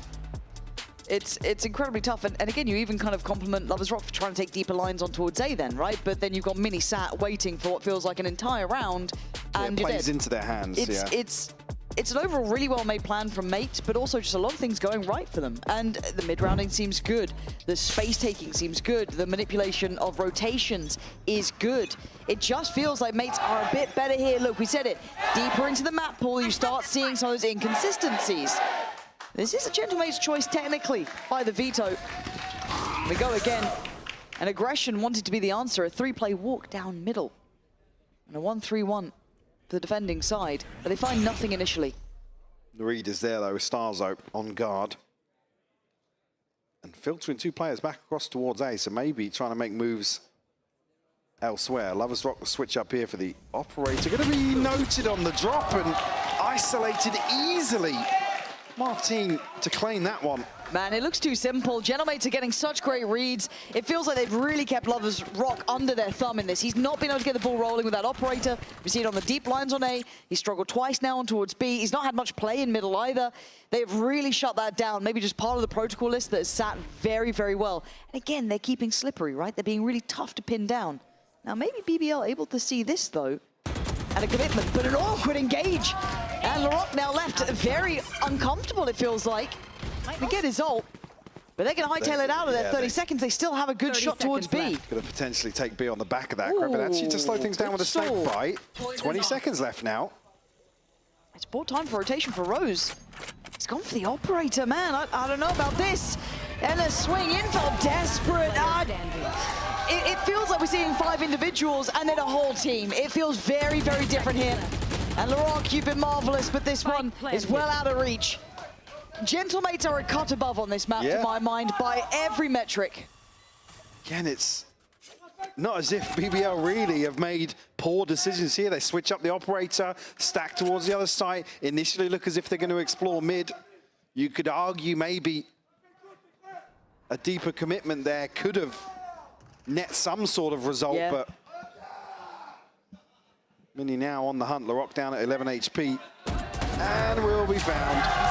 Headshot to seal the deal on number 8 for the mates.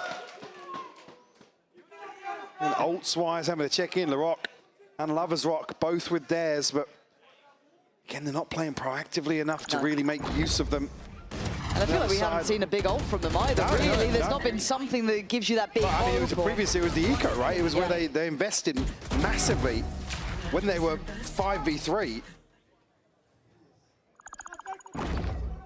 This is one of those games for Gentlemates that they probably dream of, right? To get quite a buffer that we haven't really seen throughout this series. It's been close the whole way. It's about to be the biggest lead we've seen. Pretty much. In a map score. Pretty much.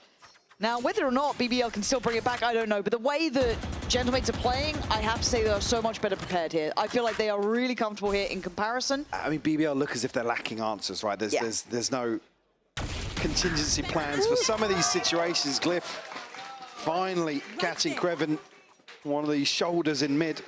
I have the spike. Another advantage here early on for the mates. Happy to slow things down once more. A site wide open, as we can see. Gentlemates now try and carve their way through the map once more. And this is where they've been really good as well. Decision-making, mid-rounding, kind of feeling out those stacks and making good reads. Now, whether or not they get this here, yet to be seen, but so far they have been spot on with this. And they can still technically bulldoze this site. There's still every opportunity, even if it is against the stack. You've got a lot of tools to be working with. And already Rose tries to make a mad play, but the trades are there. Mates again on the money. This is the clearest cut affair we've seen so far between these two. And it is great news for Gentlemates. Coming away after a bitter loss on Pearl, to rebound like this must feel incredible. And this has got to send shockwaves through the mental of BBL. Like I said, best of 5, very different tests. To get this far, it'd be that closely contested and potentially now on the brink of a blowout here. Well, a blowout first half, at least you can call it what it is. A 9-2 scoreline. They'll come in well equipped to round 12, but 30 seconds like I said, there's just not enough going their way in some of these 50-50 situations even. Yeah. And it usually would suit them so well. It would. Those coin flips were landing in their favor. They've been absolutely gunning, but oh, here we go. Bit of a battle in the sky, and of course it's Pipos that lands. That's just how it's been, man. Mates just better off here. It's about the best summary for him. Hold that. Okay, if they can go on deathmatch, sure. Surely not, but big man Mini's been kind of nasty with this. He's been kind of nasty today. Lovers Rock. Could you imagine? Already explored elsewhere, so they're going to expect Mini to be coming from this side. Can you imagine? Giving up sightlines. He's been quite good at this, and Lovers Rock's not been hitting the biggest peak so far, you know what I mean? This could be something not gonna happen. All right, fair play. A bit of a It feels like a consolation say at the lifeline. end. Yeah, it's a I mean, consolation, we'll go for yeah. consolation. At 3-9, Gentlemates are cut above on this map. It's not over yet by any means, but this has been a great look from the mates side. Turkey versus France. We have two communities fighting on this match, and our casters are no exception. Apo on the French side and Guitarist on the Turkish side. Thank you for joining me. Thank you. First of all, of course. And you know, the casters are often asked to remain neutral, you know, unbiased and blah, blah, blah. But we know that it's hard, you know, not to cheer up for the team when they make a good play. So what's your opinion on this, Apo? What do you think about that? I think it's part of the job to stay neutral, but you know, sometimes it's important to cheer for your club, for your nation, and yeah, that's it. We just need to cheer for the club. What about you, Guitarist? I agree, it's part of the job, but we never do that. It's always like a national match for us, so we don't really care about it. And even if it's just 1 kill round, 2 kill round, we always hype the moment and we just have fun. Yeah, cheer for your team, especially when there is like nation battles like this, of course. Anything nice you want to say about the opponent? You know, the opponent team, maybe Apo for BBL? Something yeah, nice? for sure. Well, thanks for bringing your Turkish talent here, but I think now it's time to bring them back to school. Bring them back to school, okay. Anything you want to answer that, Guitarist? I don't know, have fun in the mid bracket because it's like a 9-3 curse and we are 2-1 ahead, so it's going to be an easy win for us. Okay, I'm confident from the 9-3 team. curse coming. Let's see who gets the win with the rock, paper, scissors, right? You're going to be representing Turkey, you're going to be representing France. Let's go. Are you guys ready? Best of one. There is no rematch, blah, blah, blah. Are you ready? Yeah, of course. Rock, paper, scissors, shoot. Oh, wait. Again. French and Turkey, yeah. Rock, paper, scissors, shoot. Rock, paper, scissors, shoot. And it's a win for France. Let's see if Gentlemates can take the win on this first map. That is some insane cope that the 9-3 curse is coming. Yeah, I mean, cheering for home teams as well. Fnatic's not even here, man. Well, I mean... Look, I've You got said it, not me. I was going to go UK esports back on top. Let's go. There's a reason to cheer. Never. Yeah, But literally, please don't. Okay. Right. 9-3. We know the curse. We've seen the curse many a times. we've seen it be a blessing. Yes. Do you believe in it right now? In the curse or the blessing? In the curse? Yes. Okay. With what we saw in the first half, it's going to take a Herculean effort to get back into this now. BBL resorting towards a rehearsed pistol round here. They're here very early. And mates are just playing hide and seek, and right now they're being found. What the hell is going on? Yeah, Mini's come out swinging, but they lost 2 bodies for it. That seems like a bit of a mismade plan here. Starzo and Mini, the last 2 alive. Plant should be in. Not sure what the goal was there, but it certainly didn't line up. And here, Rose nearly caught here in transition. Stars are going to isolate. I mean, almost on for the ace here. here. With the C's. Starzo, he's got to have seen the C's caught one. Yeah. But I don't know if he's going to expect both of them staying together as a pack, but he's read it correct. Round the pillar.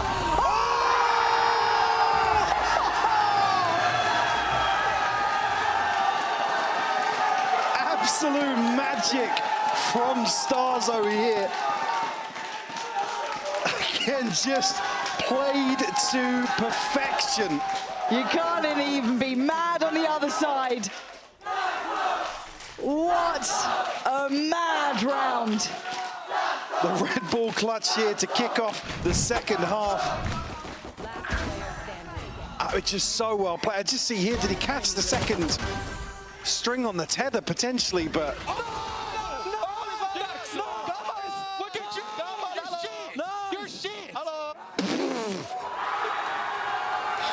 Cliff making his opinion known. Certainly making the most of this scoreline now. Oh, yeah. It gets even worse for BBL. Yeah. They've been so inseparable this whole series. They almost have to be like that in these sort of moments when you finally carve out a big lead like this. And for BBL, shake it off, move it on. You still a map to the good here. It would mean that Corrode becomes that decider, but it's not done yet. It's just pretty close. Starzo picking up where he left off, going to continue finding Loiter. Beepo then on the corner, by one. Can't quite get a second. Lover's Rock on for his, well, he's got 3 now in total. So Glyph and Mini, not out of the woods yet, but Mini's confidence is sky high. Now doubled up on Pillar. The hesitation not there at all. They are confident still in this, but Mini Have you got some more? Bloody hell! It doesn't stop! It just doesn't stop! Another 1v2 for the mates. Different name here, but Mini, who's been so valuable this evening. Back-to-back Red Bull clutches. BBL just can't catch a break. Look at this. You can kind of feel it in how he's approaching the site. The second you can barely see. You can barely see it. He's got it nevertheless. And he's got BBL on the ropes here now. Because there's a little bit of investment there from BBL, so it puts them in a really predicament spot now. It's just... Hit them when they're not looking. I can see how it settles, but yeah, 2 sheriffs and, well, budget rifles. Here.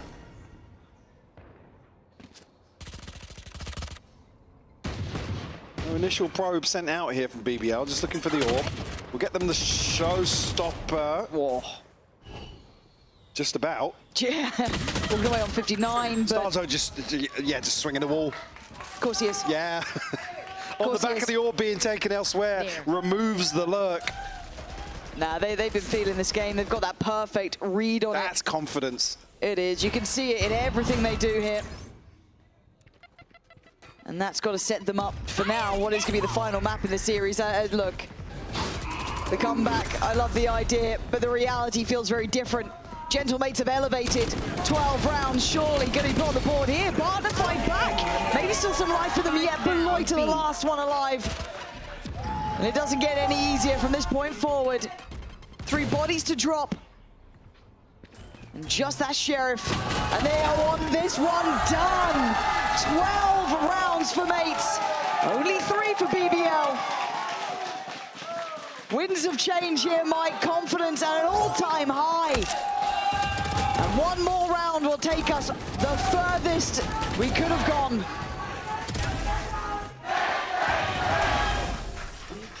Maybe a discussion here that is still trying to give it from the other side of the stage. But yeah, just a difference in depth here potentially. So we get deeper into this best of 5. Gentlemates certainly stretching their legs now.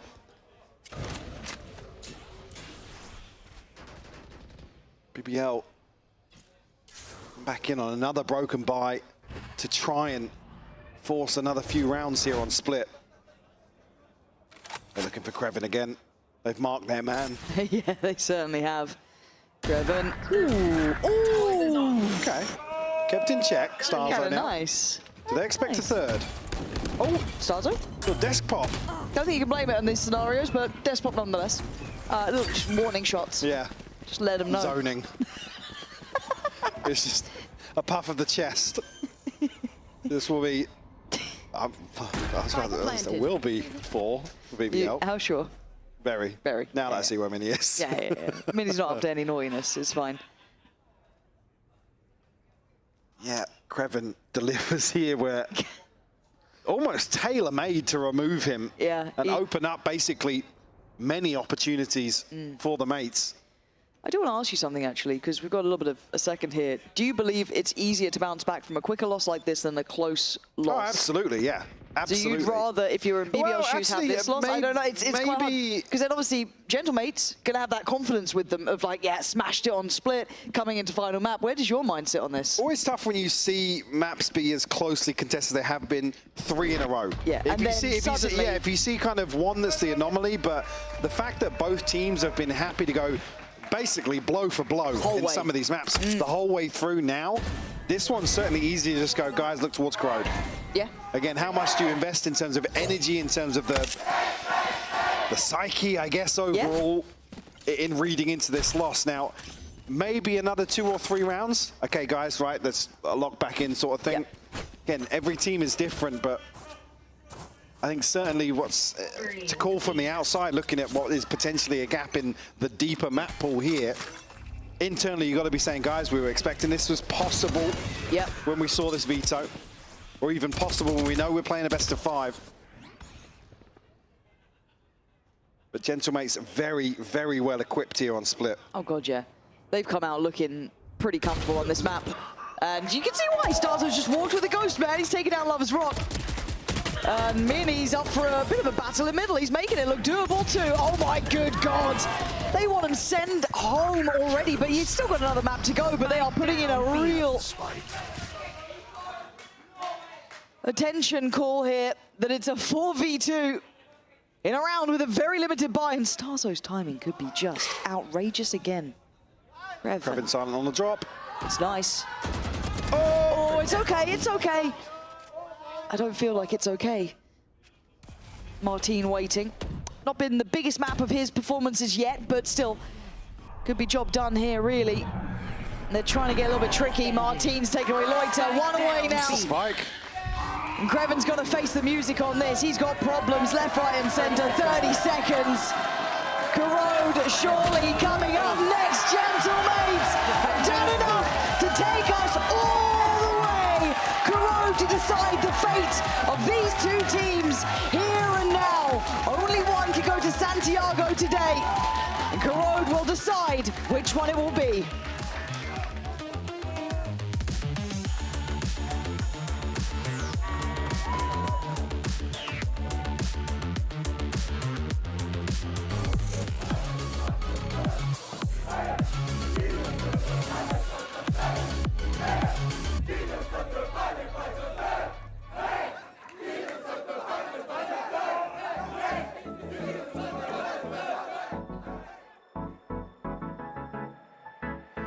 Let's do something crazy, get a bit wild today, cause we don't do this every day and we deserve it. Life is so amazing, nothing is in our way.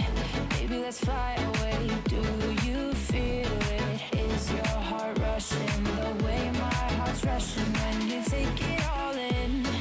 Baby, this is where we come alive. Do you feel it? Take the world by storm, just you and I. Can't believe it took so long to realize what makes us come alive. Oh, what makes us come alive? Let's break some rules. No, we don't always have to be good. Don't always have to do things that we should. We'll feed the fire. Let's see it through and let go of what's holding us back. Just light it up and we'll burn through the past and take it higher. Is your heart rushing the way my heart's rushing when you take it all in? Baby, this is where we come alive. Do you feel it? Take the world by storm, just you and I. You and I. Can't believe it took so long to realize. This is where we come alive. Do you feel it? Take the world by storm, just you and I. Can't believe it took so long to realize what makes us. This is where we come alive. Do you feel it? Take the world by storm, just you and I. Can't believe it took so long to realize what makes us come alive.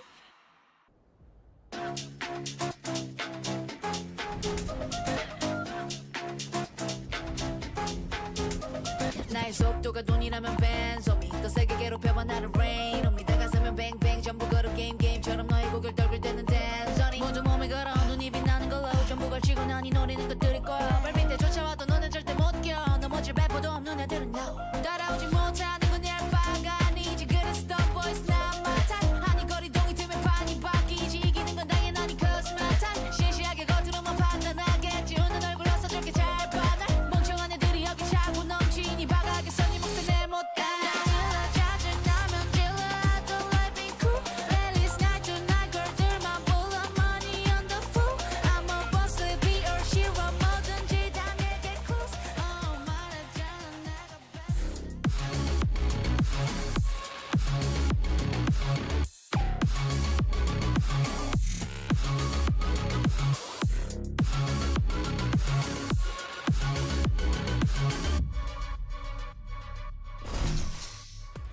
Gentlemates equalize the score, and this is what it comes down to. The last map of the best of 5 of the upper final. We have Gentlemates against BBL. Welcome back, everybody, to VCT EMEA Kickoff.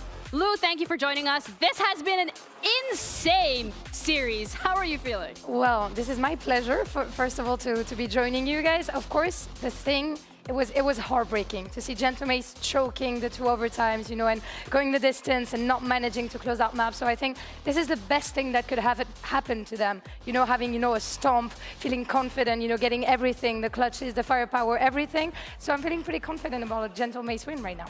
Ooh, okay, I think it's fair to say. It's fair to say because I feel like at the end of Pearl, everybody was a bit worried that this match is already being going on for so long that the players might be a little bit exhausted. So seeing Gentlemates so comfortable on Split, we know that it is a map that for the players individually feels very good. So it's good to see that even with the pressure, even with how good BBL are looking, they can still bounce back like that. It brings back the conversation that we had at the start with the coach confessions, where we asked Gentlemates, what was the prep like? Because this is most likely going to be a long one. This is going to be your first best of 5 series here in VCT Kickoff. And they talked about prep, scrims taking longer, putting in more effort, working on that energy management. So from your perspective, Lou, as a player, because you've also been in those scenarios yourself. Yeah. What does that feel like to be in a situation like this? I'm not gonna lie, in a best of 5, you forget about the anti-strat. You forget about, you know, like the prep that you had against the other team, and it's all up to you.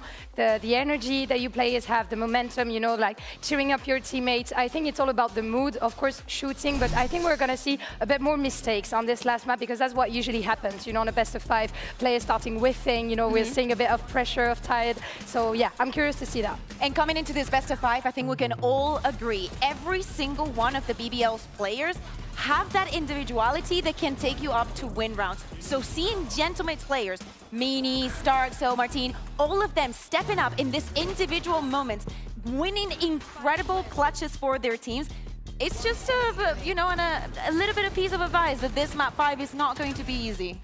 Especially when you're playing against maybe like the team that has the most firepower in the league. Like, you know, managing to get clutches or just to win 1v1s. You know, I'm thinking about Mini, you know, the job that he made on A ramps during the entire attack side was so impressive, and it gives you a confidence buff because you're like, if I can shoot against these boys, I can shoot against anyone, I can win the finals, right? But we're going back to it, this being a best of 1 kind of. It's only 1 map left. Corrode is going to be the decider. It's a chance for one of these teams to go to Masters Santiago and lift that trophy. Yeah, it's not very big, but it is very important. Just keep a note of that. I'm going to say, thinking about Corrode, thinking about this final map is a map that we still have not seen from any of these teams here in Kickoff. But the feeling is a little bit different because mates have left Corrode open as a 3rd map in a couple of occasions. So this could have been a map that they played. It's a map that they did not shy away from. On the other side, we have a BBL that have not showed it, have banned it a couple of times at the beginning of the tournament,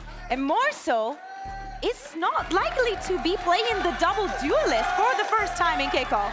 Yeah, the Maripo thing, you know, that's what I wanted to send you on, you know, that we spoke about this with Stu, of course, the Maripo, you know, the synergy between these 2 players and stuff. On Split, it was brilliant. It was insane. So this is the question, you know, are we going to see it on Corrode or not? And when it comes to preparation, there's nothing because we haven't seen these teams playing, you know, so there's going to be assumption of what they could be playing, but I'm glad to see that the teams are going to be able to focus on themselves and only on themselves. Yeah, it also feels like we're just scraping the bottom of the barrel, not just in terms of when we're looking at the maps, but also energy-wise, stamina-wise. This is it. The stakes could not have been higher for either one of these teams because you win this, you go to Masters Santiago, you lose this, you drop into that middle bracket and you have to play Fnatic. That looked phenomenal today. And we're talking about not playing for almost a couple of weeks to going into 2 best of 5s back-to-back. Maybe 3. Exactly, even potentially 3. This match has already gone the distance, so whomever is playing tomorrow is going to have no advantage against the other team. Especially when you're playing against Fnatic, you know, falling down is like, I'm good, I don't have to win the finals because I'm in middle bracket. No, you're not chill. You're not chill. You have Fnatic, and also you also have Vitality and Liquid waiting for you, so I think that can get scary, for sure. All right, before we head into the game, I kind of wanted to get a temperature feel in regards to who is here to support what team. So when I shout your team's name, if you can cheer just to let me know how many people are here. Gentlemates! BBL!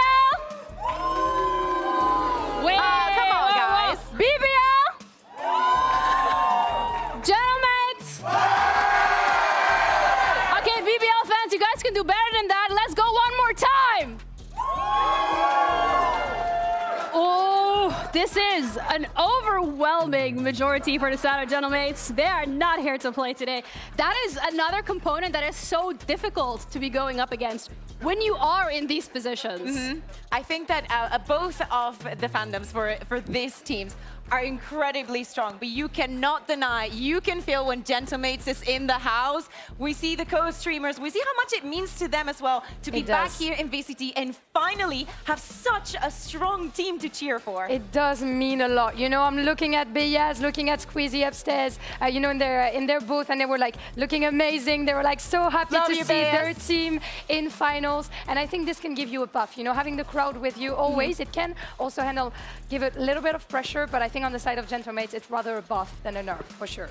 We have to talk compositions as well when we're heading into this Corrode. Yes. It's not something we've seen from either of these teams, as you've already touched upon, Bea, but the question then remains, are we gonna see them stick to this double duelist? Yes. Do we want to see anything different? I honestly think that for the side of mates, I think for the side of both, I'm down to have a surprise. I would like to see the doubling down on just playing that double duelist, but this is another map that I think most of the other regions are going to be looking out for, because whomever comes out of EMEA is going to bring in surprises. Ooh, Viper on the side of Mini. It's an agent that we don't see that much on Corrode anymore. It used to be picked almost 100% of the time, but not so sure right now. Double controller, and we get the Maripa duelist. We do get the Maripa duelist, and BBL is also going to be playing with that double duelist. Double controller Kreven, we were speaking about him going on the Viper on split for the first time in Kickoff, and he's doubling down onto that Rose, back on that Sova that has been so consistent off. Also, really interesting to see, once again, from BBL, they're sticking to Loita on the Omen, they have Rose on the Sova. When you flip it from Gentlemates, it's Starkso on the Fade, and then you have Blip on Astra. This is what we've been seeing this entire best-of-5 series. But it makes a lot of sense, right? This is the last map. You have to speak about the comfort that has also taken this squad here. So I think completely, with BBL starting on the attack, I want to see that incredible pace that they've been showing for the entirety of Kickoff. And I also have another question mark. Is that Kreven on Viper, you know? Is that, you know, we're dropping the Cypher that we had seen in every map. Does Cypher show his limits on Corrode, which I think, and I'm glad that BBL realized it, because I think Cypher would have been hard, to be honest, on Corrode. Yeah, we closed out talking about Pearl and speaking about all the value that he had found at Cypher and how creative he can get. On Split, we didn't see it as much, and of course, the score only spoke of the strengths of Gentlemates on that map. But this is the chance. Can they do it? That's a great question, so I'm gonna ask you both. I think Gentlemates can do it, but it's gonna be tough. I think it's gonna be a long map 5. I'm going to go. Yeah, no, I'm not rooting for BBL. I'm going for mates. Yes. Oh! Yeah. I am going for mates, guys. I'm completely sold. The crowd. I don't know what it's gotten on to me, guys. But yeah. But this is it, Corrode, the final map for either one of these teams to punch their ticket home, to go to Masters Santiago, to represent our region as that first seed, straight into playoffs. Can they do it? We'll find out as we're heading into the final map of the series with our casters, Pansy and Hypok. Yeah, look, this is the time to leave nothing to chance, leave nothing behind. A close series throughout, from map 1 until now. Split, a little bit of a difference. We saw the drop-off in form there. We saw a rise in form from Gentlemates. Now we walk into Corrode, a totally different beast. Unknown territory as well, for sure. Keep discussing the map pool in general for a best-of-5 here. Again, BBL, a chance to mentally reset. After that, we said an easier loss in my book to take, at least on the chin. Now, Lovers Rock and LaRock certainly the focal points here in terms of this first half of Corrode to set the precedent once more. Mates well equipped for this, though, if they decide to commit. Oh, and the Andron's not going to spot any of this. Bippo able to play into it. Oh, it's a freebie as well. Starzo doubles down. It's a lovely little setup there. A trap made and a trap sprung. Look at the wrap, though, from LaRock, straight up mid. Potential to catch the TP here from Martin. If he takes it on the back of contact being found here, does he get close enough to hear it? I don't think he has. He's moving past it. Yeah, he's slipped a little bit further away, but it has expired. But they need to keep their interest towards main. Does he get a freebie? Oh, no, he doesn't. It's certainly not free at all. It is laboured. Cliff, Bebo, all together, Gentlemates. Starting off again with another pistol. That could have been everything for LaRock. And now Gentlemates turning the tides in terms of the pistol win rates here early on. It was certainly BBL. Messy from LaRock, who's looked clean early on, but gotta say it, the cracks starting to show.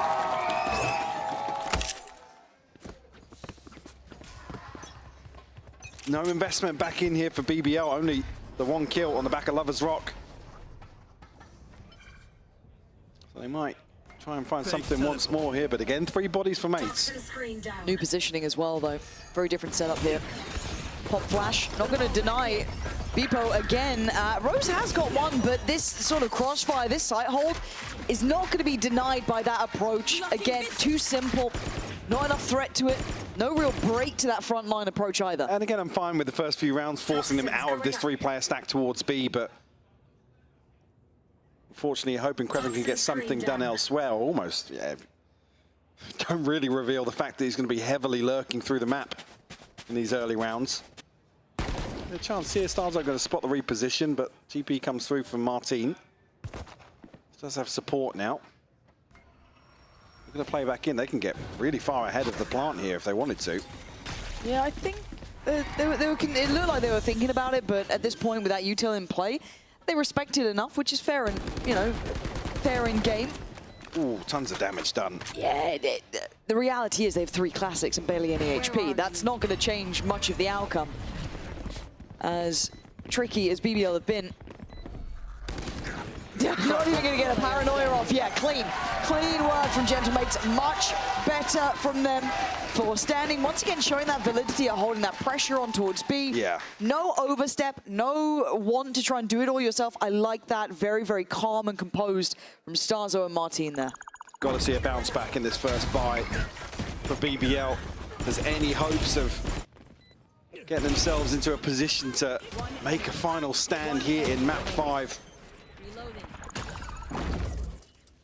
Obviously still well invested for Gentlemates.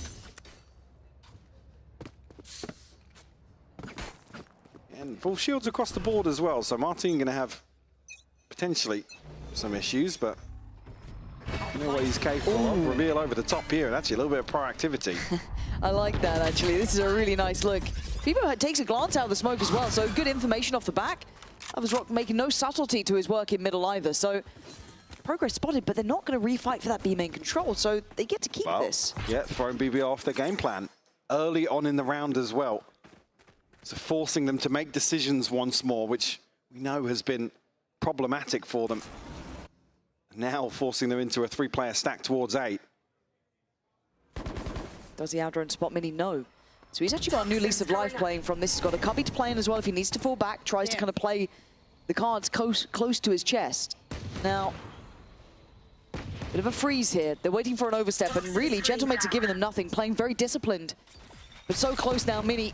Still not feeling too much direct pressure, but he can't support the others on the side. Glyph there, trying to turn the flash. The BBL are desperate for someone to fight them, but mates are giving them nothing here. They're giving them no clean fights. Glyph still holding this. Looking for a spam maybe on the plant. Not gonna happen. Is Mini waiting? He was so patient on that mic. It's been there for an eternity, it feels like. Catch on Kreven. Now Rose trying to re-clear this space, but did even catch some damage onto Lover's Rock as well, down to 34 HP. And the sight just fully in hand of Gentlemates. LaRock now vision removed. Jump on the check! What a shot! Oh, what a goddamn shot from LaRock! Starzo a 1v4. I thought they might have had a good shot into this round, the way they were on site early, keeping great space, but an individual like that can certainly turn matters on their head. And I think Starzo knows those options are near on 0 now. So just gonna opt to give it up to the spike here. And BBL, well, there they are. A quick reminder of what they can do if given the chance. I said I want to see a confident response here. 4 left standing. Will deny another bonus being converted. Initially, I mean, Rock on the outside of the smoke as well. able to flip this on its head. Loiter with a beautiful shot as well to follow up. Yeah.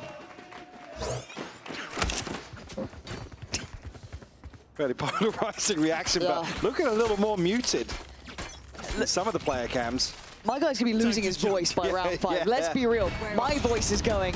But the tempo isn't slowing down either. Martin on an operator here. Did LaRock see it? I think... Oh! He is on it today. Looking lethal. And looking to give them options. Starzo wants to try and backfill this, but could he catch the spike in time? That's my only question. No. Already gone. I'll let it pass here. Obviously, no ultimate to invest here unless Glyph can find this kill onto Kreven. This position could be really good. It is. Absolutely. And that makes this post plan uncomfortable, unless Loiter can give them something, maybe a layer into. I think Mini was still eyes trained towards bottom mid. Looking to pinch through and confirm the back of this. Loiter now finds himself a little bit disconnected. See as well, Beepo just holding a very passive angle. This feels weird. Yeah, 45 seconds, they're looking to re-hit mid. Oh, I don't like this at all. That's where the bulk of Gentlemates are. They've pulled these rotations and they walk into it. Prove me wrong, but I think this is a mistake. Glyph's reposition is exceptionally good. Lovers Rock can try and dig them out of the hole they put themselves into. 30 now they seconds split left. across the map. Guess he could take the TP. It does have the opportunity to do so. We'll get the orb here. Now, it's back across towards the B side of the map. Just 15 seconds left on the clock. Nobody going to be here to deny, and Loiter could potentially slip even further into the unknown. 10 seconds left. Stars have got to be Spike conscious planted. or careful around the audio cues here.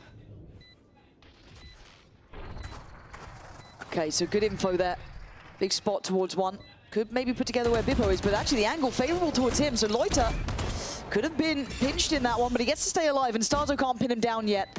Good read on reposition, but the paranoia is good. And oh, the swing, I thought actually he'd have been dead to rights, but only down to 17. Bebo, can you get into this one? Can you try and help your teammate out? No, too far away to do damage. Is Bebo in a 1v2? Not gonna get it. Lava's Rock won it in. LaRock having too much fun in the previous. He saved them this round. Yeah, absolute bailout from Lovers Rock.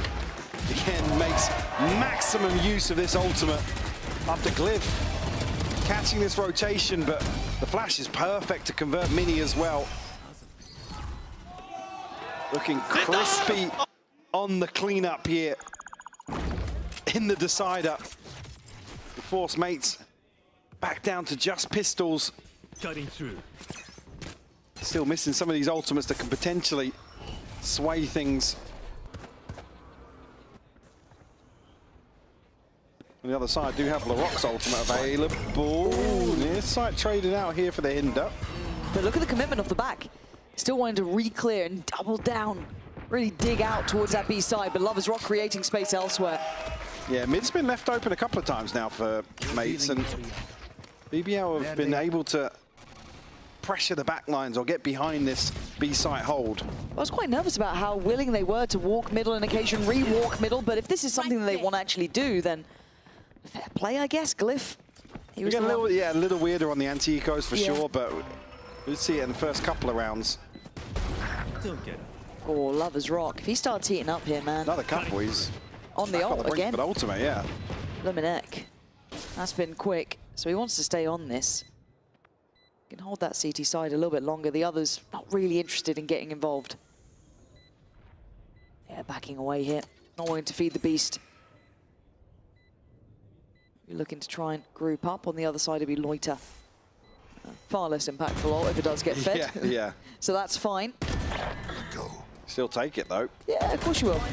Especially in terms of the way BBL have resorted to playing in some of these rounds, at least over the last two maps.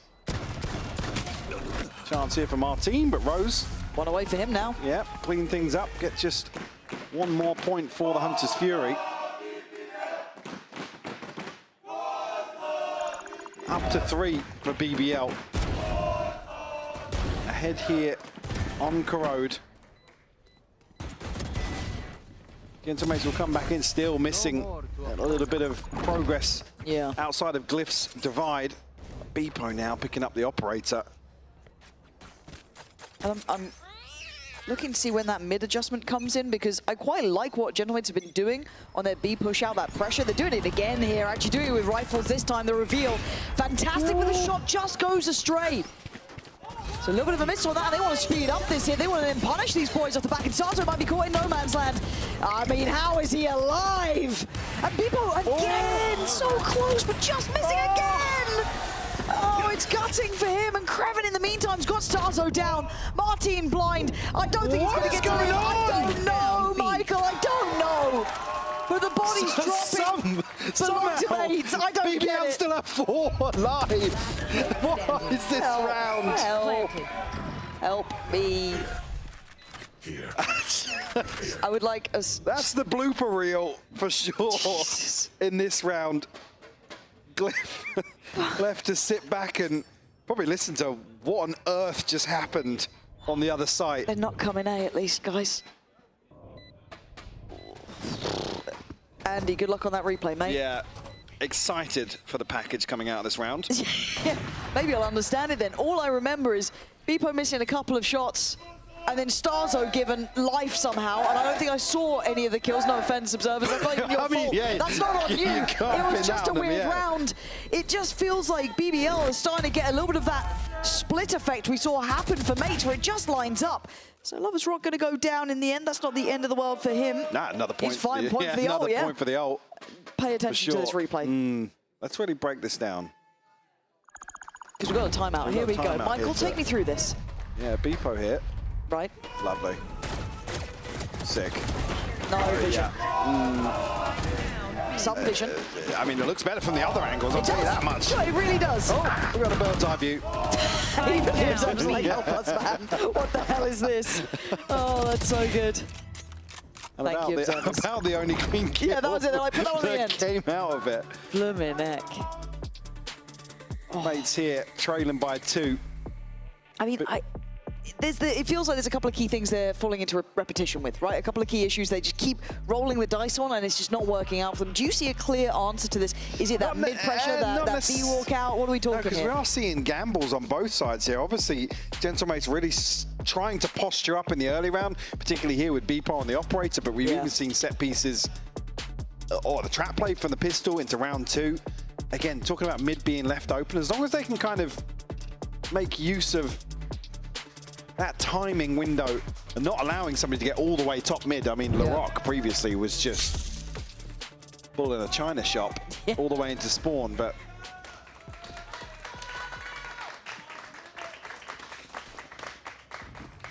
Starzo has not qualified to any international events since 2021. It's been a minute. It's been a minute.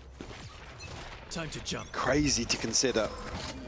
The highs that man has seen as well. Potentially a return to form. I mean, was Loiter aiming there? Do we give him that? Again, the sort of things that can potentially put Gentlemates back in a position to reconsider some of this aggression. Obviously here, lesser purchase, couple of buckies. Glyph, though, does have a rifle still, right? So the off angle suits him very well. Spots out 2 more players. The hinder. That is absolutely cold-blooded from Glyph. You don't see that every day. Oh, man, The second, maybe. Once in a blue moon. But The 3. I feel like I'm just a passenger on this journey now. Loiter and Kreven probably baffled with what's just occurred. But they have gone to the right side of the map. 30 Mini. seconds left. We tucked in here, obviously early damage done. And only a bucky. Loiter a little too far ahead of this, to be honest with you. What? Total lack of consideration. Still a little bit of time left to work with. Kreven will find Bipo though. But now the clock could literally decide this. I think it will. 10 seconds. 10 seconds left. Trying. Got Spike trying to plant, but this should be all she wrote. It is Mini. Safe pair of hands, but man, give me that Glyph clip right now. Whatever he just did, I bet he doesn't even flinch as well. Just looks calm. Just seeing some of the reactions from him throughout this evening. Add another round to the tally. It was him and Martin pulling multi-kills out of God knows where. Yeah, this was... still not sure if intentional. Nah. Nah. But this was... Oh. Let's go, Connor! Let's go, Connor! Just insane. 11-3 for Gentlemates here. Damn. Ult started to come online, just missing 2 points from a full house. I've just seen how Glyph's doing 11-3. The closest next to him is on 4 on his team. God damn, that guy is good. All right, we go back in. Money on both sides, ults on both sides. Clear and close, they've been conditioned.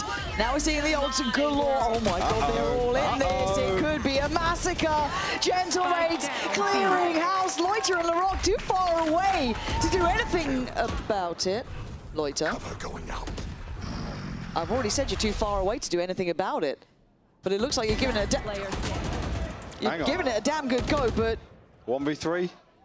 He's even considering Glyph. Look at the HP bars. Oh, Martin sharp to find that one and tie things up.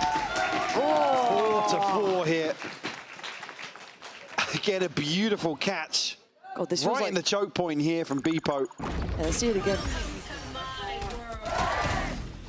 Yeah, just before that pit spread. Brilliant timing on the ult as well. Just instantly denying that scale up. Oh. Let's go! This one, we do this always. Let's go, Connor. Starting to feel it. Starting to feel the game back in their hands. It had been a one-sided sort of moment there for BBL. The stars aligning, but now a different look. Beepo up for the test, but a 3-man fight in middle. That's a lot to handle. Martin, Beepo, both coming up with the goods, but a quick escape from Lover's Rock. They've taken the site in exchange. Look at how quick the response is here from BBL to find a plant here. Lover's Rock and Rose both have ultimates. Beepo still in transition. Glyph actually still behind him. Yeah, that's the surprising part here. Rose feels like he's got limited amounts of time to work with. Divide going in as well. They want to make sure this one goes in their favor. Martin clearing through, doesn't see anything until now. First player spotted, doesn't see the other two, but can make a pretty educated guess. Do they dare walk that wall? Flash comes in, someone's got to check on this defuse, it's happening. Way too late. What on earth is that? They've made a meal of that one, Mike. They've made an absolute meal of it. Again, maybe just doubting themselves in the comms here, but again, with the numbers advantage, happy to throw a body on to tank the Hunter's Fury there, even if it comes early. Yeah, looking a little bit rattled here. Might be time for a timeout from BBL. Seeing some of those issues coming to light, a couple of missed calls. They don't look at me anymore. They don't look at me anymore. Let's go.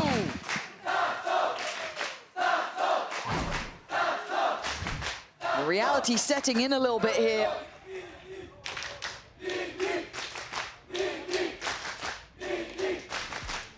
Lots to consider here for BBL in this timeout.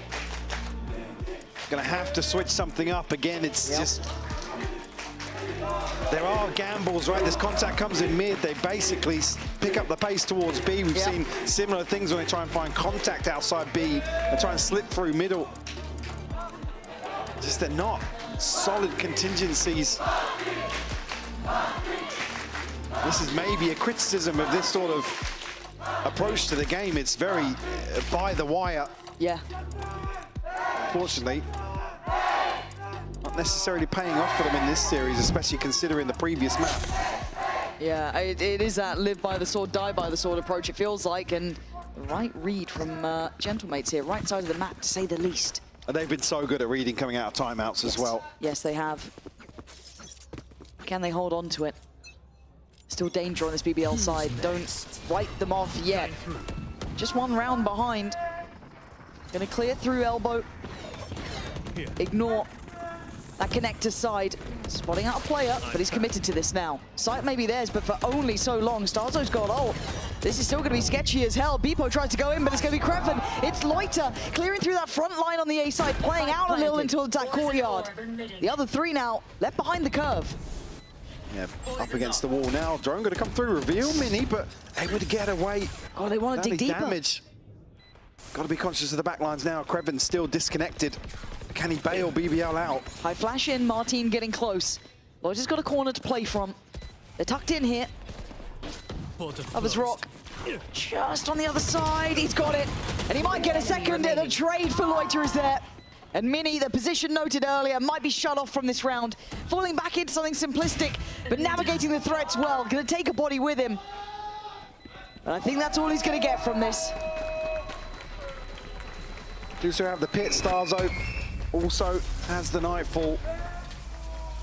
Still neck and neck in this decider.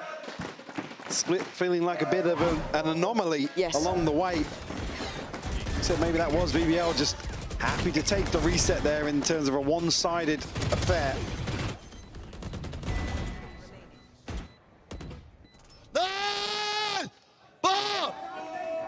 Glyph still sitting towards the top of the board for Gentlemates. Show yourself, you On the can. flip side, it's Loiter at the top.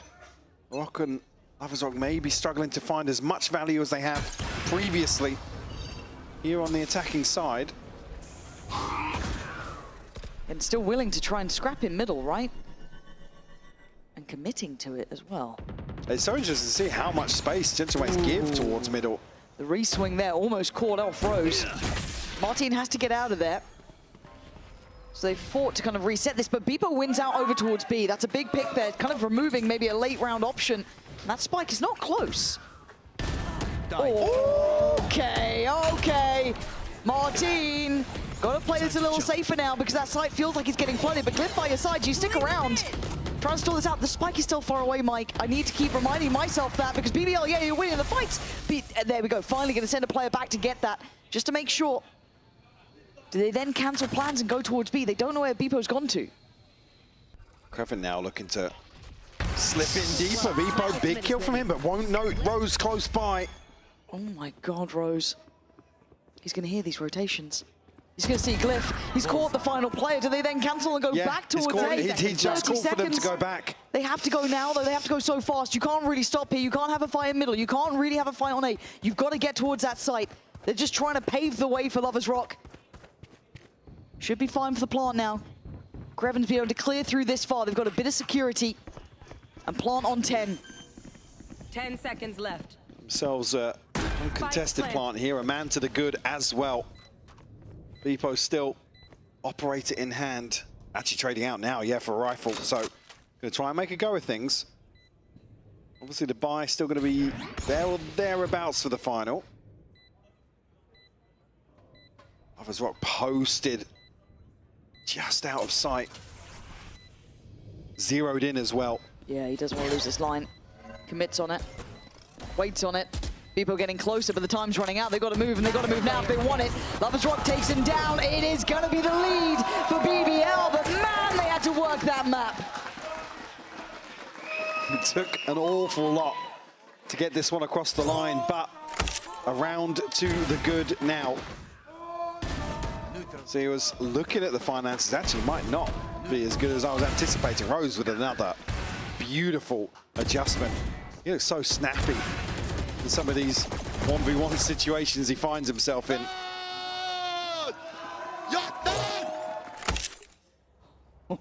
Just the ult Loiter for BBL. Maybe Lovers Rock, but he needs two. The other side still Beepo and Starzo, and now the pit in hand for Mini. Oh, are they going on this? It's caught them, trying to be aggressive. Where's the layer? Where's that second string to the bow? They can't quite land the shots. They've got the pressure, sure. They've done a bit of damage, but not much to write home about. And now LaRock still on patrol, punishing Starzo for trying to stay around. Fake at the TP as well, you can see. Eyes looking back towards spawn. Four mates, it will call the pit towards B site as well. Beepo here, gotta go huge.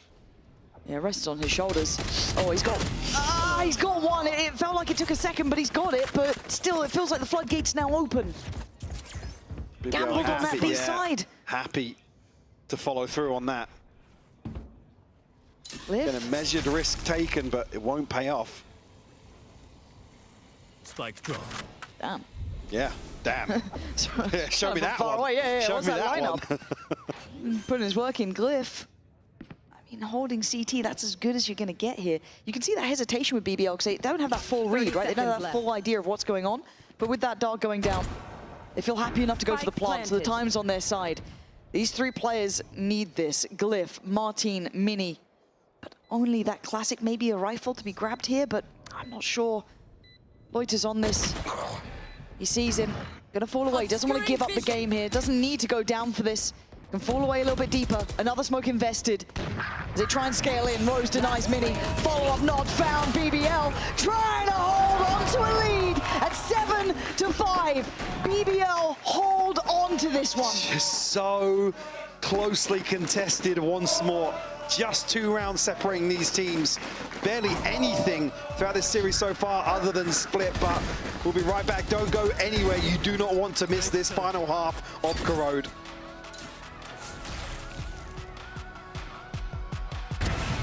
Enemy remaining.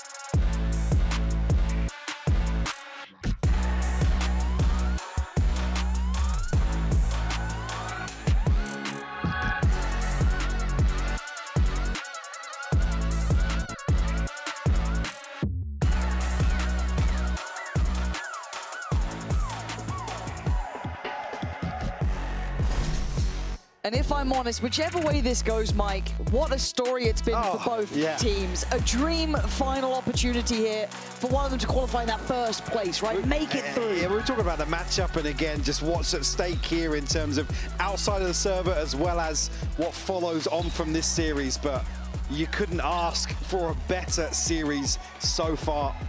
I mean, just 2 rounds separating them here in the decider.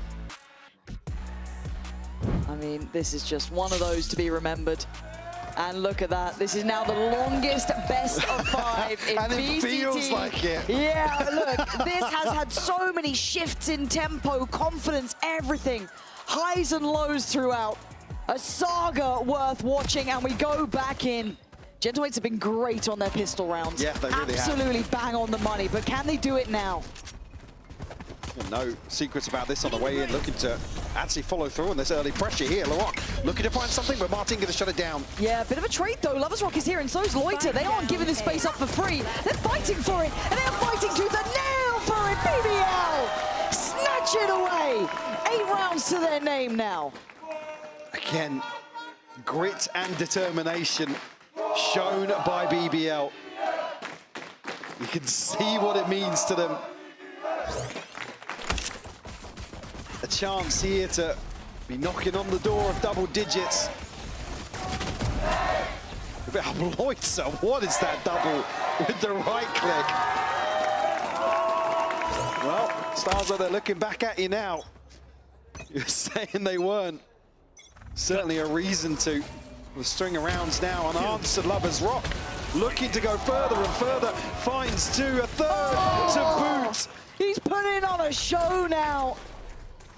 And what a resurgence, what a different look from Split it has been from all of them. He's doing a lot of the heavy lifting here on Corrode, 17-7. Still Starzo and Glyph, who's got that upgrade. Can they find a recovery here? Have previously, but this one looking a little less likely. Right there. Right there. Now Stars are going to really want to try and find it first, but Rock and Rose to close the account. 9-5 now. Mate's got to bounce back here. It seemed like a long time ago, but there was a bonus conversion back on Haven. A different lifetime for BBL. They haven't really had a similar start to any of the other halves. God. But here with 4 budget rifles and a judge. Looking healthy behind this purchase as well. Lovers Rock already passed halfway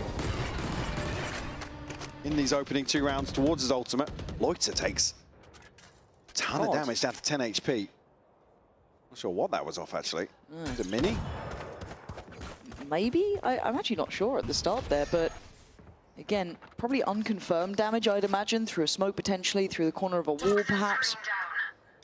We'll see if they try and lean that way, but this is where we really see the grit and determination of Gentlemates as well.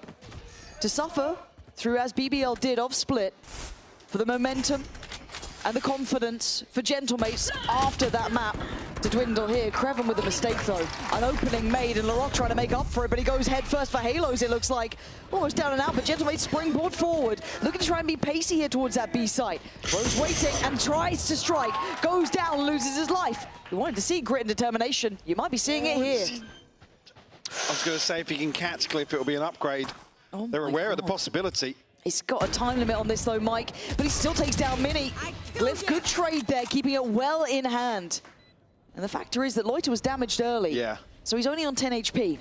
Looking like maybe the bonus conversion just not something they can really fathom in this one, as Gentlemates back in business. Back with a chance. Losing out on 2, but that's fine for the round. Yeah, got to do it again now with, it's going to feel like a costly repurchase for 2 players. I don't know what he was up to. What are we Got to doing? make something happen up there. Lovers Rock, though, a very early operator in his hands. You're back, Starkson, you're back. You're back! Let's go! Let's go! Let's go! Stars are already an ultimate in hand. Could make use here to break the bank of BBL. Such an Lovers early Rock operator. actually going ahead once he hears the orb land. Timing on the TP going to be awkward. There we go. Does get caught, but he gets away. No damage done either. They remain unscathed by this. Larocque looking to escape as well. Does get a little caught by this, but the ult then used and no one fully following up from this. It's pulled everybody over this side of the map though. TP sent through. Now, if they clear into Elbow, they might hear that. Hey, the sound cue, not necessarily going to cause an issue here, because I think, yeah, Starzai backing away from this now. Just waiting for potentially a re-clearance of that space. But no confirmation here, and Creven would have spotted nothing in mid here with how deep the transition is in spawn. Now, looking at what remains for BBL, though, utility-wise, they can make a really good retake definitely, out of this. Paranoia is still here, Snakebite here, Shock Darts, plenty of tools. So for Mates, they really need to make sure they get a good post plant on this, some nice positioning to play off. A couple of 30 key seconds left. wins for them. Caution being displayed and aired in approach, because they don't know how clear this side of the map is. Obviously, we saw it. Full bite from BBL, but Toxin screen down. Creven, the one to get closer, keeps Connector in their hand, so no positioning towards that factor. And no one slipping off of sight back towards main. Bepo going to be forced away, does get to keep his life, but they're now at the door, they're knocking at the door, they are close by 4-1. Split and Rose denied being able to help in this. See him screaming, relaying this information here, has to shift the focus towards sight here. Yeah, and hold on, it's Bippo to find Loiter. Creven on the trade, Lara, Creven all together. 2v2 now, Starzo needed, can't find it, down to Mini. Oh, he can't stand this time, Lovers Rock with some great shots at the end, putting BBL up to 10 rounds. 2 insane headshots from Lovers Rock. Again, just absolutely down to the wire. In fact, the Creven almost adjusting there. The first headshot, beautiful. And the second to follow. Oh. Nasty with it, man. Just bending round corners. Double digits for BBL. Broken bank for Gentlemates. I mean, yeah, it feels like 11. And it's going to come my God. basically on top of BBL's ult cycle. You look at what's on the brink here. And really, you're discussing LaRock's ultimate there. Oh, hello. Caught that, did we? On the edge. Rose could be in danger here, though. Kreven going to try and keep him somewhat safe, but they're trying to scale on this. It's getting a bit dangerous, but again, the better weapons. Oh. Well, maybe he was going to go through there, but Rose actually re-exploring the smoke. Going to be rewarded. Starting to kind of have those shades of earlier games with that mad confidence and taking those kind of coin flip fights. He's got a rifle as well. Been a slip through here from Starzo, but what can he do with this? Well, he's got the spike is the awkward thing. The thing is that Kreven's already watching this way. I think they've considered there was a gap in the hold, right? There was a chance that someone slipped in. Yeah, Kreven's keeping an eye on this. Oh, it's not pretty, but job done. Spike down, B. And look, this middle approach always feels almost like you're on for something, but it's just slipped away. And Mini, yeah, I think he knows it. Yeah, take this as almost a pseudo timeout as best you can. If LaRock even gives you the opportunity. 30 seconds left. He's not Spidey senses tingling. Yeah. It's certainly got a good idea. And for BBL, it feels like you can't take a breath, but you can see the scoreline. You get 11, you still got your buy, you've got ults coming through. You know the Gentlemates are feeling that pressure. It becomes real. It starts to become real that you might be heading all the way to Santiago. So nearby now. And in zone flawless, 11 rounds. Gentlemates, it is time to turn up. You need it now. What's behind this purchase? What's going to be left in the bank to potentially contest BBL from just running away from this, with this, second half? As LaRock to find one that puts him just one away, like I said. Bro? What are you doing? The buyback in here will leave barely 1,500 credits in total for Gentlemates. Oh my God. They're all out for a brawl. Oh, they're going for a biff. Look at the reveal. Look at it. They've got them cornered. Death to rights. Gentlemates are being slaughtered. BBL sending a message to push up to 12. They're on their feet. That is what this is about. Absolutely insane. Another start of round read that just aligns perfectly. LaRock gets a kill. Just lets the ult rip. The reveal is perfect. Everything is perfect. Look at it. Then everything on top. It's so damn good, man. Insane set piece here. A buyback, yes, but not much left in it. BBL going again! LaRock, it never stops him. Mini tries to send him away, but Lover's Rock is right there. And now with 3 remaining, mates have it all to do. Martin, experienced, incredible player, having highs throughout this series. Starzo, who's known the big stages, and Glyph, the young blood, who's looked exceptional, has to pull it together now. Kreven's going to catch Starzo here. And then it's all going to fall into place in terms of the information game for BBL. Kreven's heard it. Not calling the rotation just yet. Starzo outplay him. Oh no. And there it is. The death was waiting. 2 more to claim. Martin still on his feet though. Not going to go down without a fight. Plan up next. And still got a snake bite, still got a flash. Planted. Still tools to work with. Martin as well. Couple of bits under his belt, and they're going to tuck in. Lover's Rock down to 5 HP. Maybe just going to try and set something in motion. Going to trade in their favor. Got to have something. Find that spark again as they hold back to the wall. Unable to escape their fate so far. Kreven, the first one in, spots Martin, the swing. It's happened! 5 friends, 5 rookies for 3 years in the making, all the way from Premier to Ascension, and then up to the VCT. And can you believe it? The heights of Masters Santiago awaits.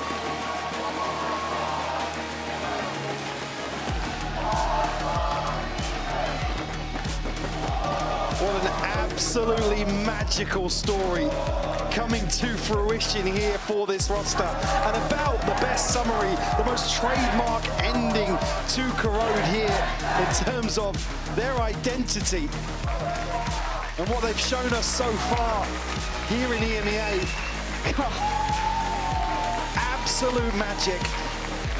I mean, this is what you dream of, right? It's the fairy tale story. And it doesn't happen, man. They're fairy tales for a reason. Myths almost, right? That reality setting in. But it's not over for Gentlemates by any margin. Still plenty of opportunities, but I cannot believe what we've just seen from this team. What a way to snatch it in the fifth as well. A 13-4 on split. And they came out swinging on Corrode. It looks like the reality is setting in of what they have achieved today. Has never been done before. God only knows how far this team can truly go.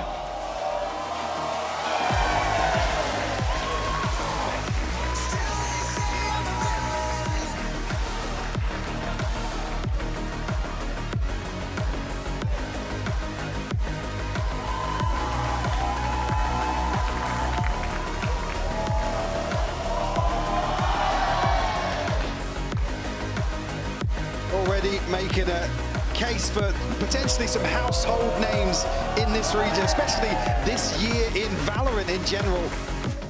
A fresh approach rewarded here in Kickoff, and certainly a few names to look out for.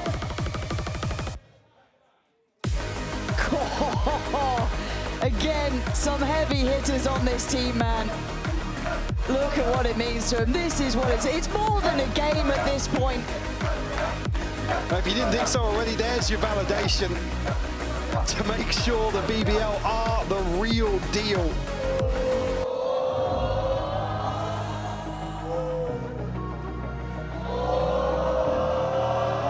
And the fans out in force today, rewarded to come down and watch such a spectacle. All 5 maps here, Lauren. All bangers as well. Unreal to see it come true like this for them. I can't wait to see what they can achieve going to the international stages now. Lovers Rock, LaRock standouts to me, but everyone's had their moment today. Absolutely, yeah. Again, there's just so much firepower on this roster. You see it in so many different scenarios as well, where they're able to navigate not just in this series, but even in what feels like a short appearance here at Kickoff.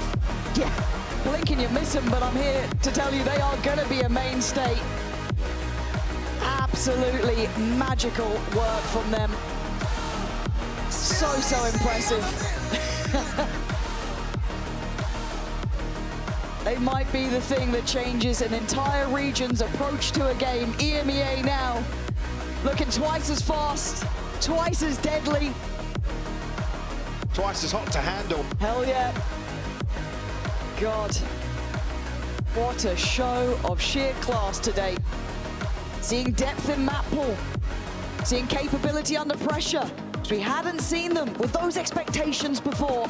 Now, seeing they can stand up to that test. Longest series round by round we've seen, and it's a rookie roster to withstand that pressure. God, we've seen more experienced teams crumble in 5s, but hopefully soon enough we'll hear from the team themselves. A couple of moments, obviously, with the trophy. I do see the delightful Ringers and JT somewhere near the stage. So I'm sure we'll be handing out bits and bobs and saying hello in a second. But yeah, what a goddamn time. The young men on the stage. Some of the youngest we've actually seen in the entirety of the VCT. Yeah. Especially now with the qualification to Santiago as well, another record set. Yeah, breaking them one at a time. I think Lou's almost ready down there. She'll be grabbing one of the players once they're ready and once they're good to go. Look, they're new to this, man. They're new to all of this. They're doing It's a different pretty damn learning well. process yeah, now. Look, they'll get there. They'll get there. And again, as soon as it's done, look, he doesn't want to give him the trophy. I mean, let him have it. It's mine Let him now. have it. All right, I think we're ready. We're going to leave it over with Lou to take us away. Yes, thank you, Fancy. Their first game ever in VCT EMEA was only 3 weeks ago, yet they lift the trophy undefeated to qualify for Masters Santiago. So congratulations. Thank you so First much. of all, Creon and Rose, Galibiet Ishin Tevleker. Thank you. Congratulations, Rose. I know that the 2 maps you won on this series at the beginning were close maps. You know, they were overtimes and stuff. So how did you manage to keep everyone together, take the stress a little bit down, etc.? How was it for you?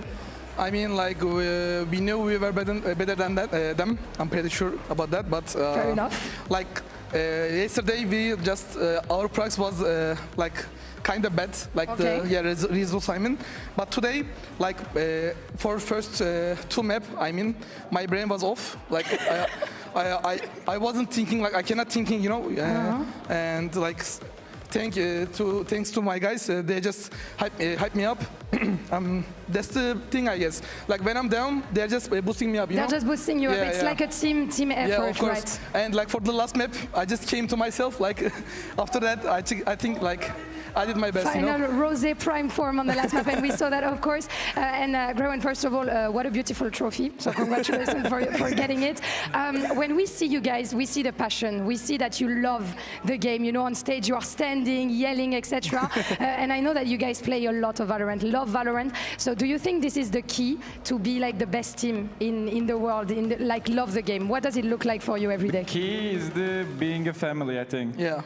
Yeah. Like, do you see your teammates as your brothers? Yeah, of course. We are like family. And do you do a lot of team building? You know, like activities together and stuff. How Of does course, that like go for your team? we are living together. I mean, like for the day, we are just together for like I guess 13, 14 hours. Yeah, like every day. Every day we are 13 hours together and you don't hate each other? Yeah, we of are course just not. we are just practicing. We are just chilling together. Like we are doing everything together, and I think that's the key. You know? Yeah. Yeah, it makes sense. And Rose, you know, there was a little bit of a fear of you guys being unexperienced in the sense that you didn't play a lot on stage, etc. Yet I think it's something that we've never seen. You know, rookies instantly going to Masters directly. So can you tell us about this journey with your brothers?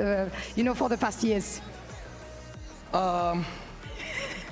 There is nothing I can say about that. Like it's incredible to me because I didn't know that we can just do this like speed run. Speed run, right? Yeah, That's what it looks like Naruto one, you know? Yeah. Yeah. In 3 years, like for the first day, I wasn't expecting that, but today I'm pretty sure about we're gonna do something different like this for Santiago or maybe London. I don't know. We're gonna see in the year. Yeah, and I wanted to ask you, Creon, also, is there any region in the world you think is better, you know, maybe not than EMEA, but is really good?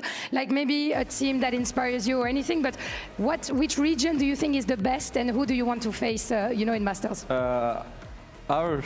Yeah. EMEA? What do we think of Not EMEA, Pacific? BBL. So it's BBL region, it's not EMEA region, right? Sorry. No, I love that. What about you, Rose? Do you like any other of the regions? Like who do you want to face in Masters in terms of regions? Like how can I say, for NA, who can be? I don't know. It doesn't have to have a be a team, like just a I region. think like for Pacific, I just literally want to play against the T1. Oh, I just want to beat them. Yeah, that's why. Okay. Because I love their game style. I think they are playing this game with the good game style like us. Yep. And I just want to face with them. Yeah, a lot of identity, right? And this question. Maybe Paper X as well. Yeah, maybe. We like their play style. You want to face the crazy Paper X boys. Yeah. I like that. And my next question is for you too, Creon. I mean, for both of you. Who do you think will join you in Masters Santiago? Because we still have 4 teams on the run: Vitality, Liquid, Fnatic, and Gentlemates. Who do you think will be the 2 remaining I think teams? Fnatic and Vitality. And Vitality, no Gentlemates. No Gentlemates.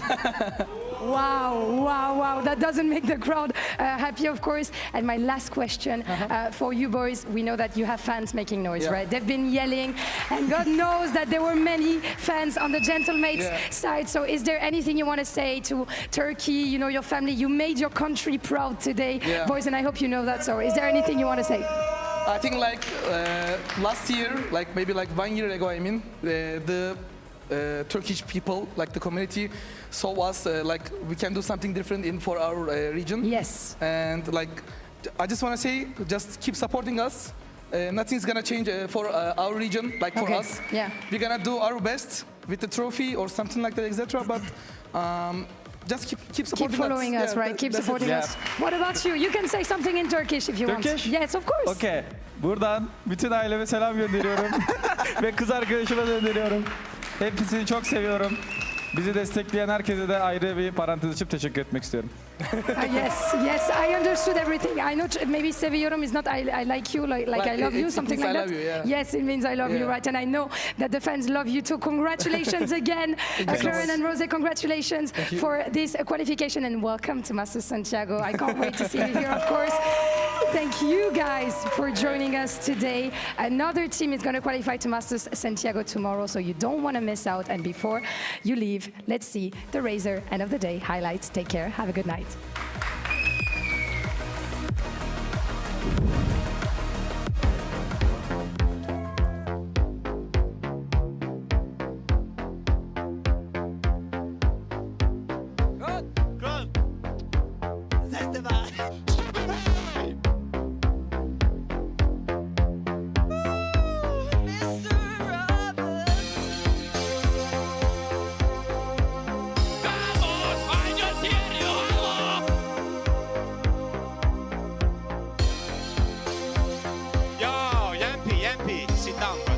Nicely done, even with a sliver of health, the clock will decide this fight.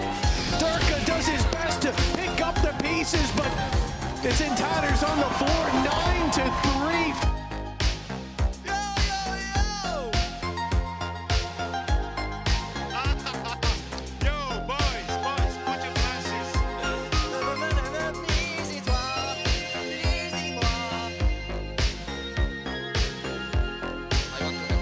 Diffuser blinded, but he hasn't come off the diffuse! Unreal! Balls of steel from Chronicle!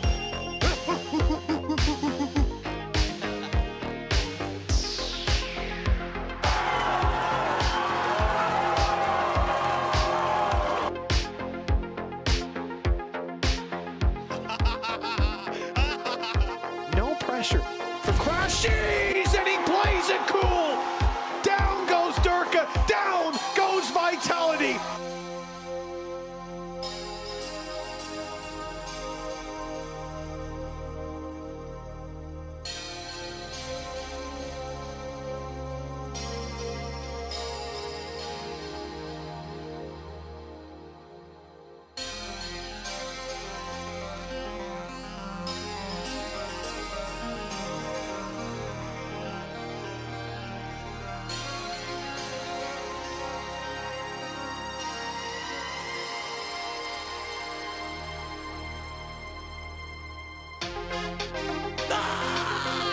You guys are tough, brother!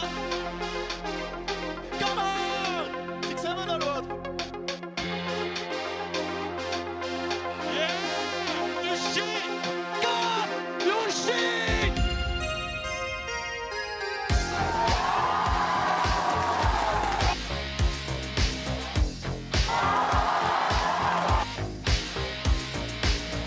Let's go! Come on!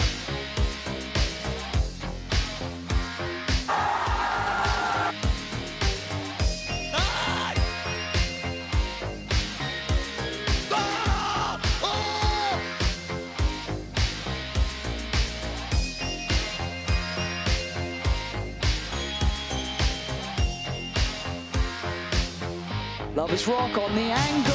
Oh, of course he's got it. Turkish Terminator is in the building.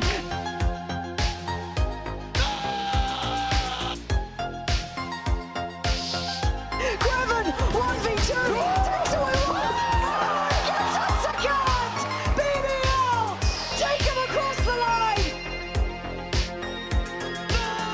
Nice! Nice! Do we keep talking? Come on!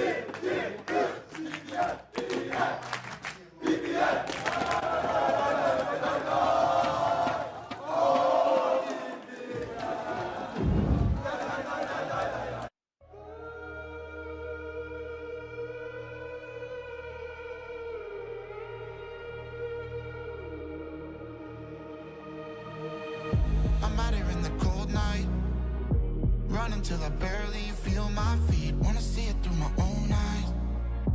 There's no going back, and I'm not afraid anymore. Cause I know I'm gonna be the last one standing. Yeah, I'm not afraid anymore. Yeah, I don't wanna wait anymore.